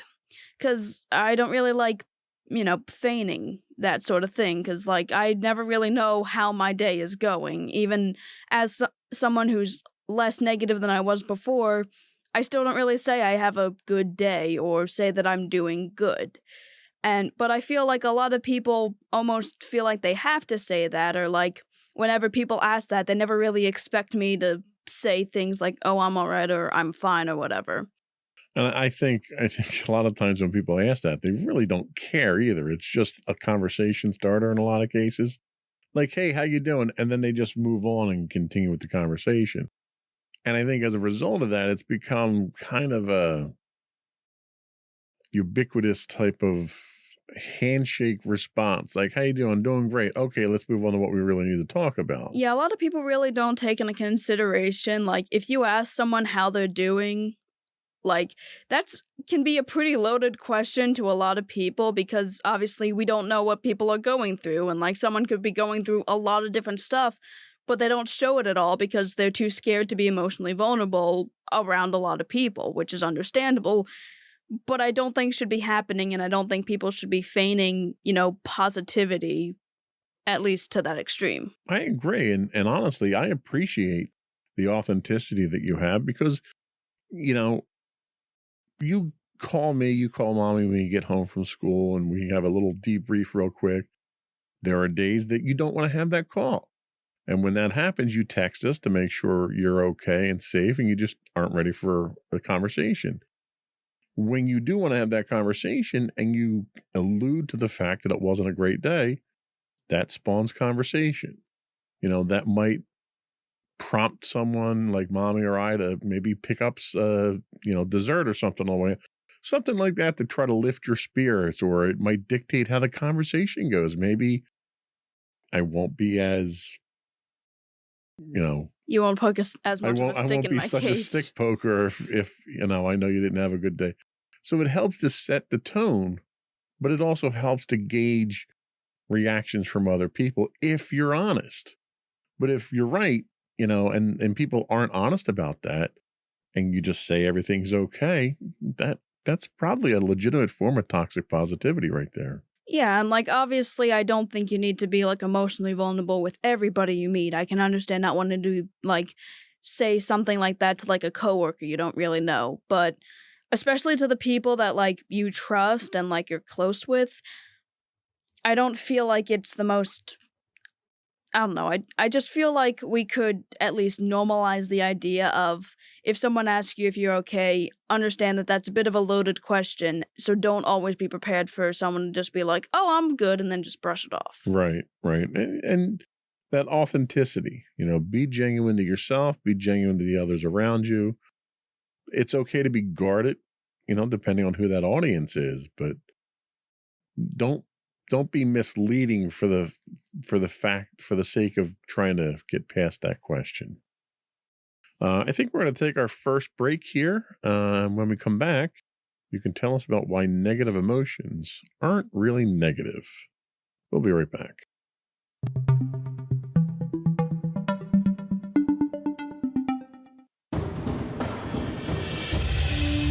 For over 7 years, the Second Sith Empire has been the premier community guild in the online game Star Wars: The Old Republic. With hundreds of friendly and helpful active members, a weekly schedule of nightly events, annual guild meet and greets, and an active community both on the web and on Discord. The Second Sith Empire is more than your typical gaming group. We're family. Join us on the Starforge server for nightly events such as operations, flashpoints, world boss hunts, Star Wars trivia, guild lottery, and much more. Visit us on the web today at www.thesecondsithempire.com.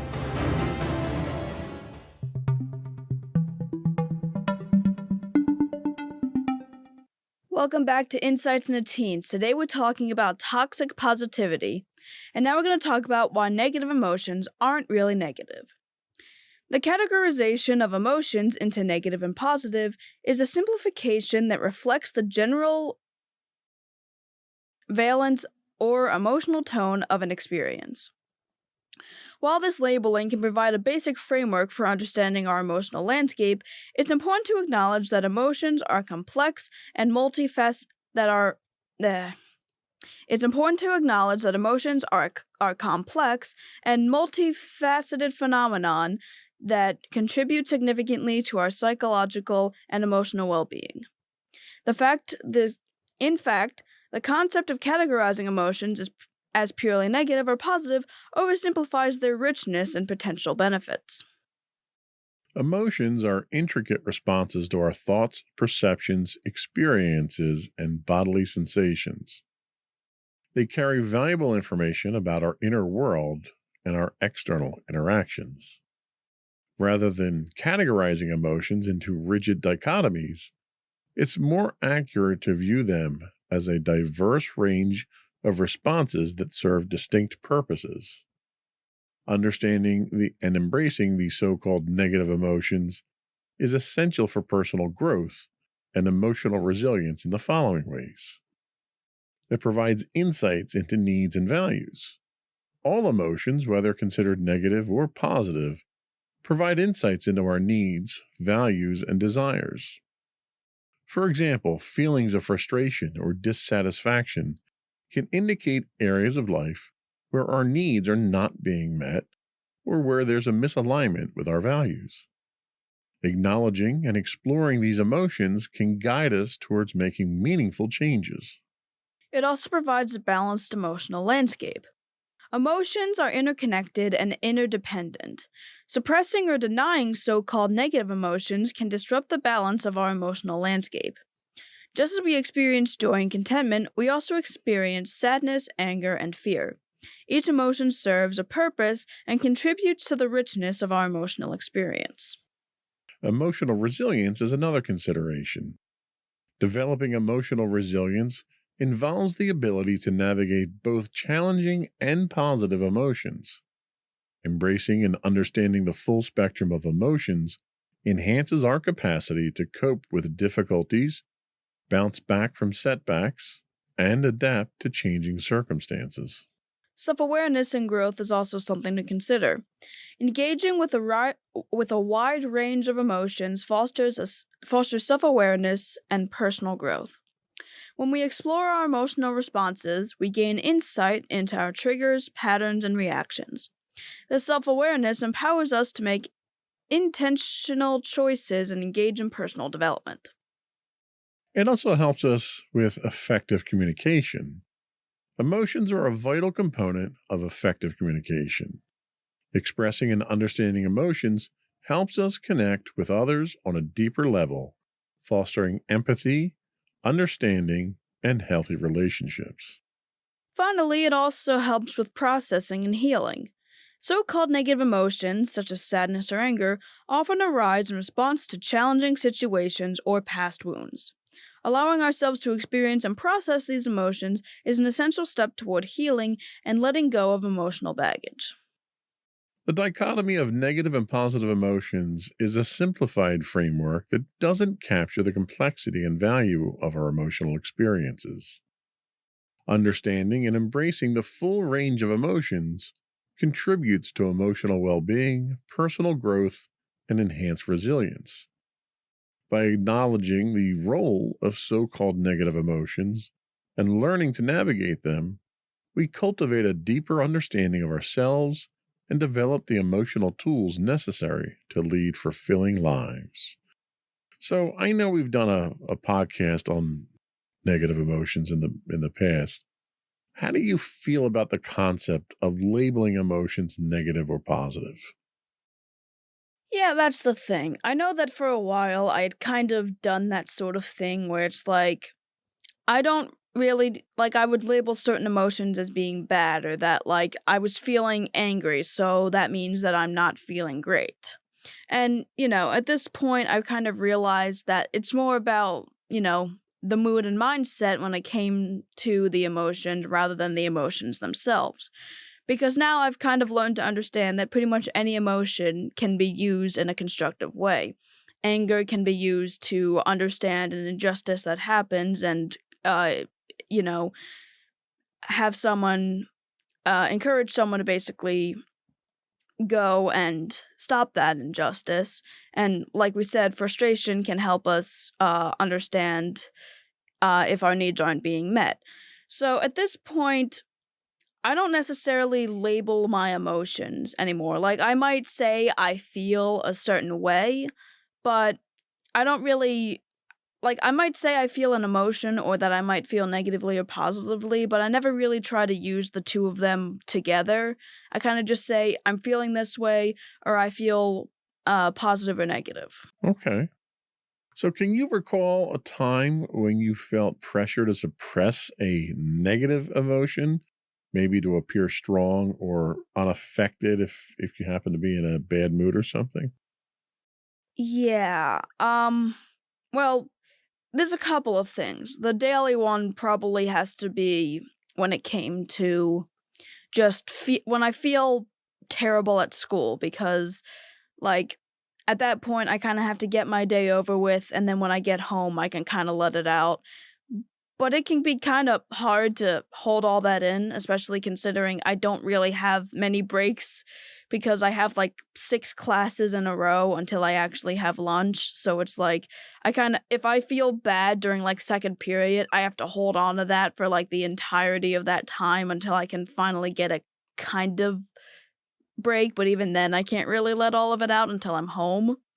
So that's certainly like the daily thing. A more personal one was kind of when Dorian died, when Dorian was having to be put down, because, we had to make the right decision because we didn't want her to suffer, and we knew that she probably didn't have much time left. And for a while, when we were there, we had to kind of suppress it, and I mainly suppressed it to help comfort Mommy, because, I don't think either of us were really holding it together well, but I kind of tried to hold on to help her. Yeah, it's tough, and it's situational, and sometimes you know y- sometimes you have to. It's not like you want to suppress the emotions, but I think when my mom passed away, and somebody had to make the arrangements and call the funeral home and do all that stuff and get all our belongings together. And it's one of those things where it hurts so much, you just sort of want to crawl into a ball and not be bothered by the world, just deal with it. And I didn't have the luxury of that. You kind of have to push those down for a little bit to still be functional. You can't let yourself get to the point of being non-functional overall. So there's dangers to toxic positivity too. Why don't you tell us about some of the dangers? Toxic positivity, an environment that overly emphasizes the need for perpetual positivity, can have significant repercussions on the emotional well being of teenagers and young adults, whether it manifests in personal interactions or online spaces. This culture often emerges due to various factors, including parents' uncertainty about how to support their adolescents, a fear of confronting the seriousness of underlying issues, or the amplification of a superficially happy image on social media platforms. Parents might unintentionally encourage toxic positivity as they strive to help their teens by urging them to remain positive in the face of difficulties. This could stem from a lack of knowledge about effective emotional support strategies or a hesitancy to address potentially complex and challenging situations head on. Additionally, the pervasive influence of social media plays a significant role in shaping this culture. Online platforms tend to highlight and glorify the positive aspects of life, fostering a facade of unending happiness, which we kind of talked about last time. As a result, young people are often exposed to a curated version of reality, making them feel that expressing anything other than positivity is not acceptable, which I find interesting because the news is very rarely ever positive. Touche. Yeah. Research indicates that the societal pressure to maintain a facade of constant positivity can have detrimental effects on mental well being. Shocker. The incessant need to project happiness can lead to feelings of shame and guilt when experiencing negative emotions such as sadness and anger or frustration. This pressure to suppress authentic feelings can exacerbate emotional distress and hinder healthy coping mechanisms. Toxic positivity can impede honest communication about struggles. Adolescents might feel compelled to conceal their challenges due to the fear of being perceived as weak or inadequate. Consequently, they may resort to I lost your spot. Consequently, they may resort to maladaptive coping strategies, such as turning to substance abuse in an attempt to numb their emotional pain. So, as a simple analogy here, toxic positivity in this case here that hinders emotional healing is very similar to having an infected cut on your arm, but constantly ripping the Band-Aid off. Like, you're not helping it by pretending it's not there by taking the Band-Aid off. You're just making sure it doesn't heal. Yeah. And toxic positivity kind of falls into that same light where we're all going to experience these emotions. And if we suppress them, you don't learn how to deal with them. There's no avoiding the emotions. Yeah. And trying to be positive all the time is not the answer. Definitely. So how do you think the idea of toxic positivity impacts the way teenagers communicate about their real feelings and struggles, especially in social settings or in family environments? Well, I can certainly attest to the idea of family environments. Not that, you've been like toxically positive. It's more your reactions to it. And I can understand how, like, if teens experience toxic positivity at home, they wouldn't really want to be open with their parents because either their parents would kind of just try to shut it down and tell them not to worry about it, or, they just wouldn't be able to deal with it properly. So I can understand that, like, if someone is toxically positive to someone else, it would make a teen not want to open up to them or open up to anybody because, again, they'd either be perceived as being weak or their emotions would be ignored and be told to just forget about them. Okay. What strategies do you think are important for teenagers to develop in order to effectively process and communicate a wide range of emotions, including those often labeled as negative? Well, I guess the best way to really go about it is to try your best to define it. I know for a while I had a huge issue when it came to trying to actually define my emotions. They were incredibly complex. I had no idea how to go about it, and it prevented me from actually seeking help from the people that I cared about because I couldn't tell them what was wrong. I just felt terrible and I could barely communicate anything. So I feel like one of the first steps anyone can really take is to try your best to define it. Even if you don't have like a concrete definition of what you're feeling, the best thing you can do is to kind of try and figure out exactly what's going on, because if you can at least figure it out, then that's one step towards being able to either be rid of it or have a better way of dealing with it altogether. Knowing in a way what you're feeling allows you to better communicate with people that can actually help you, and it also helps you get a better understanding of how you're feeling as well. That's a very wise insight into that. And we've talked about it a lot in the past, the ability to identify feelings, to label feelings. And when we say label, we don't mean negative or positive, but, this emotion here is anger or jealousy or frustration. Once you can put that label on it, you can understand it. And once you can understand it, you can start to cope with it at that point in time. Yeah, and it doesn't have to be super specific. If you like, I know for me, a lot of times there are instances where I'm like crying or I'm really upset and I have no idea why. And like, I'm not always able to find a reason why. There's just, I'm kind of in a mood. And again, that's more of a broad interpretation of it, but simply just saying that to someone or simply trying to express that, like, oh, I'm just not feeling great, will still at least, lead to something a little more positive, or at least lead to, okay, I know you're not feeling great. Let's see if we can do something that usually cheers you up. And that's usually when I start throwing chocolate at you and backing away slowly. Pretty much, yeah. All right, let's take another break. And when we come back, we can start talking about how to work with negative emotions. We'll be right back.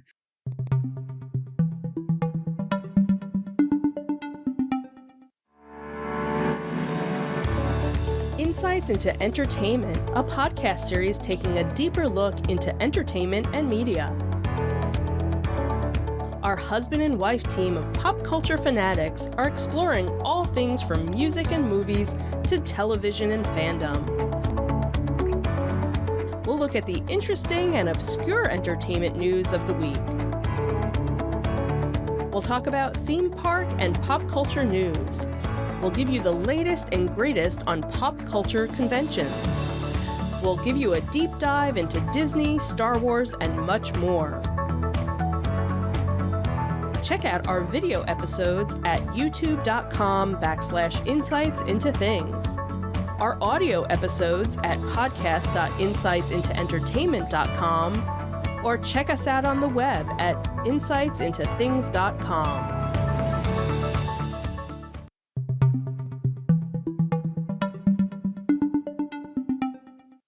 Welcome back to Insights into Teens. Today we're talking about toxic positivity. And now we're going to talk about how to work with negative emotions, even though we just said that technically there are negative emotions, but, Right. It's whatever. We're dealing with it. Thanks for the disclaimer. Yep. Navigating and effectively addressing challenging emotions is a fundamental aspect of emotional well-being and personal growth. These are 5 common approaches that provide valuable insight into working with negative emotions while avoiding the pitfalls of toxic positivity. 1 is clinical therapy. Evidence-based therapeutic methods such as cognitive behavioral therapy, dialectical behavioral therapy, and acceptance and commitment therapy offer adolescents and young adults essential tools for confronting and processing difficult emotions. These modalities. This is why we should do a read-through beforehand. It's part of the charm. These modalities provide structured frameworks to understand and manage emotions, particularly those arising from trauma and post-traumatic stress disorder. By working with skilled therapists, individuals can learn coping strategies, cognitive reframing techniques, and mindfulness practices that enable them to engage with their emotions in a constructive and healing manner. There's also creative arts therapy, which we've discussed in the past as well. Art, music, and dance therapy offer nonverbal outlets for expressing intense and painful emotions. These creative modalities provide a safe space for individuals to channel their feelings into artistic expression, facilitating emotional release and catharsis. Through creative processes, teens and young adults can gain insight into their emotions and experiences, fostering a deeper connection with themselves and their feelings. There's also mindfulness and meditation, which we've also talked about. Mindfulness practices encourage individuals to observe their thoughts and emotions with non-judgmental awareness. By cultivating mindfulness, adolescents can create space between themselves and their emotions, allowing a more balanced and compassionate response. Mindfulness meditation equips teens with the ability to navigate challenging emotions while fostering self-compassion and emotional intelligence. Last but not least, we have supportive social circles. Building strong social connections provides a crucial foundation for managing negative emotions. Encouraging open and honest communication with peer groups, family, and trusted adults creates an environment where teens feel safe to express their authentic emotions. Connecting with empathic individuals fosters a sense of validation, reducing the pressure to maintain a facade of constant positivity. Supportive relationships offer a space to share experiences, exchange coping strategies, and provide mutual encouragement. These approaches offer diverse pathways to addressing challenging emotions in a healthy and constructive manner. By embracing evidence-based therapies, creative expression, mindfulness, and supportive relationships, adolescents can develop the tools necessary to navigate their emotional landscapes with resilience, authenticity, and well-being. So, in what ways do you think creative activities like art, music, and dance, what ways can they help in expressing and processing intense emotions compared to more traditional forms of therapy?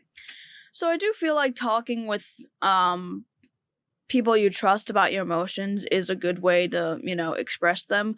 However, it's not always easy because it's verbal and not everything you can say is going to be interpreted the way that you want it to be or really be able to be best expressed that way. That's where things like art, music, and dance come in because, like, those are usually visual forms of expression, or at least like you can it's more or less you can see it and also feel it at the same time.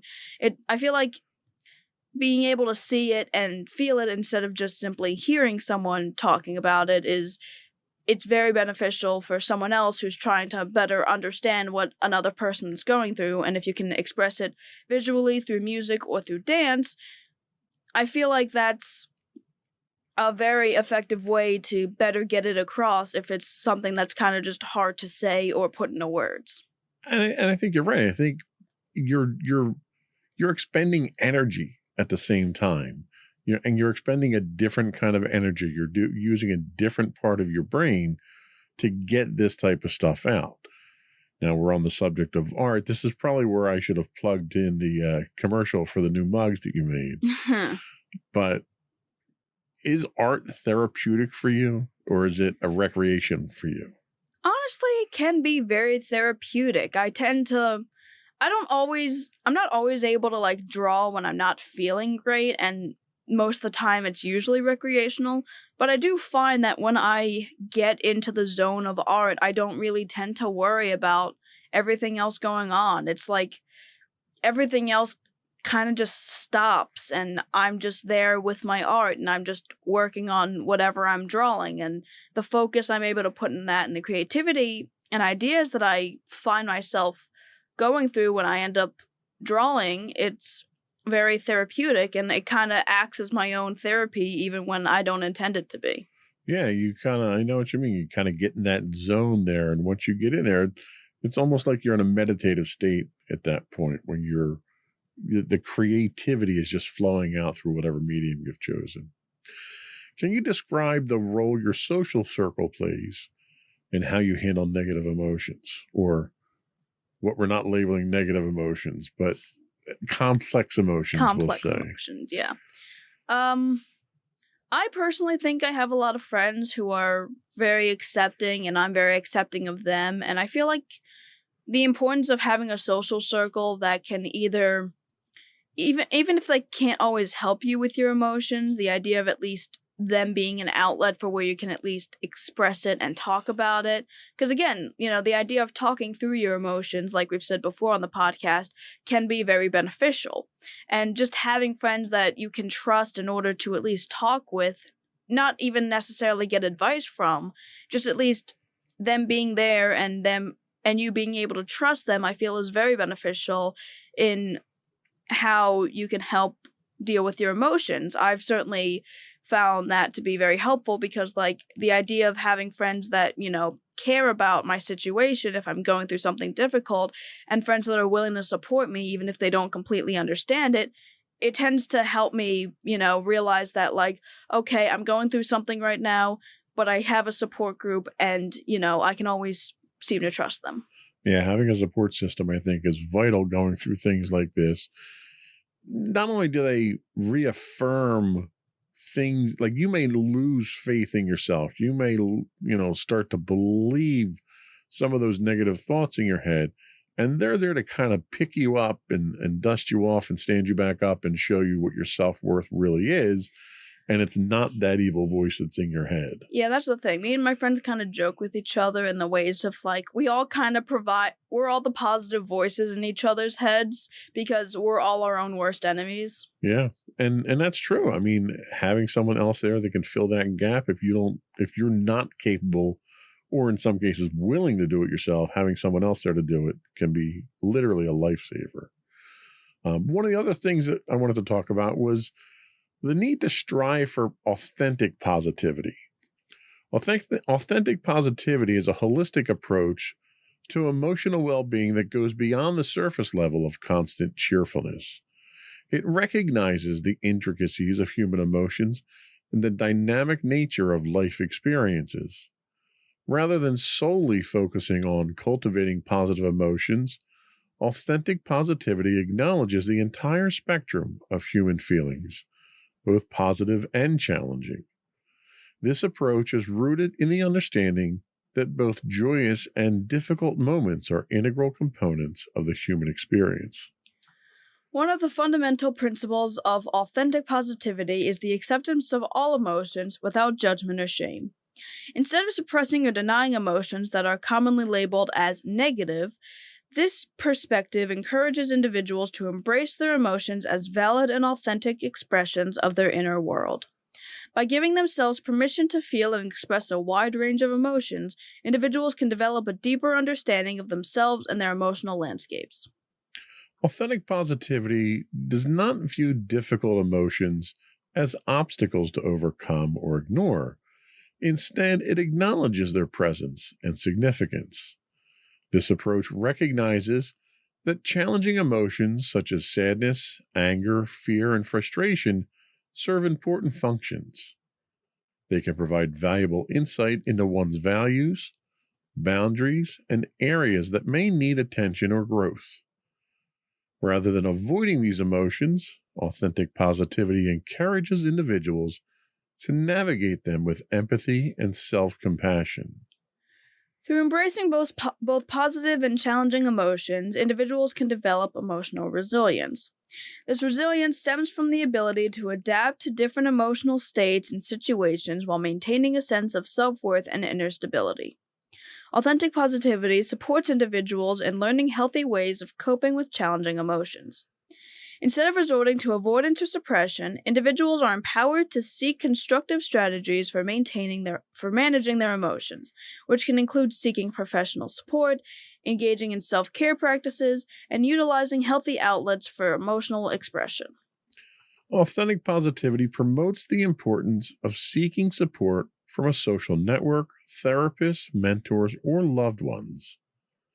Recognizing that everyone encounters difficulties and struggles at various points in life, this approach encourages individuals to share their experiences and emotions openly.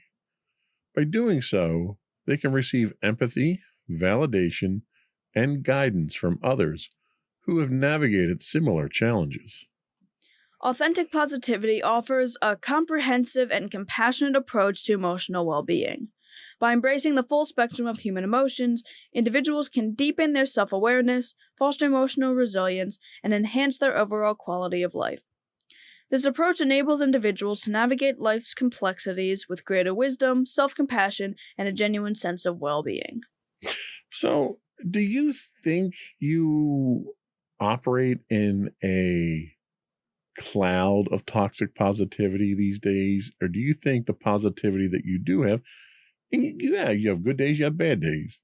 Do you think the positivity that you have these days is a genuine form of positivity? I honestly feel like for the most part, I do think that most of the positivity I have tends to be genuine, mainly because I don't always like to hide my negative emotions. Sure, I'll suppress it at times when I don't where I feel like I don't want to express it or feel like I can't express it when it comes to, being in public. But I feel like most of the positivity I experience is genuine. And even then, when I do experience positive emotions, I'm quite shocked at myself. Which, I mean, I shouldn't be shocked, but, it still, feels good, I guess. Well, and see, the thing is considering where you were and the journey that you've come through and where you are today, it's good to see that kind of progress. That's the emotional growth, the emotional maturity that we've been talking about a lot on the podcast in the last 20 or 30 episodes that we've done. Yeah. So seeing that growth, it's like there's a lot of things that parents see their kids do. They bring home good grades, or you get compliments on how well you behaved you are when you're at a restaurant or something like that. That's all stuff that makes me as a parent feel good. But seeing the growth, and in fact seeing that growth episode after episode, really tells me that you're reaching that, emotional maturity level that, you can handle these things. It's sort of like driving, right? When you first started learning how to drive, it was terrifying, for me at least. I mean, we had a couple of scary calls. You didn't have the confidence that you had. And the last time that I took you out, we did highway driving, we did parallel parking, and you were a champ. And it was all a bunch of little steps that got us there. And the journey to learn to manage your complex emotions is the same thing. And that's sort of what we're talking about here, is the toxic positivity degrades from that. As long as you're realistic and you're authentic and you're honest with yourself, that's that level of maturity that everyone's looking for. I think that was all we had today. We're going to take a quick break. We'll come back, get your closing thoughts, and finish up the podcast. We'll be right back.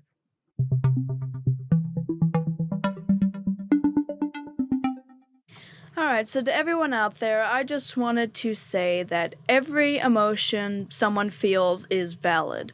I wouldn't say any emotion is necessarily positive or necessarily negative, but there are obviously moments where people feel good and people feel bad, and people kind of just feel like they're not really either. And I do understand that people that do spread toxic positivity, for the most part, they do have good intentions. It's just there's not the understanding that suppressing your emotions isn't really very helpful. And to reiterate, suppressing your emotions isn't really helpful. And as long as people are able to understand that, I feel like the idea of communicating it with people that you trust and knowing that it's okay to express your emotions no matter what they are, in, healthy ways and in healthy doses, I feel like is something that everyone can benefit from. All right. Sage words, as always. Thank you. Before we do go, I want to take a moment once again to implore you to subscribe to the podcast. You can find audio-only versions of this podcast listed as Insights into Teens. You can also find audio and video versions of all the network's podcasts listed as Insights into Things. Anywhere you can get a podcast now, Apple, Spotify, Google, etc. I would also encourage you to write in, give us your feedback. Email us at comments@insightsintothings.com. Hit us up on Twitter at insights_things. See, it's not just X, it's both now. You can find high-res versions of all of our videos on YouTube at youtube.com/insightsintothings. We do stream live 5 days a week on Twitch at twitch.tv/insightsintothings. And you can find links to all that and more on our official website at www.insightsintothings.com. And you. And don't forget to check out our other two podcasts, Insights into Entertainment, hosted by you and Sam now, and Insights into Tomorrow, hosted by you and Mommy. There we go. I like that. That's much better marketing than the lack of confidence you were giving us before when you were trying to tell us that we do them once in a while. Look, I don't really know when you guys are doing it. Well, this is the only podcast that we technically do weekly anymore. There was a whole shtick that I had originally. You kind of messed it up with the scheduling. I'm sorry. I'm still trying to deal with it. You got a new shtick. That's all. Nothing wrong with that. No. That's all, folks. Another one in the books. Bye, everyone. Bye.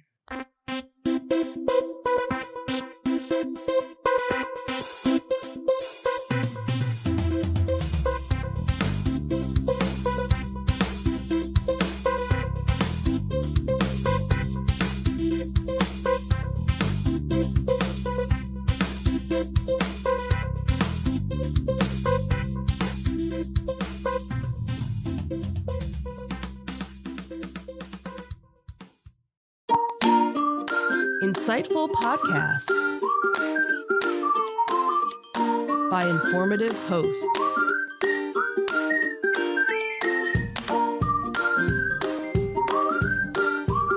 Insights into Things, a podcast network.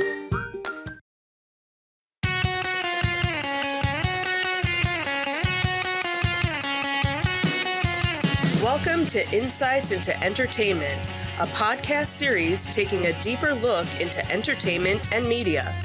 Your hosts, Joseph and Michelle Whalen, a husband and wife team of pop culture fanatics, are exploring all things from music and movies to television and fandom. Welcome to Insights into Entertainment. This is episode 147, Disney Dissected. I am your host, Joseph Whalen, and my patient and understanding co-host, Michelle Whalen. Hi, everyone. So what makes you patient and understanding for this episode, dear? I don't know. I'm kind of confused. It's because you were patient and understanding with me when I was down in Disney. Oh, okay. I thought that's what it was, but I wasn't completely sure. I didn't divorce you while we were away, That is true. So, And welcome back to the show, by the way. You did take you. a couple of episodes off while Sam sort of stepped in for the topics he wanted to do. Yep.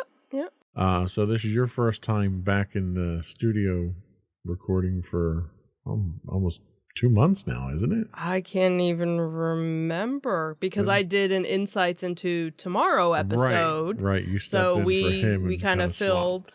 and then we were trying to find other topics to talk about to give Right. Sam some more time doing the entertainment stuff and me, and it just never, there wasn't anything that, Nothing jumping out. nothing jumping out.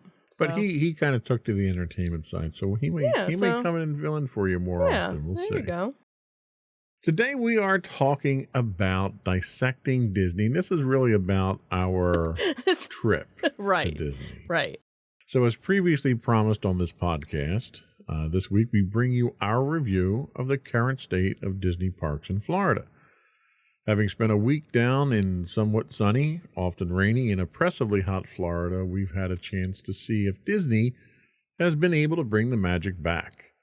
We'll take a look at the resort we stayed at, the amenities offered, and the service at the resort. And then we'll take a look at some of the technology that Disney's trying to throw at its guests to justify the drawbacks of a lack of service in some parts, but a cost as well, as they pretend to give you more services. Right.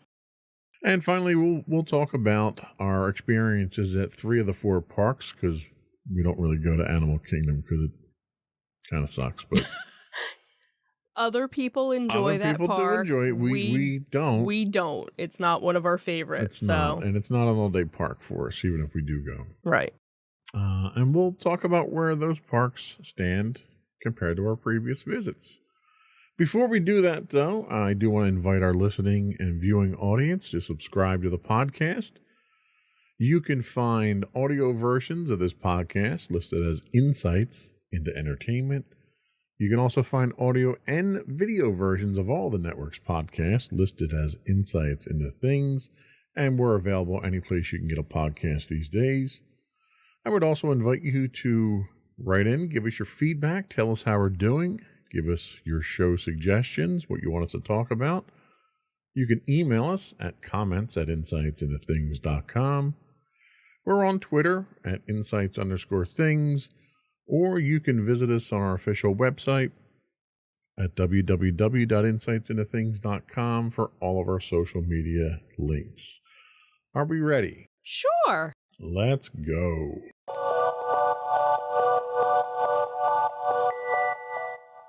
So the resort. So this was our first time back since COVID hit. It's been over 2 years since we've been back. Tried to take it kind of light. We didn't go overboard on this time. We actually did sell our DVC in the interim since our last time down. Correct. So we weren't staying at a DVC resort. We stayed at All Star Movies. Correct. So what was your first impression of the resort itself?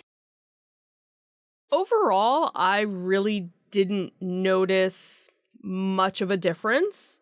One of the things that they've been pushing even before COVID started was getting you to do online check-in in advance of your reservation so that you didn't have to go to the front desk for check-in.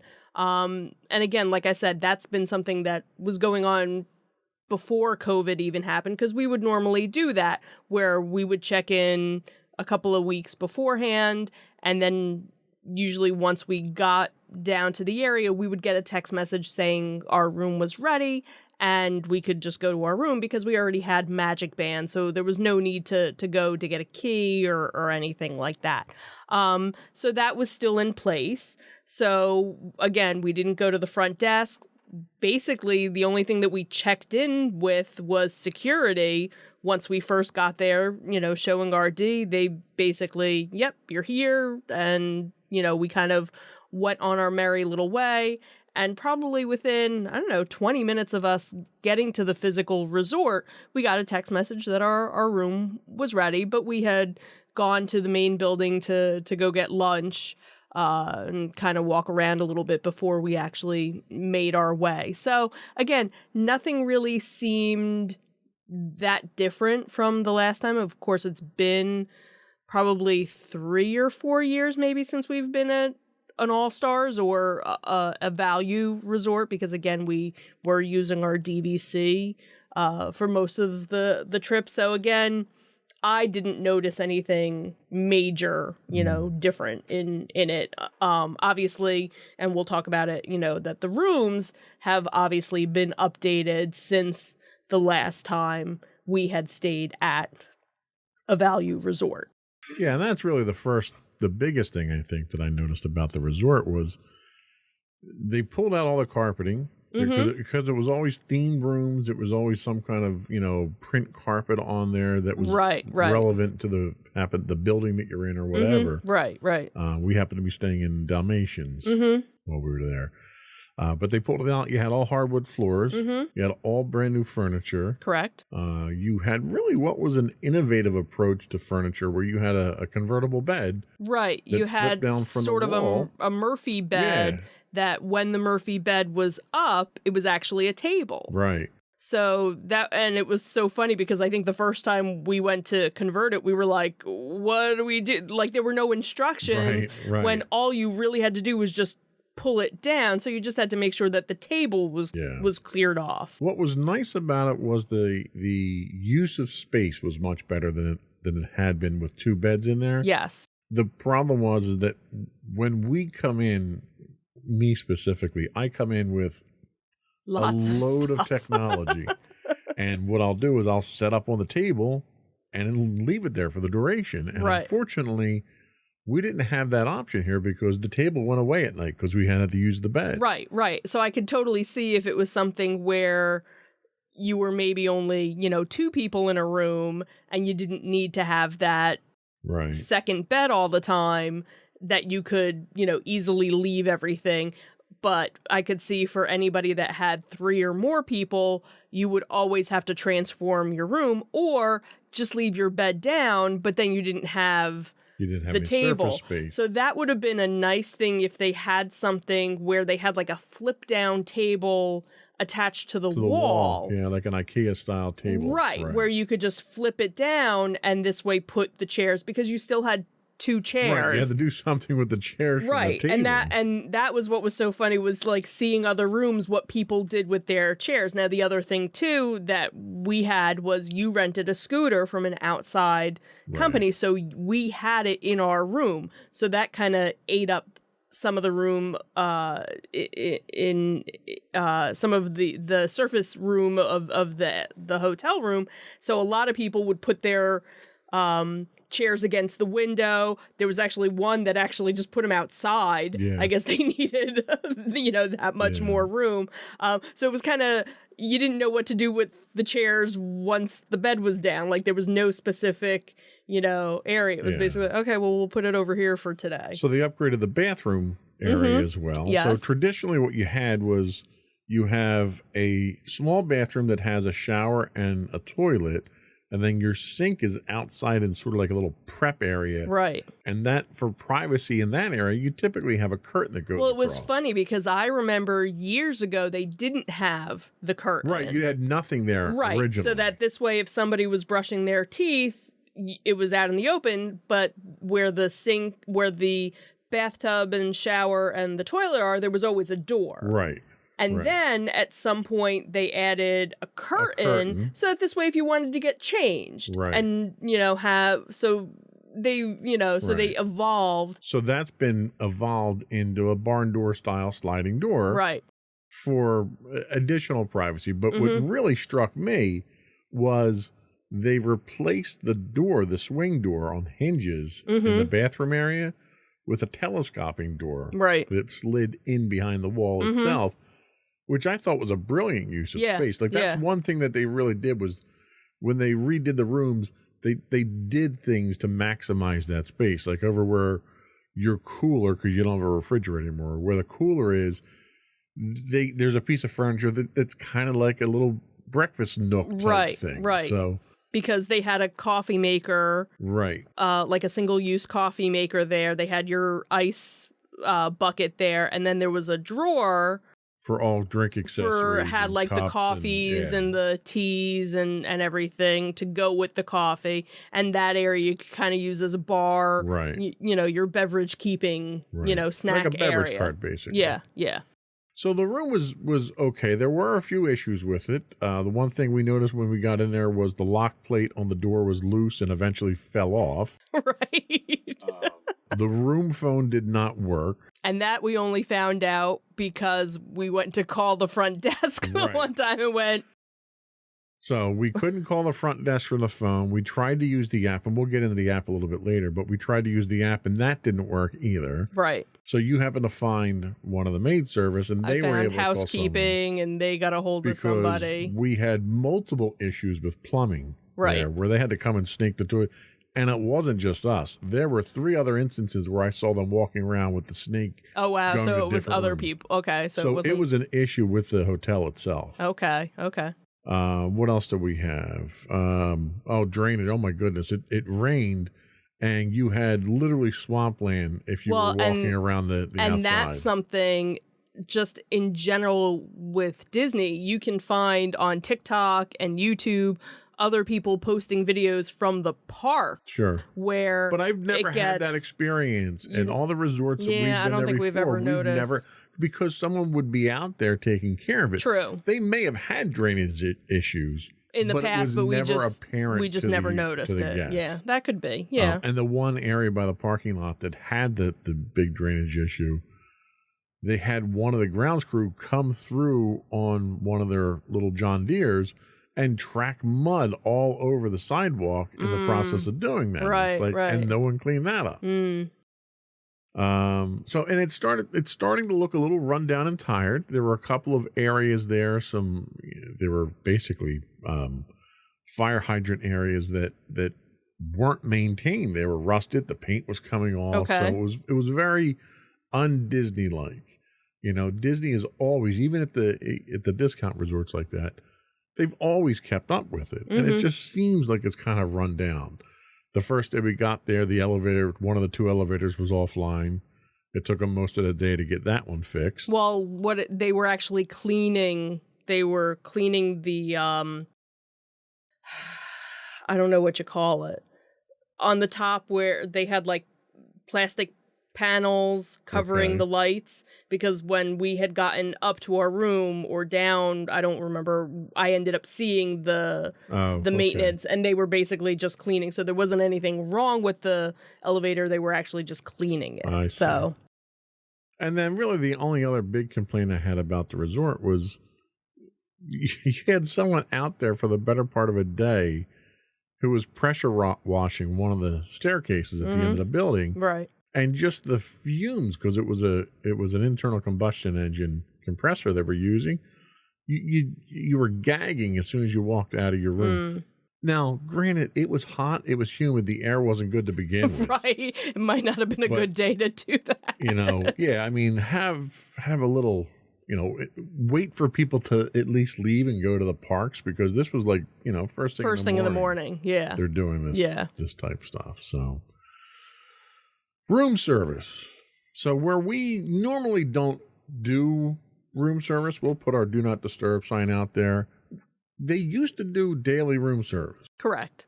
and now they're down to every other day, every 3 days, every 3 days or something. And I think it's every So- 4 days if you're DVC. Yeah. And to me, that's a significant drop in service, because they didn't reduce the cost of the room at all. Right. In fact, it went up, and you're getting less service there. So that was a ding, I think, in my book.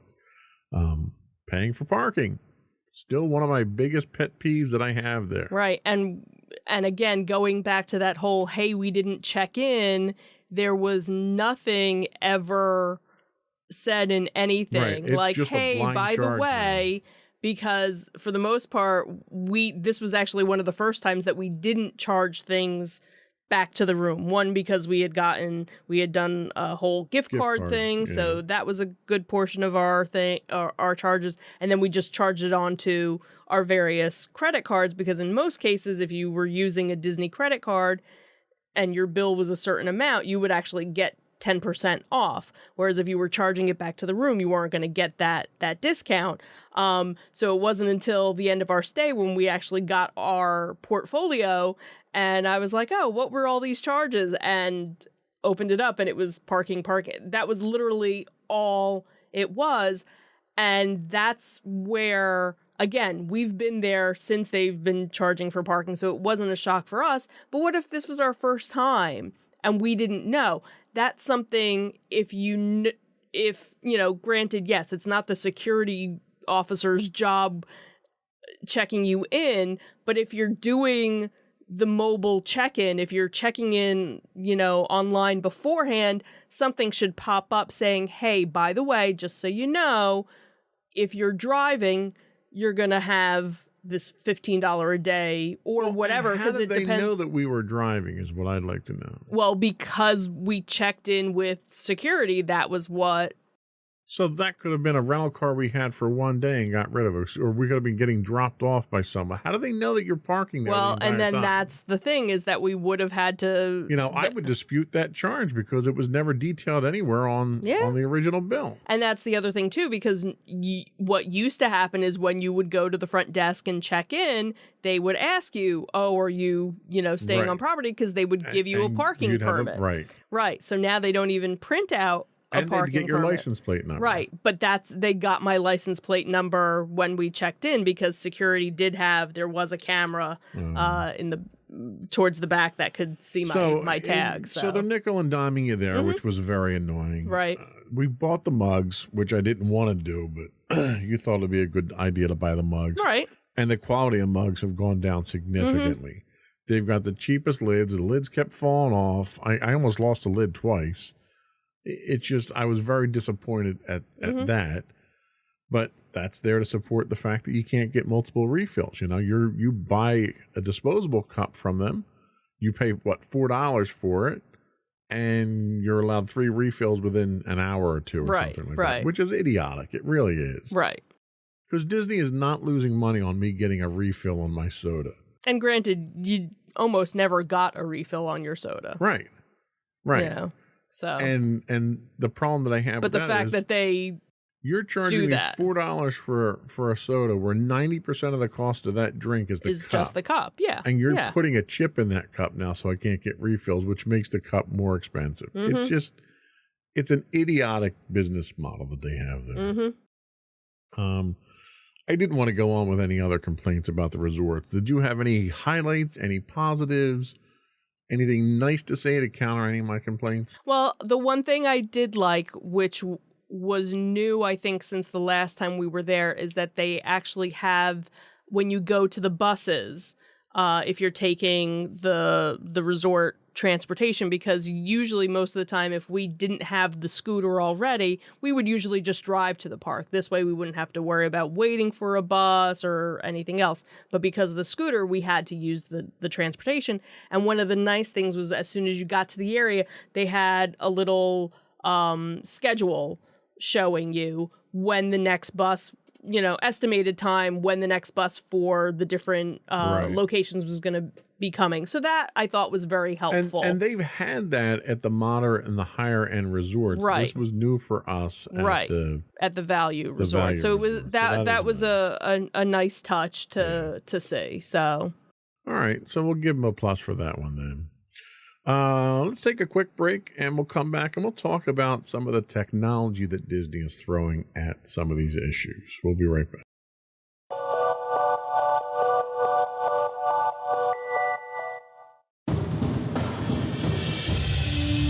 For over 7 years, the Second Sith Empire has been the premier community guild in the online game Star Wars: The Old Republic.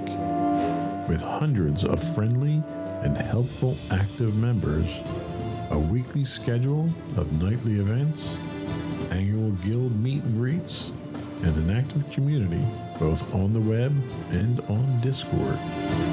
The Second Sith Empire is more than your typical gaming group. We're family. Join us on the Starforge server for nightly events such as operations, flashpoints, world boss hunts, Star Wars trivia, guild lottery, and much more. Visit us on the web today at www.thesecondsithempire.com.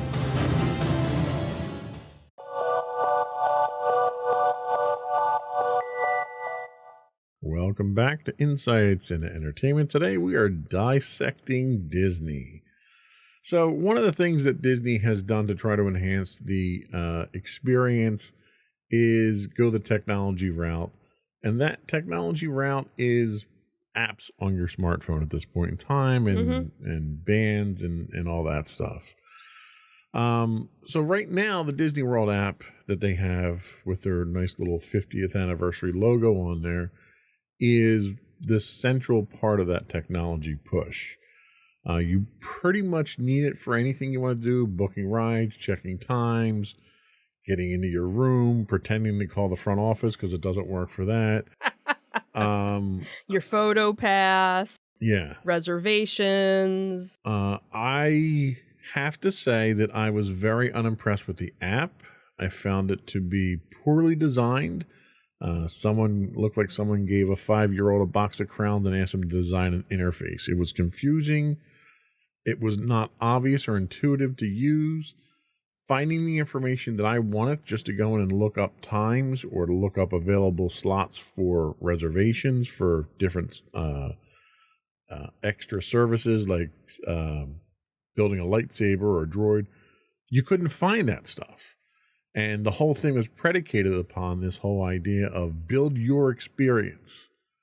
And in order to do that, you pick the things you want, and that's all that you saw. If you ever wanted to stop outside of that, you had to go back through the entire wizard and reset all your settings in there to see anything. And I thought it was a terrible experience. Right down to the point that you bought one of the new Magic Band Pluses. And what happened with that? Tell us what happened with that. So I wasn't going to buy the new Magic Band, but the last day we were in a park happened to be the Magic Kingdom, and at Magic Kingdom they had a Haunted Mansion one. So of course, me being the Haunted Mansion person that I am, all right, fine, I'll get it, just to have it, whatever. And we charge it while we were in Hall of Presidents. You had already bought one and you had no issues getting it to sync up. Everything was fine. I go to sync it up and I get an error. And I try and go through again, and then it tells me that the app has a bug and to uninstall and reinstall the app to try and fix it. I do that, doesn't work. I try taking, because there's a QR code, so first I try linking it by The wireless by link. the wireless link. That didn't work. Then I tried taking a picture of the QR code to do it that way. That doesn't work. Then I even tried entering the code, manually Which is a challenge entering. considering how small those numbers are. Right. Entering the code, nothing. As soon as I would do it, it would fail and again tell me that I had a bug. So by that point, I was just fed up. And after spending almost $50 on it, I went back to the store to return it. And of course, the cast member there was like, oh, well, if you do decide to, purchase another one, we do have tech support people, located throughout the park that would be, willing to help you. And by that point, it was already our last day. Maybe if it was our first day in the park and I had, the whole rest of the week to worry about it. But this was literally our last day. Yeah. I was like, I'm done. It wasn't the band itself, it was the app. Right. So that's really where I think the biggest complaint was. Because there was a lot of things with that app. The calling the front office. Well, when our phone calling the didn't front work, desk. we tried to yes. call the front desk. You can get to it through the app if you could find it, because it wasn't easy to find. Right. And that was another thing, another challenge of things weren't where you thought they would be. Right. If you did a search, it would eventually find it, but it was like I shouldn't have to be searching every time. It was almost like they did no user testing of this. And then that was the whole thing too, because when we were having the issues with the bathroom, I was like, all right, well, let me just call the front desk. And I'm like, and I couldn't even like Google a phone number for the front desk either. And then the one day I actually just walked up to the front desk and they were like, oh, well, you could have just done it on your app. I'm like, no, I couldn't. And she didn't believe me. Right. And she walked me through it and was like, oh, okay, that is a problem. Yeah. No shit. Like, I know it's a problem. Like, I'm pretty tech savvy. I understand not everybody is tech savvy and you have to talk to, every guest like we're an idiot, but it really wasn't there. And then, so you can't even say, oh, well, it's because you had an Android, because you even had the same problem and you have an Apple phone. Right. So it clearly wasn't user error. No, it's something with your app. It was app specific. Right.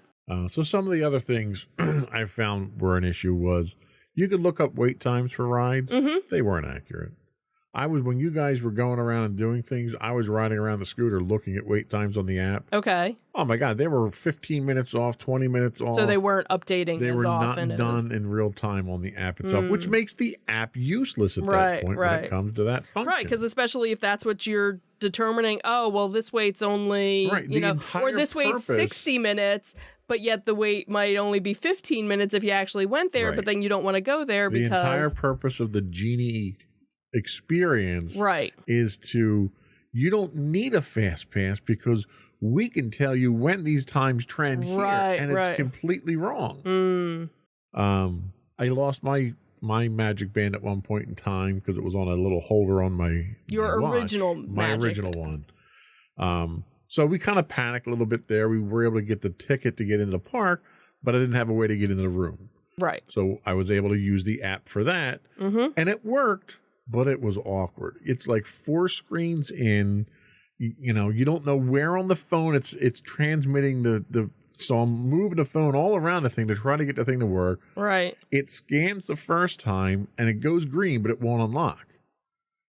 Well, there's a prompt on the screen that you don't get an audible prompt on where you have to accept the ability to unlock the door at that point. Yeah, see, I never tried doing it that way. So it was not good. And the other problem is they don't have any free charging stations that you can use around the park. Right. If you want to pay for them, there's a couple. I was going to say they have the charging rods that I know, and that was something that we knew going in from various other people who had been there and various other YouTube videos and things that said, if you're going to be on your phone a whole lot more. Make sure you have some sort of battery backup so that you can charge your phone. And honestly, there was only, for me, there was one day that I had to charge my phone, but I really didn't even need to. But that was also because we really weren't using the phone as much. Well, and we'll talk about that in a second, yeah, too. Yeah. And the last big complaint that I have about the app is they have this device where they're tracking the vast majority of people because you're dependent on it to use the park. Mm-hmm. And they're not using the data. We wind up outside waiting for a bus. It took us almost an hour to get a bus when the entire line was full waiting for buses. How are you not using this? You're tracking these people. Right. And you're tracking them for the purpose of taking a picture and tying it to their account. Mm-hmm. How are you not using that information to dispatch buses? Right. Or crowd control for different rides? Like, I don't understand why you would have all this information and then not use it for a constructive purpose. Mm-hmm. They're using it to try to sell you stuff, and that's all they're using it for. And that's a huge insult to the guests. No, I agree. Especially when it comes to the end of the night where everybody is tired, everybody is cranky. Yep. Why you would have all these empty buses. Now, granted, maybe you didn't have enough bus drivers, but maybe that's what you need to plan, is that you always know at the end of the night you're going to have a rush of people wanting to get out. Why not put that extra and in the past, they've had instances where you've had cast members at the bus stops. Mm-hmm. And the cast members are calling in the dispatch saying, I need a bus for this resort. I need a bus for this resort. Mm-hmm. They didn't have that. Right. And they didn't need it because they have the technology. They just chose not to use the technology. Yeah. So let's talk about that massive scam that is Genie Plus. Oh, Genie Plus. So tell us how much we paid for that and how much we used it. So we paid $15 per person per day that we were in a park on a regular park ticket.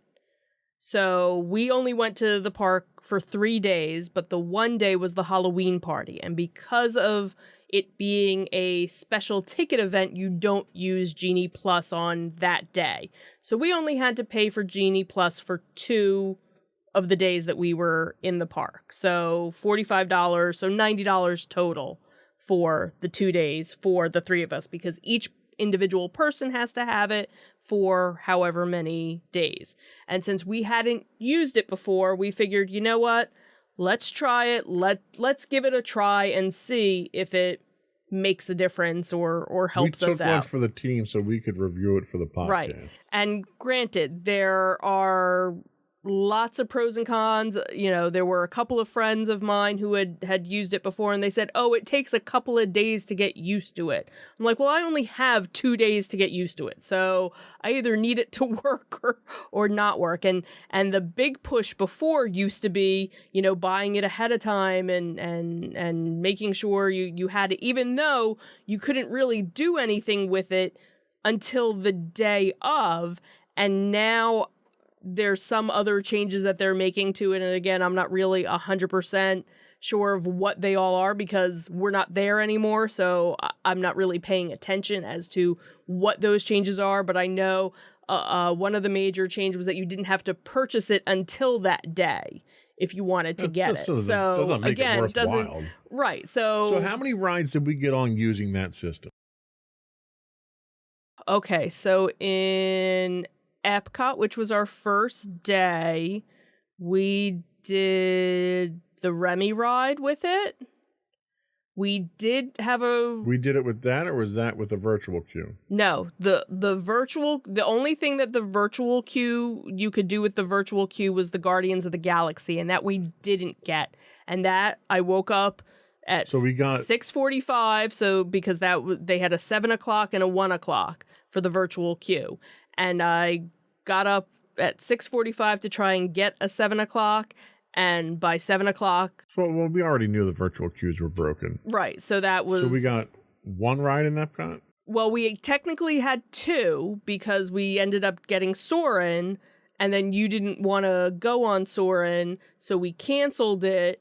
And we ended up doing the single rider, which we didn't know was available. Well, that's another thing I want to talk about, but when we get to the Sure. parks. So we did have one, but then since you decided not to go on the ride and they had that available, we used that in place of it. So we had gotten rid of that, and then that was when we made the Remy reservation, because the other thing too is when you make the reservation on the Genie Plus now, you can only have one at a time. Right. And then once the time frame starts for that reservation or that lightning lane, that's when you can make an additional lightning lane through your Genie Plus. All right. So we paid $15. We paid $30. Well, $45.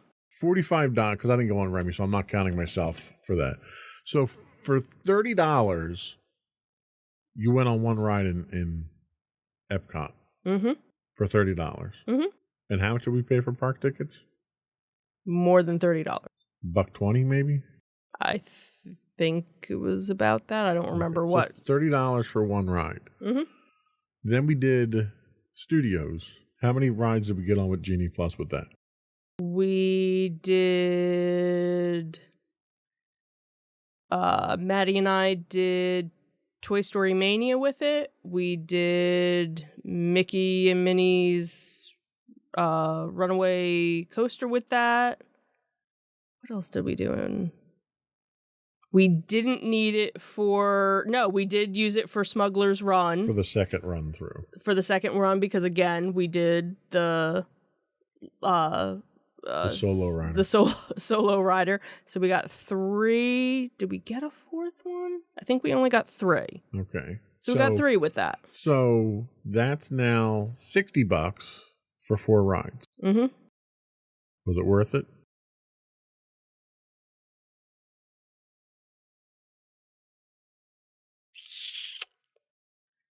Probably not. This is $60 on top of $120 per person per ticket to get in to ride the rides anyway. Mm-hmm. Right. So we're talking about $150 per person for Genie Plus and a ticket. And Genie Plus got you 4 rides. That to me is a scam. Mm. The other thing that I found was interesting is we got into Magic Kingdom early on Friday because of the party. Right. And it was still regular admission in there. Mm-hmm. We walked past Peter Pan Right. and the Lightning Lane. And the Lightning Lane was easily a 20-minute wait Mm-hmm. at Peter Pan. Mm-hmm. What's the purpose of the Lightning Lane if it's a 20-minute wait? Right. This is the problem that I have. Well, when the regular ride is a 60-minute wait, a 20-minute wait is nothing. But again, Still, yes, we know. that's not Lightning. I'm sorry. Right. I understand that. Lightning is I walk in and she'll be able to get right on the ride, Right. especially when I'm paying for it. Right. What rides were not eligible for Genie Plus I don't know if there was anything. besides Guardians of the Galaxy? Well, Guardians of the Galaxy, because that was the virtual queue. right. So you could only do virtual. Was Rise of Right. the Resistance one you had to pay to get on, or was that eligible with I Lightning Plus? think it might have been, because I think what they do with their certain big ticket rides, you know, kind of their e-ticket rides, is they offer the additional pay for me Right. Lightning Lane, and there's so many of those that they put out, and then there's so many regular it's- lightning lanes, and So here's where the real scam is. Oh yeah. So pay $15 for Genie Plus, unless you want to go on this other ride, and then pay another $15 to get on that ride. Right. And it's not always $15 because depending They change on the rates because based on right, the time of day year. and- So it right. could be $20 to go. Okay. But all the ones that we saw where they were an additional fee. So like the Guardians of the Galaxy, we didn't get the virtual queue. But now they didn't, so with that it was only virtual queue or paid Lightning Lane. There was no standby, meaning you couldn't just go and wait for 2 hours on a line to get on the thank ride. God for that. Right. So it was either you got in the virtual queue for free free, or you paid $15 to get a time spot. Comparing the scam of Genie Plus to FastPass. Oh my God, there's no comparison between. Okay, I think that ends the argument on that one. Then. Right, there was. I personally didn't. Now, if we had done a full Magic Kingdom day, I could see Magic Kingdom. Well, the problem I have with that is you can only reserve one at a time. Right. And you have a 1 hour cooldown after you've either canceled it or used it. I don't think we did. In the app, you do. Because I was actually able, because the one might not have been on canceling, but I don't know, because there was one that I had one reservation and I actually had the next one, and it was actually overlapping because the one was from like 1 to 2 and the next one was from like 1:30 to 2:30, and I was actually surprised that it. Well, then they may have changed that. Or it could have been a fluke. I had a work colleague that was down there 2 months ago and said that was one of the problems they ran into. So maybe that was something that. So let's move on from Genie Plus, because if I stay on that, my blood pressure is going to go up. Real quick, before we go to break, Magic Band Plus. Okay. Is it worth the price? It was about $50 with tax. I wouldn't have done it. How do you feel about the fact that you need to charge the thing? It takes 90 minutes to charge. When you first buy it, you got to charge it. You know what? I already have my watch that needs to charge, so that was kind of a, oh, okay. Well, and that's the other thing. It's a proprietary charger. Right, and that was the thing that you said was, oh, great, so now if I lose this charger, I'm never going to be able to charge my Magic Band again. But they sell extra chargers But they do now. sell extra chargers for you. But God forbid you give me a device that can charge on an Apple charger or an Android charger or a standard Qi charger. Right. And the other thing too was, yeah, it's cute that you walk past, so they have the different statues and stuff, and if you wave your band in front of it, sometimes the statue, if you walk past it, or if you look at it wrong, you have no idea how to trigger these things. Right, because there's nothing that I found. I'm sure probably somebody has put together a YouTube video saying, oh, here are the different things that your Magic Band will do. And the thing is, they've been doing things like this for years. Back when they had the 100th anniversary, the 100-year anniversary or the 100th birthday for Walt Disney, they had these special pins that you could get. Right. And when you would go on certain rides, the pins would light up. Or if you were watching the fireworks, they'd light up. So this is kind of the same thing. They're vinyl. They're like the old ones were. So they're very sweaty. They're very hot to wear. Right. Mine fell off 3 times. Right. After having put it on. I had to have you carry it. Right. Because I was afraid I was going to lose it. Right. What else did I have down here? That it didn't have any sound. No sound. So, like, the thing would vibrate and the thing would light up, but, like, you have no idea why. Right. Because when we were walking out of Magic Kingdom, we didn't walk past anything special that I knew, and all of a sudden I'm like, why is the band... Right. I already have enough things on my watch to notify me of different things. I didn't need it. It's almost like, hey, this is really cool technology, let's sell it. And nobody was like, what are we going to do with it? Mm-hmm. What's the purpose of it? Oh, just sell it. We'll figure it out later. Mm-hmm.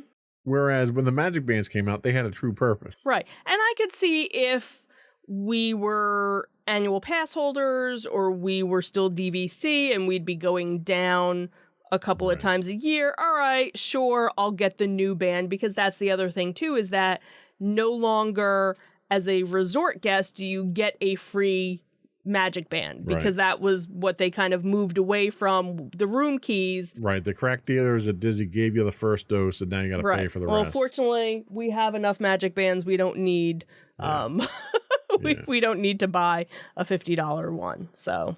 All right. So the technology to me seems more like a scam than anything else, and it's a money grab. I think we can kind of agree on that to a large extent. Sure, we'll go with that. All right, let's take our last break, and we'll come back and we'll chop up the park experience. We'll be right back.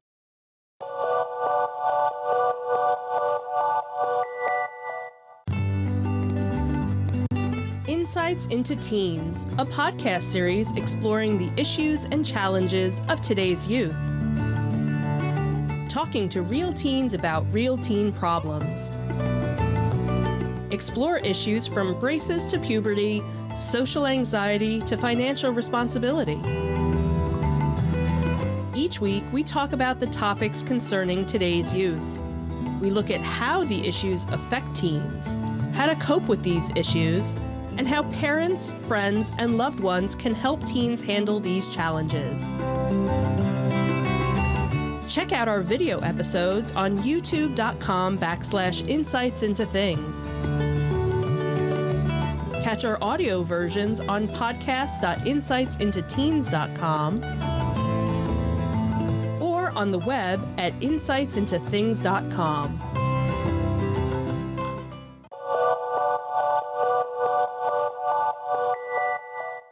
All right, we're back bitching about Disney parks. Here we go. It's going to be such a great podcast. So we've got 3 to complain about, and I'll start off with Epcot. So we're still at the point where we have to make a reservation to get in the park. Correct. One would think the reason for that was to regulate how many people were in the park, you would think, right? You would think. Still packed and crowded as hell. Don't understand that. Got to make a reservation, but I got people crawling all over me still. Someone needs to explain that one.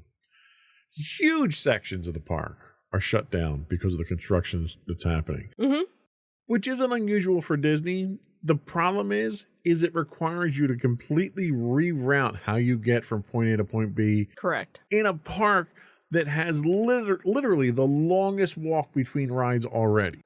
So it's forcing you to extend those rides where they probably could have been a little more strategic in how they set those barriers up. Oh, and the fact that you have to order ahead for food now because you can't even stand in line to buy food almost at any of the restaurants, the quick serve restaurants. Well, we actually didn't run into any problems with any of the quick serve. They were still okay, good. We were still able to.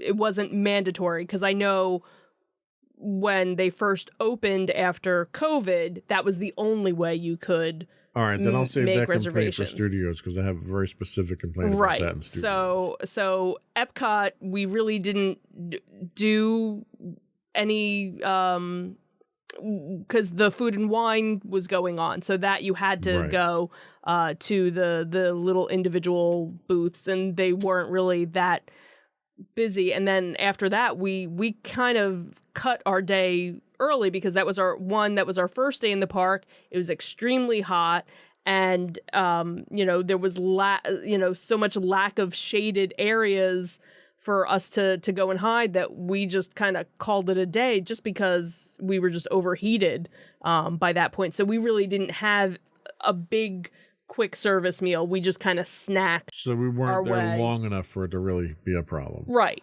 Okay. Right. So then we go to Hollywood Studios. Again, crowded. Don't know why.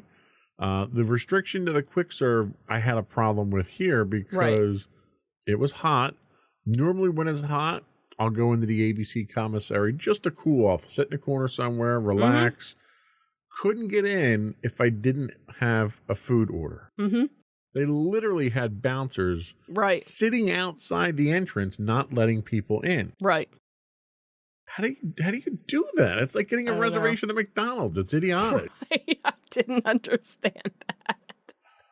But you did eventually get in because you said you were just going they stuck me in a corner, literally between two pillars to charge the scooter. When I went to go find you, I'm like, where the heck is he? Now I give total props to all the cast members that were there because they were making sure I was okay. They were offering me water. The one woman comes over and asks if I wanted to have a cupcake. So the staff was fantastic, but the policies I think were terrible. That's I think what it is it's the policies that other people put into place, and now you have these cast members that are the ones enforcing it and are like, ugh. So the other thing that bugged me was I was very much looking forward to going to Galaxy's Edge, going to Doc Ondar's, and shopping and buying some of the unique stuff. And they didn't have jack in there. Right. Not only did they not have anything cool, new, or interesting, they had a 20-minute wait in line to look at the lightsabers that they had in the case if you wanted to buy something. A 20-minute wait to spend $200 and some dollars. Yeah, that is crazy. That's ridiculous. And they had a guy sitting there enforcing, almost like he had a cattle prod, making sure people were bunched up on top of each other because the the lines were packed so tight. Right. That was such a turnoff for me. It Yeah. really was.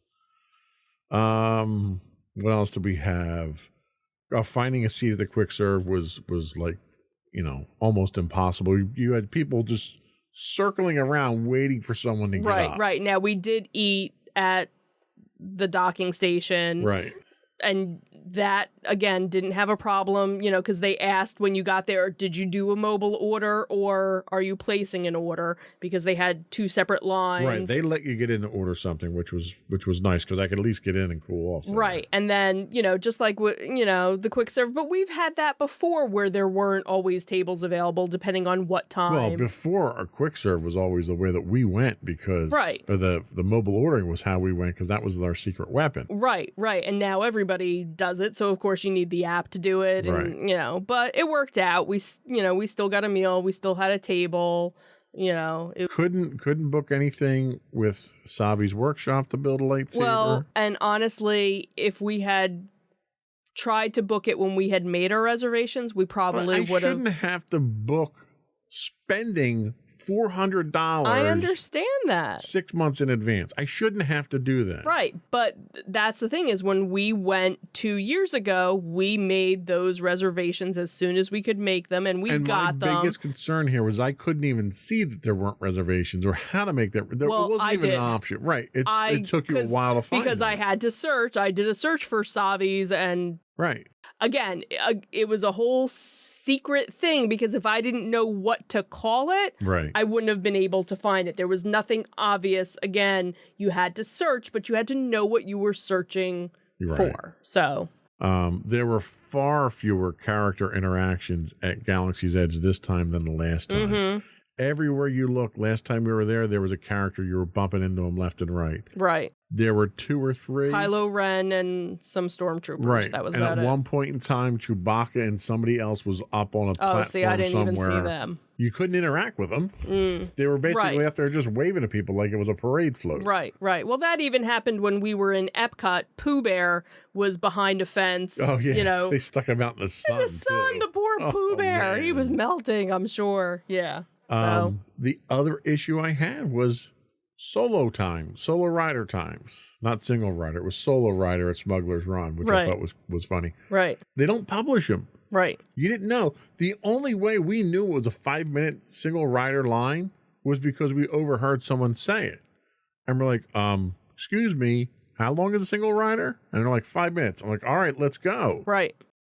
And like one other person did the same thing. And it's like, given how bad your application works for booking these rides, how are you not? It's not up on the signs. Right. Nobody's out there. They had one cast member come out and start saying, hey, 5-minute single rider ride if anybody wants to get on. Right. How do you not have a provision for that? Right. And that's something. So going back to Epcot, Test Track has been a single rider ride for as long as I can remember. So most people know about it. So they have, 3 separate entrances for it. And then, of course, as soon as you get close, they're like, oh, don't forget, your party will be separated, blah, blah, blah, blah, blah, and you go on. I had only known about Soarin' having it from watching somebody else's video. So if I didn't watch that other person's video, I wouldn't have known. And I think at Soarin', they're still doing it as a test. It's not official. And again, we had gotten it as the one lightning lane, and when we went up I was like, oh, are you guys still doing, oh look, and they basically just have like a cast member holding a sign saying single rider, and then you go on. Smuggler's Run, I wasn't sure if they were doing it until we got to the front of it, and we're like, oh, okay, great. And we, I think it took us longer to walk the whole entrance. That's just poor planning and poor execution on Disney's part.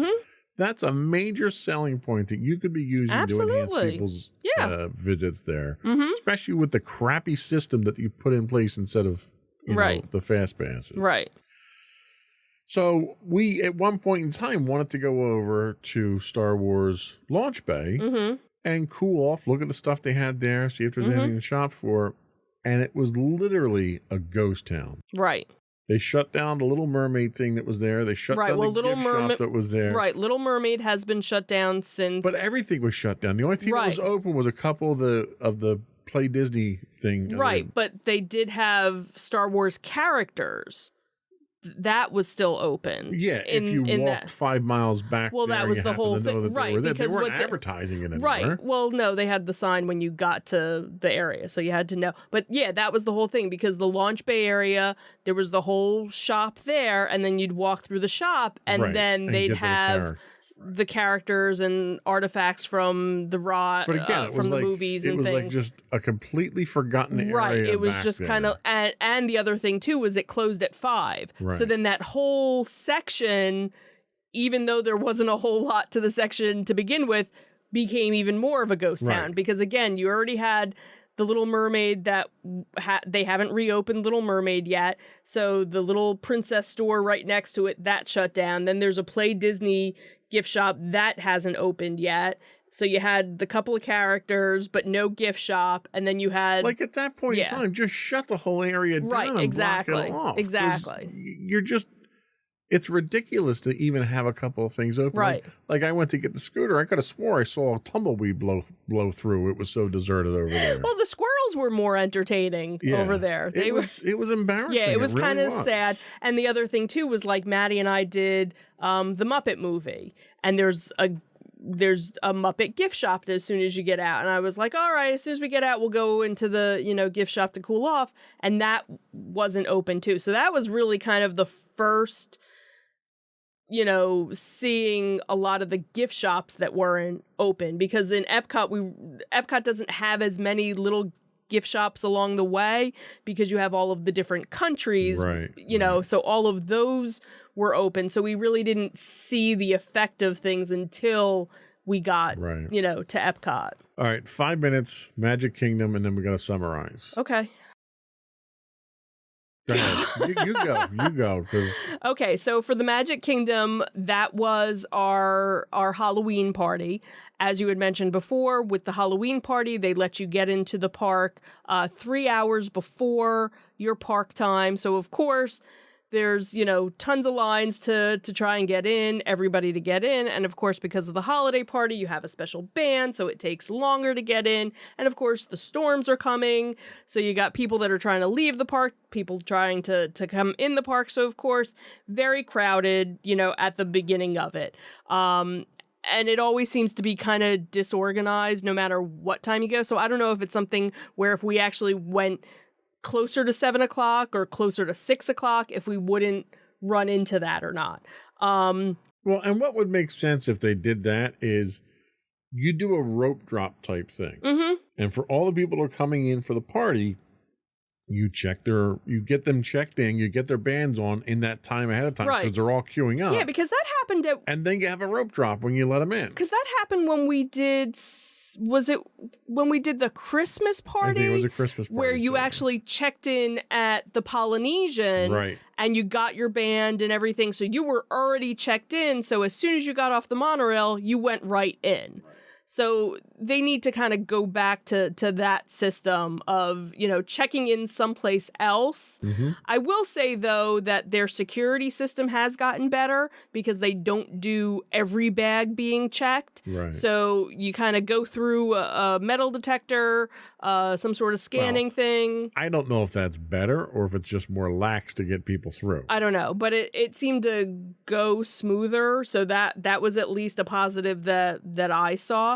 But obviously here was another instance. Now, again, don't know how much of it was because it was the holiday party or not. But again, we saw a lot of different shops that were closed. But Right. again, not every shop is always open for the holiday party. Well, and some of the shops we know were closed because they turned them into other things. Right, exactly. And then some rides or certain attractions, they turn over to trick-or-treating, areas. The one thing that was bizarre was, because again, they have all these different trick-or-treating sections, and they didn't start handing out candy until 7 o'clock.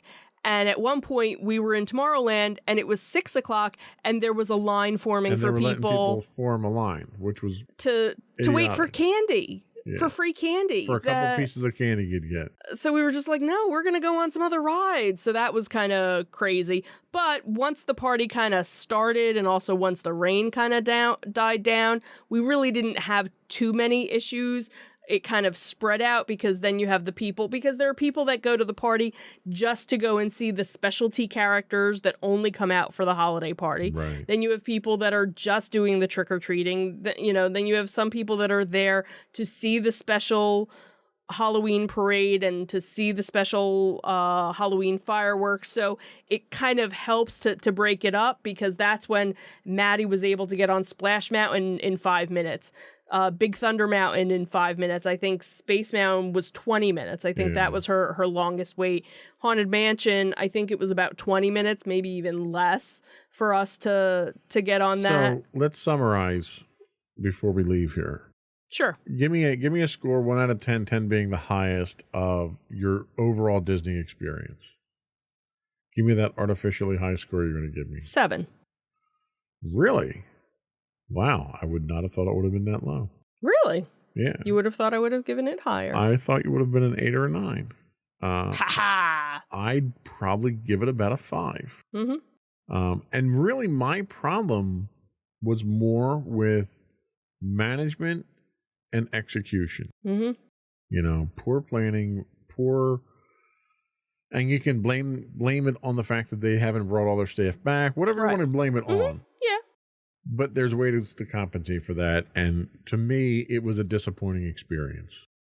The one highlight of our trip, and I think we can both agree on this. Steve from Brooklyn. Absolutely. Steve from Brooklyn. He was so close to restoring my faith in Disney. He was so optimistic. He was the best bus driver we ever had. Mm-hmm. Yep. He was so good, I almost want to use Facebook again so I can follow him. Almost. But Facebook's too evil. Right. So fortunately, I'm already friends with him. And I had been friends with him already. And when he pulled up, I was like, that was a very friends magical with you. experience. And I don't use that term very often for Disney, but that was a magical experience. And I thank him for that. Yes. All right, that is all we had for today, and probably that's more than enough. We kind of cut some of my complaints short because I, do have a heart condition with blood pressure and everything. So, before we do go though, I would like to once again invite our listening and viewing audience to subscribe to the podcast. You can find audio versions listed as Insights into Entertainment. Audio and video versions of all of our network's podcasts can be found under Insights into Things. We're on Apple Podcasts, Spotify, Google, Stitcher, iHeartRadio, TuneIn, etc. I would also ask you to write in, give us your feedback. You can email us at comments@insightsintothings.com. You can find us on Twitter at twitter.com/insights_things. We do stream 5 days a week on Twitch at twitch.tv/insightsintothings. You can find us on Facebook at facebook.com/insightsintothingspodcast. We're also on YouTube at youtube.com/insightsintothings. We're also on Instagram at instagram.com/insightsintothings. Or you can find all that and much more on our official website at insightsintothings.com. That's it. Another one in the books. Have a good week, everyone. Bye. Bye.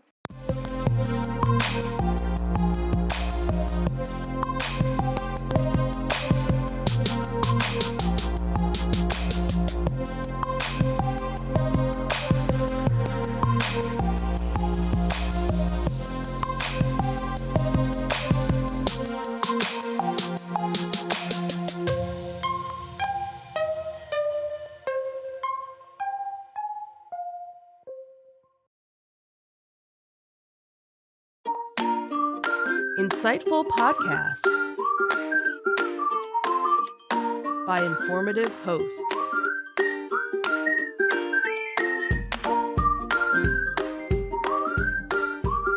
Insights into Things, a podcast network.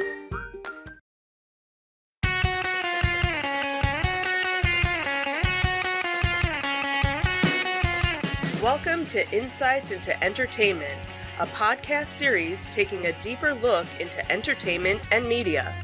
Your hosts, Joseph and Michelle Whalen, a husband and wife team of pop culture fanatics, are exploring all things from music and movies to television and fandom.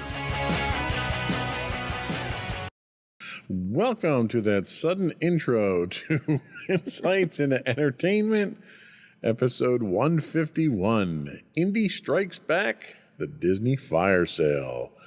I'm your host, Joseph Whalen, and my rested and relaxed co-host, Michelle Whalen. I don't think I changed that from the last one. I don't think so. I think you kind of left it. Because you were very busy today. I don't think you're rested and relaxed. No, I am not. How you doing today, dear? I am doing well. How are you? Doing okay. So we finally, we had some, I guess, entertainment news that was worthy of talking about. True. Anything else exciting happened since our last podcast? I can't think of anything. I don't even remember. It was only a few weeks ago. Yeah, it wasn't long. that long ago. No, I don't think anything I really. think things have been kind of tame. Yeah, So they normally are for us. So usually, thankfully. we're not at Comic-Con this week. That's San true. Diego. That, so. Yeah, we didn't go out to San Diego for that. We don't have any conventions coming up anytime soon, do we? No, because the last one, Fan Expo, we actually decided not to go to. Yeah. So I think the next one coming up is, I think there was a ZoloCon fall thing, and then RetroCon is the one that comes in September. So I don't think there's anything in the summer lineup for us. Interesting. That's usually our season too to do. Yeah. But yeah, when a good one comes around, we'll cover it for everyone. Absolutely. So with the writers and actors on strike, box office numbers struggling to rebound after the pandemic, and missteps from streaming costing studios billions, what could Hollywood possibly do to save the day? Maybe have a fire sale. Make some money, or at least that's what Bob Iger's looking to do. But before we see our heroes on the picket lines or unemployment lines, we first saw them on the silver screen in Indiana Jones and the Dial of Destiny. And we've got our thoughts on that and more coming up on this episode of Insights into Entertainment. But first, I'd like to take a moment to invite our listening and viewing audience to subscribe to the podcast. You can find audio versions of this podcast listed as Insights into Entertainment. You can find audio and video versions of all of our podcasts listed as Insights into Things, and we're available anywhere you get a podcast: Google, Stitcher, Podbean, Pandora, wherever. I'd also invite you to write in, give us your feedback, tell us how we're doing, give us suggestions on what you'd like us to cover. You can email us at comments@insightsintothings.com. You can catch us on Twitter at insights_things, or you can find links to all that and more on our official website at www.insightsintothings.com. Are we ready? Sure. Let's do it.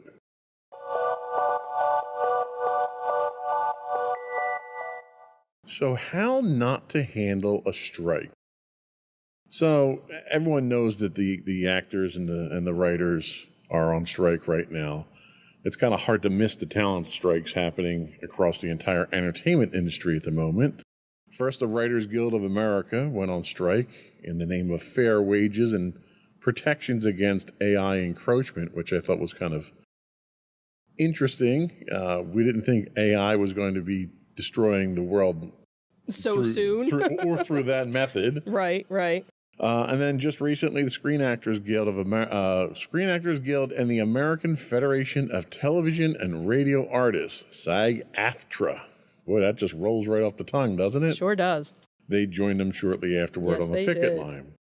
So who are they fighting? So they're fighting the Hollywood studios, represented by the Alliance of Motion Picture and Television Producers. The producers are the bad guys, depending on your point of view, I guess. In most cases, yeah. So what's particularly curious about all this is how the Hollywood studios seemed to invite a strike, and then once they got one, they did everything in their power to inflame it even further. So this spring, it seemed like some Hollywood studios were actively itching for a writer's strike. Speculation about why exactly ran the gamut. Maybe it was to save a little money in the short run on shows the writers of Writers Guild were part of. But more obviously, it might be to secure the least costly compromise on issues like residuals and transparency about viewership.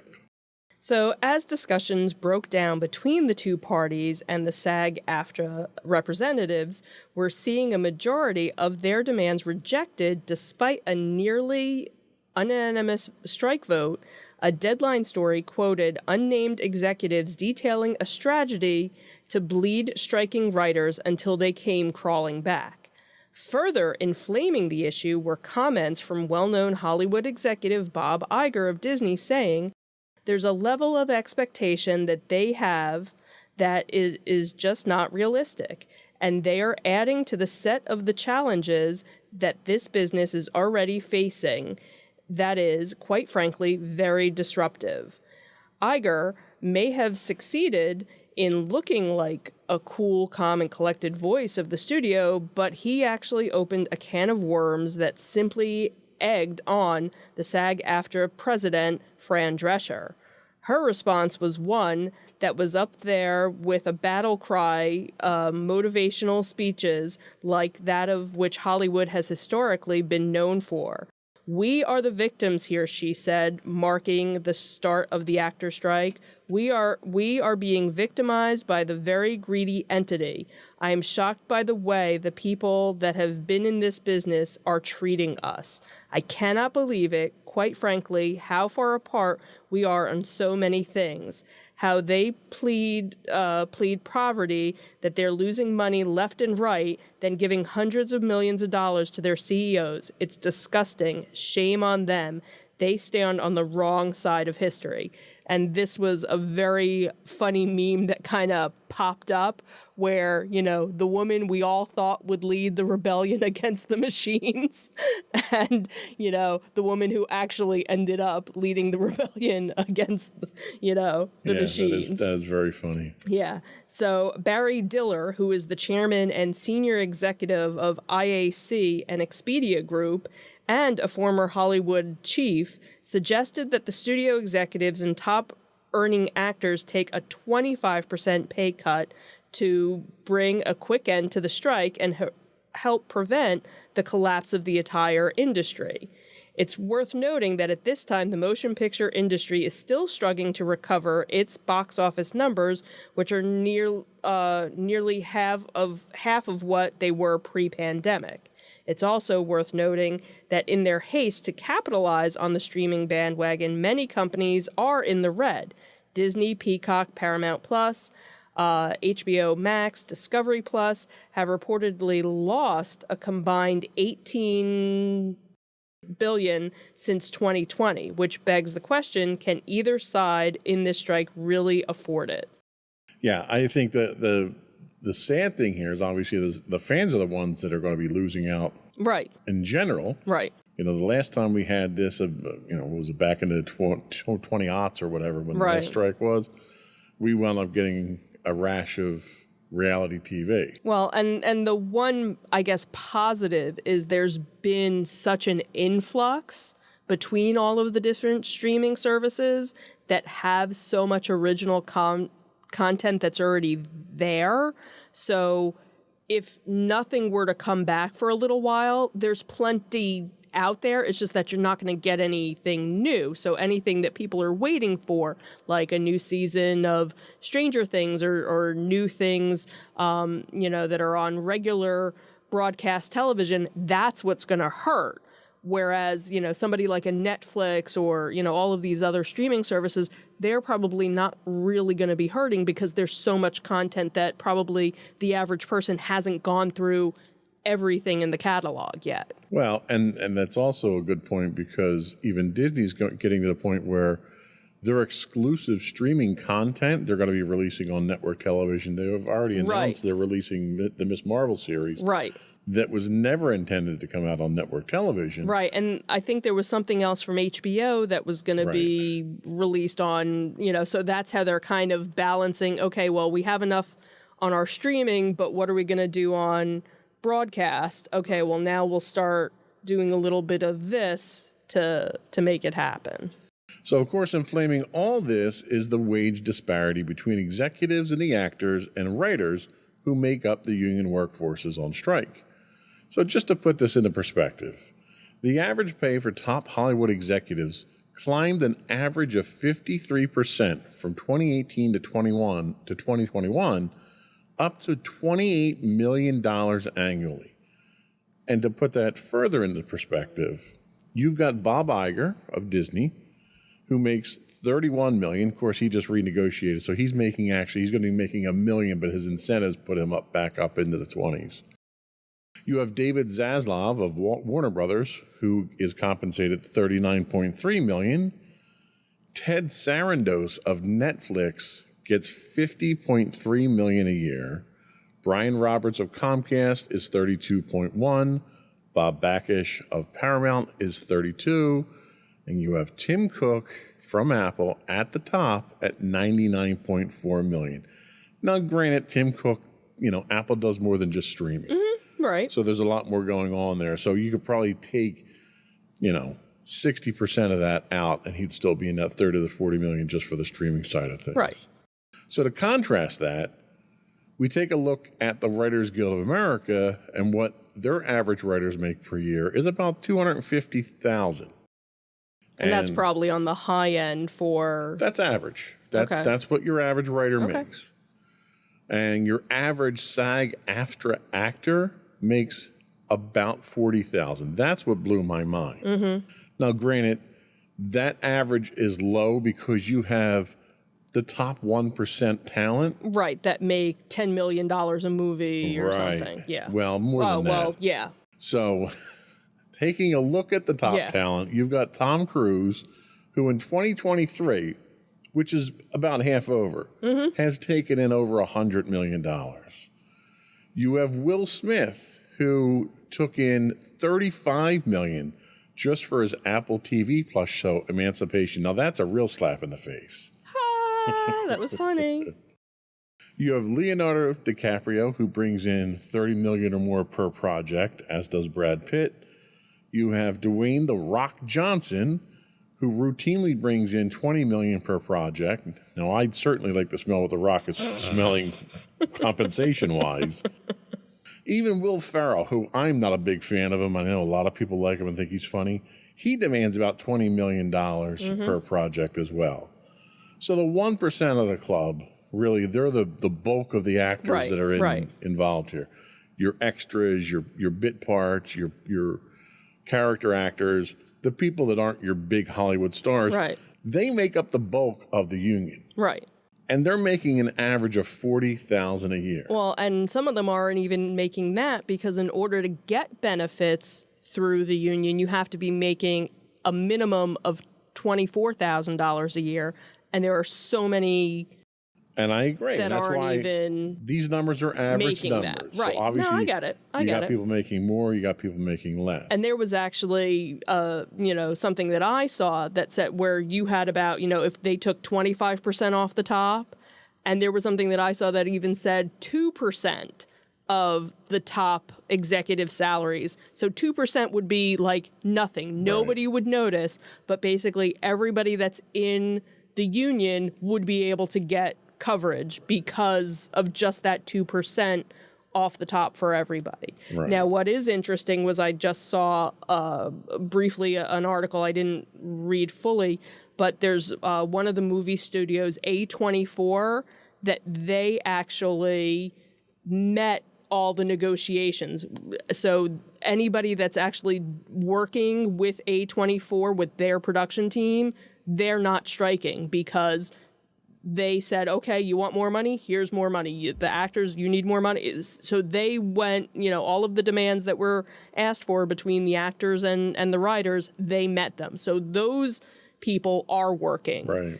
So, So the vast majority of Hollywood really is made up of starving actors who live paycheck to paycheck. Yep. Now, being the person that I am, I want to ask the question, why not just go get a real job if you're not making it in acting? I understand it's a lot of people's dream.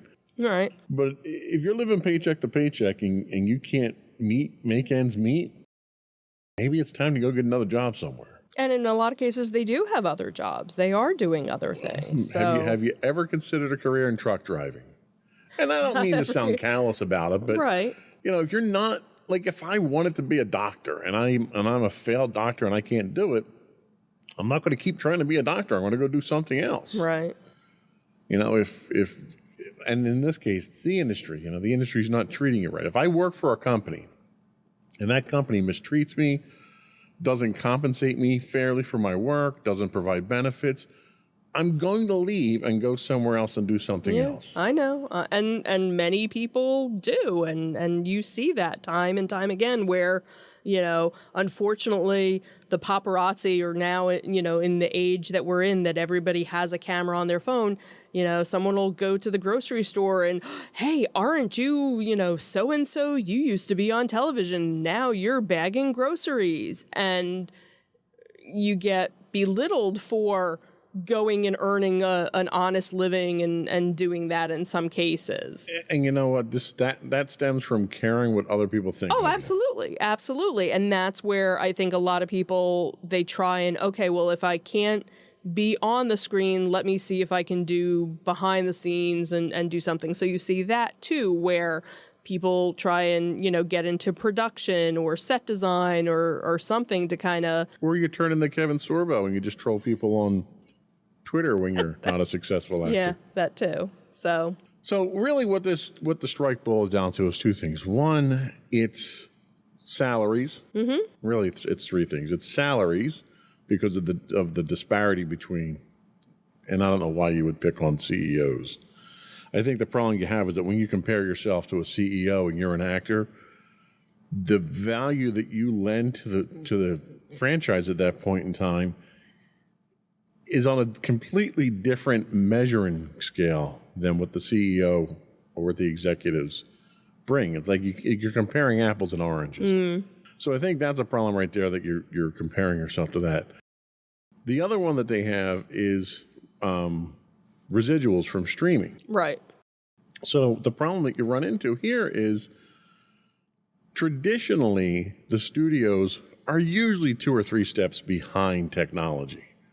Right. They missed the ball on VHS and got screwed on that. They missed the ball on DVDs because they tried to encrypt them and they got screwed on that.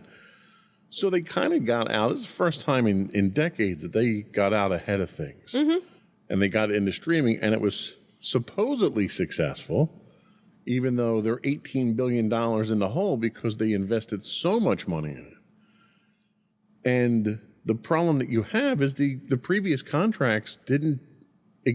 Streaming exploded so quickly, right. You couldn't have it in a contract before. Well, and really it was because of the pandemic, because everything really changed in some respects. Yes and no. I mean, Netflix was a streaming juggernaut well before the pandemic. Right. Everybody saw that. Right. And was shocked that Netflix, because everyone had their content on Netflix. Mm-hmm. True. Everybody was shocked at how well Netflix did.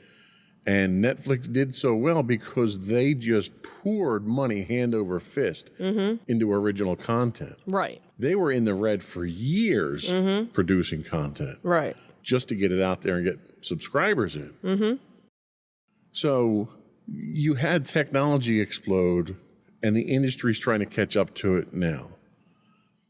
You're also dealing with the industry at a very fragile state now. Your ticket sales, your box office ticket sales are about 50% what they were pre-pandemic. You've got streaming services that are hemorrhaging money to the point that they're pulling back on projects now because they can't afford to keep making new content. So to strike now, when the industry is at its weakest, to a certain extent, I think Iger's right in that it's a really bad time to do this because you're really going to hurt the industry. What's going to happen here is they'll resolve this strike, obviously, at some point in time. But how many people are going to be out of a job because you're going to have studios that are cutting budgets back because of the losses they're already incurring, plus the losses that they're incurring because of the strike? So you may see as much, I've seen speculation up to a 30% cut in the workforce in the industry. Is that really the union benefiting its employees at that point in time? Where, okay, you can get your 20% raise, but you're out of a job now. Good luck finding a job at that rate. Yeah. So it's a double-edged sword. And then finally, the third one they're complaining about is AI. Now, AI, there's a couple of different aspects of AI. One is the writing. You can go out and have some AI system write a script for you. The AI that's out there today isn't good enough to write a Hollywood script. Right. Because all it does is it parrots what's out there already. Right. So you're not going to, it's good to help supplement or to start or whatever. It's not going to replace writers. Right. So that's an irrational fear right now. The other fear is deep fakes. Right. Where you've got industries where you can produce somebody else's likeness. Well, there's already laws for that. You don't need to have something in your contract. If somebody uses your likeness, like you can't make Indiana Jones without Harrison Ford. Right. You can digitally reproduce them, and they did. They de-aged him and they digitally reproduced them. But if they did that without Harrison Ford's permission and involvement, he would have sued them. Well, and I think that's what a lot of these background actors are concerned about who are on that bottom level, is that they're going to go in and do something and there's going to be something in the contract saying, oh, we now own your likeness, and it's going to be, hidden somewhere. I think then they can still do that. There's nothing that says they can't do that. So you need to have an agent that's going to read the contract for you. That's the thing, is that they're trying to protect, to make sure that's not something that's added on, because it's now so easy to do. But that's not something you can expect to use as a bargaining chip in a negotiation for a strike. That's something that's a negotiating point when you negotiate your contract. So make sure that your agent and your lawyer know how to read a contract. Right. So I'm kind of hesitant on giving them credit for that one here. But salary-wise, I'll totally give you that. Streaming, we covered the what was the one with her studio where Disney didn't want to pay her? Scarlett Johansson. Scarlett Johansson, That yes. was the kind of the start of everything. Right. So Disney basically engaged in a contract with her that said they'd pay her a certain percent for ticket sales at the box office. Right. Then the pandemic hit, and they released it streaming. Right. And they said, oh, but we don't have an agreement on streaming. And they pretended as though they could just do whatever they wanted with it at that point in time. Right. When in reality, you didn't have an agreement for streaming. So you legally have no rights to stream it. It's not that you don't have to pay me for it. Right. So they wound up settling that out of court, though. But that's another, instance of how streaming, it's so new that the industry it's falling over itself now to try to figure out what to do with it. Right. So anyway, we're going to take a break. We're going to come back and we're going to talk about Disney's fire sale. We'll be right back.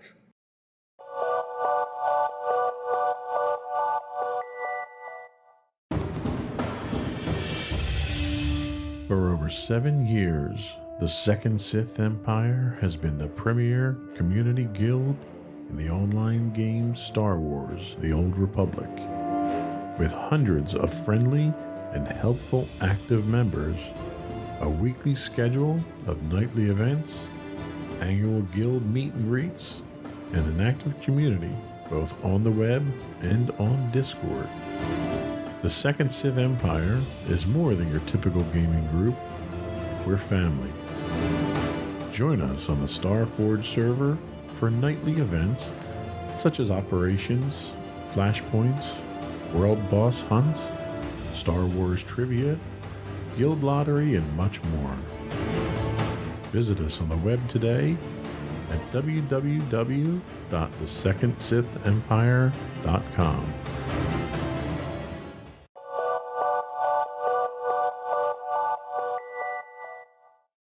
So welcome back, everyone. So, how much would Disney go for in a fire sale? Probably outside of our price range. But in a recent interview for Squawk Box, conducted by David Faber, held at a media conference in Sun Valley, Idaho, Iger's made some volatile comments he's since been trying to walk back from. The initial questions revolved around the impact of the writers and the actors' strike, but quickly moved to business matters that may have revealed more information than Iger was originally intended to go public at the time. During the interview, he indicated that ABC and its local stations may not be core to the Walt Disney Company. The interviewer speculated about a possible sale, and Iger said, "We have to be open-minded and objective about the future of those businesses." Bloomberg reports that with cable television on the decline, Iger wants to sell most of Disney's TV assets, mainly ABC, Freeform, and FX.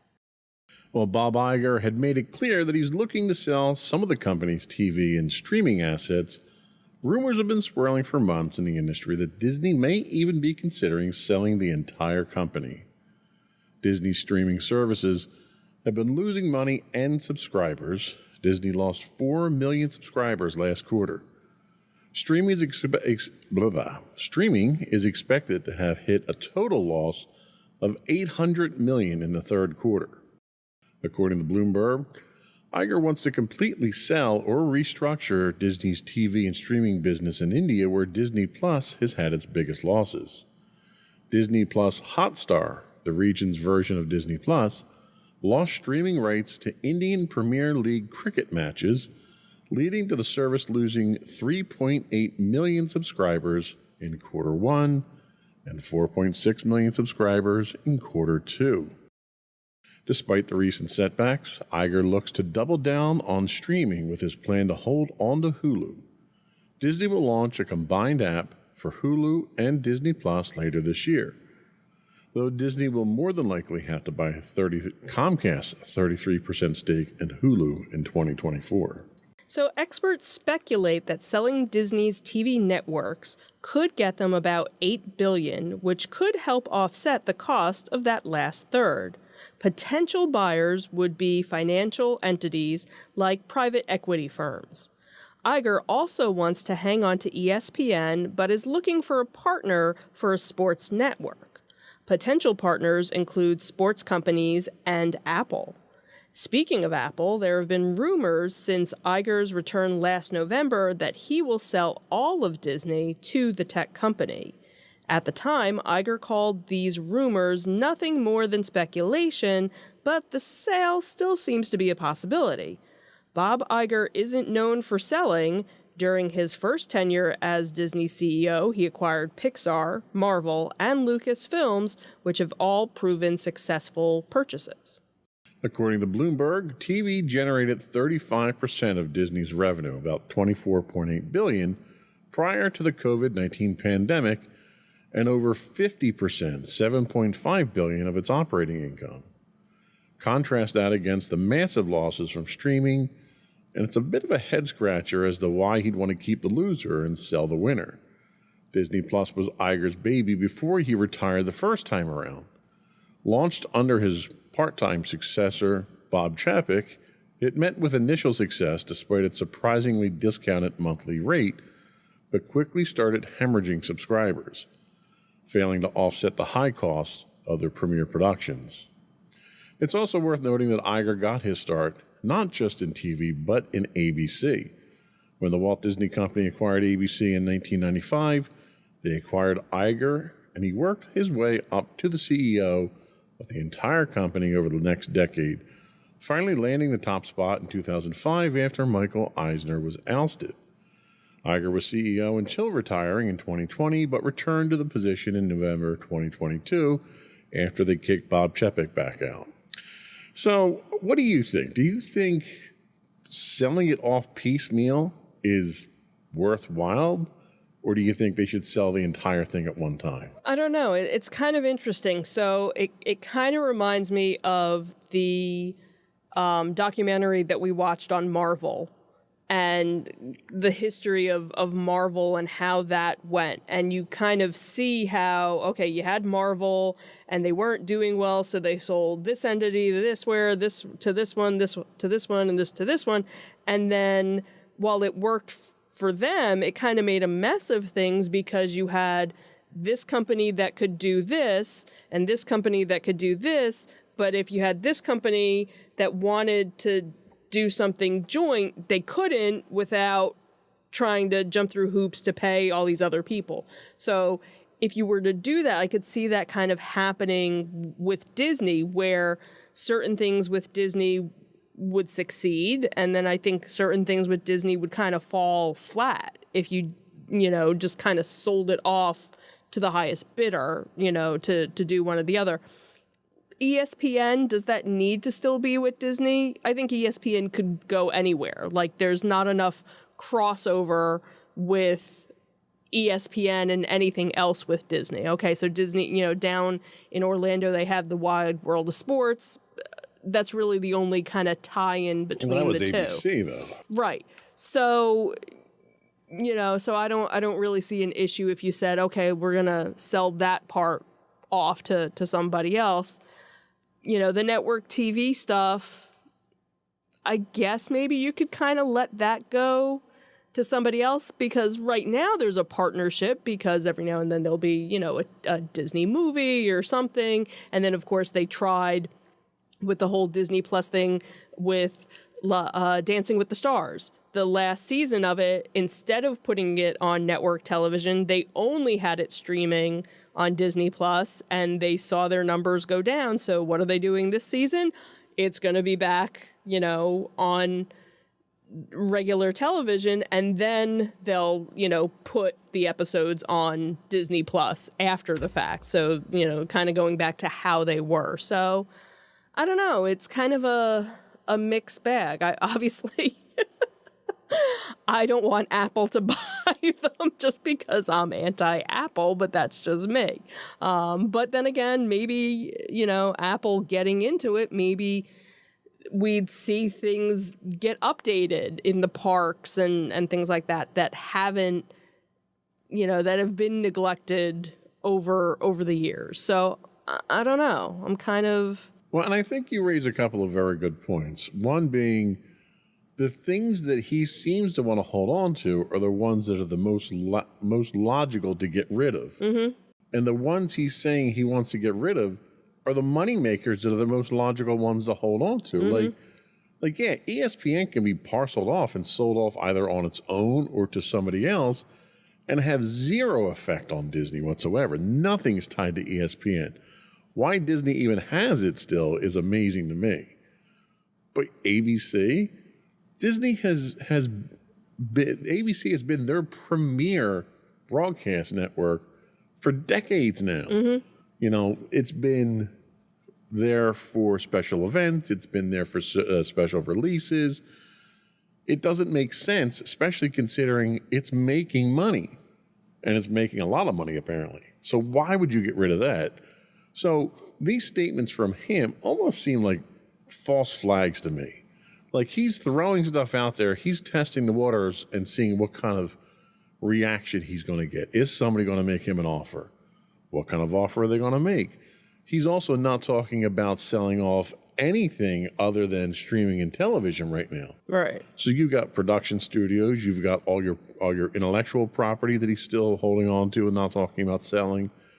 You've got your parks that he's got that he's not talking about. So I think what they're running into is streaming. They went about it wrong. Mm-hmm. When they went into streaming, they went into it, unlike everything else Disney does, they went into it on the cheap. Right. The price that they released their streaming service at was a fraction, literally 50% off of what every other streaming service was. And the production value that they were putting into it, which shows like The Mandalorian and everything else, they were spending a fortune on. They were making essentially feature-length movies in each of those episodes and spending a lot of money on it. Yeah. So it almost sounds like it's a little bit of regret on how they launched their streaming. But I think it's almost him trying to shake up the industry, try to shake up the executives at Disney to realize that there's a awakening coming and something has to give. He's not going to be there that much longer. Right. I don't think there's enough time for him to start selling off assets, Right. even with the contract extension he just got. So I think what he's really trying to do, since he renegotiated his contract and he's looking for the incentive bonuses, is he's trying to kick people in the pants and get them moving to get some money so that he can get his bonuses. Yeah. I would be shocked if they sold off anything in the next 2 to 3 years. What do you think? Yeah, I think you're right. I think it's, again, testing the waters, seeing what's out there, seeing, like, hey, I might be interested in selling, the Louvre, and, how much are you going to give me for it? How much is it worth to you? And kind of seeing, okay, where's that going to put me at the end of the deal? Well, and that's the thing. know. Like, so if somebody comes in and starts speculating and saying, "I'm going to give you $5 billion for ABC," you have any idea what that's going to do to their stock price? And all he's trying to do is boost the stock price. If he can do it by, basically doing what Elon Musk does, going out there saying stupid stuff to change your stock Right. price, Right. that works too, as long as the stock price goes up and it stays there. Yeah. If he, I think he's trying to generate this idea of value. Like, I know what we have is valuable. I want somebody else to tell me how valuable Right, it is and tell the right. rest of the world, Right. so that people realize how valuable we are. Sure. So I think it's a lot of bluster right now. I can But- see that. I'll be honest with you, I'm an Apple person. I don't want to see Apple acquire Disney either, but that's just me. So anyway, we're going to take our second break and we'll be back with our review of Indiana Jones and the Dial of Destiny.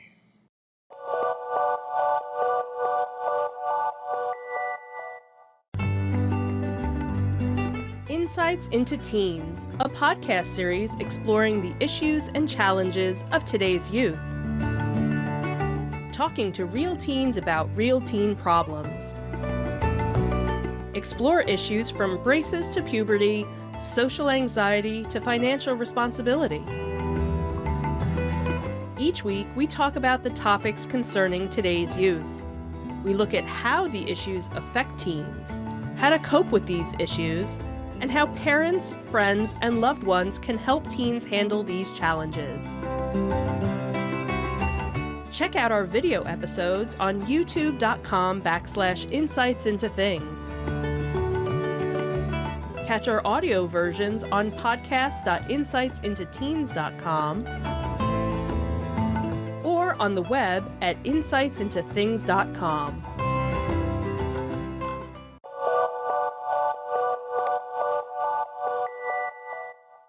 So Indiana Jones and the Dial of Destiny. I'll give you my take on it first, and then you can give yours.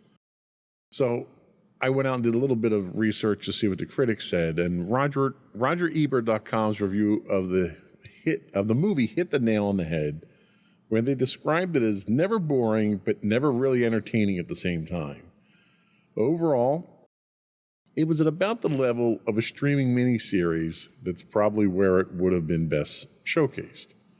It wasn't worth a big screen adventure, and it certainly wasn't worthy of capping off such an illustrious series. But that phrase, in fact, I think, has to be drawn into question.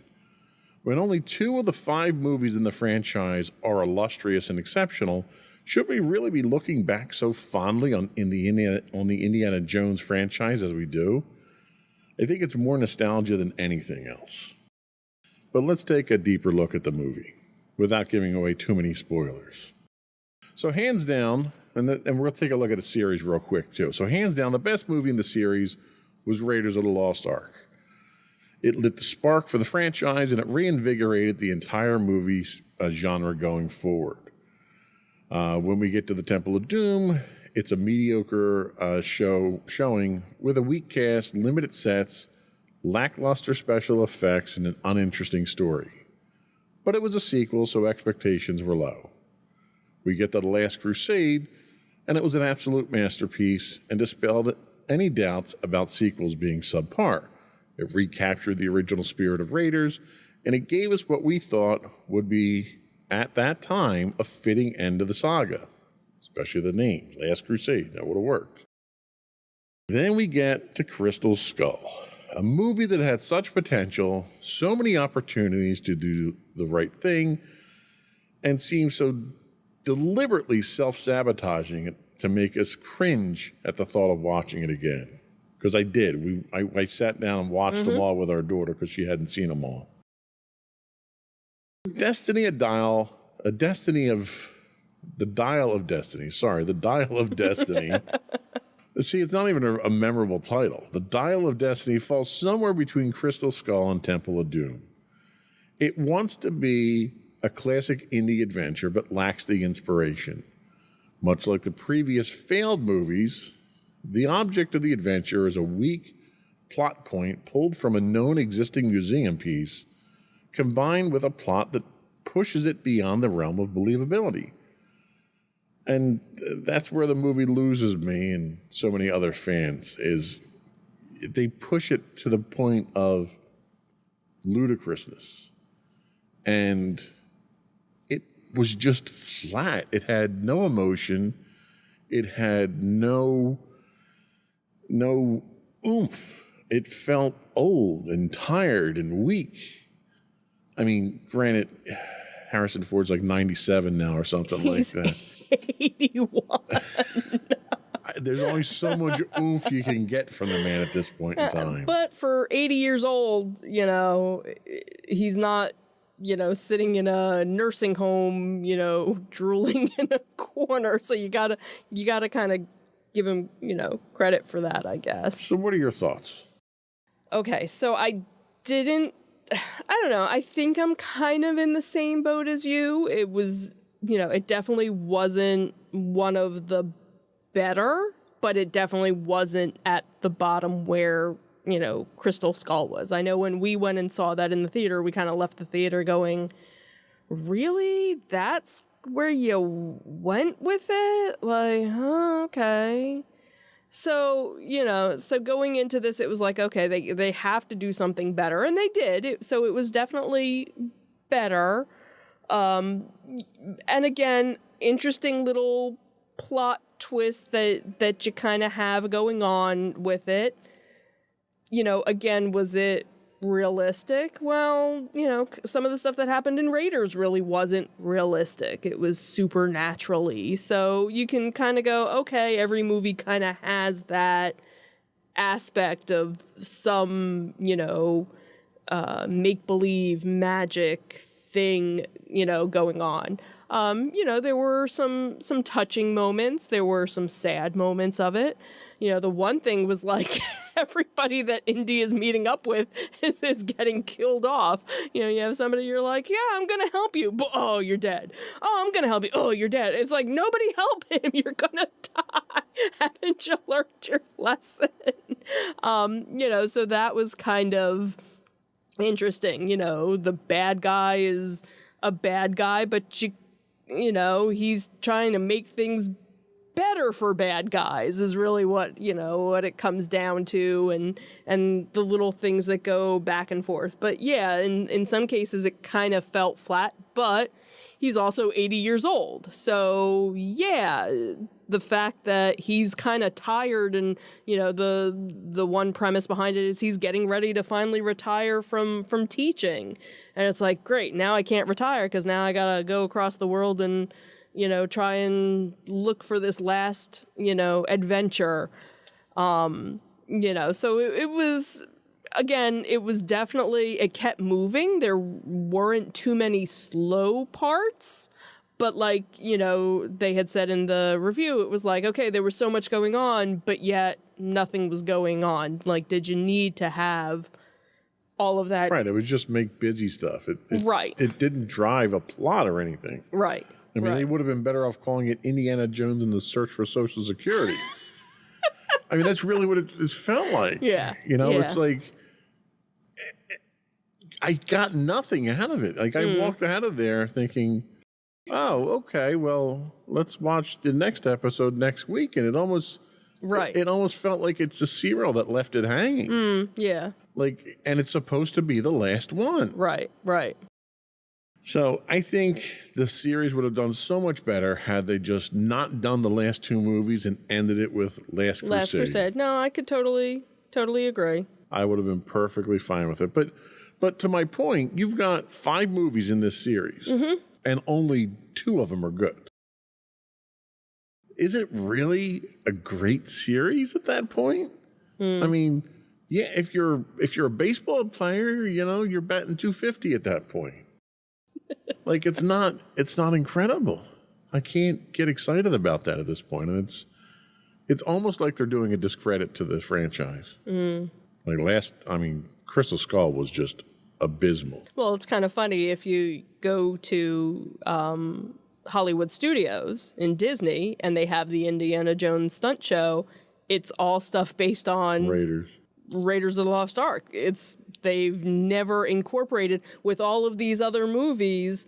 They've never changed the script to match where other theme park things. You have, Pirates of the Caribbean that they made a movie based on the ride, so then they went back and added aspects of the movie to the ride, and every time a new movie came out, they would change the ride, where here you have something where, nope, this is the only thing that we've done, and that's what we leave it at. It's almost like they made the movie because they couldn't end the franchise on Crystal Skull because it was so bad. So I think they thought it would be successful as long as it wasn't as bad as Crystal Skull. And it wasn't.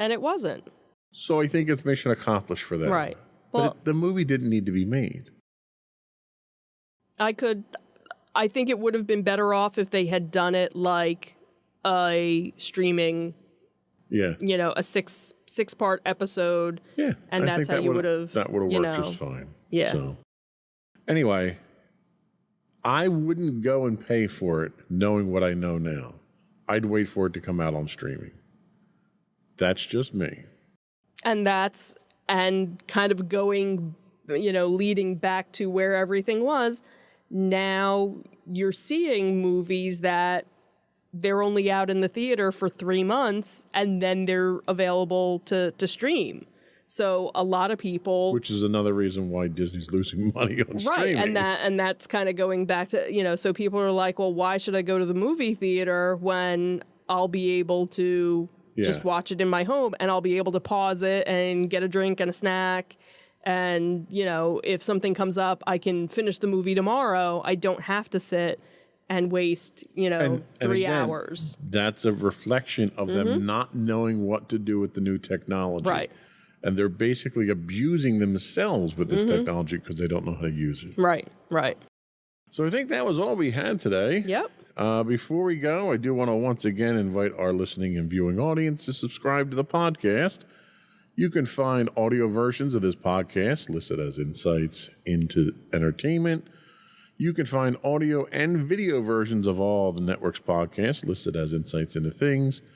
We're available on Apple Podcasts, Spotify, Google, Stitcher, iHeartRadio, etc., etc. I would also invite you to write in and give us your feedback.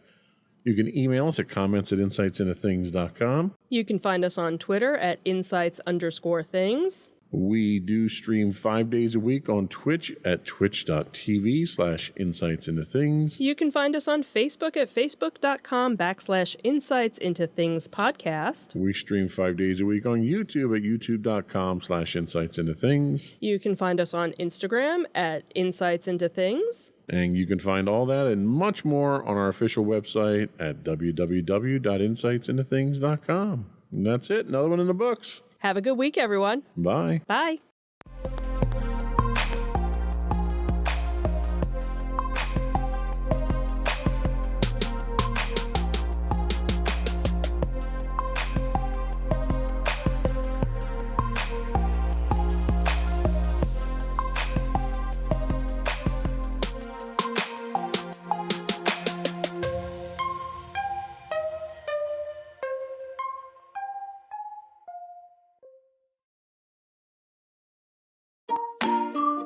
Insightful podcasts by informative hosts.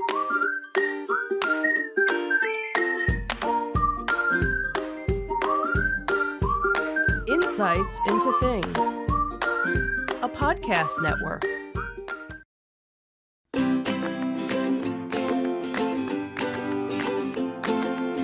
Welcome to Insights into Teens, a podcast series exploring the issues and challenges of today's youth. Your hosts are Joseph and Madison Whalen, a father and daughter team making their way through the challenges of the teenage years.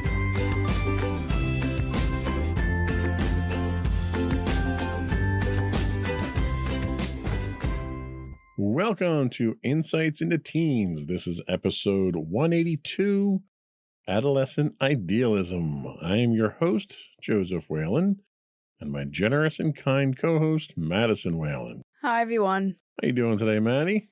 I'm all right. How about you? I'm doing okay. You're a little uptight here. You want to talk about that real quick before we get into this? Just this game I've been playing, and I have to restart the exact same battle over and over. I've had to do it at least 6 times today, in fact, because it's so difficult, so... And just for an honorable mention, what game is that? Baldur's Gate 3. Which we probably will be talking about on a upcoming episode of Insights into Entertainment, just as a little teaser there. Well, you will. I'm not. Well, no, yeah, I'll be on the show with Sam for that one. Other than that, how are things going? How's school going? Anything exciting? Not really. Just starting to ease into the second marking period, so... Ease into it, huh? Well, not exactly ease into it, I guess, because... It's all relative, right? All relative, I suppose. Okay, well, hopefully it goes smoother than the first marking period. Is that safe to say? I don't know, because the first marking period's supposed to be the easier one, and then it just progressively gets harder afterwards, so it's like... Just goes downhill from there. Don't really have high hopes for it. Okay, well, on that note, what we are talking about today is teen or adolescent idealism.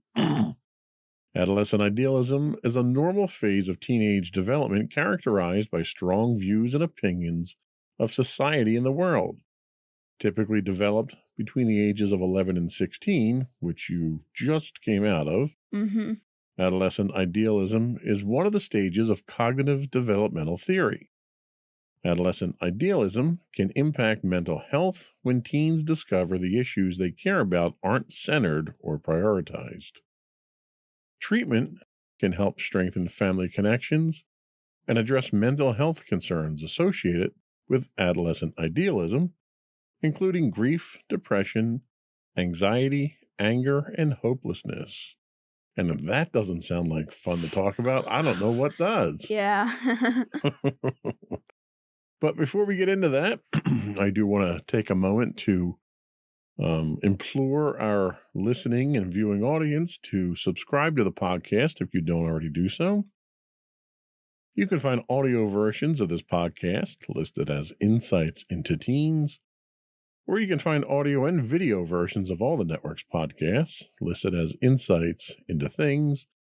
And we can be found anywhere you get a podcast these days, though we do tend to direct people to Apple Podcasts, but that's just kind of a default thing. I would also invite you to write in or contact us. Give us your feedback. Tell us how we're doing. Give us topics you'd like us to discuss. You can reach us via email at comments@insightsintothings.com. We're available on Twitter or X at insights_things, where you can get links to all those and more on our website at www.insightsintothings.com. Are we ready? Sure. Here we go.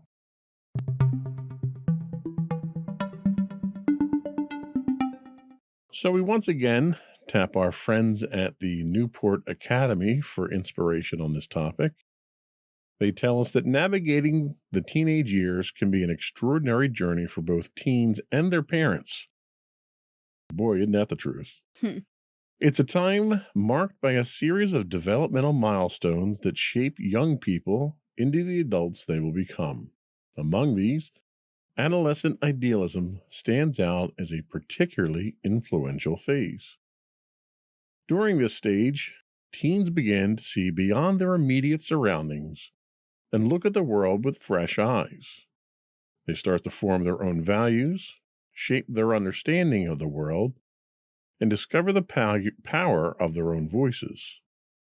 This idealism is a vibrant force that drives them to have strong opinions on global and social issues, enabling them to think abstractly about problems and potential solutions. It's a time when their thoughts and conversations may turn to activism and advocacy as they express their views more openly. However, this expression of newfound perspectives can sometimes lead to friction. As teens articulate their opinions with growing confidence, they may find themselves in disagreement with parents, peers, and other authorities who have long established views. These clashes are a natural part of the journey as each side learns to understand and respect the other's perspective. It's essential to recognize the importance of this developmental phase. It provides teens with a crucial opportunity to voice their concerns, debate important matters, and begin to understand the complexities of the world they are about to inherit. For those around them, it offers a chance to guide, support, and engage in meaningful dialogue. As families navigate these years, patience, open communication, and empathy are key. By acknowledging and supporting this stage of idealism, we pave the way for a generation of thoughtful, engaged young adults ready to contribute to society. Do you think you've gone through your idealism stage, your activism stage?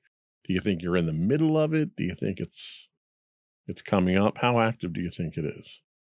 Honestly, I do think I'm still kind of in the midst of it. I know it kind of had like a generic age range and that I'm technically past that. However, I still feel like I'm still, forming my own opinions and I'm still like working through that part of my life right now. I still have thoughts about it. I still have to kind of form my own opinion and view of everything. So I feel like I'm still kind of in it right now. So the study does talk about kind of a prescribed age, and you're kind of at an age where many are just discovering the snooze button. But it sounds like you're already pressing the buzzer on global issues. Can you share any aha moments when you realized your voice could be more of a force for change, and maybe a time that voice led to a mom you just don't understand, or in this case, probably a dad you don't understand conversation? Yeah, I have actually had a few of them. One interesting thing I do want to share was when I ended up doing Hobie. That was a point where basically sophomores of our schools the summer of our sophomore year, we would go to this like place up in North Jersey. It was Drew University. And we basically go there and we would basically um, meet with all other kids and sophomores from all different schools from around New Jersey, and we basically saw there were public speakers there that basically, gave us more influential stuff, and it was basically like a whole leadership program. And one distinct thing that I remember was that this one speaker, who I think was one of the first speakers that ended up coming up, basically talked about the importance of youth and their intelligence, and even commented that the youth are probably smarter than most of the adults today. And basically he said that don't listen to anybody who says that, oh, you're too young to be thinking this sort of stuff, or, oh, you can't be saying that because you're just a kid. He basically said that, no, I think that you guys are smarter than I am, so, you guys have the power to actually change the world. And, I think that was one of the big aha moment for me, at least, or at least it was something that was like, oh. Yeah, and I agree with that 100%. I mean, the article goes on to say that this is the world you're going to inherit. So really, you need to start making decisions now. You need to play an active role. And, with the passion of youth comes great debates over the dinner table, and you're no different. We're no different than that. What was the most memorable debate club session you've had with mommy and daddy or friends? And how did it help you see the world through vintage eyes? How did it help you see the world through the eyes of somebody who is I'll say, more experienced? I guess maybe it was. We've had various talks to the point that I don't even know if I can really pinpoint any specific conversation that we have.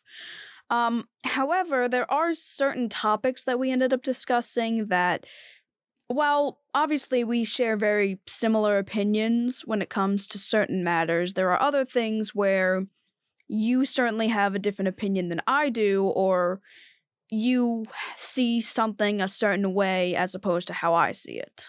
Okay, I think that's fair, and I think that's important. I think if we agreed on everything, we'd never learn to have that discussion with someone who has an opposing point of view. Yeah. Tell us a little bit more about adolescent idealism. So, what exactly is adolescent idealism? In the unique tapestry of teenage development, a pattern of idealism often emerges, vivid and compelling. It's a belief that teenagers not only have the ability, but also the right to express their opinions on various societal structures, be it in the realm of politics, religion, or any other institution. This is a time when thinking shifts from the tangible and immediate to the abstract and the far-reaching. As this abstract thinking takes root, teenagers start to notice global issues with sharper clarity. They begin to question the actions and decisions of adult leaders, developing a keen sense of moral judgment. This is not just a phase, it's a powerful awakening that shapes their understanding of justice and fairness. However, the journey of adolescent idealism isn't without its hurdles. In environments where such views are not encouraged or prioritized, teens may find themselves at odds with the status quo. This can strain relationships and impact their mental health as they navigate spaces that may seem indifferent to their burgeoning ideals. Consider the teenager who organizes a school protest, or the one who joins a march to amplify their voice on issues they care about. Or think of the young person who decides to become vegan, not just as a dietary choice, but as a stand against environmental degradation. Some may take a bold stance against systemic issues, like challenging school curricula that they believe perpetuate racism, and vow to drive change through organized protests. These are more than actions, they are statements, a declaration of the world as they believe it should be. The fire of adolescent idealism is fueled by a desire for change and a better future. It's essential for adults to understand, respect, and constructively engage with these passionate young minds. By doing so, they can help guide their idealism into lasting positive impact. So imagine you just staged a protest at school, and I could see you doing. You probably can't because you're not that outgoing, but you're passionate enough to do it, I think. And probably not a big one, maybe a small one. But you've just staged a protest at school and suddenly you're handed a megaphone with the whole world listening. What's the first issue you'd address, and how would you convince the adult world to take you and your fellow teen idealists seriously?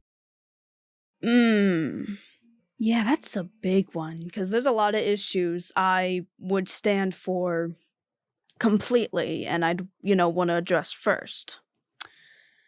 However, relating to the idea of having the adult world listen to the teens, I'd probably want to address the issue of people, or at least the government control over what schools should be teaching.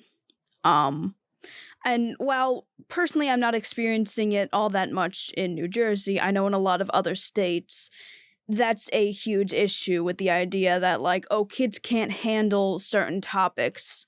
And, I feel like a lot of adults are of the belief that, they're just teens, they're just kids, they don't know any better, they can't really, debate with us well. And I know a lot of people, are kind of trying to tell us that, there's a lot of people just discouraging us from voting, from speaking, our beliefs, and from really just trying for us to try and change the world. They want to stop any effort we have for that. So I'd want to address the issue that, like, no, we know all the stuff that's happening and we want to bring change about it. We, like, can understand these topics. We're emotionally mature enough for that kind of stuff, and we're not just kids. Okay, well, you into that. I would certainly listen to an argument when you put it in terms like that. Now, imagine for a moment your idealism is a superhero. What would a superpower be, and what's the kryptonite, the weakness that really tests its strength in the everyday world? Superpower. That's interesting. My superpower is I can shout louder than other people. That's understandable. I can see how that would be useful. If my idealism were a superhero and had a superpower and also kryptonite. Let's see.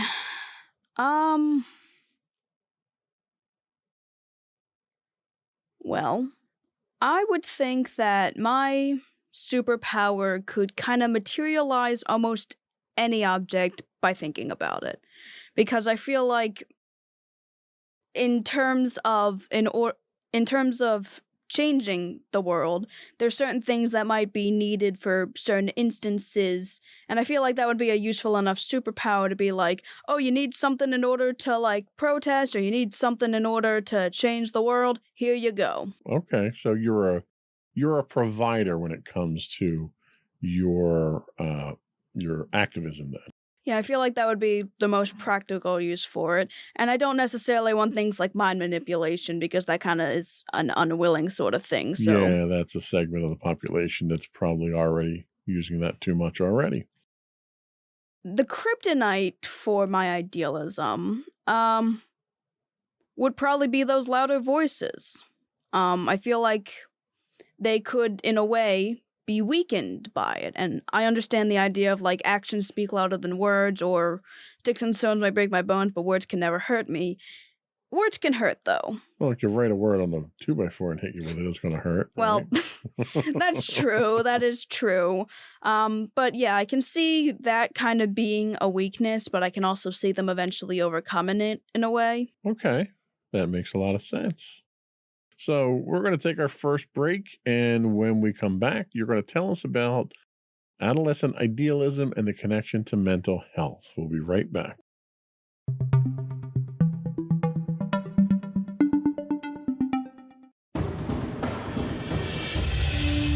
For over 7 years, the Second Sith Empire has been the premier community guild in the online game Star Wars: The Old Republic. With hundreds of friendly and helpful active members, a weekly schedule of nightly events, annual guild meet and greets, and an active community both on the web and on Discord. The Second Sith Empire is more than your typical gaming group. We're family. Join us on the Starforge server for nightly events such as operations, flashpoints, world boss hunts, Star Wars trivia, guild lottery, and much more. Visit us on the web today at www.thesecondsithempire.com.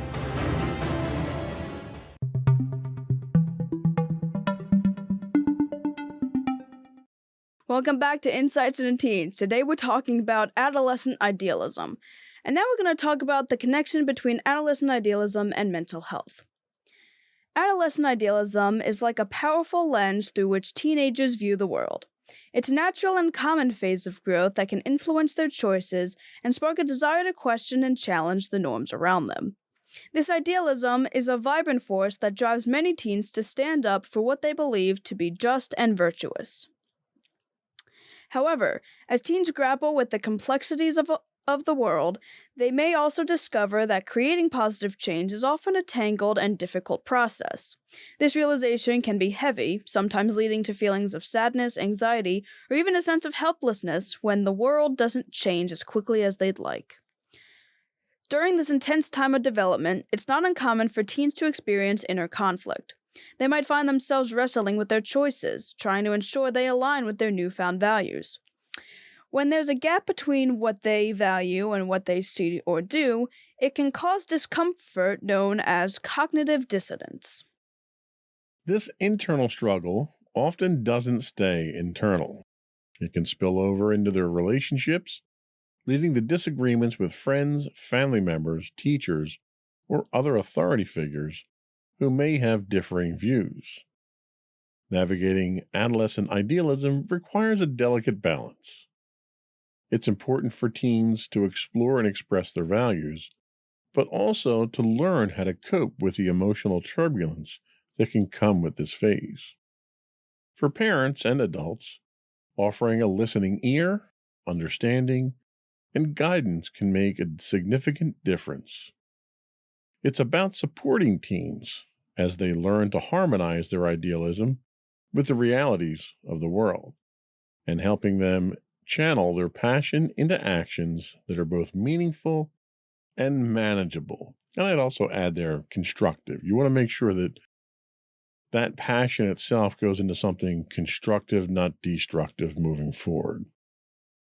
So, if you could give your idealism a status update on social media, what would it say, and which emoji would best capture the roller coaster of taking on the world's heavyweight issues at your age? So status update is just like updating your info on like a social media, Just right? a one word or couple word phrase of gone shopping. All right. If I could give them a status update, I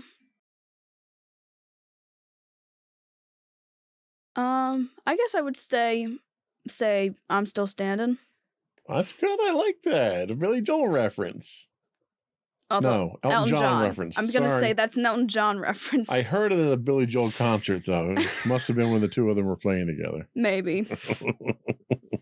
And which emoji would best capture the roller coaster of taking on the world at my age? I guess a roller coaster. Okay. I can't argue with that.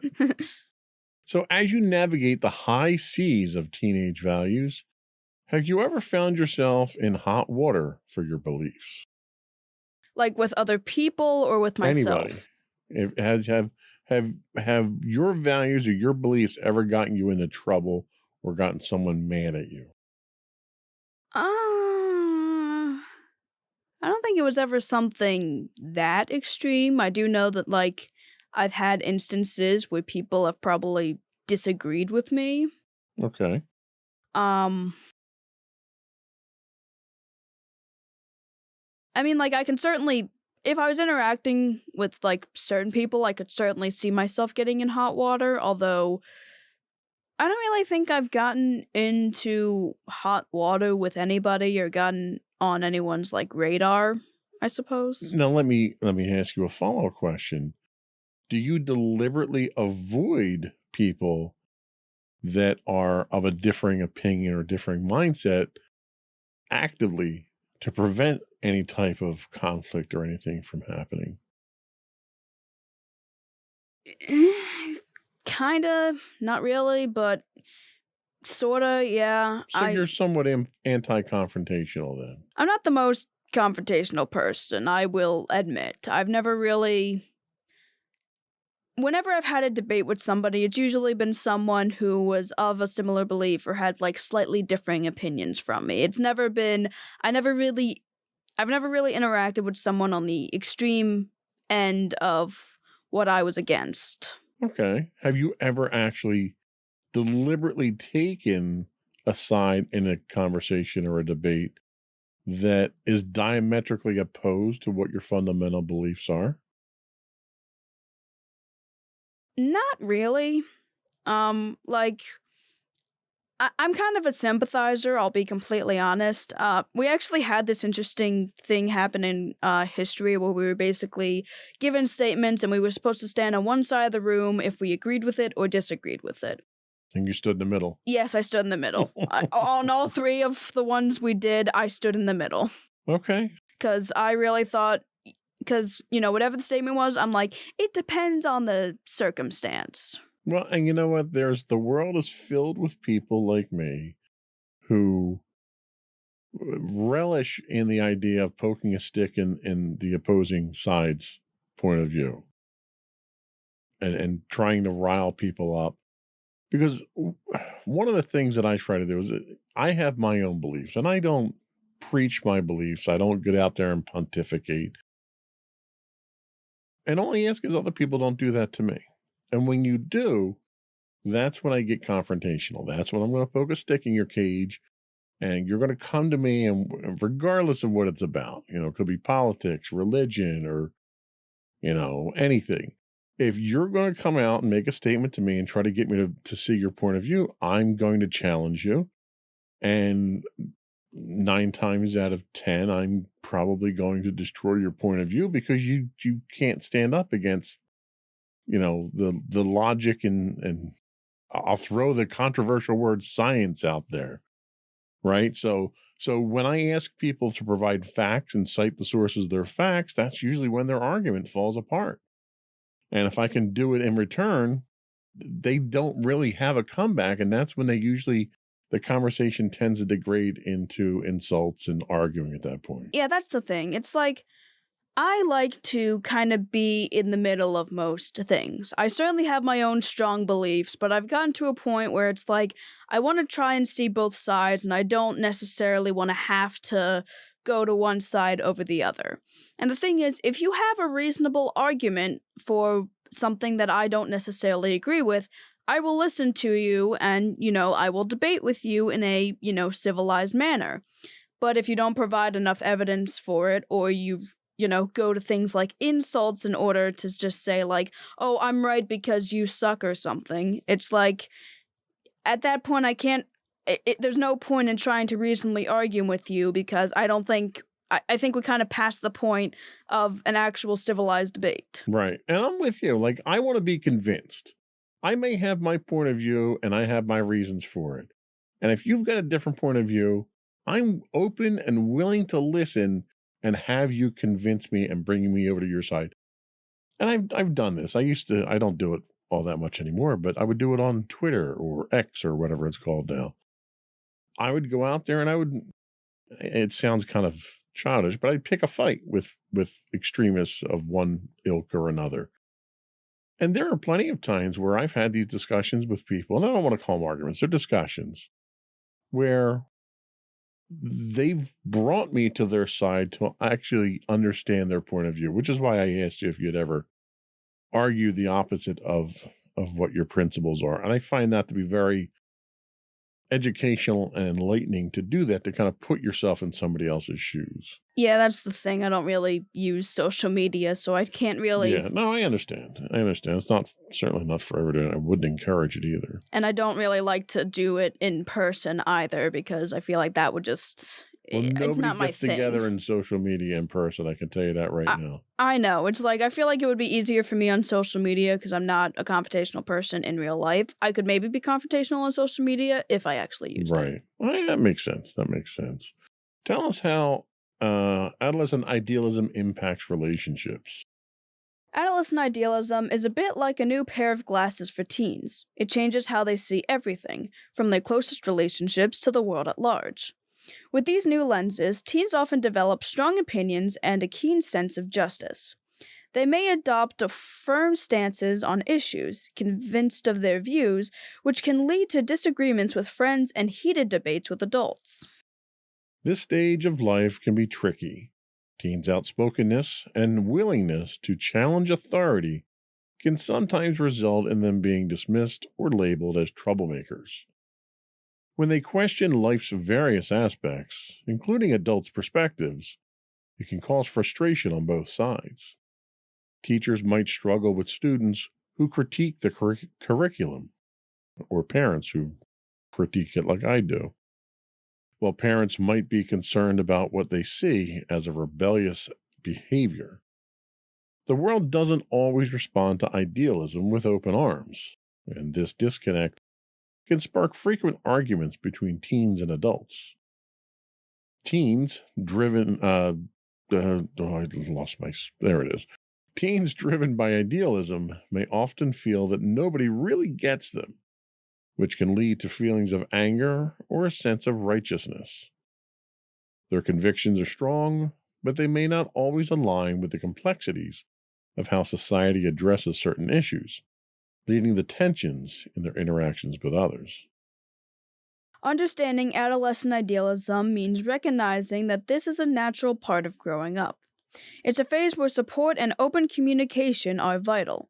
For parents and educators, it's about providing the space for teens to express themselves while guiding them to navigate their relationships and the world's realities with empathy and resilience.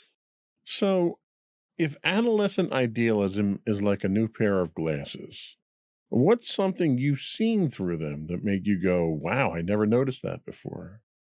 I guess a lot of the injustices in the world, I suppose, and stuff that feels like at this point we shouldn't be happening, but stuff that still is happening. Okay. I never really knew about a lot of topics until my idealism phase, and that was kind of when I learned more about how different things that people fought for and different reasons for why they fought for them and the various injustices that still happen in our world despite the fact that we really should be past that point. So it sounds like, and then based on the discussions that we've had, certainly over the dinner table, that you're kind of in the debate team phase of teenhood, where every topic could spark a lively discussion. Can you share a funny story when a debate with adults turned into a wait, are you really arguing about this type moment? Yeah, none of them are really serious, but I do remember there was this one time we were at Buffalo Wild Wings and there was some sort of commercial with a vacuum cleaner and it was going on for a really long time.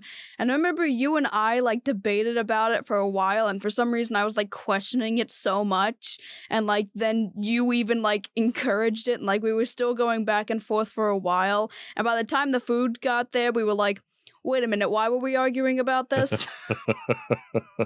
Nice. That's always a fun one.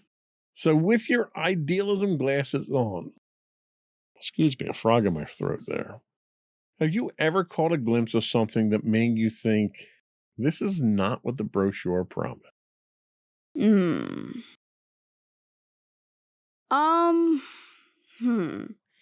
my idealism glasses on, what have I caught a glimpse of?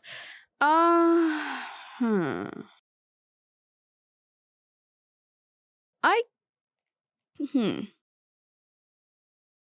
guess. Oh, jeez. If they were easy questions, I wouldn't ask them. Yeah, that's true. That's understandable. Let me ask it this way. Is there anything that you've seen in this idealism phase of your life that has completely changed the way you used to look at something previous to that point in your life?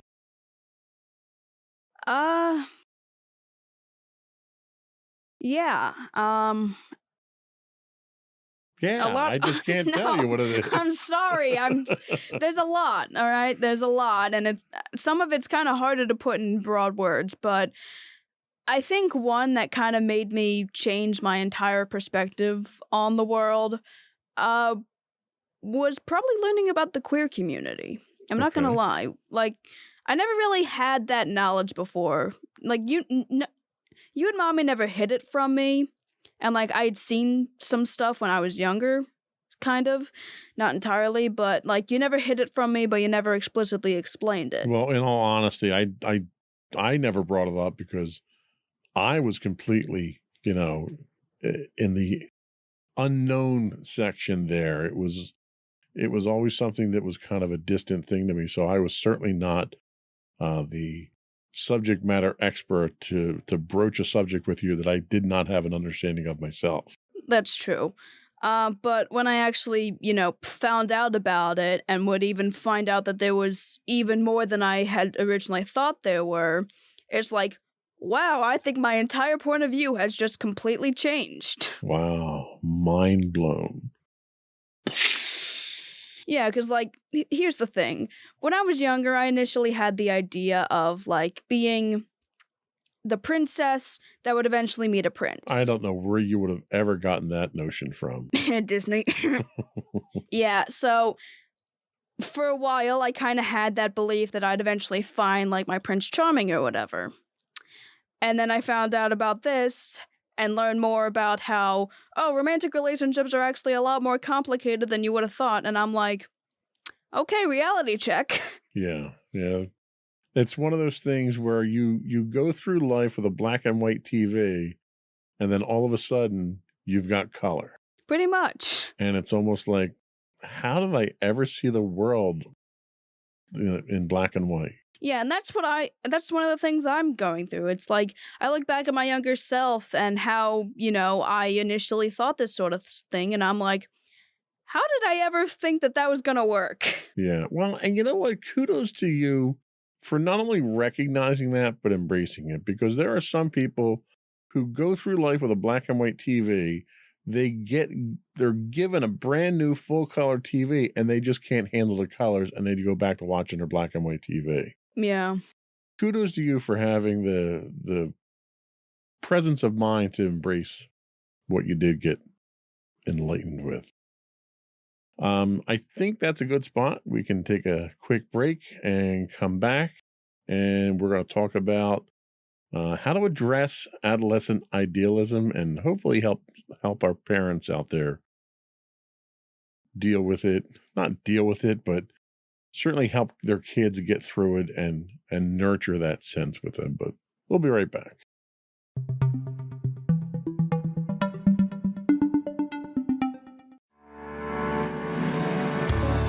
Insights into Entertainment, a podcast series taking a deeper look into entertainment and media. Our husband and wife team of pop culture fanatics are exploring all things from music and movies to television and fandom. We'll look at the interesting and obscure entertainment news of the week. We'll talk about theme park and pop culture news. We'll give you the latest and greatest on pop culture conventions. We'll give you a deep dive into Disney, Star Wars, and much more. Check out our video episodes at youtube.com/insightsintothings. Our audio episodes at podcast.insightsintoentertainment.com, or check us out on the web at insightsintothings.com.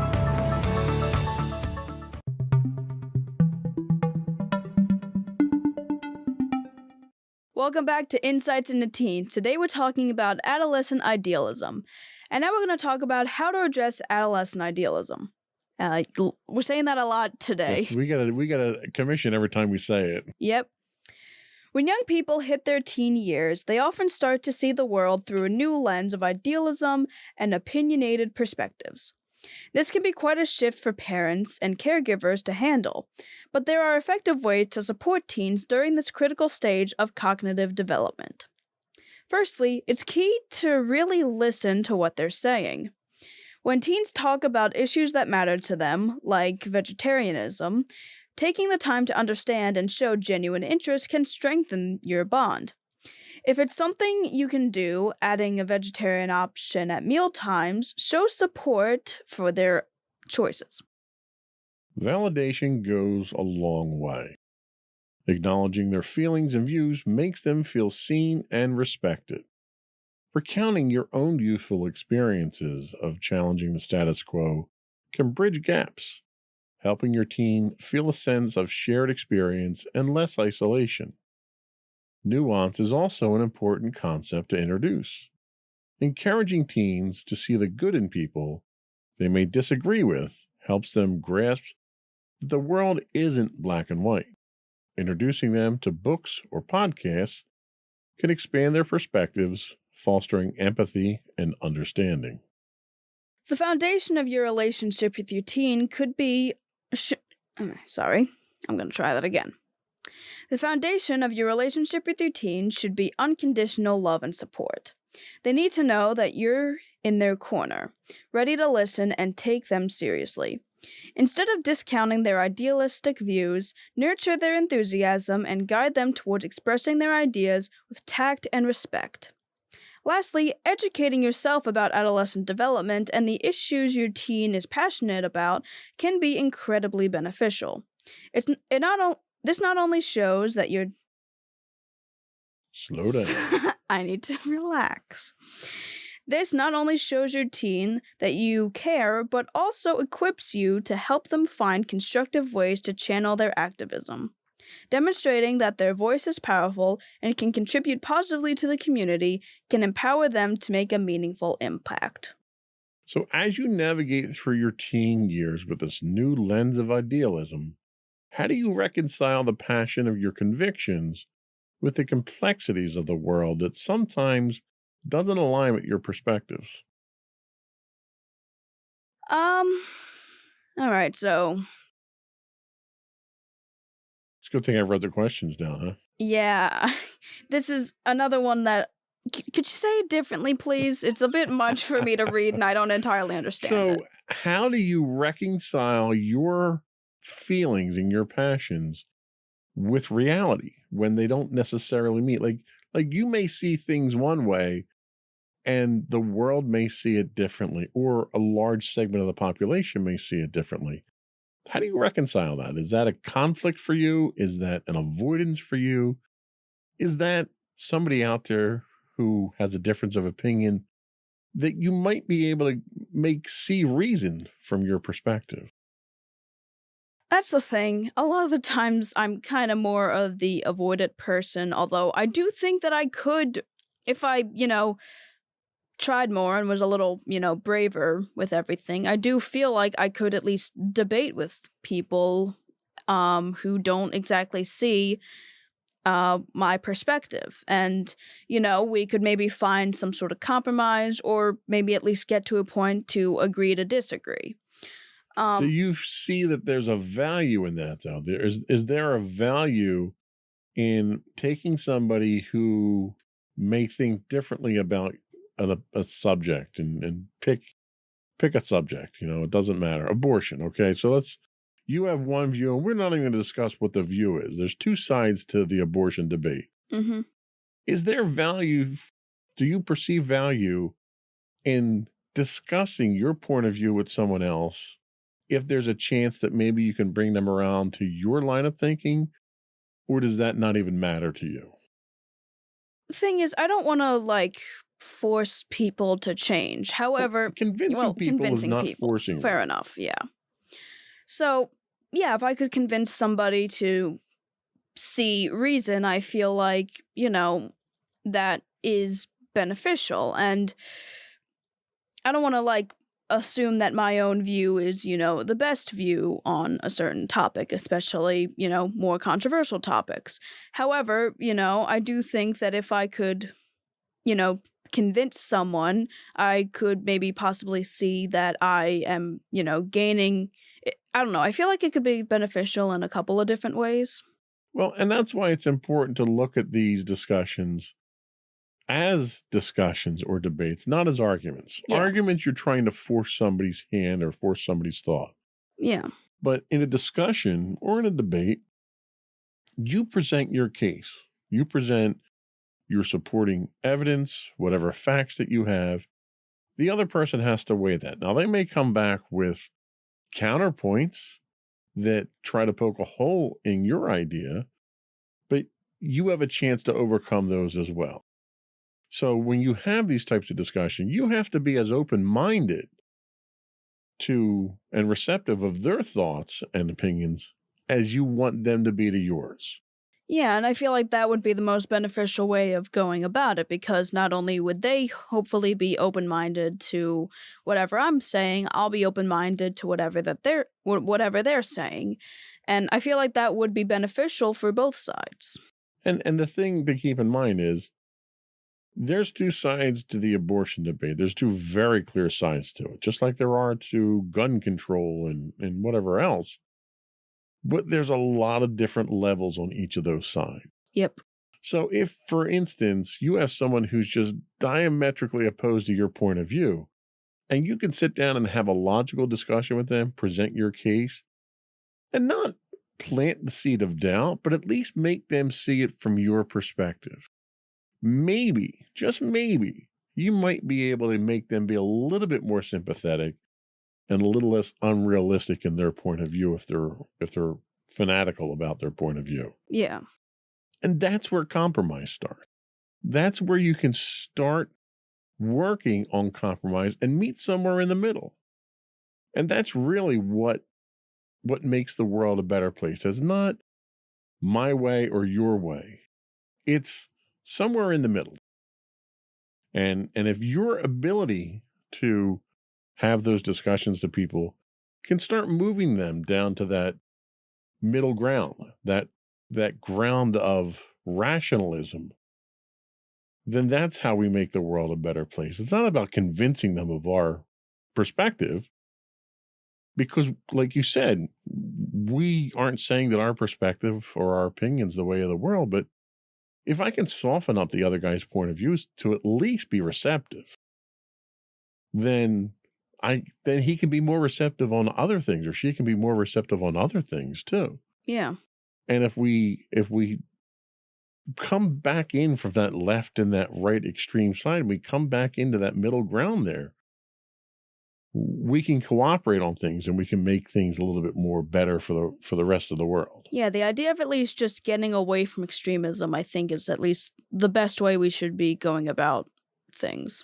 So in discussions with parents and caregivers, how do you find common ground when viewpoints do clash, especially on topics you feel strongly about, like politics or social justice?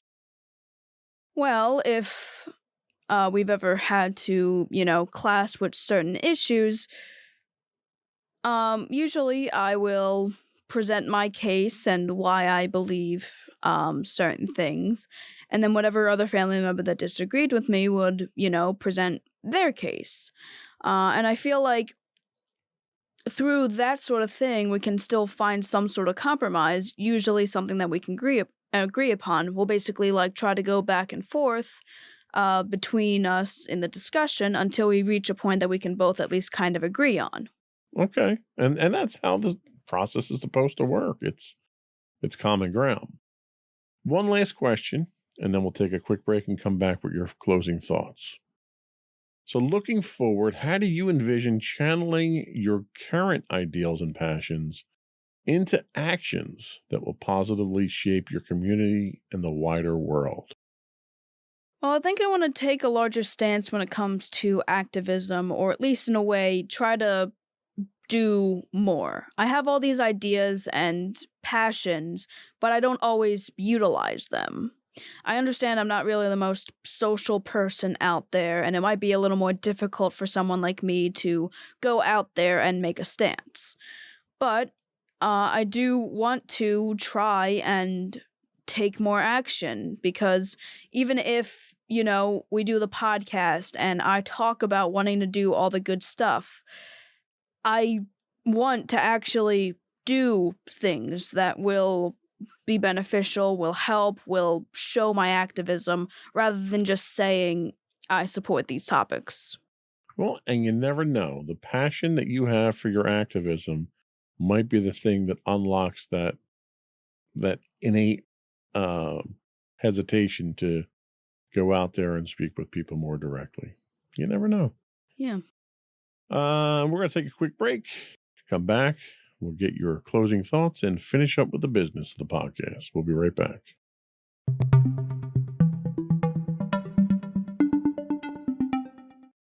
All right. So to everybody out there, I just want to say that adolescent idealism is a pivotal point in teens' lives, as it pretty much will eventually shape them into the person that they're going to be when they become adults, and how they view the world and what they're going to do with it.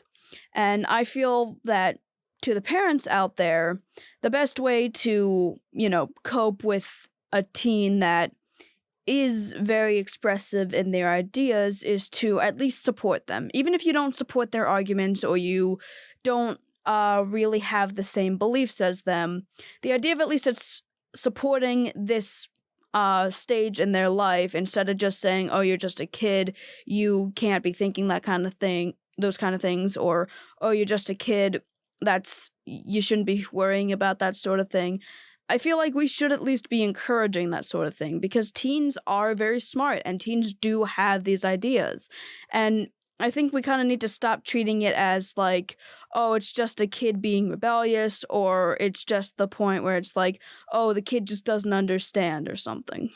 Amen to that. I couldn't agree with that more. I think it's important that the understand, people my age need to understand that tomorrow's in your hands. It may sound overwhelming at times when people say stuff like Yeah. that, but if they don't start getting you ready for it now, it's going to be dropped in your lap and you're not going to know what to do with it. Yeah, and that's kind of what I've had to deal with at this point. It's like I'm literally 1 year away from being considered a legal adult in my country, and it's like I'm terrified. Like I feel like I might be more prepared than other people, but I'm still terrified, and I can't imagine the idea of parents still wanting to restrict their kids at my age from seeing certain things about the world. And it's like when I actually become an adult and you can't do that, what am I going to do?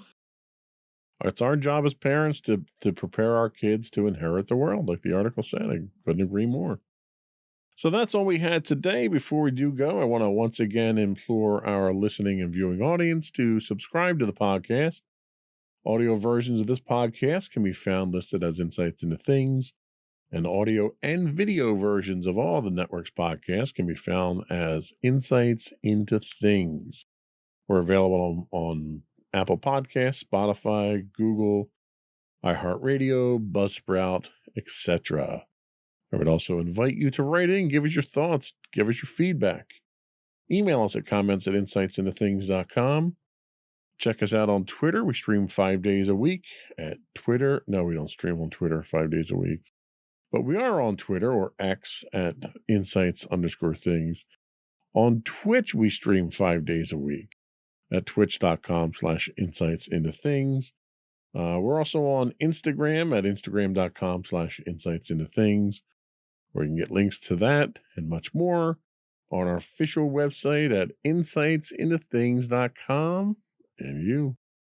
And don't forget to check out our other two podcasts, Insights and Entertainment, hosted by you and Mommy, for now, and Insights into Tomorrow, our monthly podcast, not really anymore though, normally hosted by you and my brother Sam, although that's probably changing soon anyway. Boy, and if that's not a confusing plug, I don't know what is. Hey, I'm not the best at advertising, again. Clearly. Whatever. That's it, folks. Another one in the books. Bye, everyone. Bye.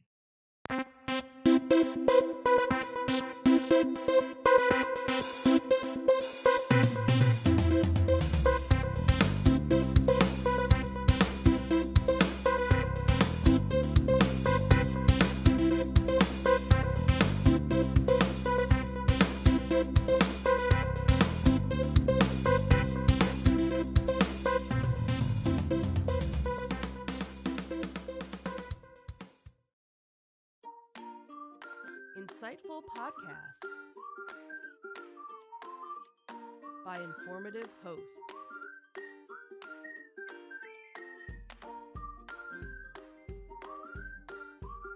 Insights into Things, a podcast network.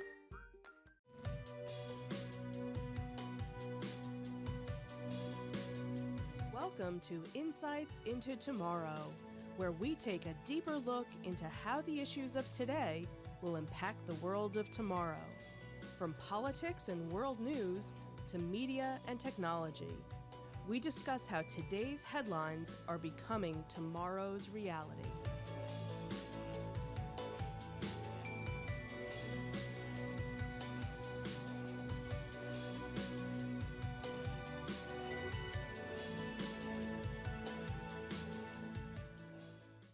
Welcome to Insights into Tomorrow. This is episode 20, Don't Touch That Dial. I'm your host, Joseph Whalen, and my co-host today, Sam Whalen. How you doing today, Sam? Good. How you doing? Fantastic. So this topic kind of came up when I was doing some research on various things that we could talk about. This one kind of hit home, mainly because of what you do. What is it that you do that's tied to this topic? Yeah, so I currently am a producer at an AM radio station. I run the board for a bunch of different shows 3 days a week. I also would like to break into the FM market at some point. That's sort of my goal. Went to college for it, did radio in college, did radio in high school. Radio is my passion, and it's what I want to do for a living. So yeah, this topic was important and something I think about too often. Awesome. Well, thank you for the resume there. We'll make sure we get no that problem. out to Yeah, everyone. check out my website. So, the article that I came across happened to deal with current automakers like BMW, Tesla, Audi, Porsche, and Volvo, all taking steps to remove AM radios from their electric vehicles. And it made me think, and it's making a lot of people think, what's the fate of this aging but reliable form of communication? And that's what we're going to discuss today. But before we do that, I did want to take a moment to invite our listening and viewing audience to subscribe to the podcast. You can find audio versions of this podcast listed as Insights into Tomorrow. You can find video and audio of all the network's podcasts listed as Insights into Things. And we're pretty much anywhere you can get a podcast these days, Apple, Spotify, Google, and so forth. I would also invite you to write in, give us your feedback, tell us how we're doing. You can email us at comments@insightsintothings.com. You can find us on Twitter at insights_things, or you can find links to all of our social media on our main website at www.insightsintothings.com. Shall we get into it? Let's get into it. Let's do it.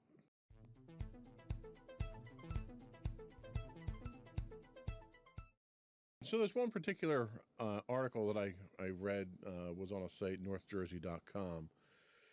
And they kind of talk about the fact that it's no secret that AM radio has kind of lost much of its luster over the decades. And it was introduced in the early 1900s. And it's lost out to superior technologies, FM being the first one that threatened it, satellite radio, and now we're talking, podcasts and streaming and YouTube and everything you can get over the internet now.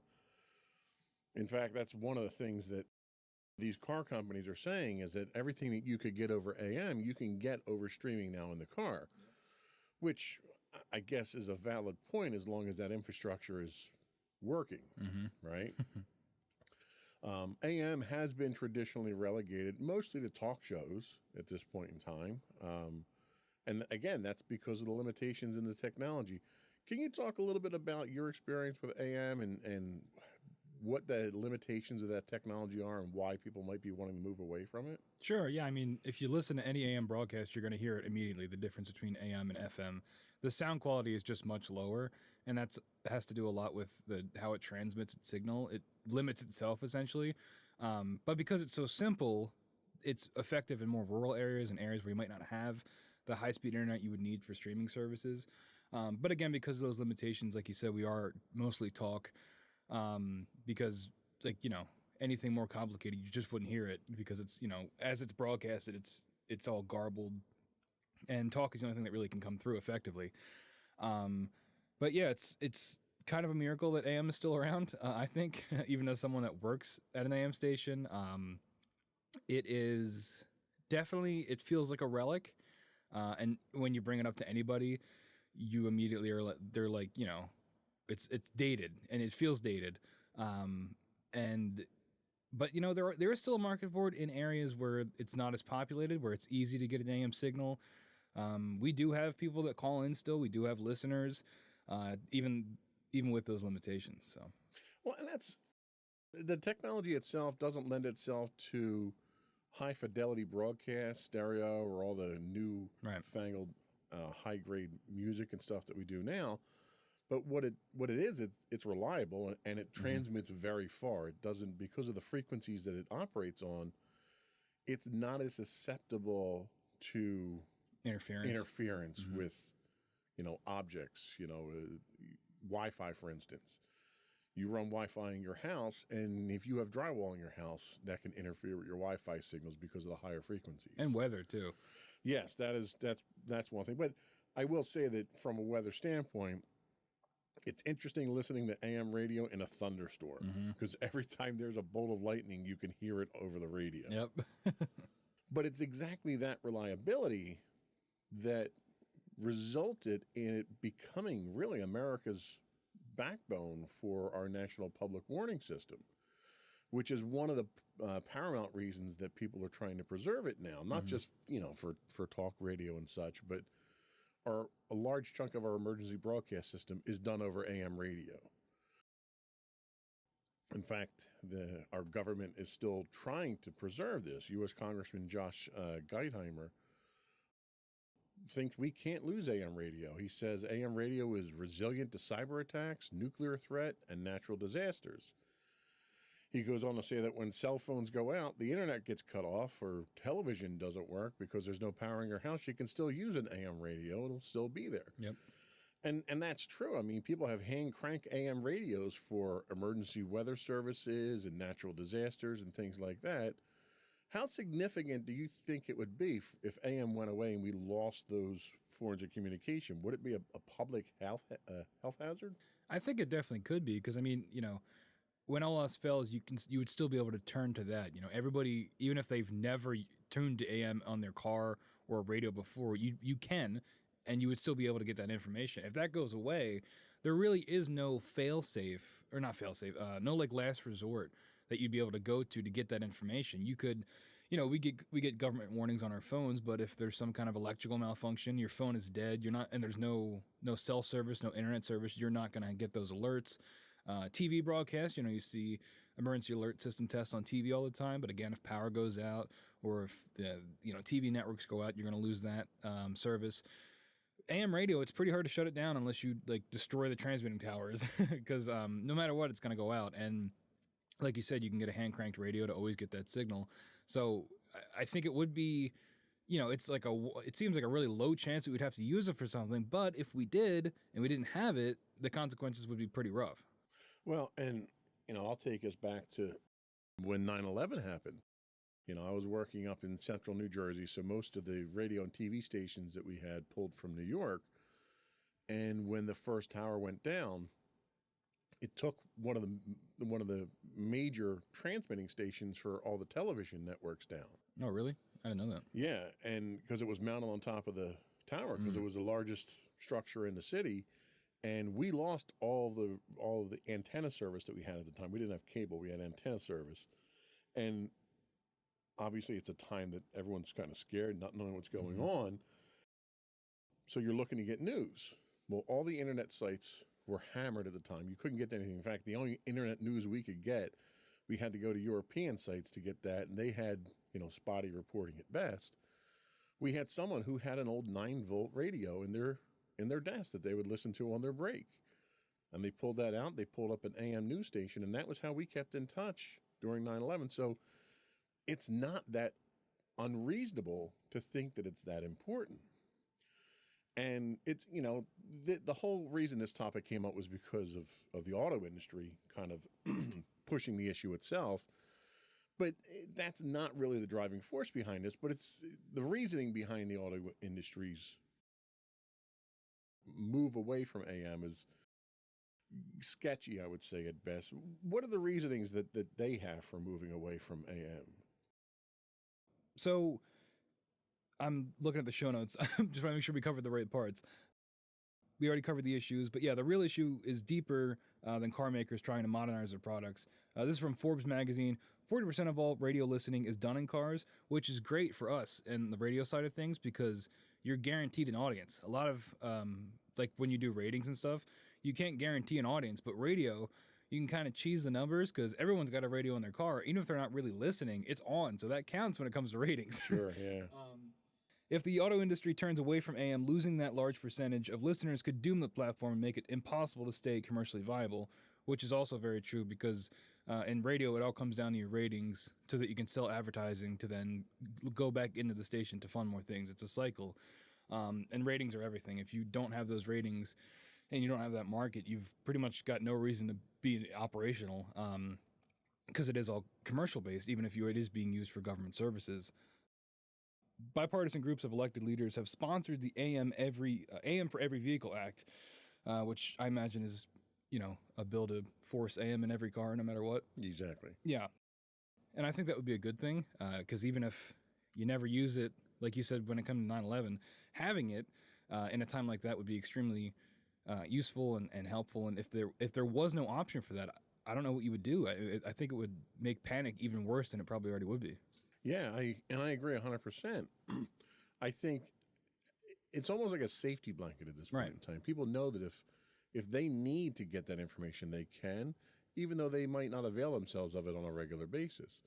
There's thousands and thousands of weather radios out there that people have just when there's a storm, and those weather radios get their information over an AM band. Mm-hmm. Now, one of the things that the auto industry is claiming is that because of the electrical emissions from electrical vehicles, it causes interference over AM radios, and they don't want a negative experience for their users that are listening to AM radio. Like, that Venn diagram is pretty small. That's a very good point, is that the fact that they've got people that are listening to AM radios are clearly not looking for a high fidelity signal to begin with. Yeah, I don't think, like I said, the Venn diagram of electric car users and AM radio listeners are that in between is, I would argue, probably non-existent. and I would tend to agree with that as well. So, and that's why I say I think their motivation for it's to save money, but I can't imagine that putting an AM capable radio in an electric vehicle is the cost center. Well, it's also probably because they want to have a deal with satellite radio companies, because most times when you buy a car now, it's got Sirius built into it, Sirius XM. Well, yeah, but my vehicle has Sirius built into it. They didn't have to not have AM on it. Yeah, I don't know. I don't know why they wouldn't do it. Maybe if it's I don't think it's an electrical interference problem. I just don't buy that. I don't either, and that's almost like one of those things where they don't want you to use your cell phone on an airplane because it interferes with telemetry. And it's like, yes, if under certain circumstances there's a 1 in a million chance that it interferes with it, you probably don't want that chance happening on a plane. I can't imagine there being anything detrimental about an AM radio that's just receiving, not transmitting, on an electric vehicle. Yeah, and like I have a AM radio transmitter hooked up to my stereo, or a receiver hooked up to my stereo, and it's just like a square piece of plastic with wire wrapped around it. That's all you need to get AM signal. It's not like you need a full stereo or radio head to get it. Right. You just need some wire that you stick out. And it's funny you mention that, because during that 9/11 situation, the radio that we had was not getting a very good signal. So we actually took a piece of coax, stripped all the shielding off of it, and just turned that into a bigger antenna and got a clearer signal. Yeah, and like that's one of the reasons I love radio so much. Not just AM. I don't really love AM that much, but FM, radio in general, the concept of radio. It's so accessible, and I've always equated it to like sticking your hand in a river. Like the radio is always there, and there's so many ways to access it. And you could have a big boombox that you tune your favorite station to, but you can also have something in the palm of your hand that can do the same thing. And I just think like you don't really get that with any other medium. Not to mention it's very like personable. Like when you're listening to a DJ, it feels like it's just you and them having a conversation, and you don't get that with TV or movies. Sure. And I think AM does have that, and that's another reason why talk is so successful on AM when it is because you can access it in a variety of ways that are pretty easy, and you don't have to pay to listen to the radio. Like you don't have to pay a subscription fee. You can just have a wire and stick it up in the air and have some sort of output, and you're listening. There's no barrier to entry, and that's one of the reasons I love it so much. And it's so accessible no matter where you are in life. I just think it's great. Well, and it's funny because there's been a push by politicians to declare internet as a public utility. Everyone needs to have internet. And I don't want to argue with that. I mean, that's our medium of choice for the podcast. And I think everyone should have it. But if everyone should have the internet as a public service, everyone should have AM. Mm-hmm. AM already exists. Why would you take it away? And it's much easier to give everybody access to AM than it is internet. Absolutely. Because the less populated areas you get, it's way harder to get that internet working. I have a friend of mine who lives in Maine, and his two choices for internet were Spectrum or like satellite internet, which is way worse. Right. And the delay in that is insane. And this is in 2023, and he's not even in like a rural area. It's just in Maine. There's still parts of the country where you're not getting 5G, upload speeds and things like that. And, that's going to be a problem for many more years to come. They're not going to have that ironed out. Certainly not in a way that it works as reliably as AM does now. Well, and that's sort of what the auto industry is kind of counting on, is people getting this information over the internet.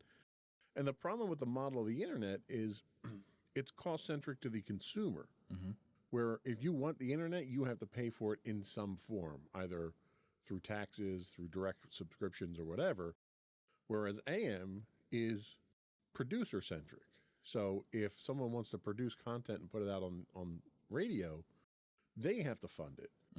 They fund it through through listenership and through advertising, but there's no cost, like you said, to the consumer at that point in time. So it makes it accessible to low-income people, to seniors, to everybody out there who doesn't have unlimited income and free disposable income. And going back to that accessibility thing, it's pretty easy to understand. It's a dial. Sure. You flip it on and you turn it to where you want to listen to something. Yeah, and it's just, I don't think there's any other like medium of communication that's like it, and I think that's the reason it's still around.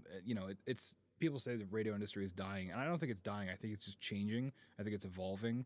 But I think the core technology of how FM and AM transmission works, I think there's always going to be a place for that as long as, broadcasting towers still exist. Well, the fact that you have podcasts that have become so popular tells me that the content that comes over AM is still popular. The media may be changing, right? But that content is still deliverable. It's ease of use, it's low cost, and it's accessible to everybody. It makes a lot of sense to keep it around for people who aren't high tech and have disposable income to pay for the content that they're looking for.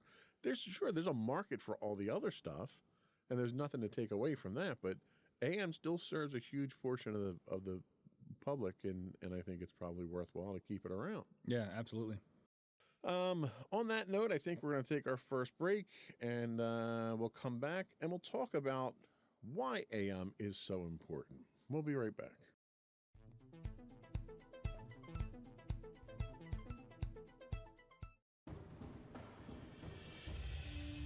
For over 7 years, the Second Sith Empire has been the premier community guild in the online game Star Wars: The Old Republic. With hundreds of friendly and helpful active members, a weekly schedule of nightly events, annual guild meet and greets, and an active community both on the web and on Discord. The Second Sith Empire is more than your typical gaming group. We're family. Join us on the Starforge server for nightly events such as operations, flashpoints, world boss hunts, Star Wars trivia, guild lottery, and much more. Visit us on the web today at www.thesecondsithempire.com.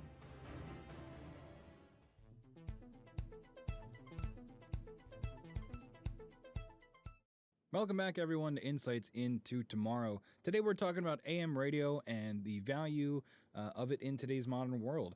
So in this segment, we're going to talk about why AM radio is so important. Like I said at the top of the show, I am a producer at an AM radio station, so you can take that however you want. They're not paying me to say this, though. They're barely paying me to work. So some members of the right-leaning media, such as Sean Hannity, suggest the phasing out of AM could be a conspiracy to silence conservative voices. And boy, does that sound like a narrative we've heard before. Many right-leaning talk shows that are the key to the Republican base live on AM. That's very, very true. A lot of the shows that I run are like that. And they are just more popular than a lot of the other shows we get because they have that built-in audience, essentially. Why would... We have a note in here about Elon Musk. Isn't Elon Musk emerging as a leader of the right? Why would Tesla be participating in this conspiracy? That's a good point. Elon clearly is on the right side when it comes to the political spectrum. Going back to the EV vehicles wanting to get rid of AM radio, why would he be doing that if it's a constant echo chamber for right-leaning ideas? I don't know. That's a good question. Do you have any thoughts on that? I don't. And it makes me go back to the thought that it's a cost savings thing, but I don't know how you're saving money on it by getting rid of it. What other motivation would he have other than making sure that other medium, he owns Twitter too. So maybe it's a way of trying to make sure that the mediums that he favors more are at the forefront, removing, and I don't want to get into conspiracy theories here, but one of the things that right-leaning side of the country seems to think is that if they eliminate options for people, and the only options that you have left to adopt are the options that they want you to adopt, then you obviously wind up following their indoctrination. Right. Is this a factor of that? I doubt it. I think that's kind of a stretch, but I think it's more of a technology thing. Like, I don't even know what kind of radio a Tesla has at this point in time because it's a computer interface that it has. Yeah, I have no idea.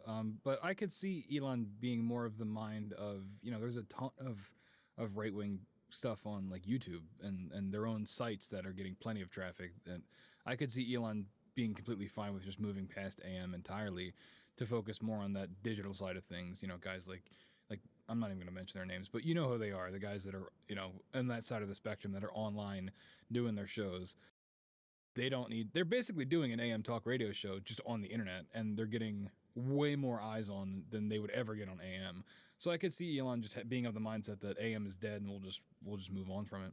Well, and let's be honest, the format that we do on this show here is very well suited, with the exception of the video, obviously, but it's very well suited to being on an AM radio station, which is why I say, like, the most popular podcasts that are out there today are really an AM podcast. They're an AM talk show that happens to be on the internet.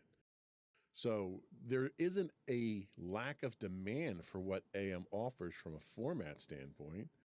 Is it just a technology thing? I mean, yeah. Once again, we go back to this issue of technology. Jordan Walton, executive director of the New Jersey Broadcasters Association, tells us, due to the nature of the sound, AM lends itself to the spoken word, which is why the talk shows gravitate toward it, which is true. When I'm producing shows, we are very aware that we are spoken word when it comes to things like compression rate and what we're uploading our shows at. It really doesn't matter that much because when it's processed through the transmitter, it's going to sound like it sounds on AM no matter what we do to it. Hundreds of foreign language stations on the platform serve marginalized communities, which is also very true. I run a lot of shows dealing with Eastern European communities in the area, Ukrainian people, Polish people, and that was an aspect of the radio industry that I had no idea about before I started this job, and it's really opened my eyes to it, how important it is to these communities to have that access. I mean, holding full-on religious services that through the AM dial that they might not be able to get to otherwise. It's a big deal, and it's in those communities. It is still very active, and of course, nearly 47 million Americans listen to AM, which is a lot of people. And if that just happened to go away, that's 47 million people that just lose access to that platform. Yeah, and I go back to when I was a kid. My grandmother lived with us. She was from, as my mother used to term it, the old country. She was from Lithuania. And she didn't speak English very well, didn't understand English very well. So she was very self-conscious going out in public because she couldn't communicate. There happened to be at the time a radio station, a local AM radio station that she would listen to that was done, I don't know if it was done in Lithuanian, but it was done in a language that she understood. Mm-hmm. And that was like her connection to the outside world. She would get religious services through it. She would get news through it. It was a friendly voice that she didn't hear unless she was talking to members of her own community. And that level of cultural sensitivity, I think, is very important to maintain for those marginalized people. Absolutely. I mean, some of the shows that we run are entirely in other languages, entirely in Polish or entirely in Ukrainian. And, I don't speak those languages, but somebody's listening because otherwise they wouldn't be on the air. Right. So, and as with everything, cost is still a factor. As a platform, AM's comparatively inexpensive, certainly to produce and create content for. AM's also the great equalizer across drastically divergent economic situations. From a millionaire to a Porsche, from a millionaire in a Porsche to a homeless person with a battery radio anyone can tune in, is the quote that I found. And that was kind of what I talked about earlier, the accessibility of it. There's no subscription fee. As long as you have a way to receive the transmission, because they're all around you. You know, you can't see them, obviously, but, you know, FM signals and AM signals are all around you. As long as you've got a way You can't see them. I can see them. I think you got to see a doctor. As long as you've got a way to receive that, you can access it. And I think that's a wonderful thing. You're absolutely right. And again, talking about your friend who's in Maine and other people, you know, you've got farmers and seniors and immigrants who all rely on it because it's a cheap cost of entry into getting into these areas, these discussions. You don't need any high-tech gear. You don't need any advanced knowledge of computers. You literally flip a button, turn it on, turn the knob to where you want to go, and it's there. So that accessibility makes it appealing to a lot of people. Probably the most significant reason AM is important, again, we touched on earlier, is a means of emergency communication.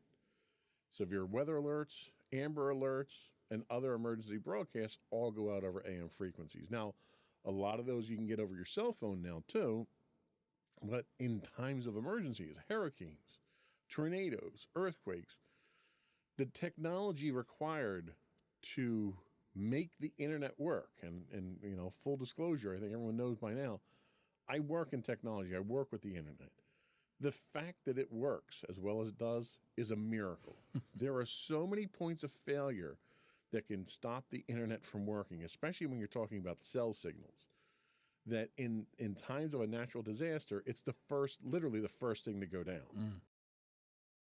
FEMA has spent decades building out its integrated public alert warning system, or its IPAWS system, using somewhere in the range of 77 primary emergency alerting stations around the country that are AM-based stations. So you've got a huge infrastructure for emergency broadcasting that's already been invested by the country to build this out, and it works. I think that's my biggest catch is there's no reason not to use it. It's not like it's failing. It's not like our crumbling road infrastructure where bridges are literally falling down within driving distance of us here. This works. The technology is sufficient enough to do the job that it's doing, and there's no reason not to use it. The stations brought vital information, warnings, and comfort during tragedies like hurricanes and earthquakes, and again, in the wake of 9/11. So I can't think of a compelling reason for AM to go away. The fact that it's an old technology shouldn't be a reason. The wheel is an old technology, and that's not going away because it's thousands of years old, right? Yeah, I don't really see why you'd get rid of it. I mean, it still works. It's worked essentially the same way for like 100 years at this point. I forget when it was invented. I think in the early 1900s, but like it still works, especially when it comes to things like this. Why would you get rid of it? And what is the alternative? Really? Like, is there a plan from these automakers for, I guess they don't really, it's not their problem if AM radios are done away with, what the alternative would be for these kind of emergency broadcasts. No, it's not. And their solution to this is use an app. And I'm sorry, but there isn't an app for the emergency broadcasting system. There isn't an app that works when the internet goes down or your cellular connection goes down. The technology of the internet, and it's ironic because when the concept of the internet came out after Sputnik launched, the idea was to move away from circuit-switched telephone networks that could be taken out in a nuclear strike to a packet switch network which can route around outages on the network. So the whole premise of the internet was to have a redundant system of communication that didn't go down during emergencies. And the first thing that goes down in times of emergencies is your local internet connection. Mm-hmm. Like it happens every time. You know, we have gusty storms here and our cable internet goes out or the power goes out. And it's like there's so many things that an internet connection is dependent on that if any one of those goes down, whether it's your power at your house, your router, the wire to your house, the wire on the street, the wire back to the central office, there's so many things that could go out that would take down your internet. And if you think about the technology for AM, what do you have? You have the radio station and their antenna. Mm-hmm. They're the only two things that you need. And you could set up a portable AM radio broadcasting station within an hour of a natural disaster. Mm-hmm. So the level of redundancy isn't anywhere near where it is with AM. Yeah, just like a personal anecdote. I remember there was one time when I was younger, we got stuck in traffic somewhere. It was like standstill traffic. And the first thing you did was tune to AM. That was the New Jersey Turnpike, or the Pennsylvania Turnpike coming back from Hershey. Yep. And the first thing you do was you tuned to one of our local AM stations to get the traffic. And they did traffic and weather like every 20 minutes, maybe less than that, every 15 minutes. But that was the first thing you did because it was reliable, and we might not at the time had, as up-to-date, Google Maps as we do now, but it was a way that you knew that you could count on to get that information pretty much immediately and effectively, and it worked without any kind of issue. Yeah, so I don't think there's a huge danger of AM going away. What concerns me more is the fact that you have manufacturers that are marginalizing it now. It's one thing to lose market share to a superior technology when the product that you're trying to consume, like music, relies on that superior technology. If you listen to a radio, the same song on AM and on FM, you can hear the difference. Mm-hmm. Losing market share to that is understandable because you're getting a higher quality product. Right. Losing market share just because some auto manufacturer decides that they don't want to put a radio in your car anymore, that's pretty arbitrary at that point in time. And you're taking the choice out of the hands of the consumer at that point. Yeah, and again, we've hit this a bunch, but like it doesn't cost that much. It can't cost that much. I have an FM and AM receiver hooked up to my stereo, and it's just 2 wires. Like I don't understand like what the argument. It's not like it's costing hundreds of thousands of dollars to install these devices in cars. It can't cost that much, and it's just like, why get rid of it? I don't understand it. Yeah, no, I agree. We're going to take another break here, and we come back. We're going to talk about how it can be saved, because we're not the only ones that think it should be. There are other people, fortunately, in positions of power who think it should be saved. We'll be back in a minute.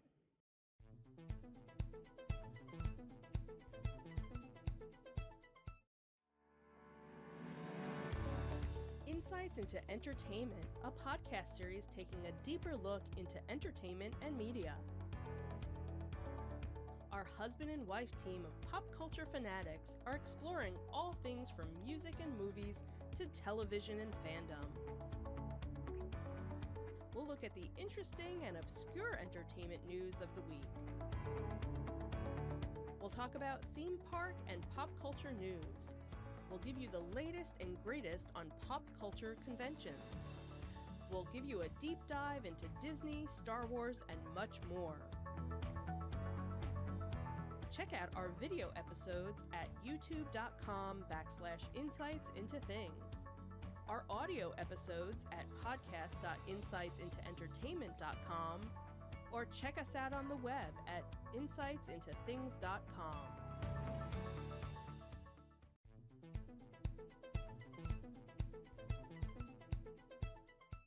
Welcome back to Insights into Tomorrow. We're talking about AM radio and people fighting to get rid of it. Well, back in 2013, Ajit Pai of the FCC saw the problem looming and embarked on a personal quest to save it. After a little more than a year in the job, he urged the FCC to undertake an overhaul of the AM radio, which he called the audible core of our national culture. He sees AM as vital in emergencies and in rural areas. He goes on to say AM radio is localism. It's community. AM's longer wavelength means that it can be heard at far greater distances, try that again. AM's longer wavelength means it can be heard at far greater distances, and so increases. He said AM radio is always going to be there. For example, he cited Fort Yukon, Alaska, where the AM station KZPA broadcasts inquiries about missing hunters and transmits flood alerts during the annual spring ice breakup. I can't imagine there being an app for that that's reliable out in Fort Yukon, Alaska. Yeah, exactly. What do you think about this? The chairman of the FCC is fighting for this. Yeah, I mean, that's good. It's good that someone is. Ajit Pai is a questionable guy in most aspects of what he does politically, but this seems like something that is a positive thing that he's doing. it's good that he is sticking up for it, and we'll see, if that continues and what that his support would actually mean in terms of keeping AM radio around. But having the head of the FCC, or I don't think he's the head of the FCC, Not but anymore. No. when he was, still having him advocate for that. But it's good. It's good to know that there are people higher up that are fighting for it, for whatever reason. It's better to have it than not have it at all. What about Congress? What's Congress doing for us? So they are trying to save AM radio as well, with automakers threatening to pull the plug. A backlash by station owners, listeners, and legislators prompted Ford to announce it was reversing course on its previous announcement to stop installing AM radios in its cars. But with Tesla and the EV manufacturers announcing their intentions to phase out the technology, a congressional subcommittee was debating the merits of proposed legislation to make AM receivers standard equipment on new vehicles. So they just were talking about it, I guess. That's what it sounds like. I think that's what politicians normally do. Removing AM radios from cars could dramatically reduce the audience, with 74% of AM listening happening in the car, according to Nielsen. Automakers cite audio interference. We covered a little bit of this with electrical motors and the ability to stream stations as justification for phasing out the AM radios, which we already said the market for AM listeners and EV users is probably really small. The Communications and Technology Subcommittee of the Energy and Commerce Committee, the ECC, heard nearly 3 hours of testimony as to why AM should be saved. That must have been a long 3 hours. I'll bet that was a real snore fest. We mentioned this earlier, but the AM Radio for Every Vehicle Act would require, quote, dashboard access to any AM broadcast stations in a, quote, manner that is conspicuous to a driver. The primary rationale is AM radio's integral role in alerting the public of emergency situations as part of a national network. So again, it goes back to this thing of, if it's not broke, why do we get rid of it? And if it's something that we could use in an emergency where we can't really count on anything else, why get rid of it? And I think that's really what it comes down to. Even if, getting rid of the entertainment side of it, the talk radio side of it, at the end of the day, it is a utility, right? That it is used for emergency purposes. And it would be like getting rid of emergency alert systems in general. Something on that scale, like, these are important for in times of crisis, and it's something that is a reliable way to make sure that people get the information they need to know to stay safe. Why would we get rid of that? I agree. And the subcommittee even goes on to talk about what we had discussed earlier, that there's a lot of programming on AM radio that'll have no place to go if AM dies a quicker than natural death. Mm-hmm. Of course, that's assuming that, there is a natural death in the future for AM to begin with. But Tesla hasn't been including AM radios in their vehicles for years. I didn't know that. And now a number of other manufacturers are kind of following suit there. They claim the electromagnetic interference from batteries generates an audible high-frequency hum for AM broadcast signals. What doesn't generate an audible high-frequency hum on AM? Everything does. Yep. But it's been around for over 120 years now. Everyone's gotten used to it at this point in time. Right. It's literally, microwave background radiation from the cosmos generates it, okay? I don't think your car is going to overpower that. Yeah. But when Ford announced that they would stop putting AM radios in, somebody finally perked up and took notice. Ford CEO Jim Farley said after speaking with policy leaders about the importance of AM broadcast radio as part of the emergency alert system, we've decided to include it in all of 2024 Ford and Lincoln vehicles. It's a great quote. Like, we forgot about the emergency alert system part. I guess we'll put them in. Yeah, at least they realized it. But the longer term future for AM kind of is up in the air there still. They're only doing it in their 2024 line. Clearly that's not a long-term plan of theirs. So we need more. Yeah. So what more do we have? A petition. There's a petition out there for everything, right? They always work. So change.org Save AM Radio, a part of the emergency alert system petition, has been put up by WABC Radio, actually. Like the ABC? Yeah. Oh, how about that? Yeah, as if they had some kind of stake in the race or something here. Again, they're pushing the fact that for emergency purposes, because, we're getting more and more weather events, Yep. which means there's more and more need for this. again, is it profit for them that they're pushing this to keep it around because they make money off of AM?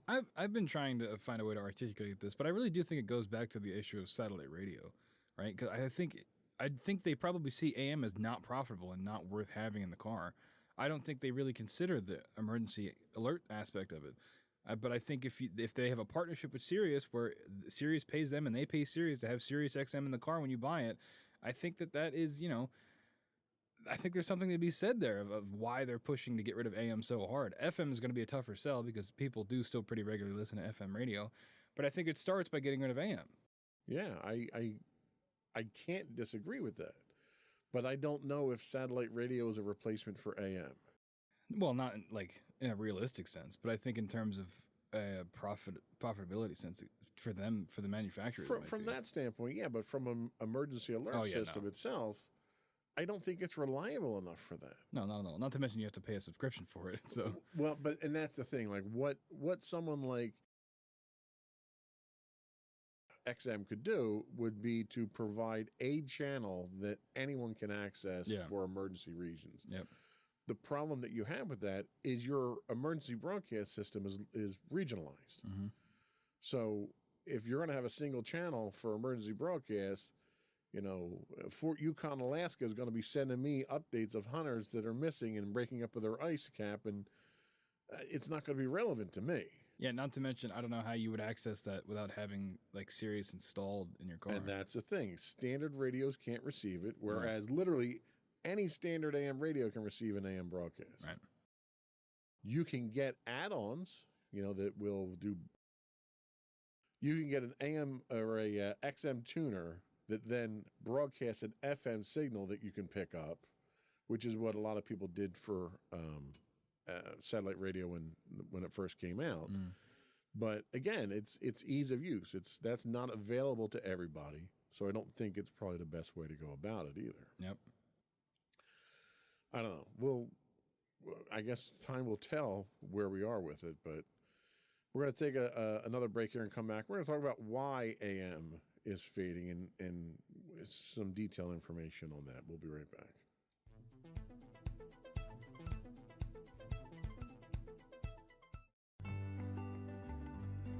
Insights into Teens, a podcast series exploring the issues and challenges of today's youth. Talking to real teens about real teen problems. Explore issues from braces to puberty, social anxiety to financial responsibility. Each week, we talk about the topics concerning today's youth. We look at how the issues affect teens, how to cope with these issues, and how parents, friends, and loved ones can help teens handle these challenges. Check out our video episodes on youtube.com/insightsintothings. Catch our audio versions on podcast.insightsintoteens.com or on the web at insightsintothings.com.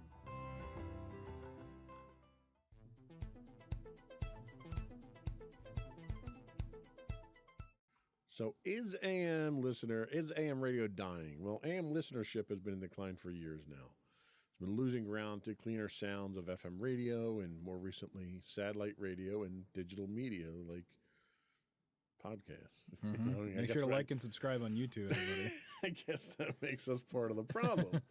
But there's over 4,500 AM radio stations nationwide and about 82 million listeners each month. About a third of the audiences for terrestrial radio, according to Nielsen. I didn't realize it was that large. I mean, that's a pretty significant amount, especially when you start talking about advertising revenue. Yeah, I'd be curious to see how that maps out on a region, like on a map, where a lot of these people are concentrated in, if it is more rural areas or if it's more spread out. If I had to wager, I'd say it's probably more like open areas where it's, more popular because it's a reliable form that you can always access.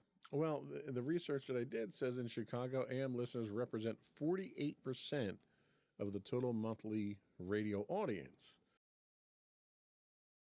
I'm just skimming here. Yeah, it's a lot of numbers. Yeah, give me this. I love stats, but I don't like picking up numbers. It's tied to Milwaukee and second only to Buffalo at 56%. So you're talking big city areas here where you got a lot of listeners.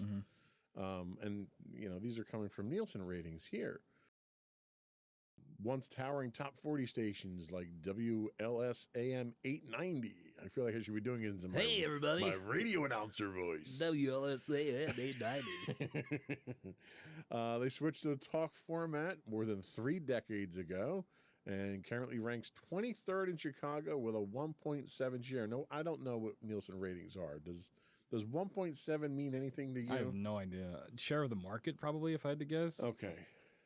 But, a little bit closer to home, you have Philadelphia-based Odyssey, which owns 2 of the top-rated AM stations in Chicago. They talked to, the article I read talked to Craig Schwab, an Illinois native and veteran radio news executive who took the reins at WBBAM in January. He spent most of his career in AM radio, which, near and dear to your heart, I suppose. Yeah, it was probably a little bit more popular when he started, though. He declined to break down the AM/FM audience that split up the station, but said the reach of AM signal is crucial for a news station, especially in emergencies. He goes on to say, I've covered a bunch of hurricanes in my time. I don't know how many hurricanes in Chicago you cover, but okay. More than you think. In different radio markets. Sorry, okay. He says in different radio markets. It's the Windy City. So. He says, I'll tell you that when electricity goes down and cell towers are out and all kinds of things aren't possible, television's not accessible, cell phone signals and batteries die, AM radio is there. And it is. It's like a safety blanket. Mm-hmm. A really uncomfortable, scratchy safety blanket. Like the one you leave in your car if you get stuck on the side of the road. Keeps you alive, though, right? Yeah, You're not gonna sleep with it normally, but it gets the job done. And I think that's really what it's like. Is that's kind of the gist of it. So, given your experience with being a AM producer, I want to throw a couple of questions at you in the last few minutes of the show here, and do a little question and answer session. So the first question I had for you is, should AM be kept alive? And if so, why? They taught me in journalism school not to ask yes or no questions. But yeah, I definitely think it should be, not just because I'd be out of a job, but because, when it comes down to it, like I said before, throwing out all the talk, all the entertainment stuff out the window when it comes to AM, I think it fundamentally is most important for its emergency broadcast capability. And if you were to get rid of that, I don't know how you would replace that. Like we talked about, internet is not reliable, television is not reliable, not as reliable as AM. And if it's not there, how are those messages going to get out at the end of the day? I think it would be a public security risk, honestly. And I think that's a fair point. And it kind of leads me into the next question here is, should government intervene in keeping AM radio alive for that very reason? Now, I'm not an advocate on government intervention. I think every time the government gets involved in something, it's more likely to get screwed up and cost me more money than it is to fix anything. But because of that public safety aspect of it, is this a government problem? Should the government be doing something to make sure this doesn't go away? I think that's a slippery slope, honestly. When you've got government, if they're going to intervene with car manufacturers, I think that could go... I think it could send a bad message, and it could set a dangerous precedent for what government could do in the future if they're going to intervene with something like this. Where could they intervene in the future? However, I mean, something's got to be done, right? If Tesla doesn't even have AM now, so if you're in a Tesla, how are you going to get that transmission?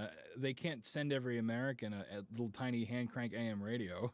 I think that. I don't know. I think you can afford it. I think in an instance like this, yeah.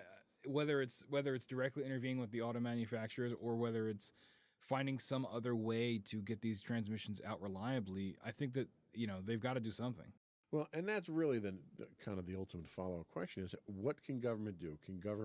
Should government regulate what auto manufacturers can do? Should they subsidize? If it's a cost issue, should the government subsidize the cost of AM radios?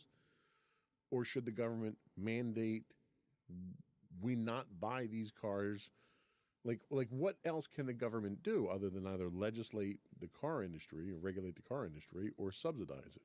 Yeah, I really have no idea. I mean, it would have to be, again, there's always the thing of finding an alternative way to get these messages out. I don't know what that would be. Large, like, speakers all around the country that would broadcast these signals if something happened. I have no idea.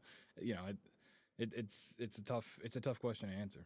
So that's, I think that is another alternative, is the government can find another medium for it for emergency broadcasts. So the next question I have is kind of a personal question to you: is do you listen to AM radio in your car, and why or why not? I do sometimes if I want to hear what's going on at my job just for fun, because we mess stuff up all the time. So it's nice to hear if I know who's working, if I know who's messing stuff up. But otherwise, no. The sound quality is just, it's too big of a hurdle for me to get over. I've been listening to FM radio my whole life, so it's really that it comes down to an issue of quality. I just can't get past it. And I'll be honest with you, I used to listen to AM radio. I used to listen to sports talk radio all the time. There's a local station here, 610, that I used to listen to. That closed down. I work for some of those people now. But the majority of that type of discussion has moved into the FM frequencies now. So I don't listen to sports radio anymore, but if I did, I'd be listening to it on FM. And I think that's kind of a natural migration of the mediums themselves. There's no reason for them to be on FM other than quality, maybe more accessibility, maybe. I don't know. Did they move from AM to FM because they saw this happening and they realized that it was time to move? Well, like most things in life, it's also a question of money, right? You have a way bigger advertising market when it comes to FM than you do AM. So these shows, when they move to FM, they can sell more ads, they can have more listeners, and that cycle can continue on a bigger scale than when they were on AM. That's a very good point. So kind of back to the issue at hand here. Will not having AM radios in cars kill the medium of AM radio? Well, it certainly wouldn't help. We had the stat a while ago in the show notes, and I can't find it, but it was like more than 50% of listening for AM is in the car. So if that's taken away, where else are people going to listen? I think just from those numbers alone, if you're losing more than half your listening audience, that's going to be tough to come back from. And, asking people to either stream it online, which we do offer, which alleviates the quality problem, by the way. But then you run into the issue of having internet instead of just having a radio. I think it would. Yeah, I really do. I think losing that large of a chunk of your listener base would be tough to come back from. Well, if we're talking about AM, keeping AM around just for the sake of it being an emergency service, do you need listenership when you don't have an emergency, though? I mean, you got to keep the lights on, right? I mean, these things, unless you're being funded directly by the government, you got to keep the lights on. That's that subsidy I was talking about, where the government's going to basically pay for the service. I think that'd be the only way around it. Okay. And the last question that I had, and we can kind of wrap things up, what is the future of AM radio if it can be saved today? Is there a long-term future, short-term? Is it relegated to emergencies? Is there still a consumer-grade version of AM 20 years from now? 20 years from now, I don't know. I think by then it might move more to podcasting. I think if it's going to stick around, it's going to, in 20 years, it would probably be more for just emergency purposes. Especially during COVID, a lot of stuff got cut around here.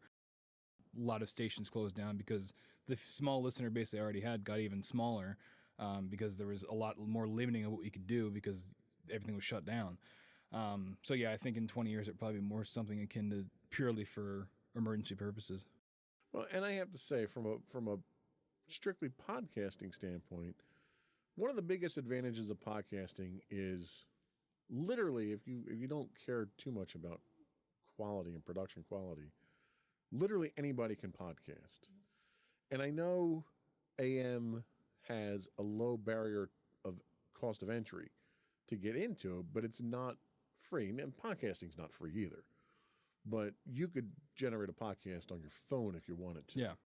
So it's a lot easier for people to produce content from that and then publish it somewhere on free sites. Again, you're talking about a different audience and a different barrier to entry for your consumers for it. But as a podcaster, well, I can't say it's cheap to podcast because the level that we podcast on is very expensive.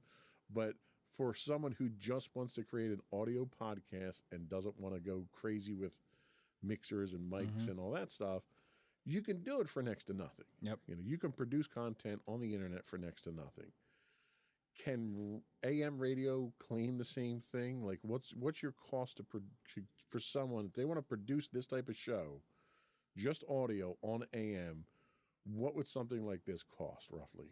Well, I mean, it would be dependent because, how we do things is people pay us to be on the air. So we basically facilitate, we give them the studio and then they buy the time to talk.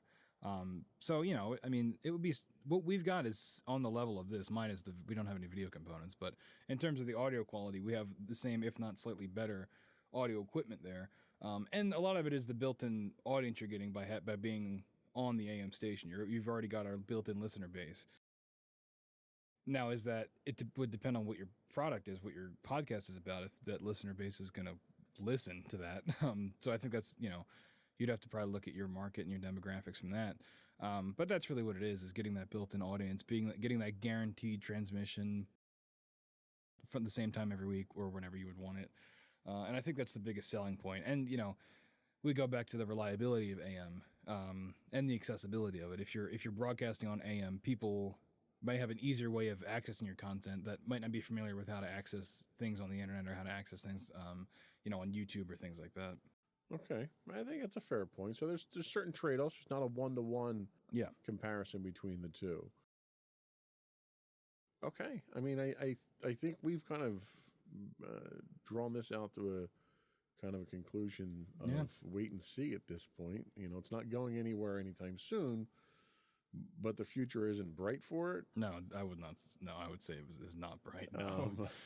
So appreciate the AM radio that you have now, I guess. Cherish it, yes, and mail them money. I don't know, just envelopes full of cash, buckets and buckets. Yep.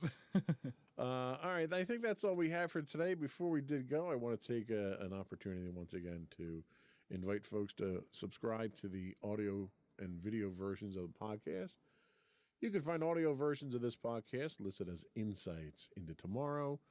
Both audio and video can be found listed as Insights into Things. We are on anywhere you can get a podcast, Pandora, Amazon, TuneIn.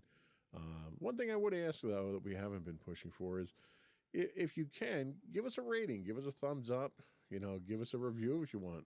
Let people know what kind of program we produce here, what kind of quality we have. I'd even take constructive feedback, constructive criticism if there's things that we can do better. We're always looking to improve things. You can write us that directly to us. You can email us at comments@insightsintothings.com. You can hit us on Twitter at Twitter Yeah, okay. Don't comment on that one, though. You can hit us on Twitter at insights_things. You can find us on Twitch, streaming 5 days a week at twitch.tv/insightsintothings. Just a side note, if you do have an Amazon Prime subscription, you do get a free monthly Twitch Prime subscription. You can throw that our way. That would help us out a lot. You can find us on Facebook at facebook.com/insightsintothingspodcast or on Instagram at insightsintothings, or you can find all these links and more on our website at www.insightsintothings.com. And that's it. Another one in the books. Stay safe out there, everybody. Bye.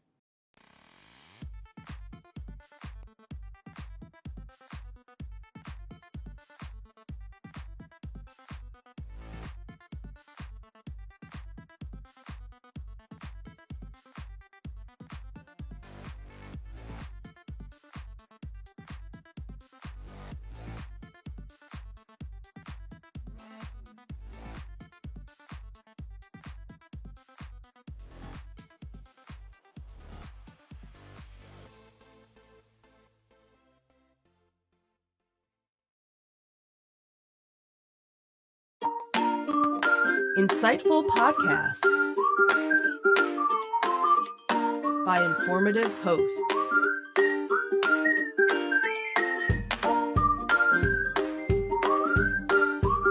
Insights into Things, a podcast network.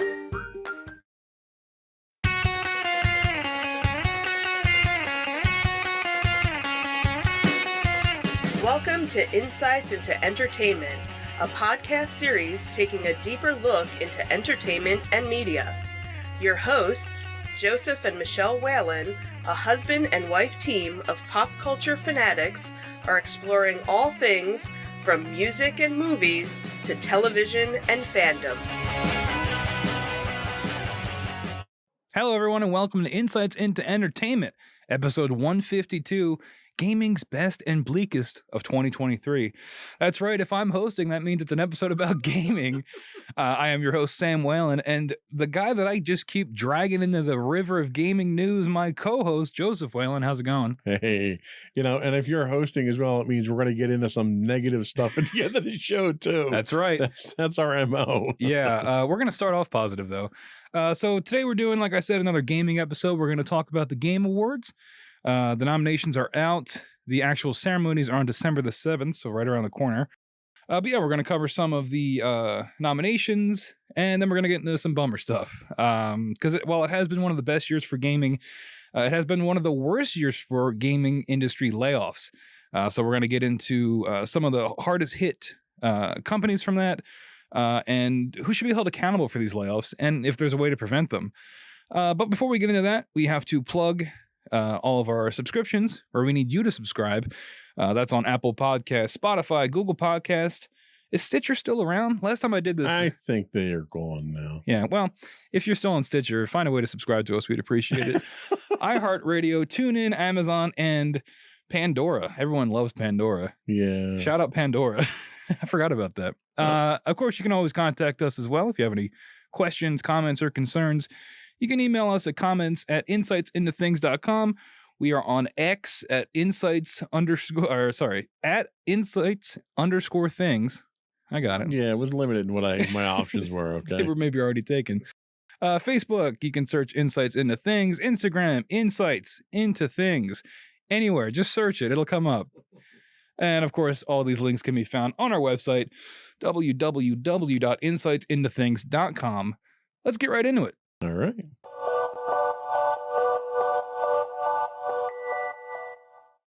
All right, so we're going to talk about the Game Award nominations.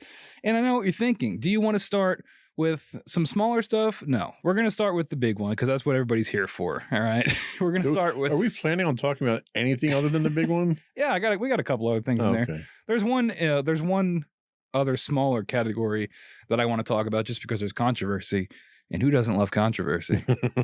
But yeah, we're going to talk about the Game of the Year nominations. We've got 6 nominations for you. So let's take a look at them, and we've got them up on your screen for your viewing pleasure. We've got first one up is we're going to go from right to left, I guess. Yeah, it's in a different order than the script. Sorry. We've got Zelda Tears of the Kingdom. This is, of course, published by Nintendo and EPD. What's that? I don't know. Nintendo. Yeah. Oh, Nintendo EPD. I guess it's like a subdivision. Entertainment something. Sure. Yeah. So Tears of the Kingdom has been highly praised for its improvements over Breath of the Wild, offering an expanded world and features that encourage exploration. Maybe it should be EGP. For what? Epic Games Publishing. Well, Epic Games doesn't publish Breath of the Wild. Oh, I'm looking at Alan Wake. I'm sorry. We'll get to that in a second. Jumping ahead. I wonder. Now I got to know what Nintendo EPD stands for. Someone send us an email. Chat, if you're listening, tell us what Nintendo EPD stands for. Anyway, it's a blend of traditional Zelda elements with innovative mechanics, makes it stand out in the series. Everybody loves Zelda, right? I mean, it's always going to get nominated. Breath of the Wild received similar praise, but we were talking off air before the show. You said you're not really in on Nintendo anymore like you used to be. I'm not. I haven't been a Nintendo person for probably 15 years now. Nintendo to me was just always a little too kid-like, and that's exactly what they go for. So it's not a knock against them, that's for sure.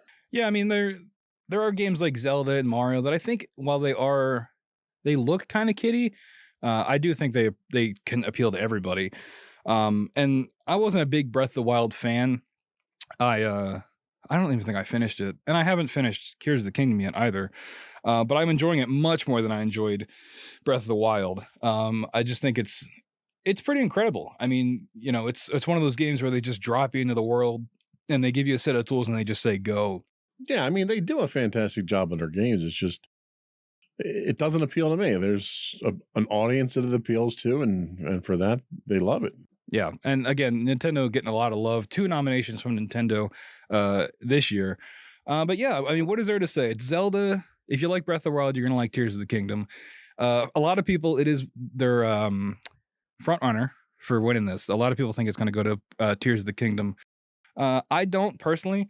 There's one. Neither do I. Yeah, you'll see where our biases lie coming up shortly. But yeah, that's Tears of the Kingdom. Moving on to nomination number 2, we've got Marvel Spider-Man 2. This is published by Insomniac Games. Insomniac, probably my second favorite PlayStation-acquired studio, behind Sony Santa Monica, who of course did God of War, the new God of War games. Insomniac, Yes. just incredible. Banger after banger games. Ratchet and Clank, Spider-Man 1, others that I'm not remembering. There was I think they did Sunset Overdrive, which was before they got bought by PlayStation. Sunset Overdrive, great game. You should all check it out. But yeah, Marvel Spider-Man 2 stands out for its dual character gameplay, innovative combat and traversal mechanics, and an expansive narrative that enriches the Spider-Man universe. I'm probably about 3/4 of the way through this. I've been trying to take my time with it because I do love these games, and I don't want to, gorge myself on it. I like to take my time when it comes to these things. But I didn't finish it for the show, so what are you going to do? But you haven't started at all, right? But you played the first one. I haven't started it yet. What are your thoughts on it so far? How similar is it to the first? What's the storyline look like? Obviously, the graphics and everything are fantastic. Oh, yeah. It looks even better somehow because now we're fully with the power of the PS5. Oh, we didn't show it, but it was the power of the PS5. It looks incredible. It is more Spider-Man, though. I mean, a lot like what we said with Tears of the Kingdom. It's more of the same. But for me, that's a good thing. I love Spider-Man, the initial one, the first one for PS4. I loved Miles Morales. Did you play that spin-off? I did, yes. Okay. So yeah, it's more of that.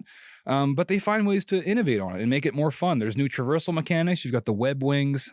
There's a lot more. You feel faster. There's like these big. Having the PS5 helps with that. Yeah, the one thing, and I don't know if I told you about this. As I was playing it, but the fast travel is like incredible. So the fast travel, you zoom out to the world map, you click a point, and it's instant. Like it just zooms into the map, and you're just there. Yeah. I don't know how they do it. Like it's remarkable to see in action. And yeah, they've added more because the map is larger as well. So they've added a couple more boroughs in New York, like Queens and stuff, and more suburban areas. I forget the name of it because I'm not from New York, but more suburban areas. But so what can you tell us about the story without giving away any spoilers? Yeah. I mean, if you've seen any of the trailers, you know we're dealing with the symbiote. We're dealing with Venom. And honestly, you can probably guess where the story's going to go because it's the same usually every time when Spider-Man deals with, if you've seen the Sam Raimi movies, it's a similar story. And honestly, so far, nothing has really surprised me with the story. I've pretty much been able to guess every beat. And that's not necessarily a bad thing, right? Because these, you still love these characters. You've got Peter Parker and Miles Morales now, which is really, really neat. Being able to switch between those two at will. And the really cool thing is like in story missions when you're switching between them on the fly. It's scripted in missions, but it's still really incredible to see it happen. It reminds me of Grand Theft Auto 5 doing the same thing, switching in in game. But yeah, I mean it's the story. There really isn't anything to spoil, honestly. Not yet, anyway. I mean, I'm sure some stuff will happen because I haven't finished it yet. But if you've seen a Spider-Man symbiote suit story, it's pretty similar. So is this your pick? No, my pick is your pick. Okay. Which we'll get to shortly. But that is Spider-Man 2. Now, this next one, I have probably the least amount of information on, personal experience as well. It's Alan Wake 2, published by Remedy Entertainment and Epic Games as well. Funny thing about this, there's no digital or physical versions. It's all digital. So, fun fact. I think it's just a sign of the times. Yeah, well, especially with it being published by Epic, they want everyone to go through their storefront. But yeah, Alan Wake 2 is noted for its shift towards a more intense survival horror, which you can see in the footage we're showing. It's very scary. Combined with its intriguing narrative and innovative gameplay mechanics. So yeah, again, off air, we were talking about this, and I mentioned how they work in real footage, and I'm curious if we'll see it in these trailers. but the use of the blending of real footage and gameplay is really, really neat. And I would play it, but I'm a coward and I don't want to get scared. So, but you don't have to play the first Alan Wake to know what's going on. It helps. And this game is also part of like the Remedy universe. Remedy also published a game called Control, which I think was up for Game of the Year 2-3 years ago, something like that. Okay. But it's like a connected universe now. So they're bringing the stuff from Control in, they're bringing the stuff from the first Alan Wake in, and they're bringing in some stuff from Max Payne, kind of. Wow, really? Well, yeah, because like they say that that's not part of the Remedy verse because they didn't like necessarily own it at the time. Like I think they published 1 and 2, but then 3 was through Rockstar, I think. But there's a character in Alan Wake 2 who is, for these you can follow this logic here, he's voiced by the voice actor for Max Payne. I forget the guy's name, but the mocap is Sam Lake, the head of Remedy. He's like the figurehead. Sam Lake did the mocap for Max Payne 1 and 2. So when you think of what Max Payne looks like, he looks like Sam Lake, but he's voiced by a different guy. In Alan Wake 2, it's Sam Lake, but it's not his voice. It's really weird.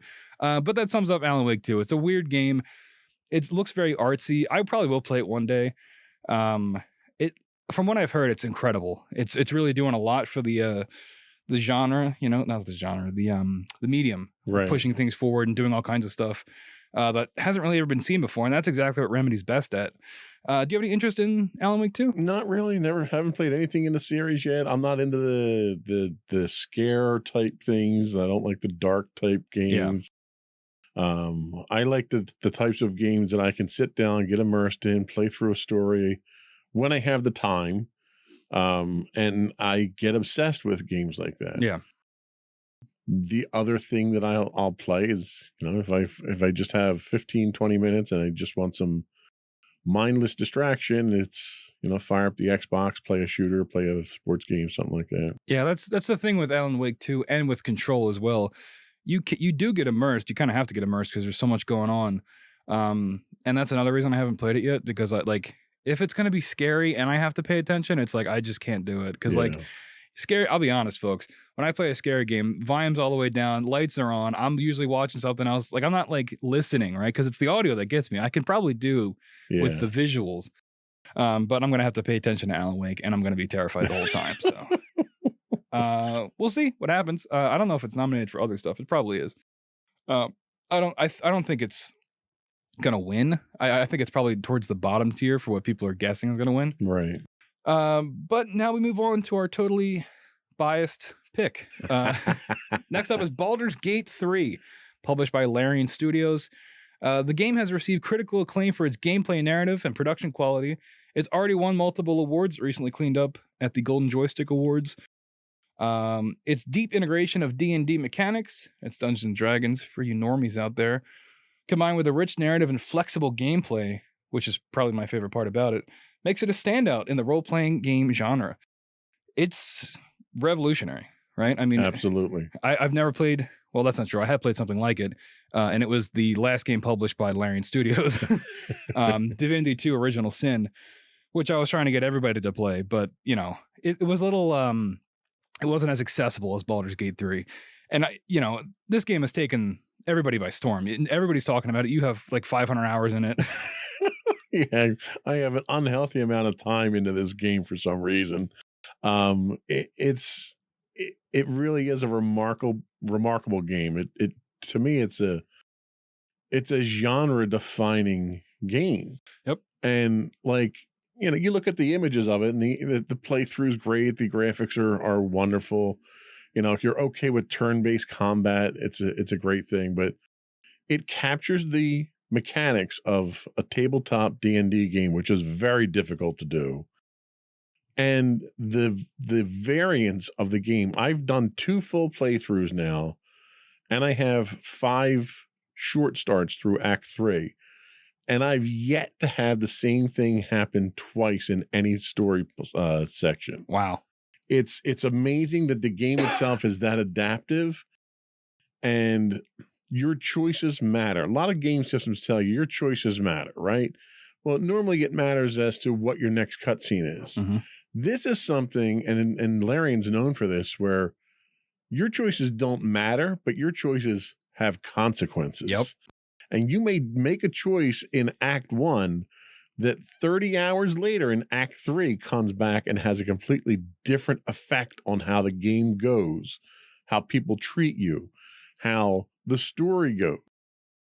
To sit down and to even come up with a mind map of how these different storylines go blows my mind. I don't know how they did it. Like, people are afraid of AI taking over the world. Whatever this game engine uses to come up with its story is more dangerous, I think, and more intelligent than any AI out there. Yeah, I mean, you hit the nail on the head. There's really not much else to say. It's incredible. And in that description we read off, I think the flexible gameplay is really my favorite aspect of it. It feels like D&D. You know, I love Dungeons and Dragons, and this is as close as you can get. And in some ways, I think it's better than actually playing D&D because I think it onboards everything so much simpler, right? At least on console, you know, your actions and everything you can do. When I'm playing D&D in real life, and I've got, even using the app or pen and paper, you kind of forget a lot of stuff you can do because there's so much information. But I think what Baldur's Gate 3 does so well is streamline that and make it so you really are considering everything you can do, even if it's just like shoving somebody off a cliff, which is like, you know, you can end a boss fight by doing that if you pass the check. And it's like D&D in that regard, where a DM could spend 3 hours planning a boss encounter, and you walk up and you pass the first persuasion check and the fight's over. You don't even have to fight the guy. I know that feeling. But like, I don't know how to describe it. I think it's a game that everyone can play. Like, it is a little bit complicated, and it's definitely, you can tell it was meant for PC first. Sure. But I think they did a great job making it for console too. Like, I think it still works. Well, and that's the one thing that's worth mentioning on PC is it was built for PC. And in fact, you have a completely different interface on PC, but if you fire up a game controller on the PC, it changes that game interface so it looks just like the console. So it's completely, that's another thing, that the fact that they went through and made two completely separate interfaces for how you were going to interact with the game, just that level of forethought was extraordinary. Yeah. And I have to say, you know, you and I both play D&D. We both DM from time to time. This has changed the way that I play D&D. Yep. It's educated me on different character class information, all that stuff. But the fact that it shows you, you know, you could sit down at a tabletop and roll dice and throw a fireball at somebody, and it kind of just rolls off your tongue and you move on to the next thing. You don't know what it looks like. And in here, not only do they visualize what spellcasting and combat looks like, they show it in different ways for different classes, you know. And even, you know, if you go with a bard, the bard can cast, you know, any number of spells, but depending on the instrument that the bard is using, the visualization looks different and is custom to the instrument, which is just incredible. Yeah. It adds so much ambiance and so much life to the game. That's why I think this one should win. Oh yeah. Even if it doesn't. Yeah, spoilers, folks. I don't think it's gonna. It's nominated for 8 things. First of all, I do not think it's gonna sweep. I think it will get most of them. But like, it's up for like multiplayer game. I don't think it's gonna win that.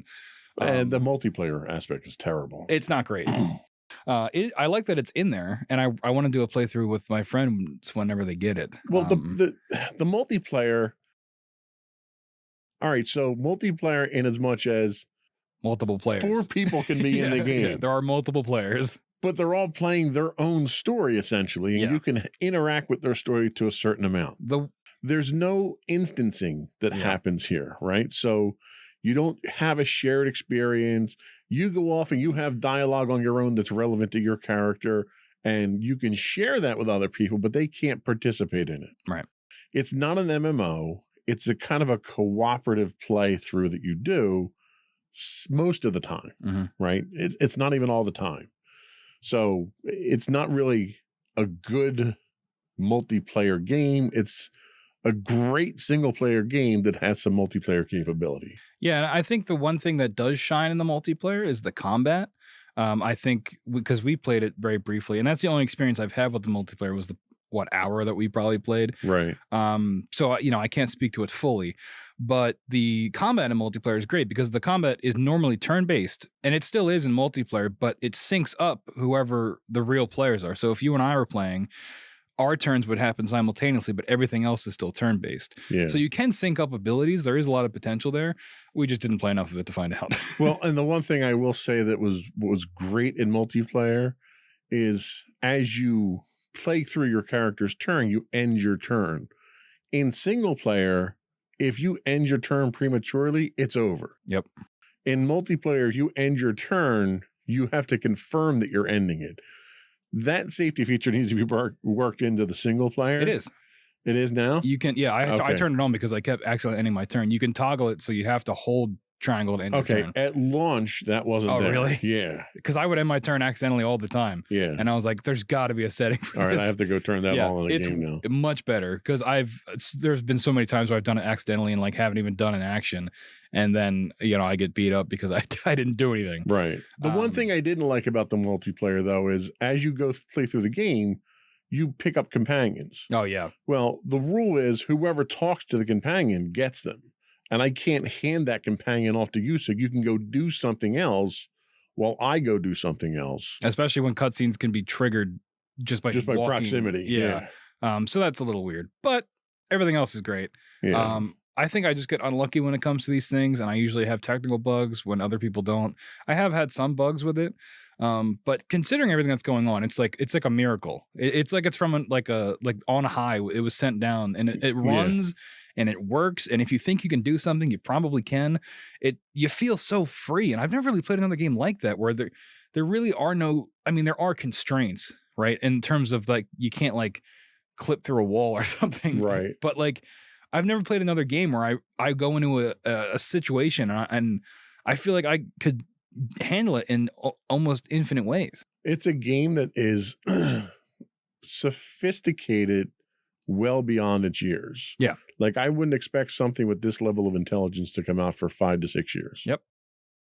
We could probably do a whole episode on it, but we Yeah. do have some other nominations to let's- talk about. We got 2 more to go through. Let's get rid of the rest of these. So next up is Resident Evil 4, published by Capcom. This game is awesome. I played this game. I never played the original Resident Evil, so I was able to play this. This game rocks. Like, I don't know how else to describe it. It's like if you played through an action movie, like an 80s action movie. And it is scary. There were some parts where the volume had to go down and the lights had to come on. But overall, you have like a million guns. So you feel like you're in control. It's less of you're running from the monster, more like you're running to the monster to shoot it. Some highlights. This remake of the classic game has been praised for its impressive graphics, audio, and revamped gameplay mechanics, while retaining the core mechanics of the original and introducing new features and expanded content.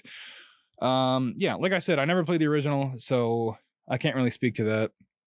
But I've played this game and finished it, and I absolutely loved it. I'm glad it got a nomination.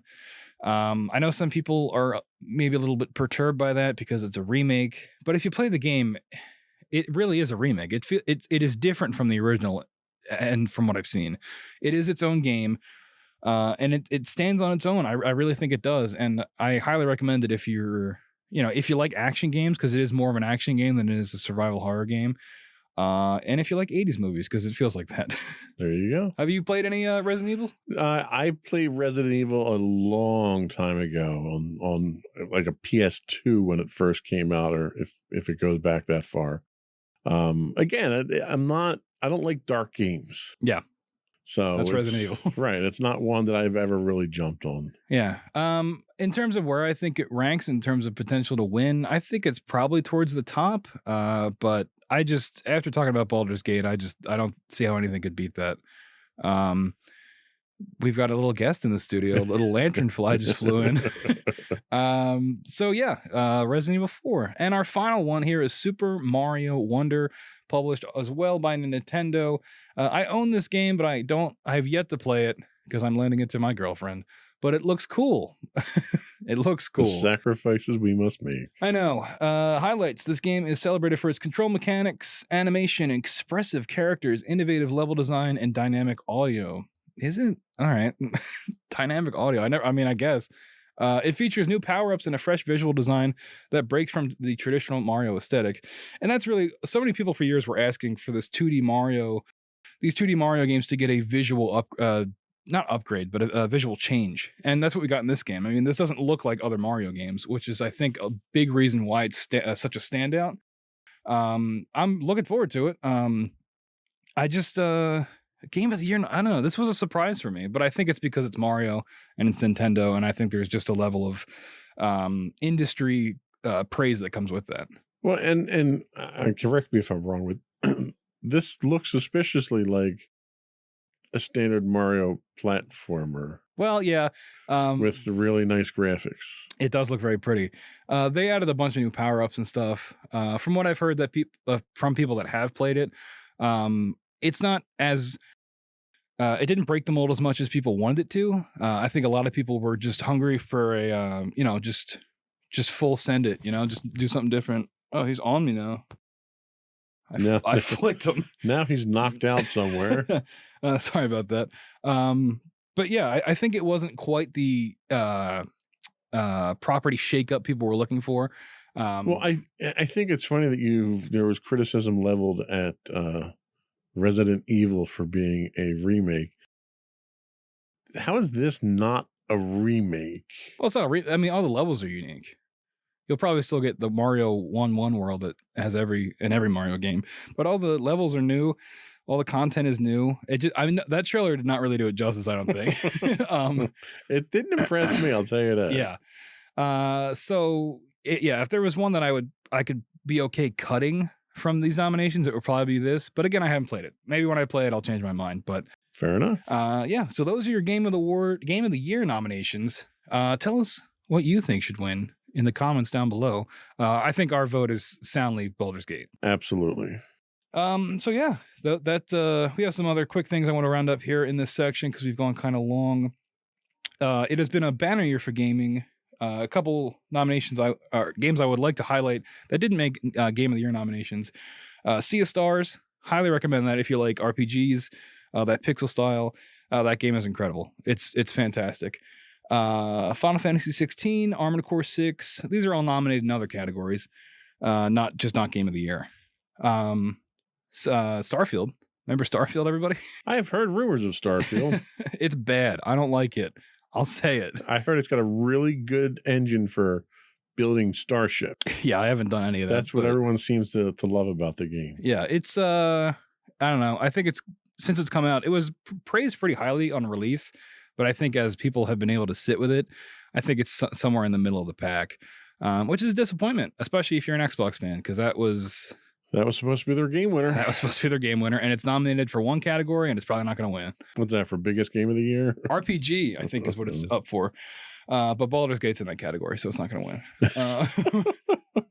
win. Yeah, so Jeff Keighley, the guy that runs it, he's like the brains behind the operation. He said that even though, it's a great year for gaming, we did have to limit it to 6. Let's see. Do we want to cover these other categories, or are we short on time? You can run through them real quick. So we got these are some that I just wanted to highlight. Best performance, we have Ben Starr for Final Fantasy 16, Cameron Monaghan for Jedi Survivor. Have you played that yet? No. Yeah, he does a good job. It's fine. I didn't really like the first ones. Oh, that's right. You didn't. We've talked about that before. Idris Elba for Cyberpunk Phantom Liberty, which... What was that, an add-on for Cyberpunk? Yes. Really? But it's also like a remake, kind of, because with Phantom Liberty came the Cyberpunk 2.0 update, which like changed the whole game and made it what it should have been at launch, which is impressive and deserves acclaim, but... Not that steaming pile of crap that we got at launch. I love Cyberpunk since day one. I love driving around a city and seeing random piles of trash just fall from the sky. It was such a just delightful thing. I've been a Cyberpunk diehard supporter since day one. Not a CD Projekt Red supporter because they lied a lot, but I don't know. People are saying it's back, and it's kind of wild that Idris Elba is in the game. That is kind of that's the thing. If you have a terrible release for a game, sign a celebrity to the next version of the game. I own this DLC, but I have yet to play it because when I was playing Cyberpunk, I'm playing through it to experience the 2.0 stuff, which is very impressive, and I highly recommend going back to it if you want. You can drive around the city. Is it and- another 15 terabytes of a download? Probably. It took 3 days to download it. I'm gonna butcher this woman's name, but Melanie LeBird Sure, that looks good. from Alan Wake 2. She plays, I think her name's Saga in it. She's the other main character that isn't Alan Wake. Neil Newbon, who is Asterion, right? In Right, Baldur's Gate Astarion. 3. People love that guy. He didn't survive in my playthrough very long. Didn't survive in mine either. So, but I know he's captured the internet's. Turns out a stake through the heart really does kill a vampire. Yeah, I pretty much instantly killed him. I think he's one of the front runners, and then my boy Yuri Lowenthal for Marvel Spider-Man 2. He is the best, and I hope he wins. But All right. that's who I'm pulling for. I love Yuri. He kind of does the same voice all the time, but man, is it good. So He's yeah. like the Nicolas Cage of voiceover.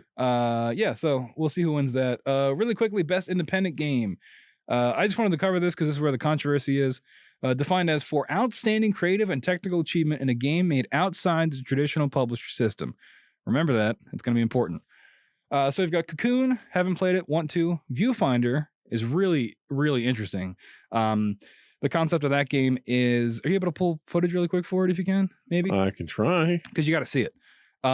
You have a camera, and when you take photos, you can then go into the photo, and it changes the layout of the level.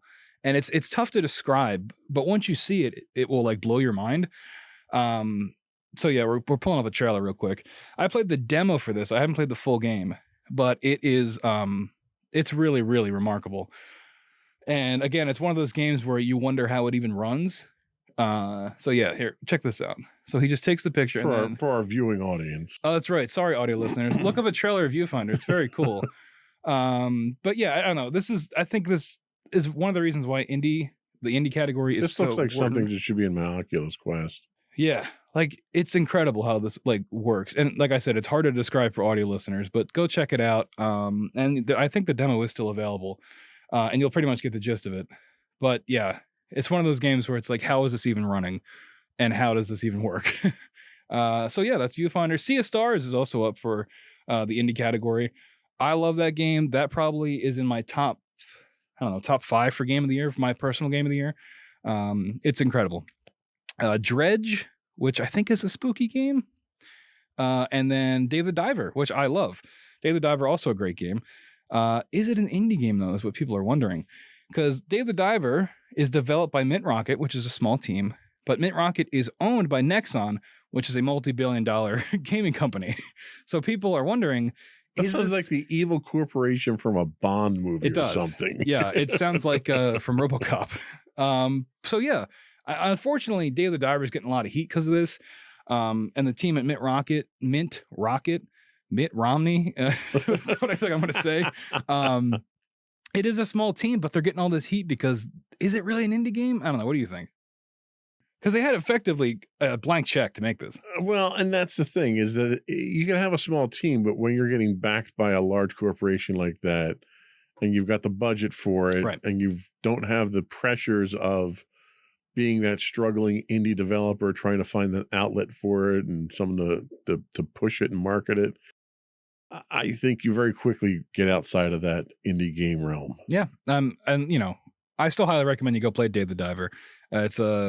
You run a sushi bar, you're exploring, you're a diver. I don't know, it's hard to describe. That sounds exciting. It's very exciting. I would make you pull up the trailer, but that was really hard to do for the other game. So, but yeah, Dave the Diver is great, but I don't think it should be in the indie category.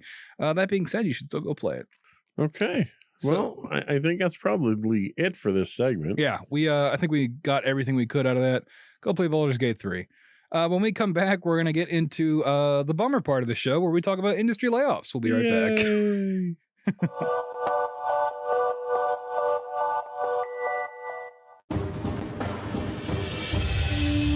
For over 7 years, the Second Sith Empire has been the premier community guild in the online game Star Wars: The Old Republic. With hundreds of friendly and helpful active members, a weekly schedule of nightly events, annual guild meet and greets, and an active community both on the web and on Discord. The Second Sith Empire is more than your typical gaming group. we're family. Join us on the Starforge server for nightly events such as operations, flashpoints, world boss hunts, Star Wars trivia, guild lottery, and much more. Visit us on the web today at www.thesecondsithempire.com.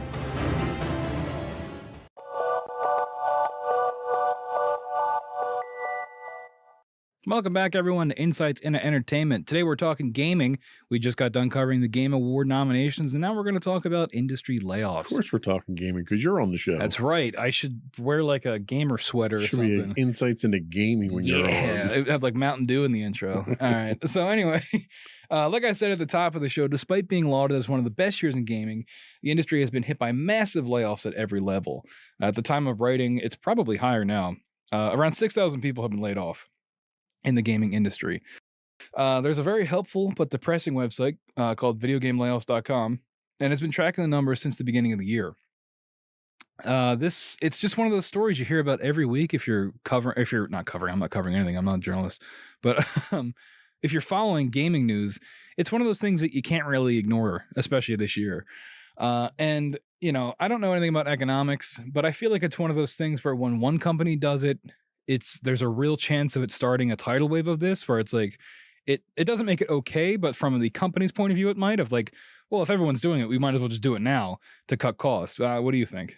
Well, and I think what you run into really is when one company does it, there's a viable reason for doing it, and usually it's an economic reason, Yeah. or you know, it could be depending on what the industry, but we've seen layoffs across the board, regardless of industry, not just video games, and companies that are doing perfectly fine, companies that are doing record numbers, record profits are laying people off.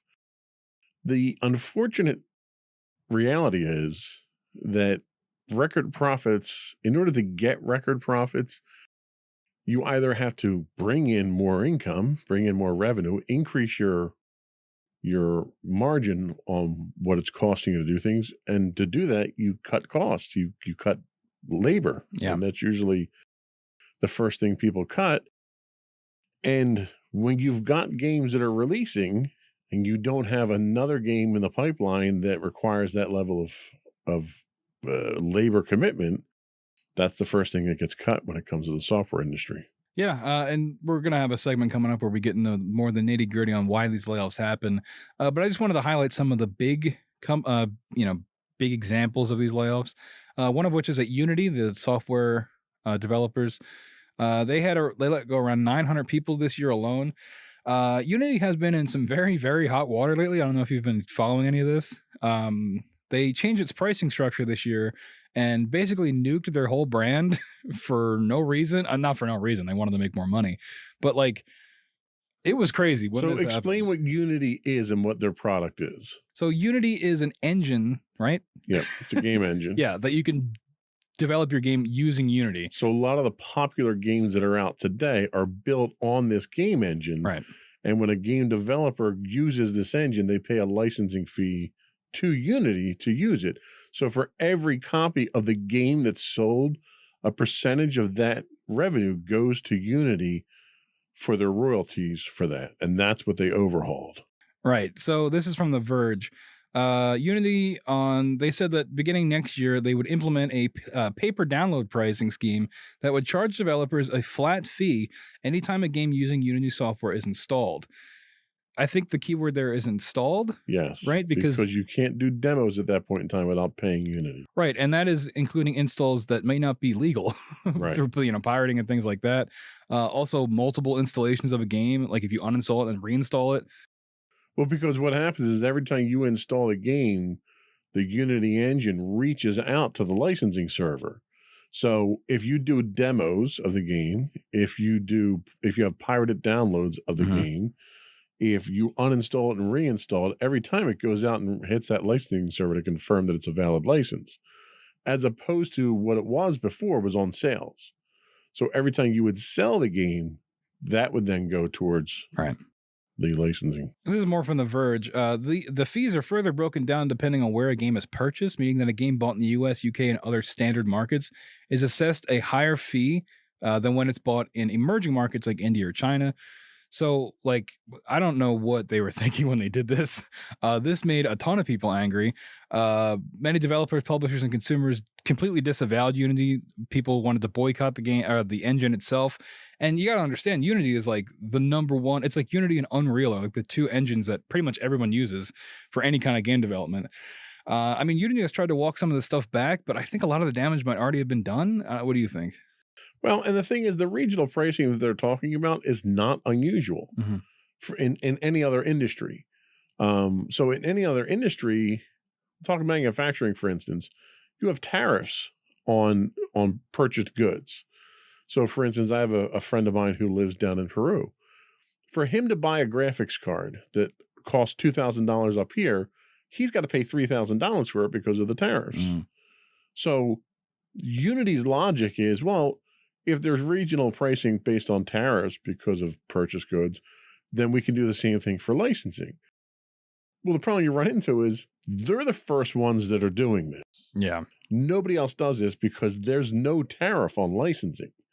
There's a tariff on imports when you're talking about actual Physical. manufactured goods. So there's no impetus whatsoever for their reasoning behind what they're doing.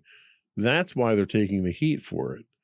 And as a result, they're losing a boatload of business in the process. And that results in 900 people losing their jobs. Exactly. And, you know, should the CEO maybe have taken a pay cut instead of having to fire all these people? Maybe. That's a very controversial philosophy a lot of rank and file workers have. Yeah. Another company that I want to highlight is Embracer Group. They've been making all kinds of news in the last couple of years. They've been snatching up a lot of studios like Gearbox, who made Borderlands, and Crystal Dynamics, who you guys will probably know if you've played the new Lara Croft games.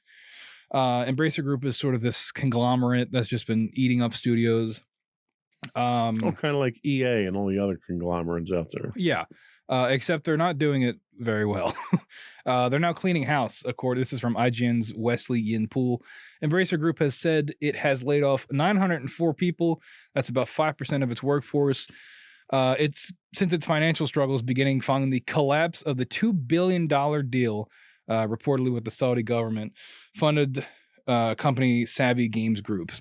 When this deal didn't go through, this was like insane because it like fell apart like the day before it was going to happen. And like the industry was like, what's going to happen now? Right. Turns out a bunch of people are going to get laid off. In a recent statement, Embracer said they wanted to become a, quote, stronger company, I guess. They're closing whole studios too that they own now. So Volition, who developed the Saints Row games, they got another stab at Saints Row and it failed critically and commercially. They shut the studio down. So yeah, Embracer is kind of just cutting swaths from their company now. And a lot of it has to do with that $2 billion deal that fell through. And this is typical, corporate mentality is that they're interested in the bottom line. Right. And anytime you have a publicly traded company that has a board of directors and it has, stock owners, your fiduciary duty is to the stockholders.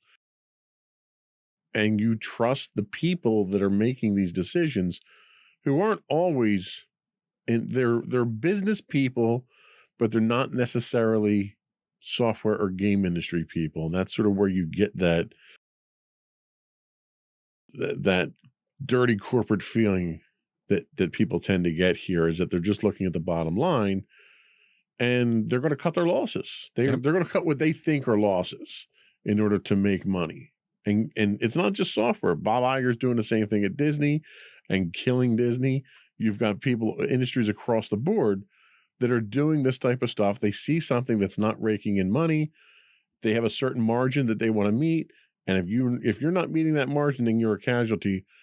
Ignoring the fact that a lot of times the game industry doesn't work the same way these other manufacturing or entertainment industries work. The return on investment tends to be a much longer timeline that the corporate world and the stock world does not want to wait for. Yeah, absolutely.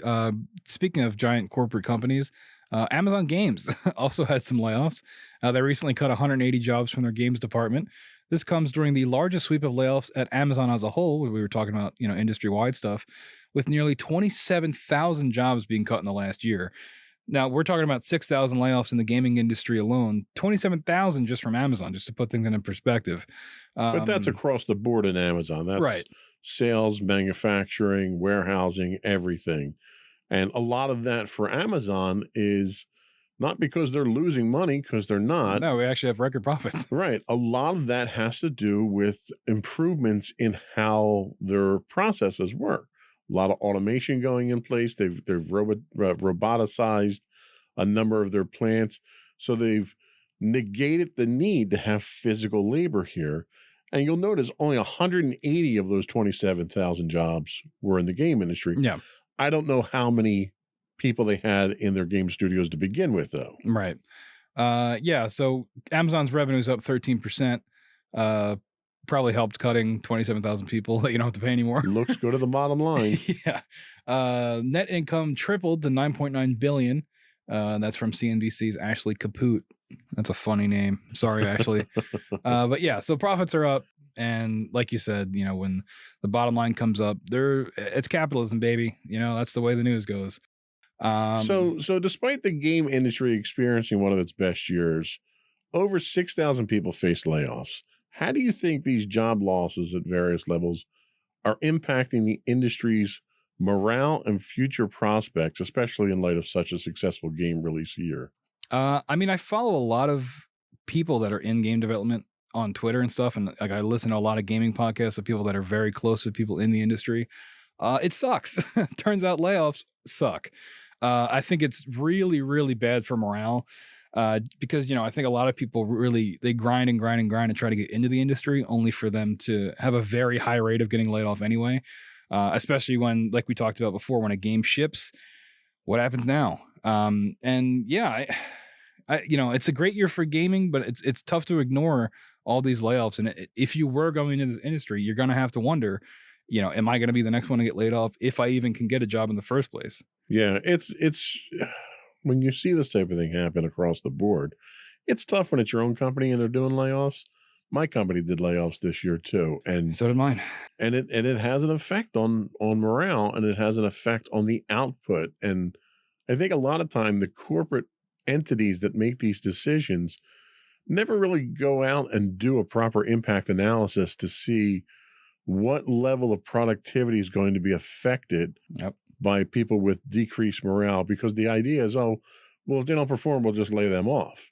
Well, when people walk out the door, it's not a salary and benefits that's walking out the door that you can save money on. There's brain drain. There's tribal knowledge that walks out that door that as a result, the people that are remaining, because the job still has to get done, and the people that are left to do that job are struggling now to do that job. So either it takes longer, the quality drops off, the volume drops off. And I think when corporate entities make these decisions, they don't always take that impact analysis into account. Yeah, and speaking of quality, you just triggered something in my mind. This is a very small facet of this whole thing, but one of the sections that gets laid off a lot is quality testers. So that reflects in your game when your game doesn't work because you fired everybody that was going to test it. So I know EA fired a bunch of them lately. I think but again, it's one of those things where when your game's no longer in development, you have no need for these quality testers. But with games like Apex Legends, games that are live as a service that are continuously going in development, where do quality testers fall in that? Well, and that's the thing. Having worked in the software industry for years, your ratio of testers to developers is usually 2 to 1. Mm-hmm. And testing is always seen as the first area that gets cut. Yep. But what they don't realize is that you can't trust a developer to test their own code. They're too close to it. Mm-hmm. So you take a look at Larian Studios, right? So Larian Studios did their official release in October of Baldur's Gate 3. They've had 10 patches and 10 bug fix patches they put out, emergency bug fixes, and 3 or 4 major patch releases in that time. So the development doesn't stop when it goes out the door because it's never a finished product. you've got a lifetime of probably 4 or 5 years that you still have to support the product.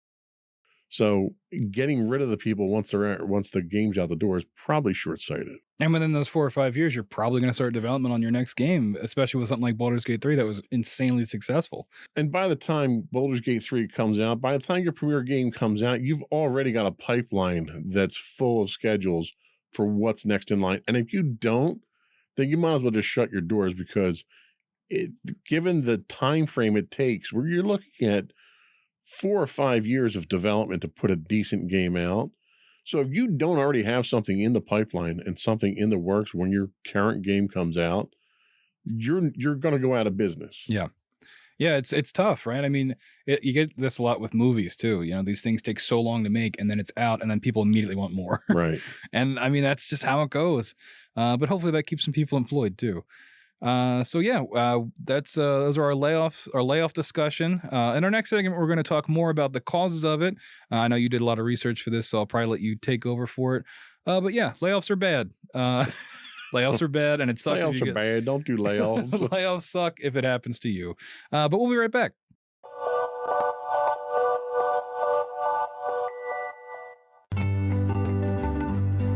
Insights into Teens, a podcast series exploring the issues and challenges of today's youth. Talking to real teens about real teen problems. Explore issues from braces to puberty, social anxiety to financial responsibility. Each week, we talk about the topics concerning today's youth. We look at how the issues affect teens, how to cope with these issues, and how parents, friends, and loved ones can help teens handle these challenges.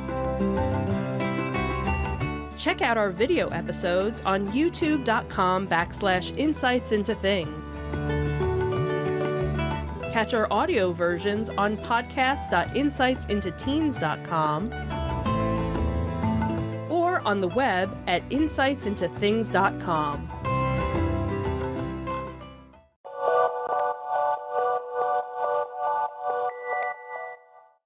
Welcome back to Insights into Entertainment, everybody. We're wrapping up the show today talking about the cause and the purpose of all these layoffs. So the trend of layoffs in the video game industry can be attributed to several factors, and understanding this is key to forecasting the trends during and its impact on the industry's future. And we go to our corporate shill, Joseph Whalen, for the layoff report. Wow. Why layoffs are a good thing. Go. No, not why they're a good thing. What causes layoffs? So we already kind of touched on economic fluctuations. So the video game industry is not immune to the broader economic trends in the world. And economic downturns or market uncertainty can lead to budget cuts and staff reductions. And everyone knows where we are with inflation and how tight money is, and everything's costing more money. So that's pretty obvious right there. We're also looking right now, and it's first time in the industry's history that we're in a post-pandemic period. So we're still looking at adjustments from that. COVID-19 pandemic led to a surge in gaming as people sought entertainment during the lockdowns. This surge may have led to overhiring or overexpansion in some companies. As the world returns to normalcy, demand may stabilize or decrease, leading to restructuring. There's also, people now are like, there's the discussion of work from home. Well, why wouldn't I just always work from home if I can? Especially when it comes to game development. A lot of these folks packed up their work computers and brought them home to keep working on games during the pandemic as best they could. So now, there's a discussion of, do we even need to be going back into, in the work? And that's across all industries. If we can, can we just keep the work at home thing going? And then, that's more cost cutting, because then you don't have to rent office space. Absolutely. And a lot of companies are looking at that as a possibility. In fact, behind you is a permanent workstation that's been set up for my wife, Michelle, now, who works from home 2 days a week as a result of that. Yep. And they've saw what they can get out of it. So the other thing you look at is shifts in consumer behavior. Changes in gaming trends and consumer preferences can impact revenue streams. Companies may need to restructure to align with these shifts, leading to layoffs in departments that no longer align with new strategies. We also have technological changes. Advancement in technology can render certain skills or positions obsolete. As companies invest in automation and new tech, there may be a reduced need for certain roles. And then we get to the corporate shill side of things with financial management and strategic shifts. Ugh. So poor financial management or strategic pivots can necessitate cost-cutting measures, including layoffs, which is exactly what Unity ran into. Mm-hmm. You know, they're trying to make a buck, so they made a change in their strategic, product line there, and it came back to bite them. It's a very nice way of saying we want to make as much money as possible all the time. Absolutely.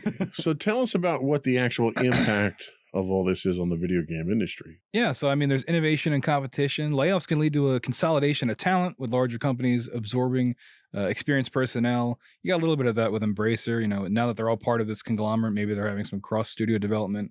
This could foster innovation, but might also reduce competition if smaller companies struggle to compete, which is definitely true, especially when it comes to indie development, which is what we have next. As talented individuals leave larger companies, there might be a surge in indie game development, which I think we talked about this before when we were talking about the Microsoft Blizzard thing, where Yes. it's like as more studios are bought up and part of large corporate structures, Something has to fill that vacuum, and the indie companies step in to do that. Exactly. There's, this can lead to more diverse and innovative gaming landscape, which I'm all for. Assuming, it's, I'm all for the creative side of things, as you can probably tell by this. It's tough to see, but maybe that is a silver lining. Well, and the one advantage you get from the indie side of things is you don't get the corporate shield. You get idealism. You get companies that come in here with this idealistic view of, I'm going to make this for the fans. I'm going to listen to the fans, and I'm going to produce something for the fans. If it doesn't sell, then the corporate guys come in, they suck up the company, and then they move on. A lot of times, for the longest time, BioWare was of that philosophy of, you had a couple of regular guys there that wanted to make good games for people, and they did, until they sold their souls to EA and moved on. We would all do it, let's be honest. I would too. Hell, if I could get, a couple $1 million for this podcast, I'd sell it in a heartbeat. Yeah, next episode we're gonna have McDonald's branding all around the place. Yeah, I highly recommend you play Sea of Stars, because it is a very similar situation. I'm blanking on the name of the developers, but it's like that, where they made another game called The Messenger, but they all seem like very down-to-earth people. We have shifts in job roles. The industry may witness a shift in the types of roles that are in demand, with more emphasis on technologies like AI, VR, and cloud gaming. I don't know about VR. Are we done with VR? I think VR is pretty much, although Apple wants to bring VR back, I think they're missing the boat. They're going to make people spend like $10,000 for a headset. So you can get freaky eyes on the outside of your headset. Yeah. We talked about this already a little bit, but the impact on gaming quality and diversity. Layoffs can lead to reduced manpower, impacting quality. However, they can also force companies to focus on core competencies and produce higher quality titles, which is kind of what Sony's doing. They're spending and taking the time to have all these first party games that are, industry wide successes, commercially and critically, that sort of hold up the brand just by virtue of existing. And finally, employee well-being and industry reputation, which the gaming industry already has a pretty bad reputation in terms of like crunch culture, which is probably still happening. But I think it has been reduced because it was exposed a lot with how often a lot of these devs are crunching. And you hear stories from like 2005 of people pulling like 30-hour days. And it's like, oh my God, how do we let that happen? But hopefully that's a little bit better now. And I've been on build teams, not for the gaming industry, but in the software industry, where we've put in 36, 48 hours straight to get a build out the door for, an artificial deadline that was set by a product manager because he made a promise to a customer. So it happens across the board. Yeah. This might affect the ability to attract top talent in the future, which is true. If your industry has a terrible reputation and fires people all the time, people probably don't want to work for you. Amen to that. So yeah, I mean, that pretty much sums everything up. That covers the layoffs. Of course, we started off pretty positively with the Game Awards. So considering the influence of economic fluctuations on the video game industry, how do you think companies can better prepare for market uncertainties to avoid drastic measures like layoffs, especially given the industry's recent success? I don't know. Maybe pay higher ups less, which is never going to happen, but it's a suggestion. I know everybody turns to, what was his name? He was a Nintendo CEO, Iwata maybe. Iwata, I forget his name. But Nintendo, when the Wii U came out and like completely failed, he ended up taking a pay cut so they didn't have to lay people off. Now everybody looks to that like it was a miracle because it kind of was. Right. And people don't, CEOs are never going to do that. But that would be nice if that was the alternative to laying people off. But, it's not the way that capitalism goes, unfortunately. See, and I think it has to be research and development. I think if you got enough irons in the fire, if you throw enough stuff against the wall, something's going to stick. And if you've got a couple of games that are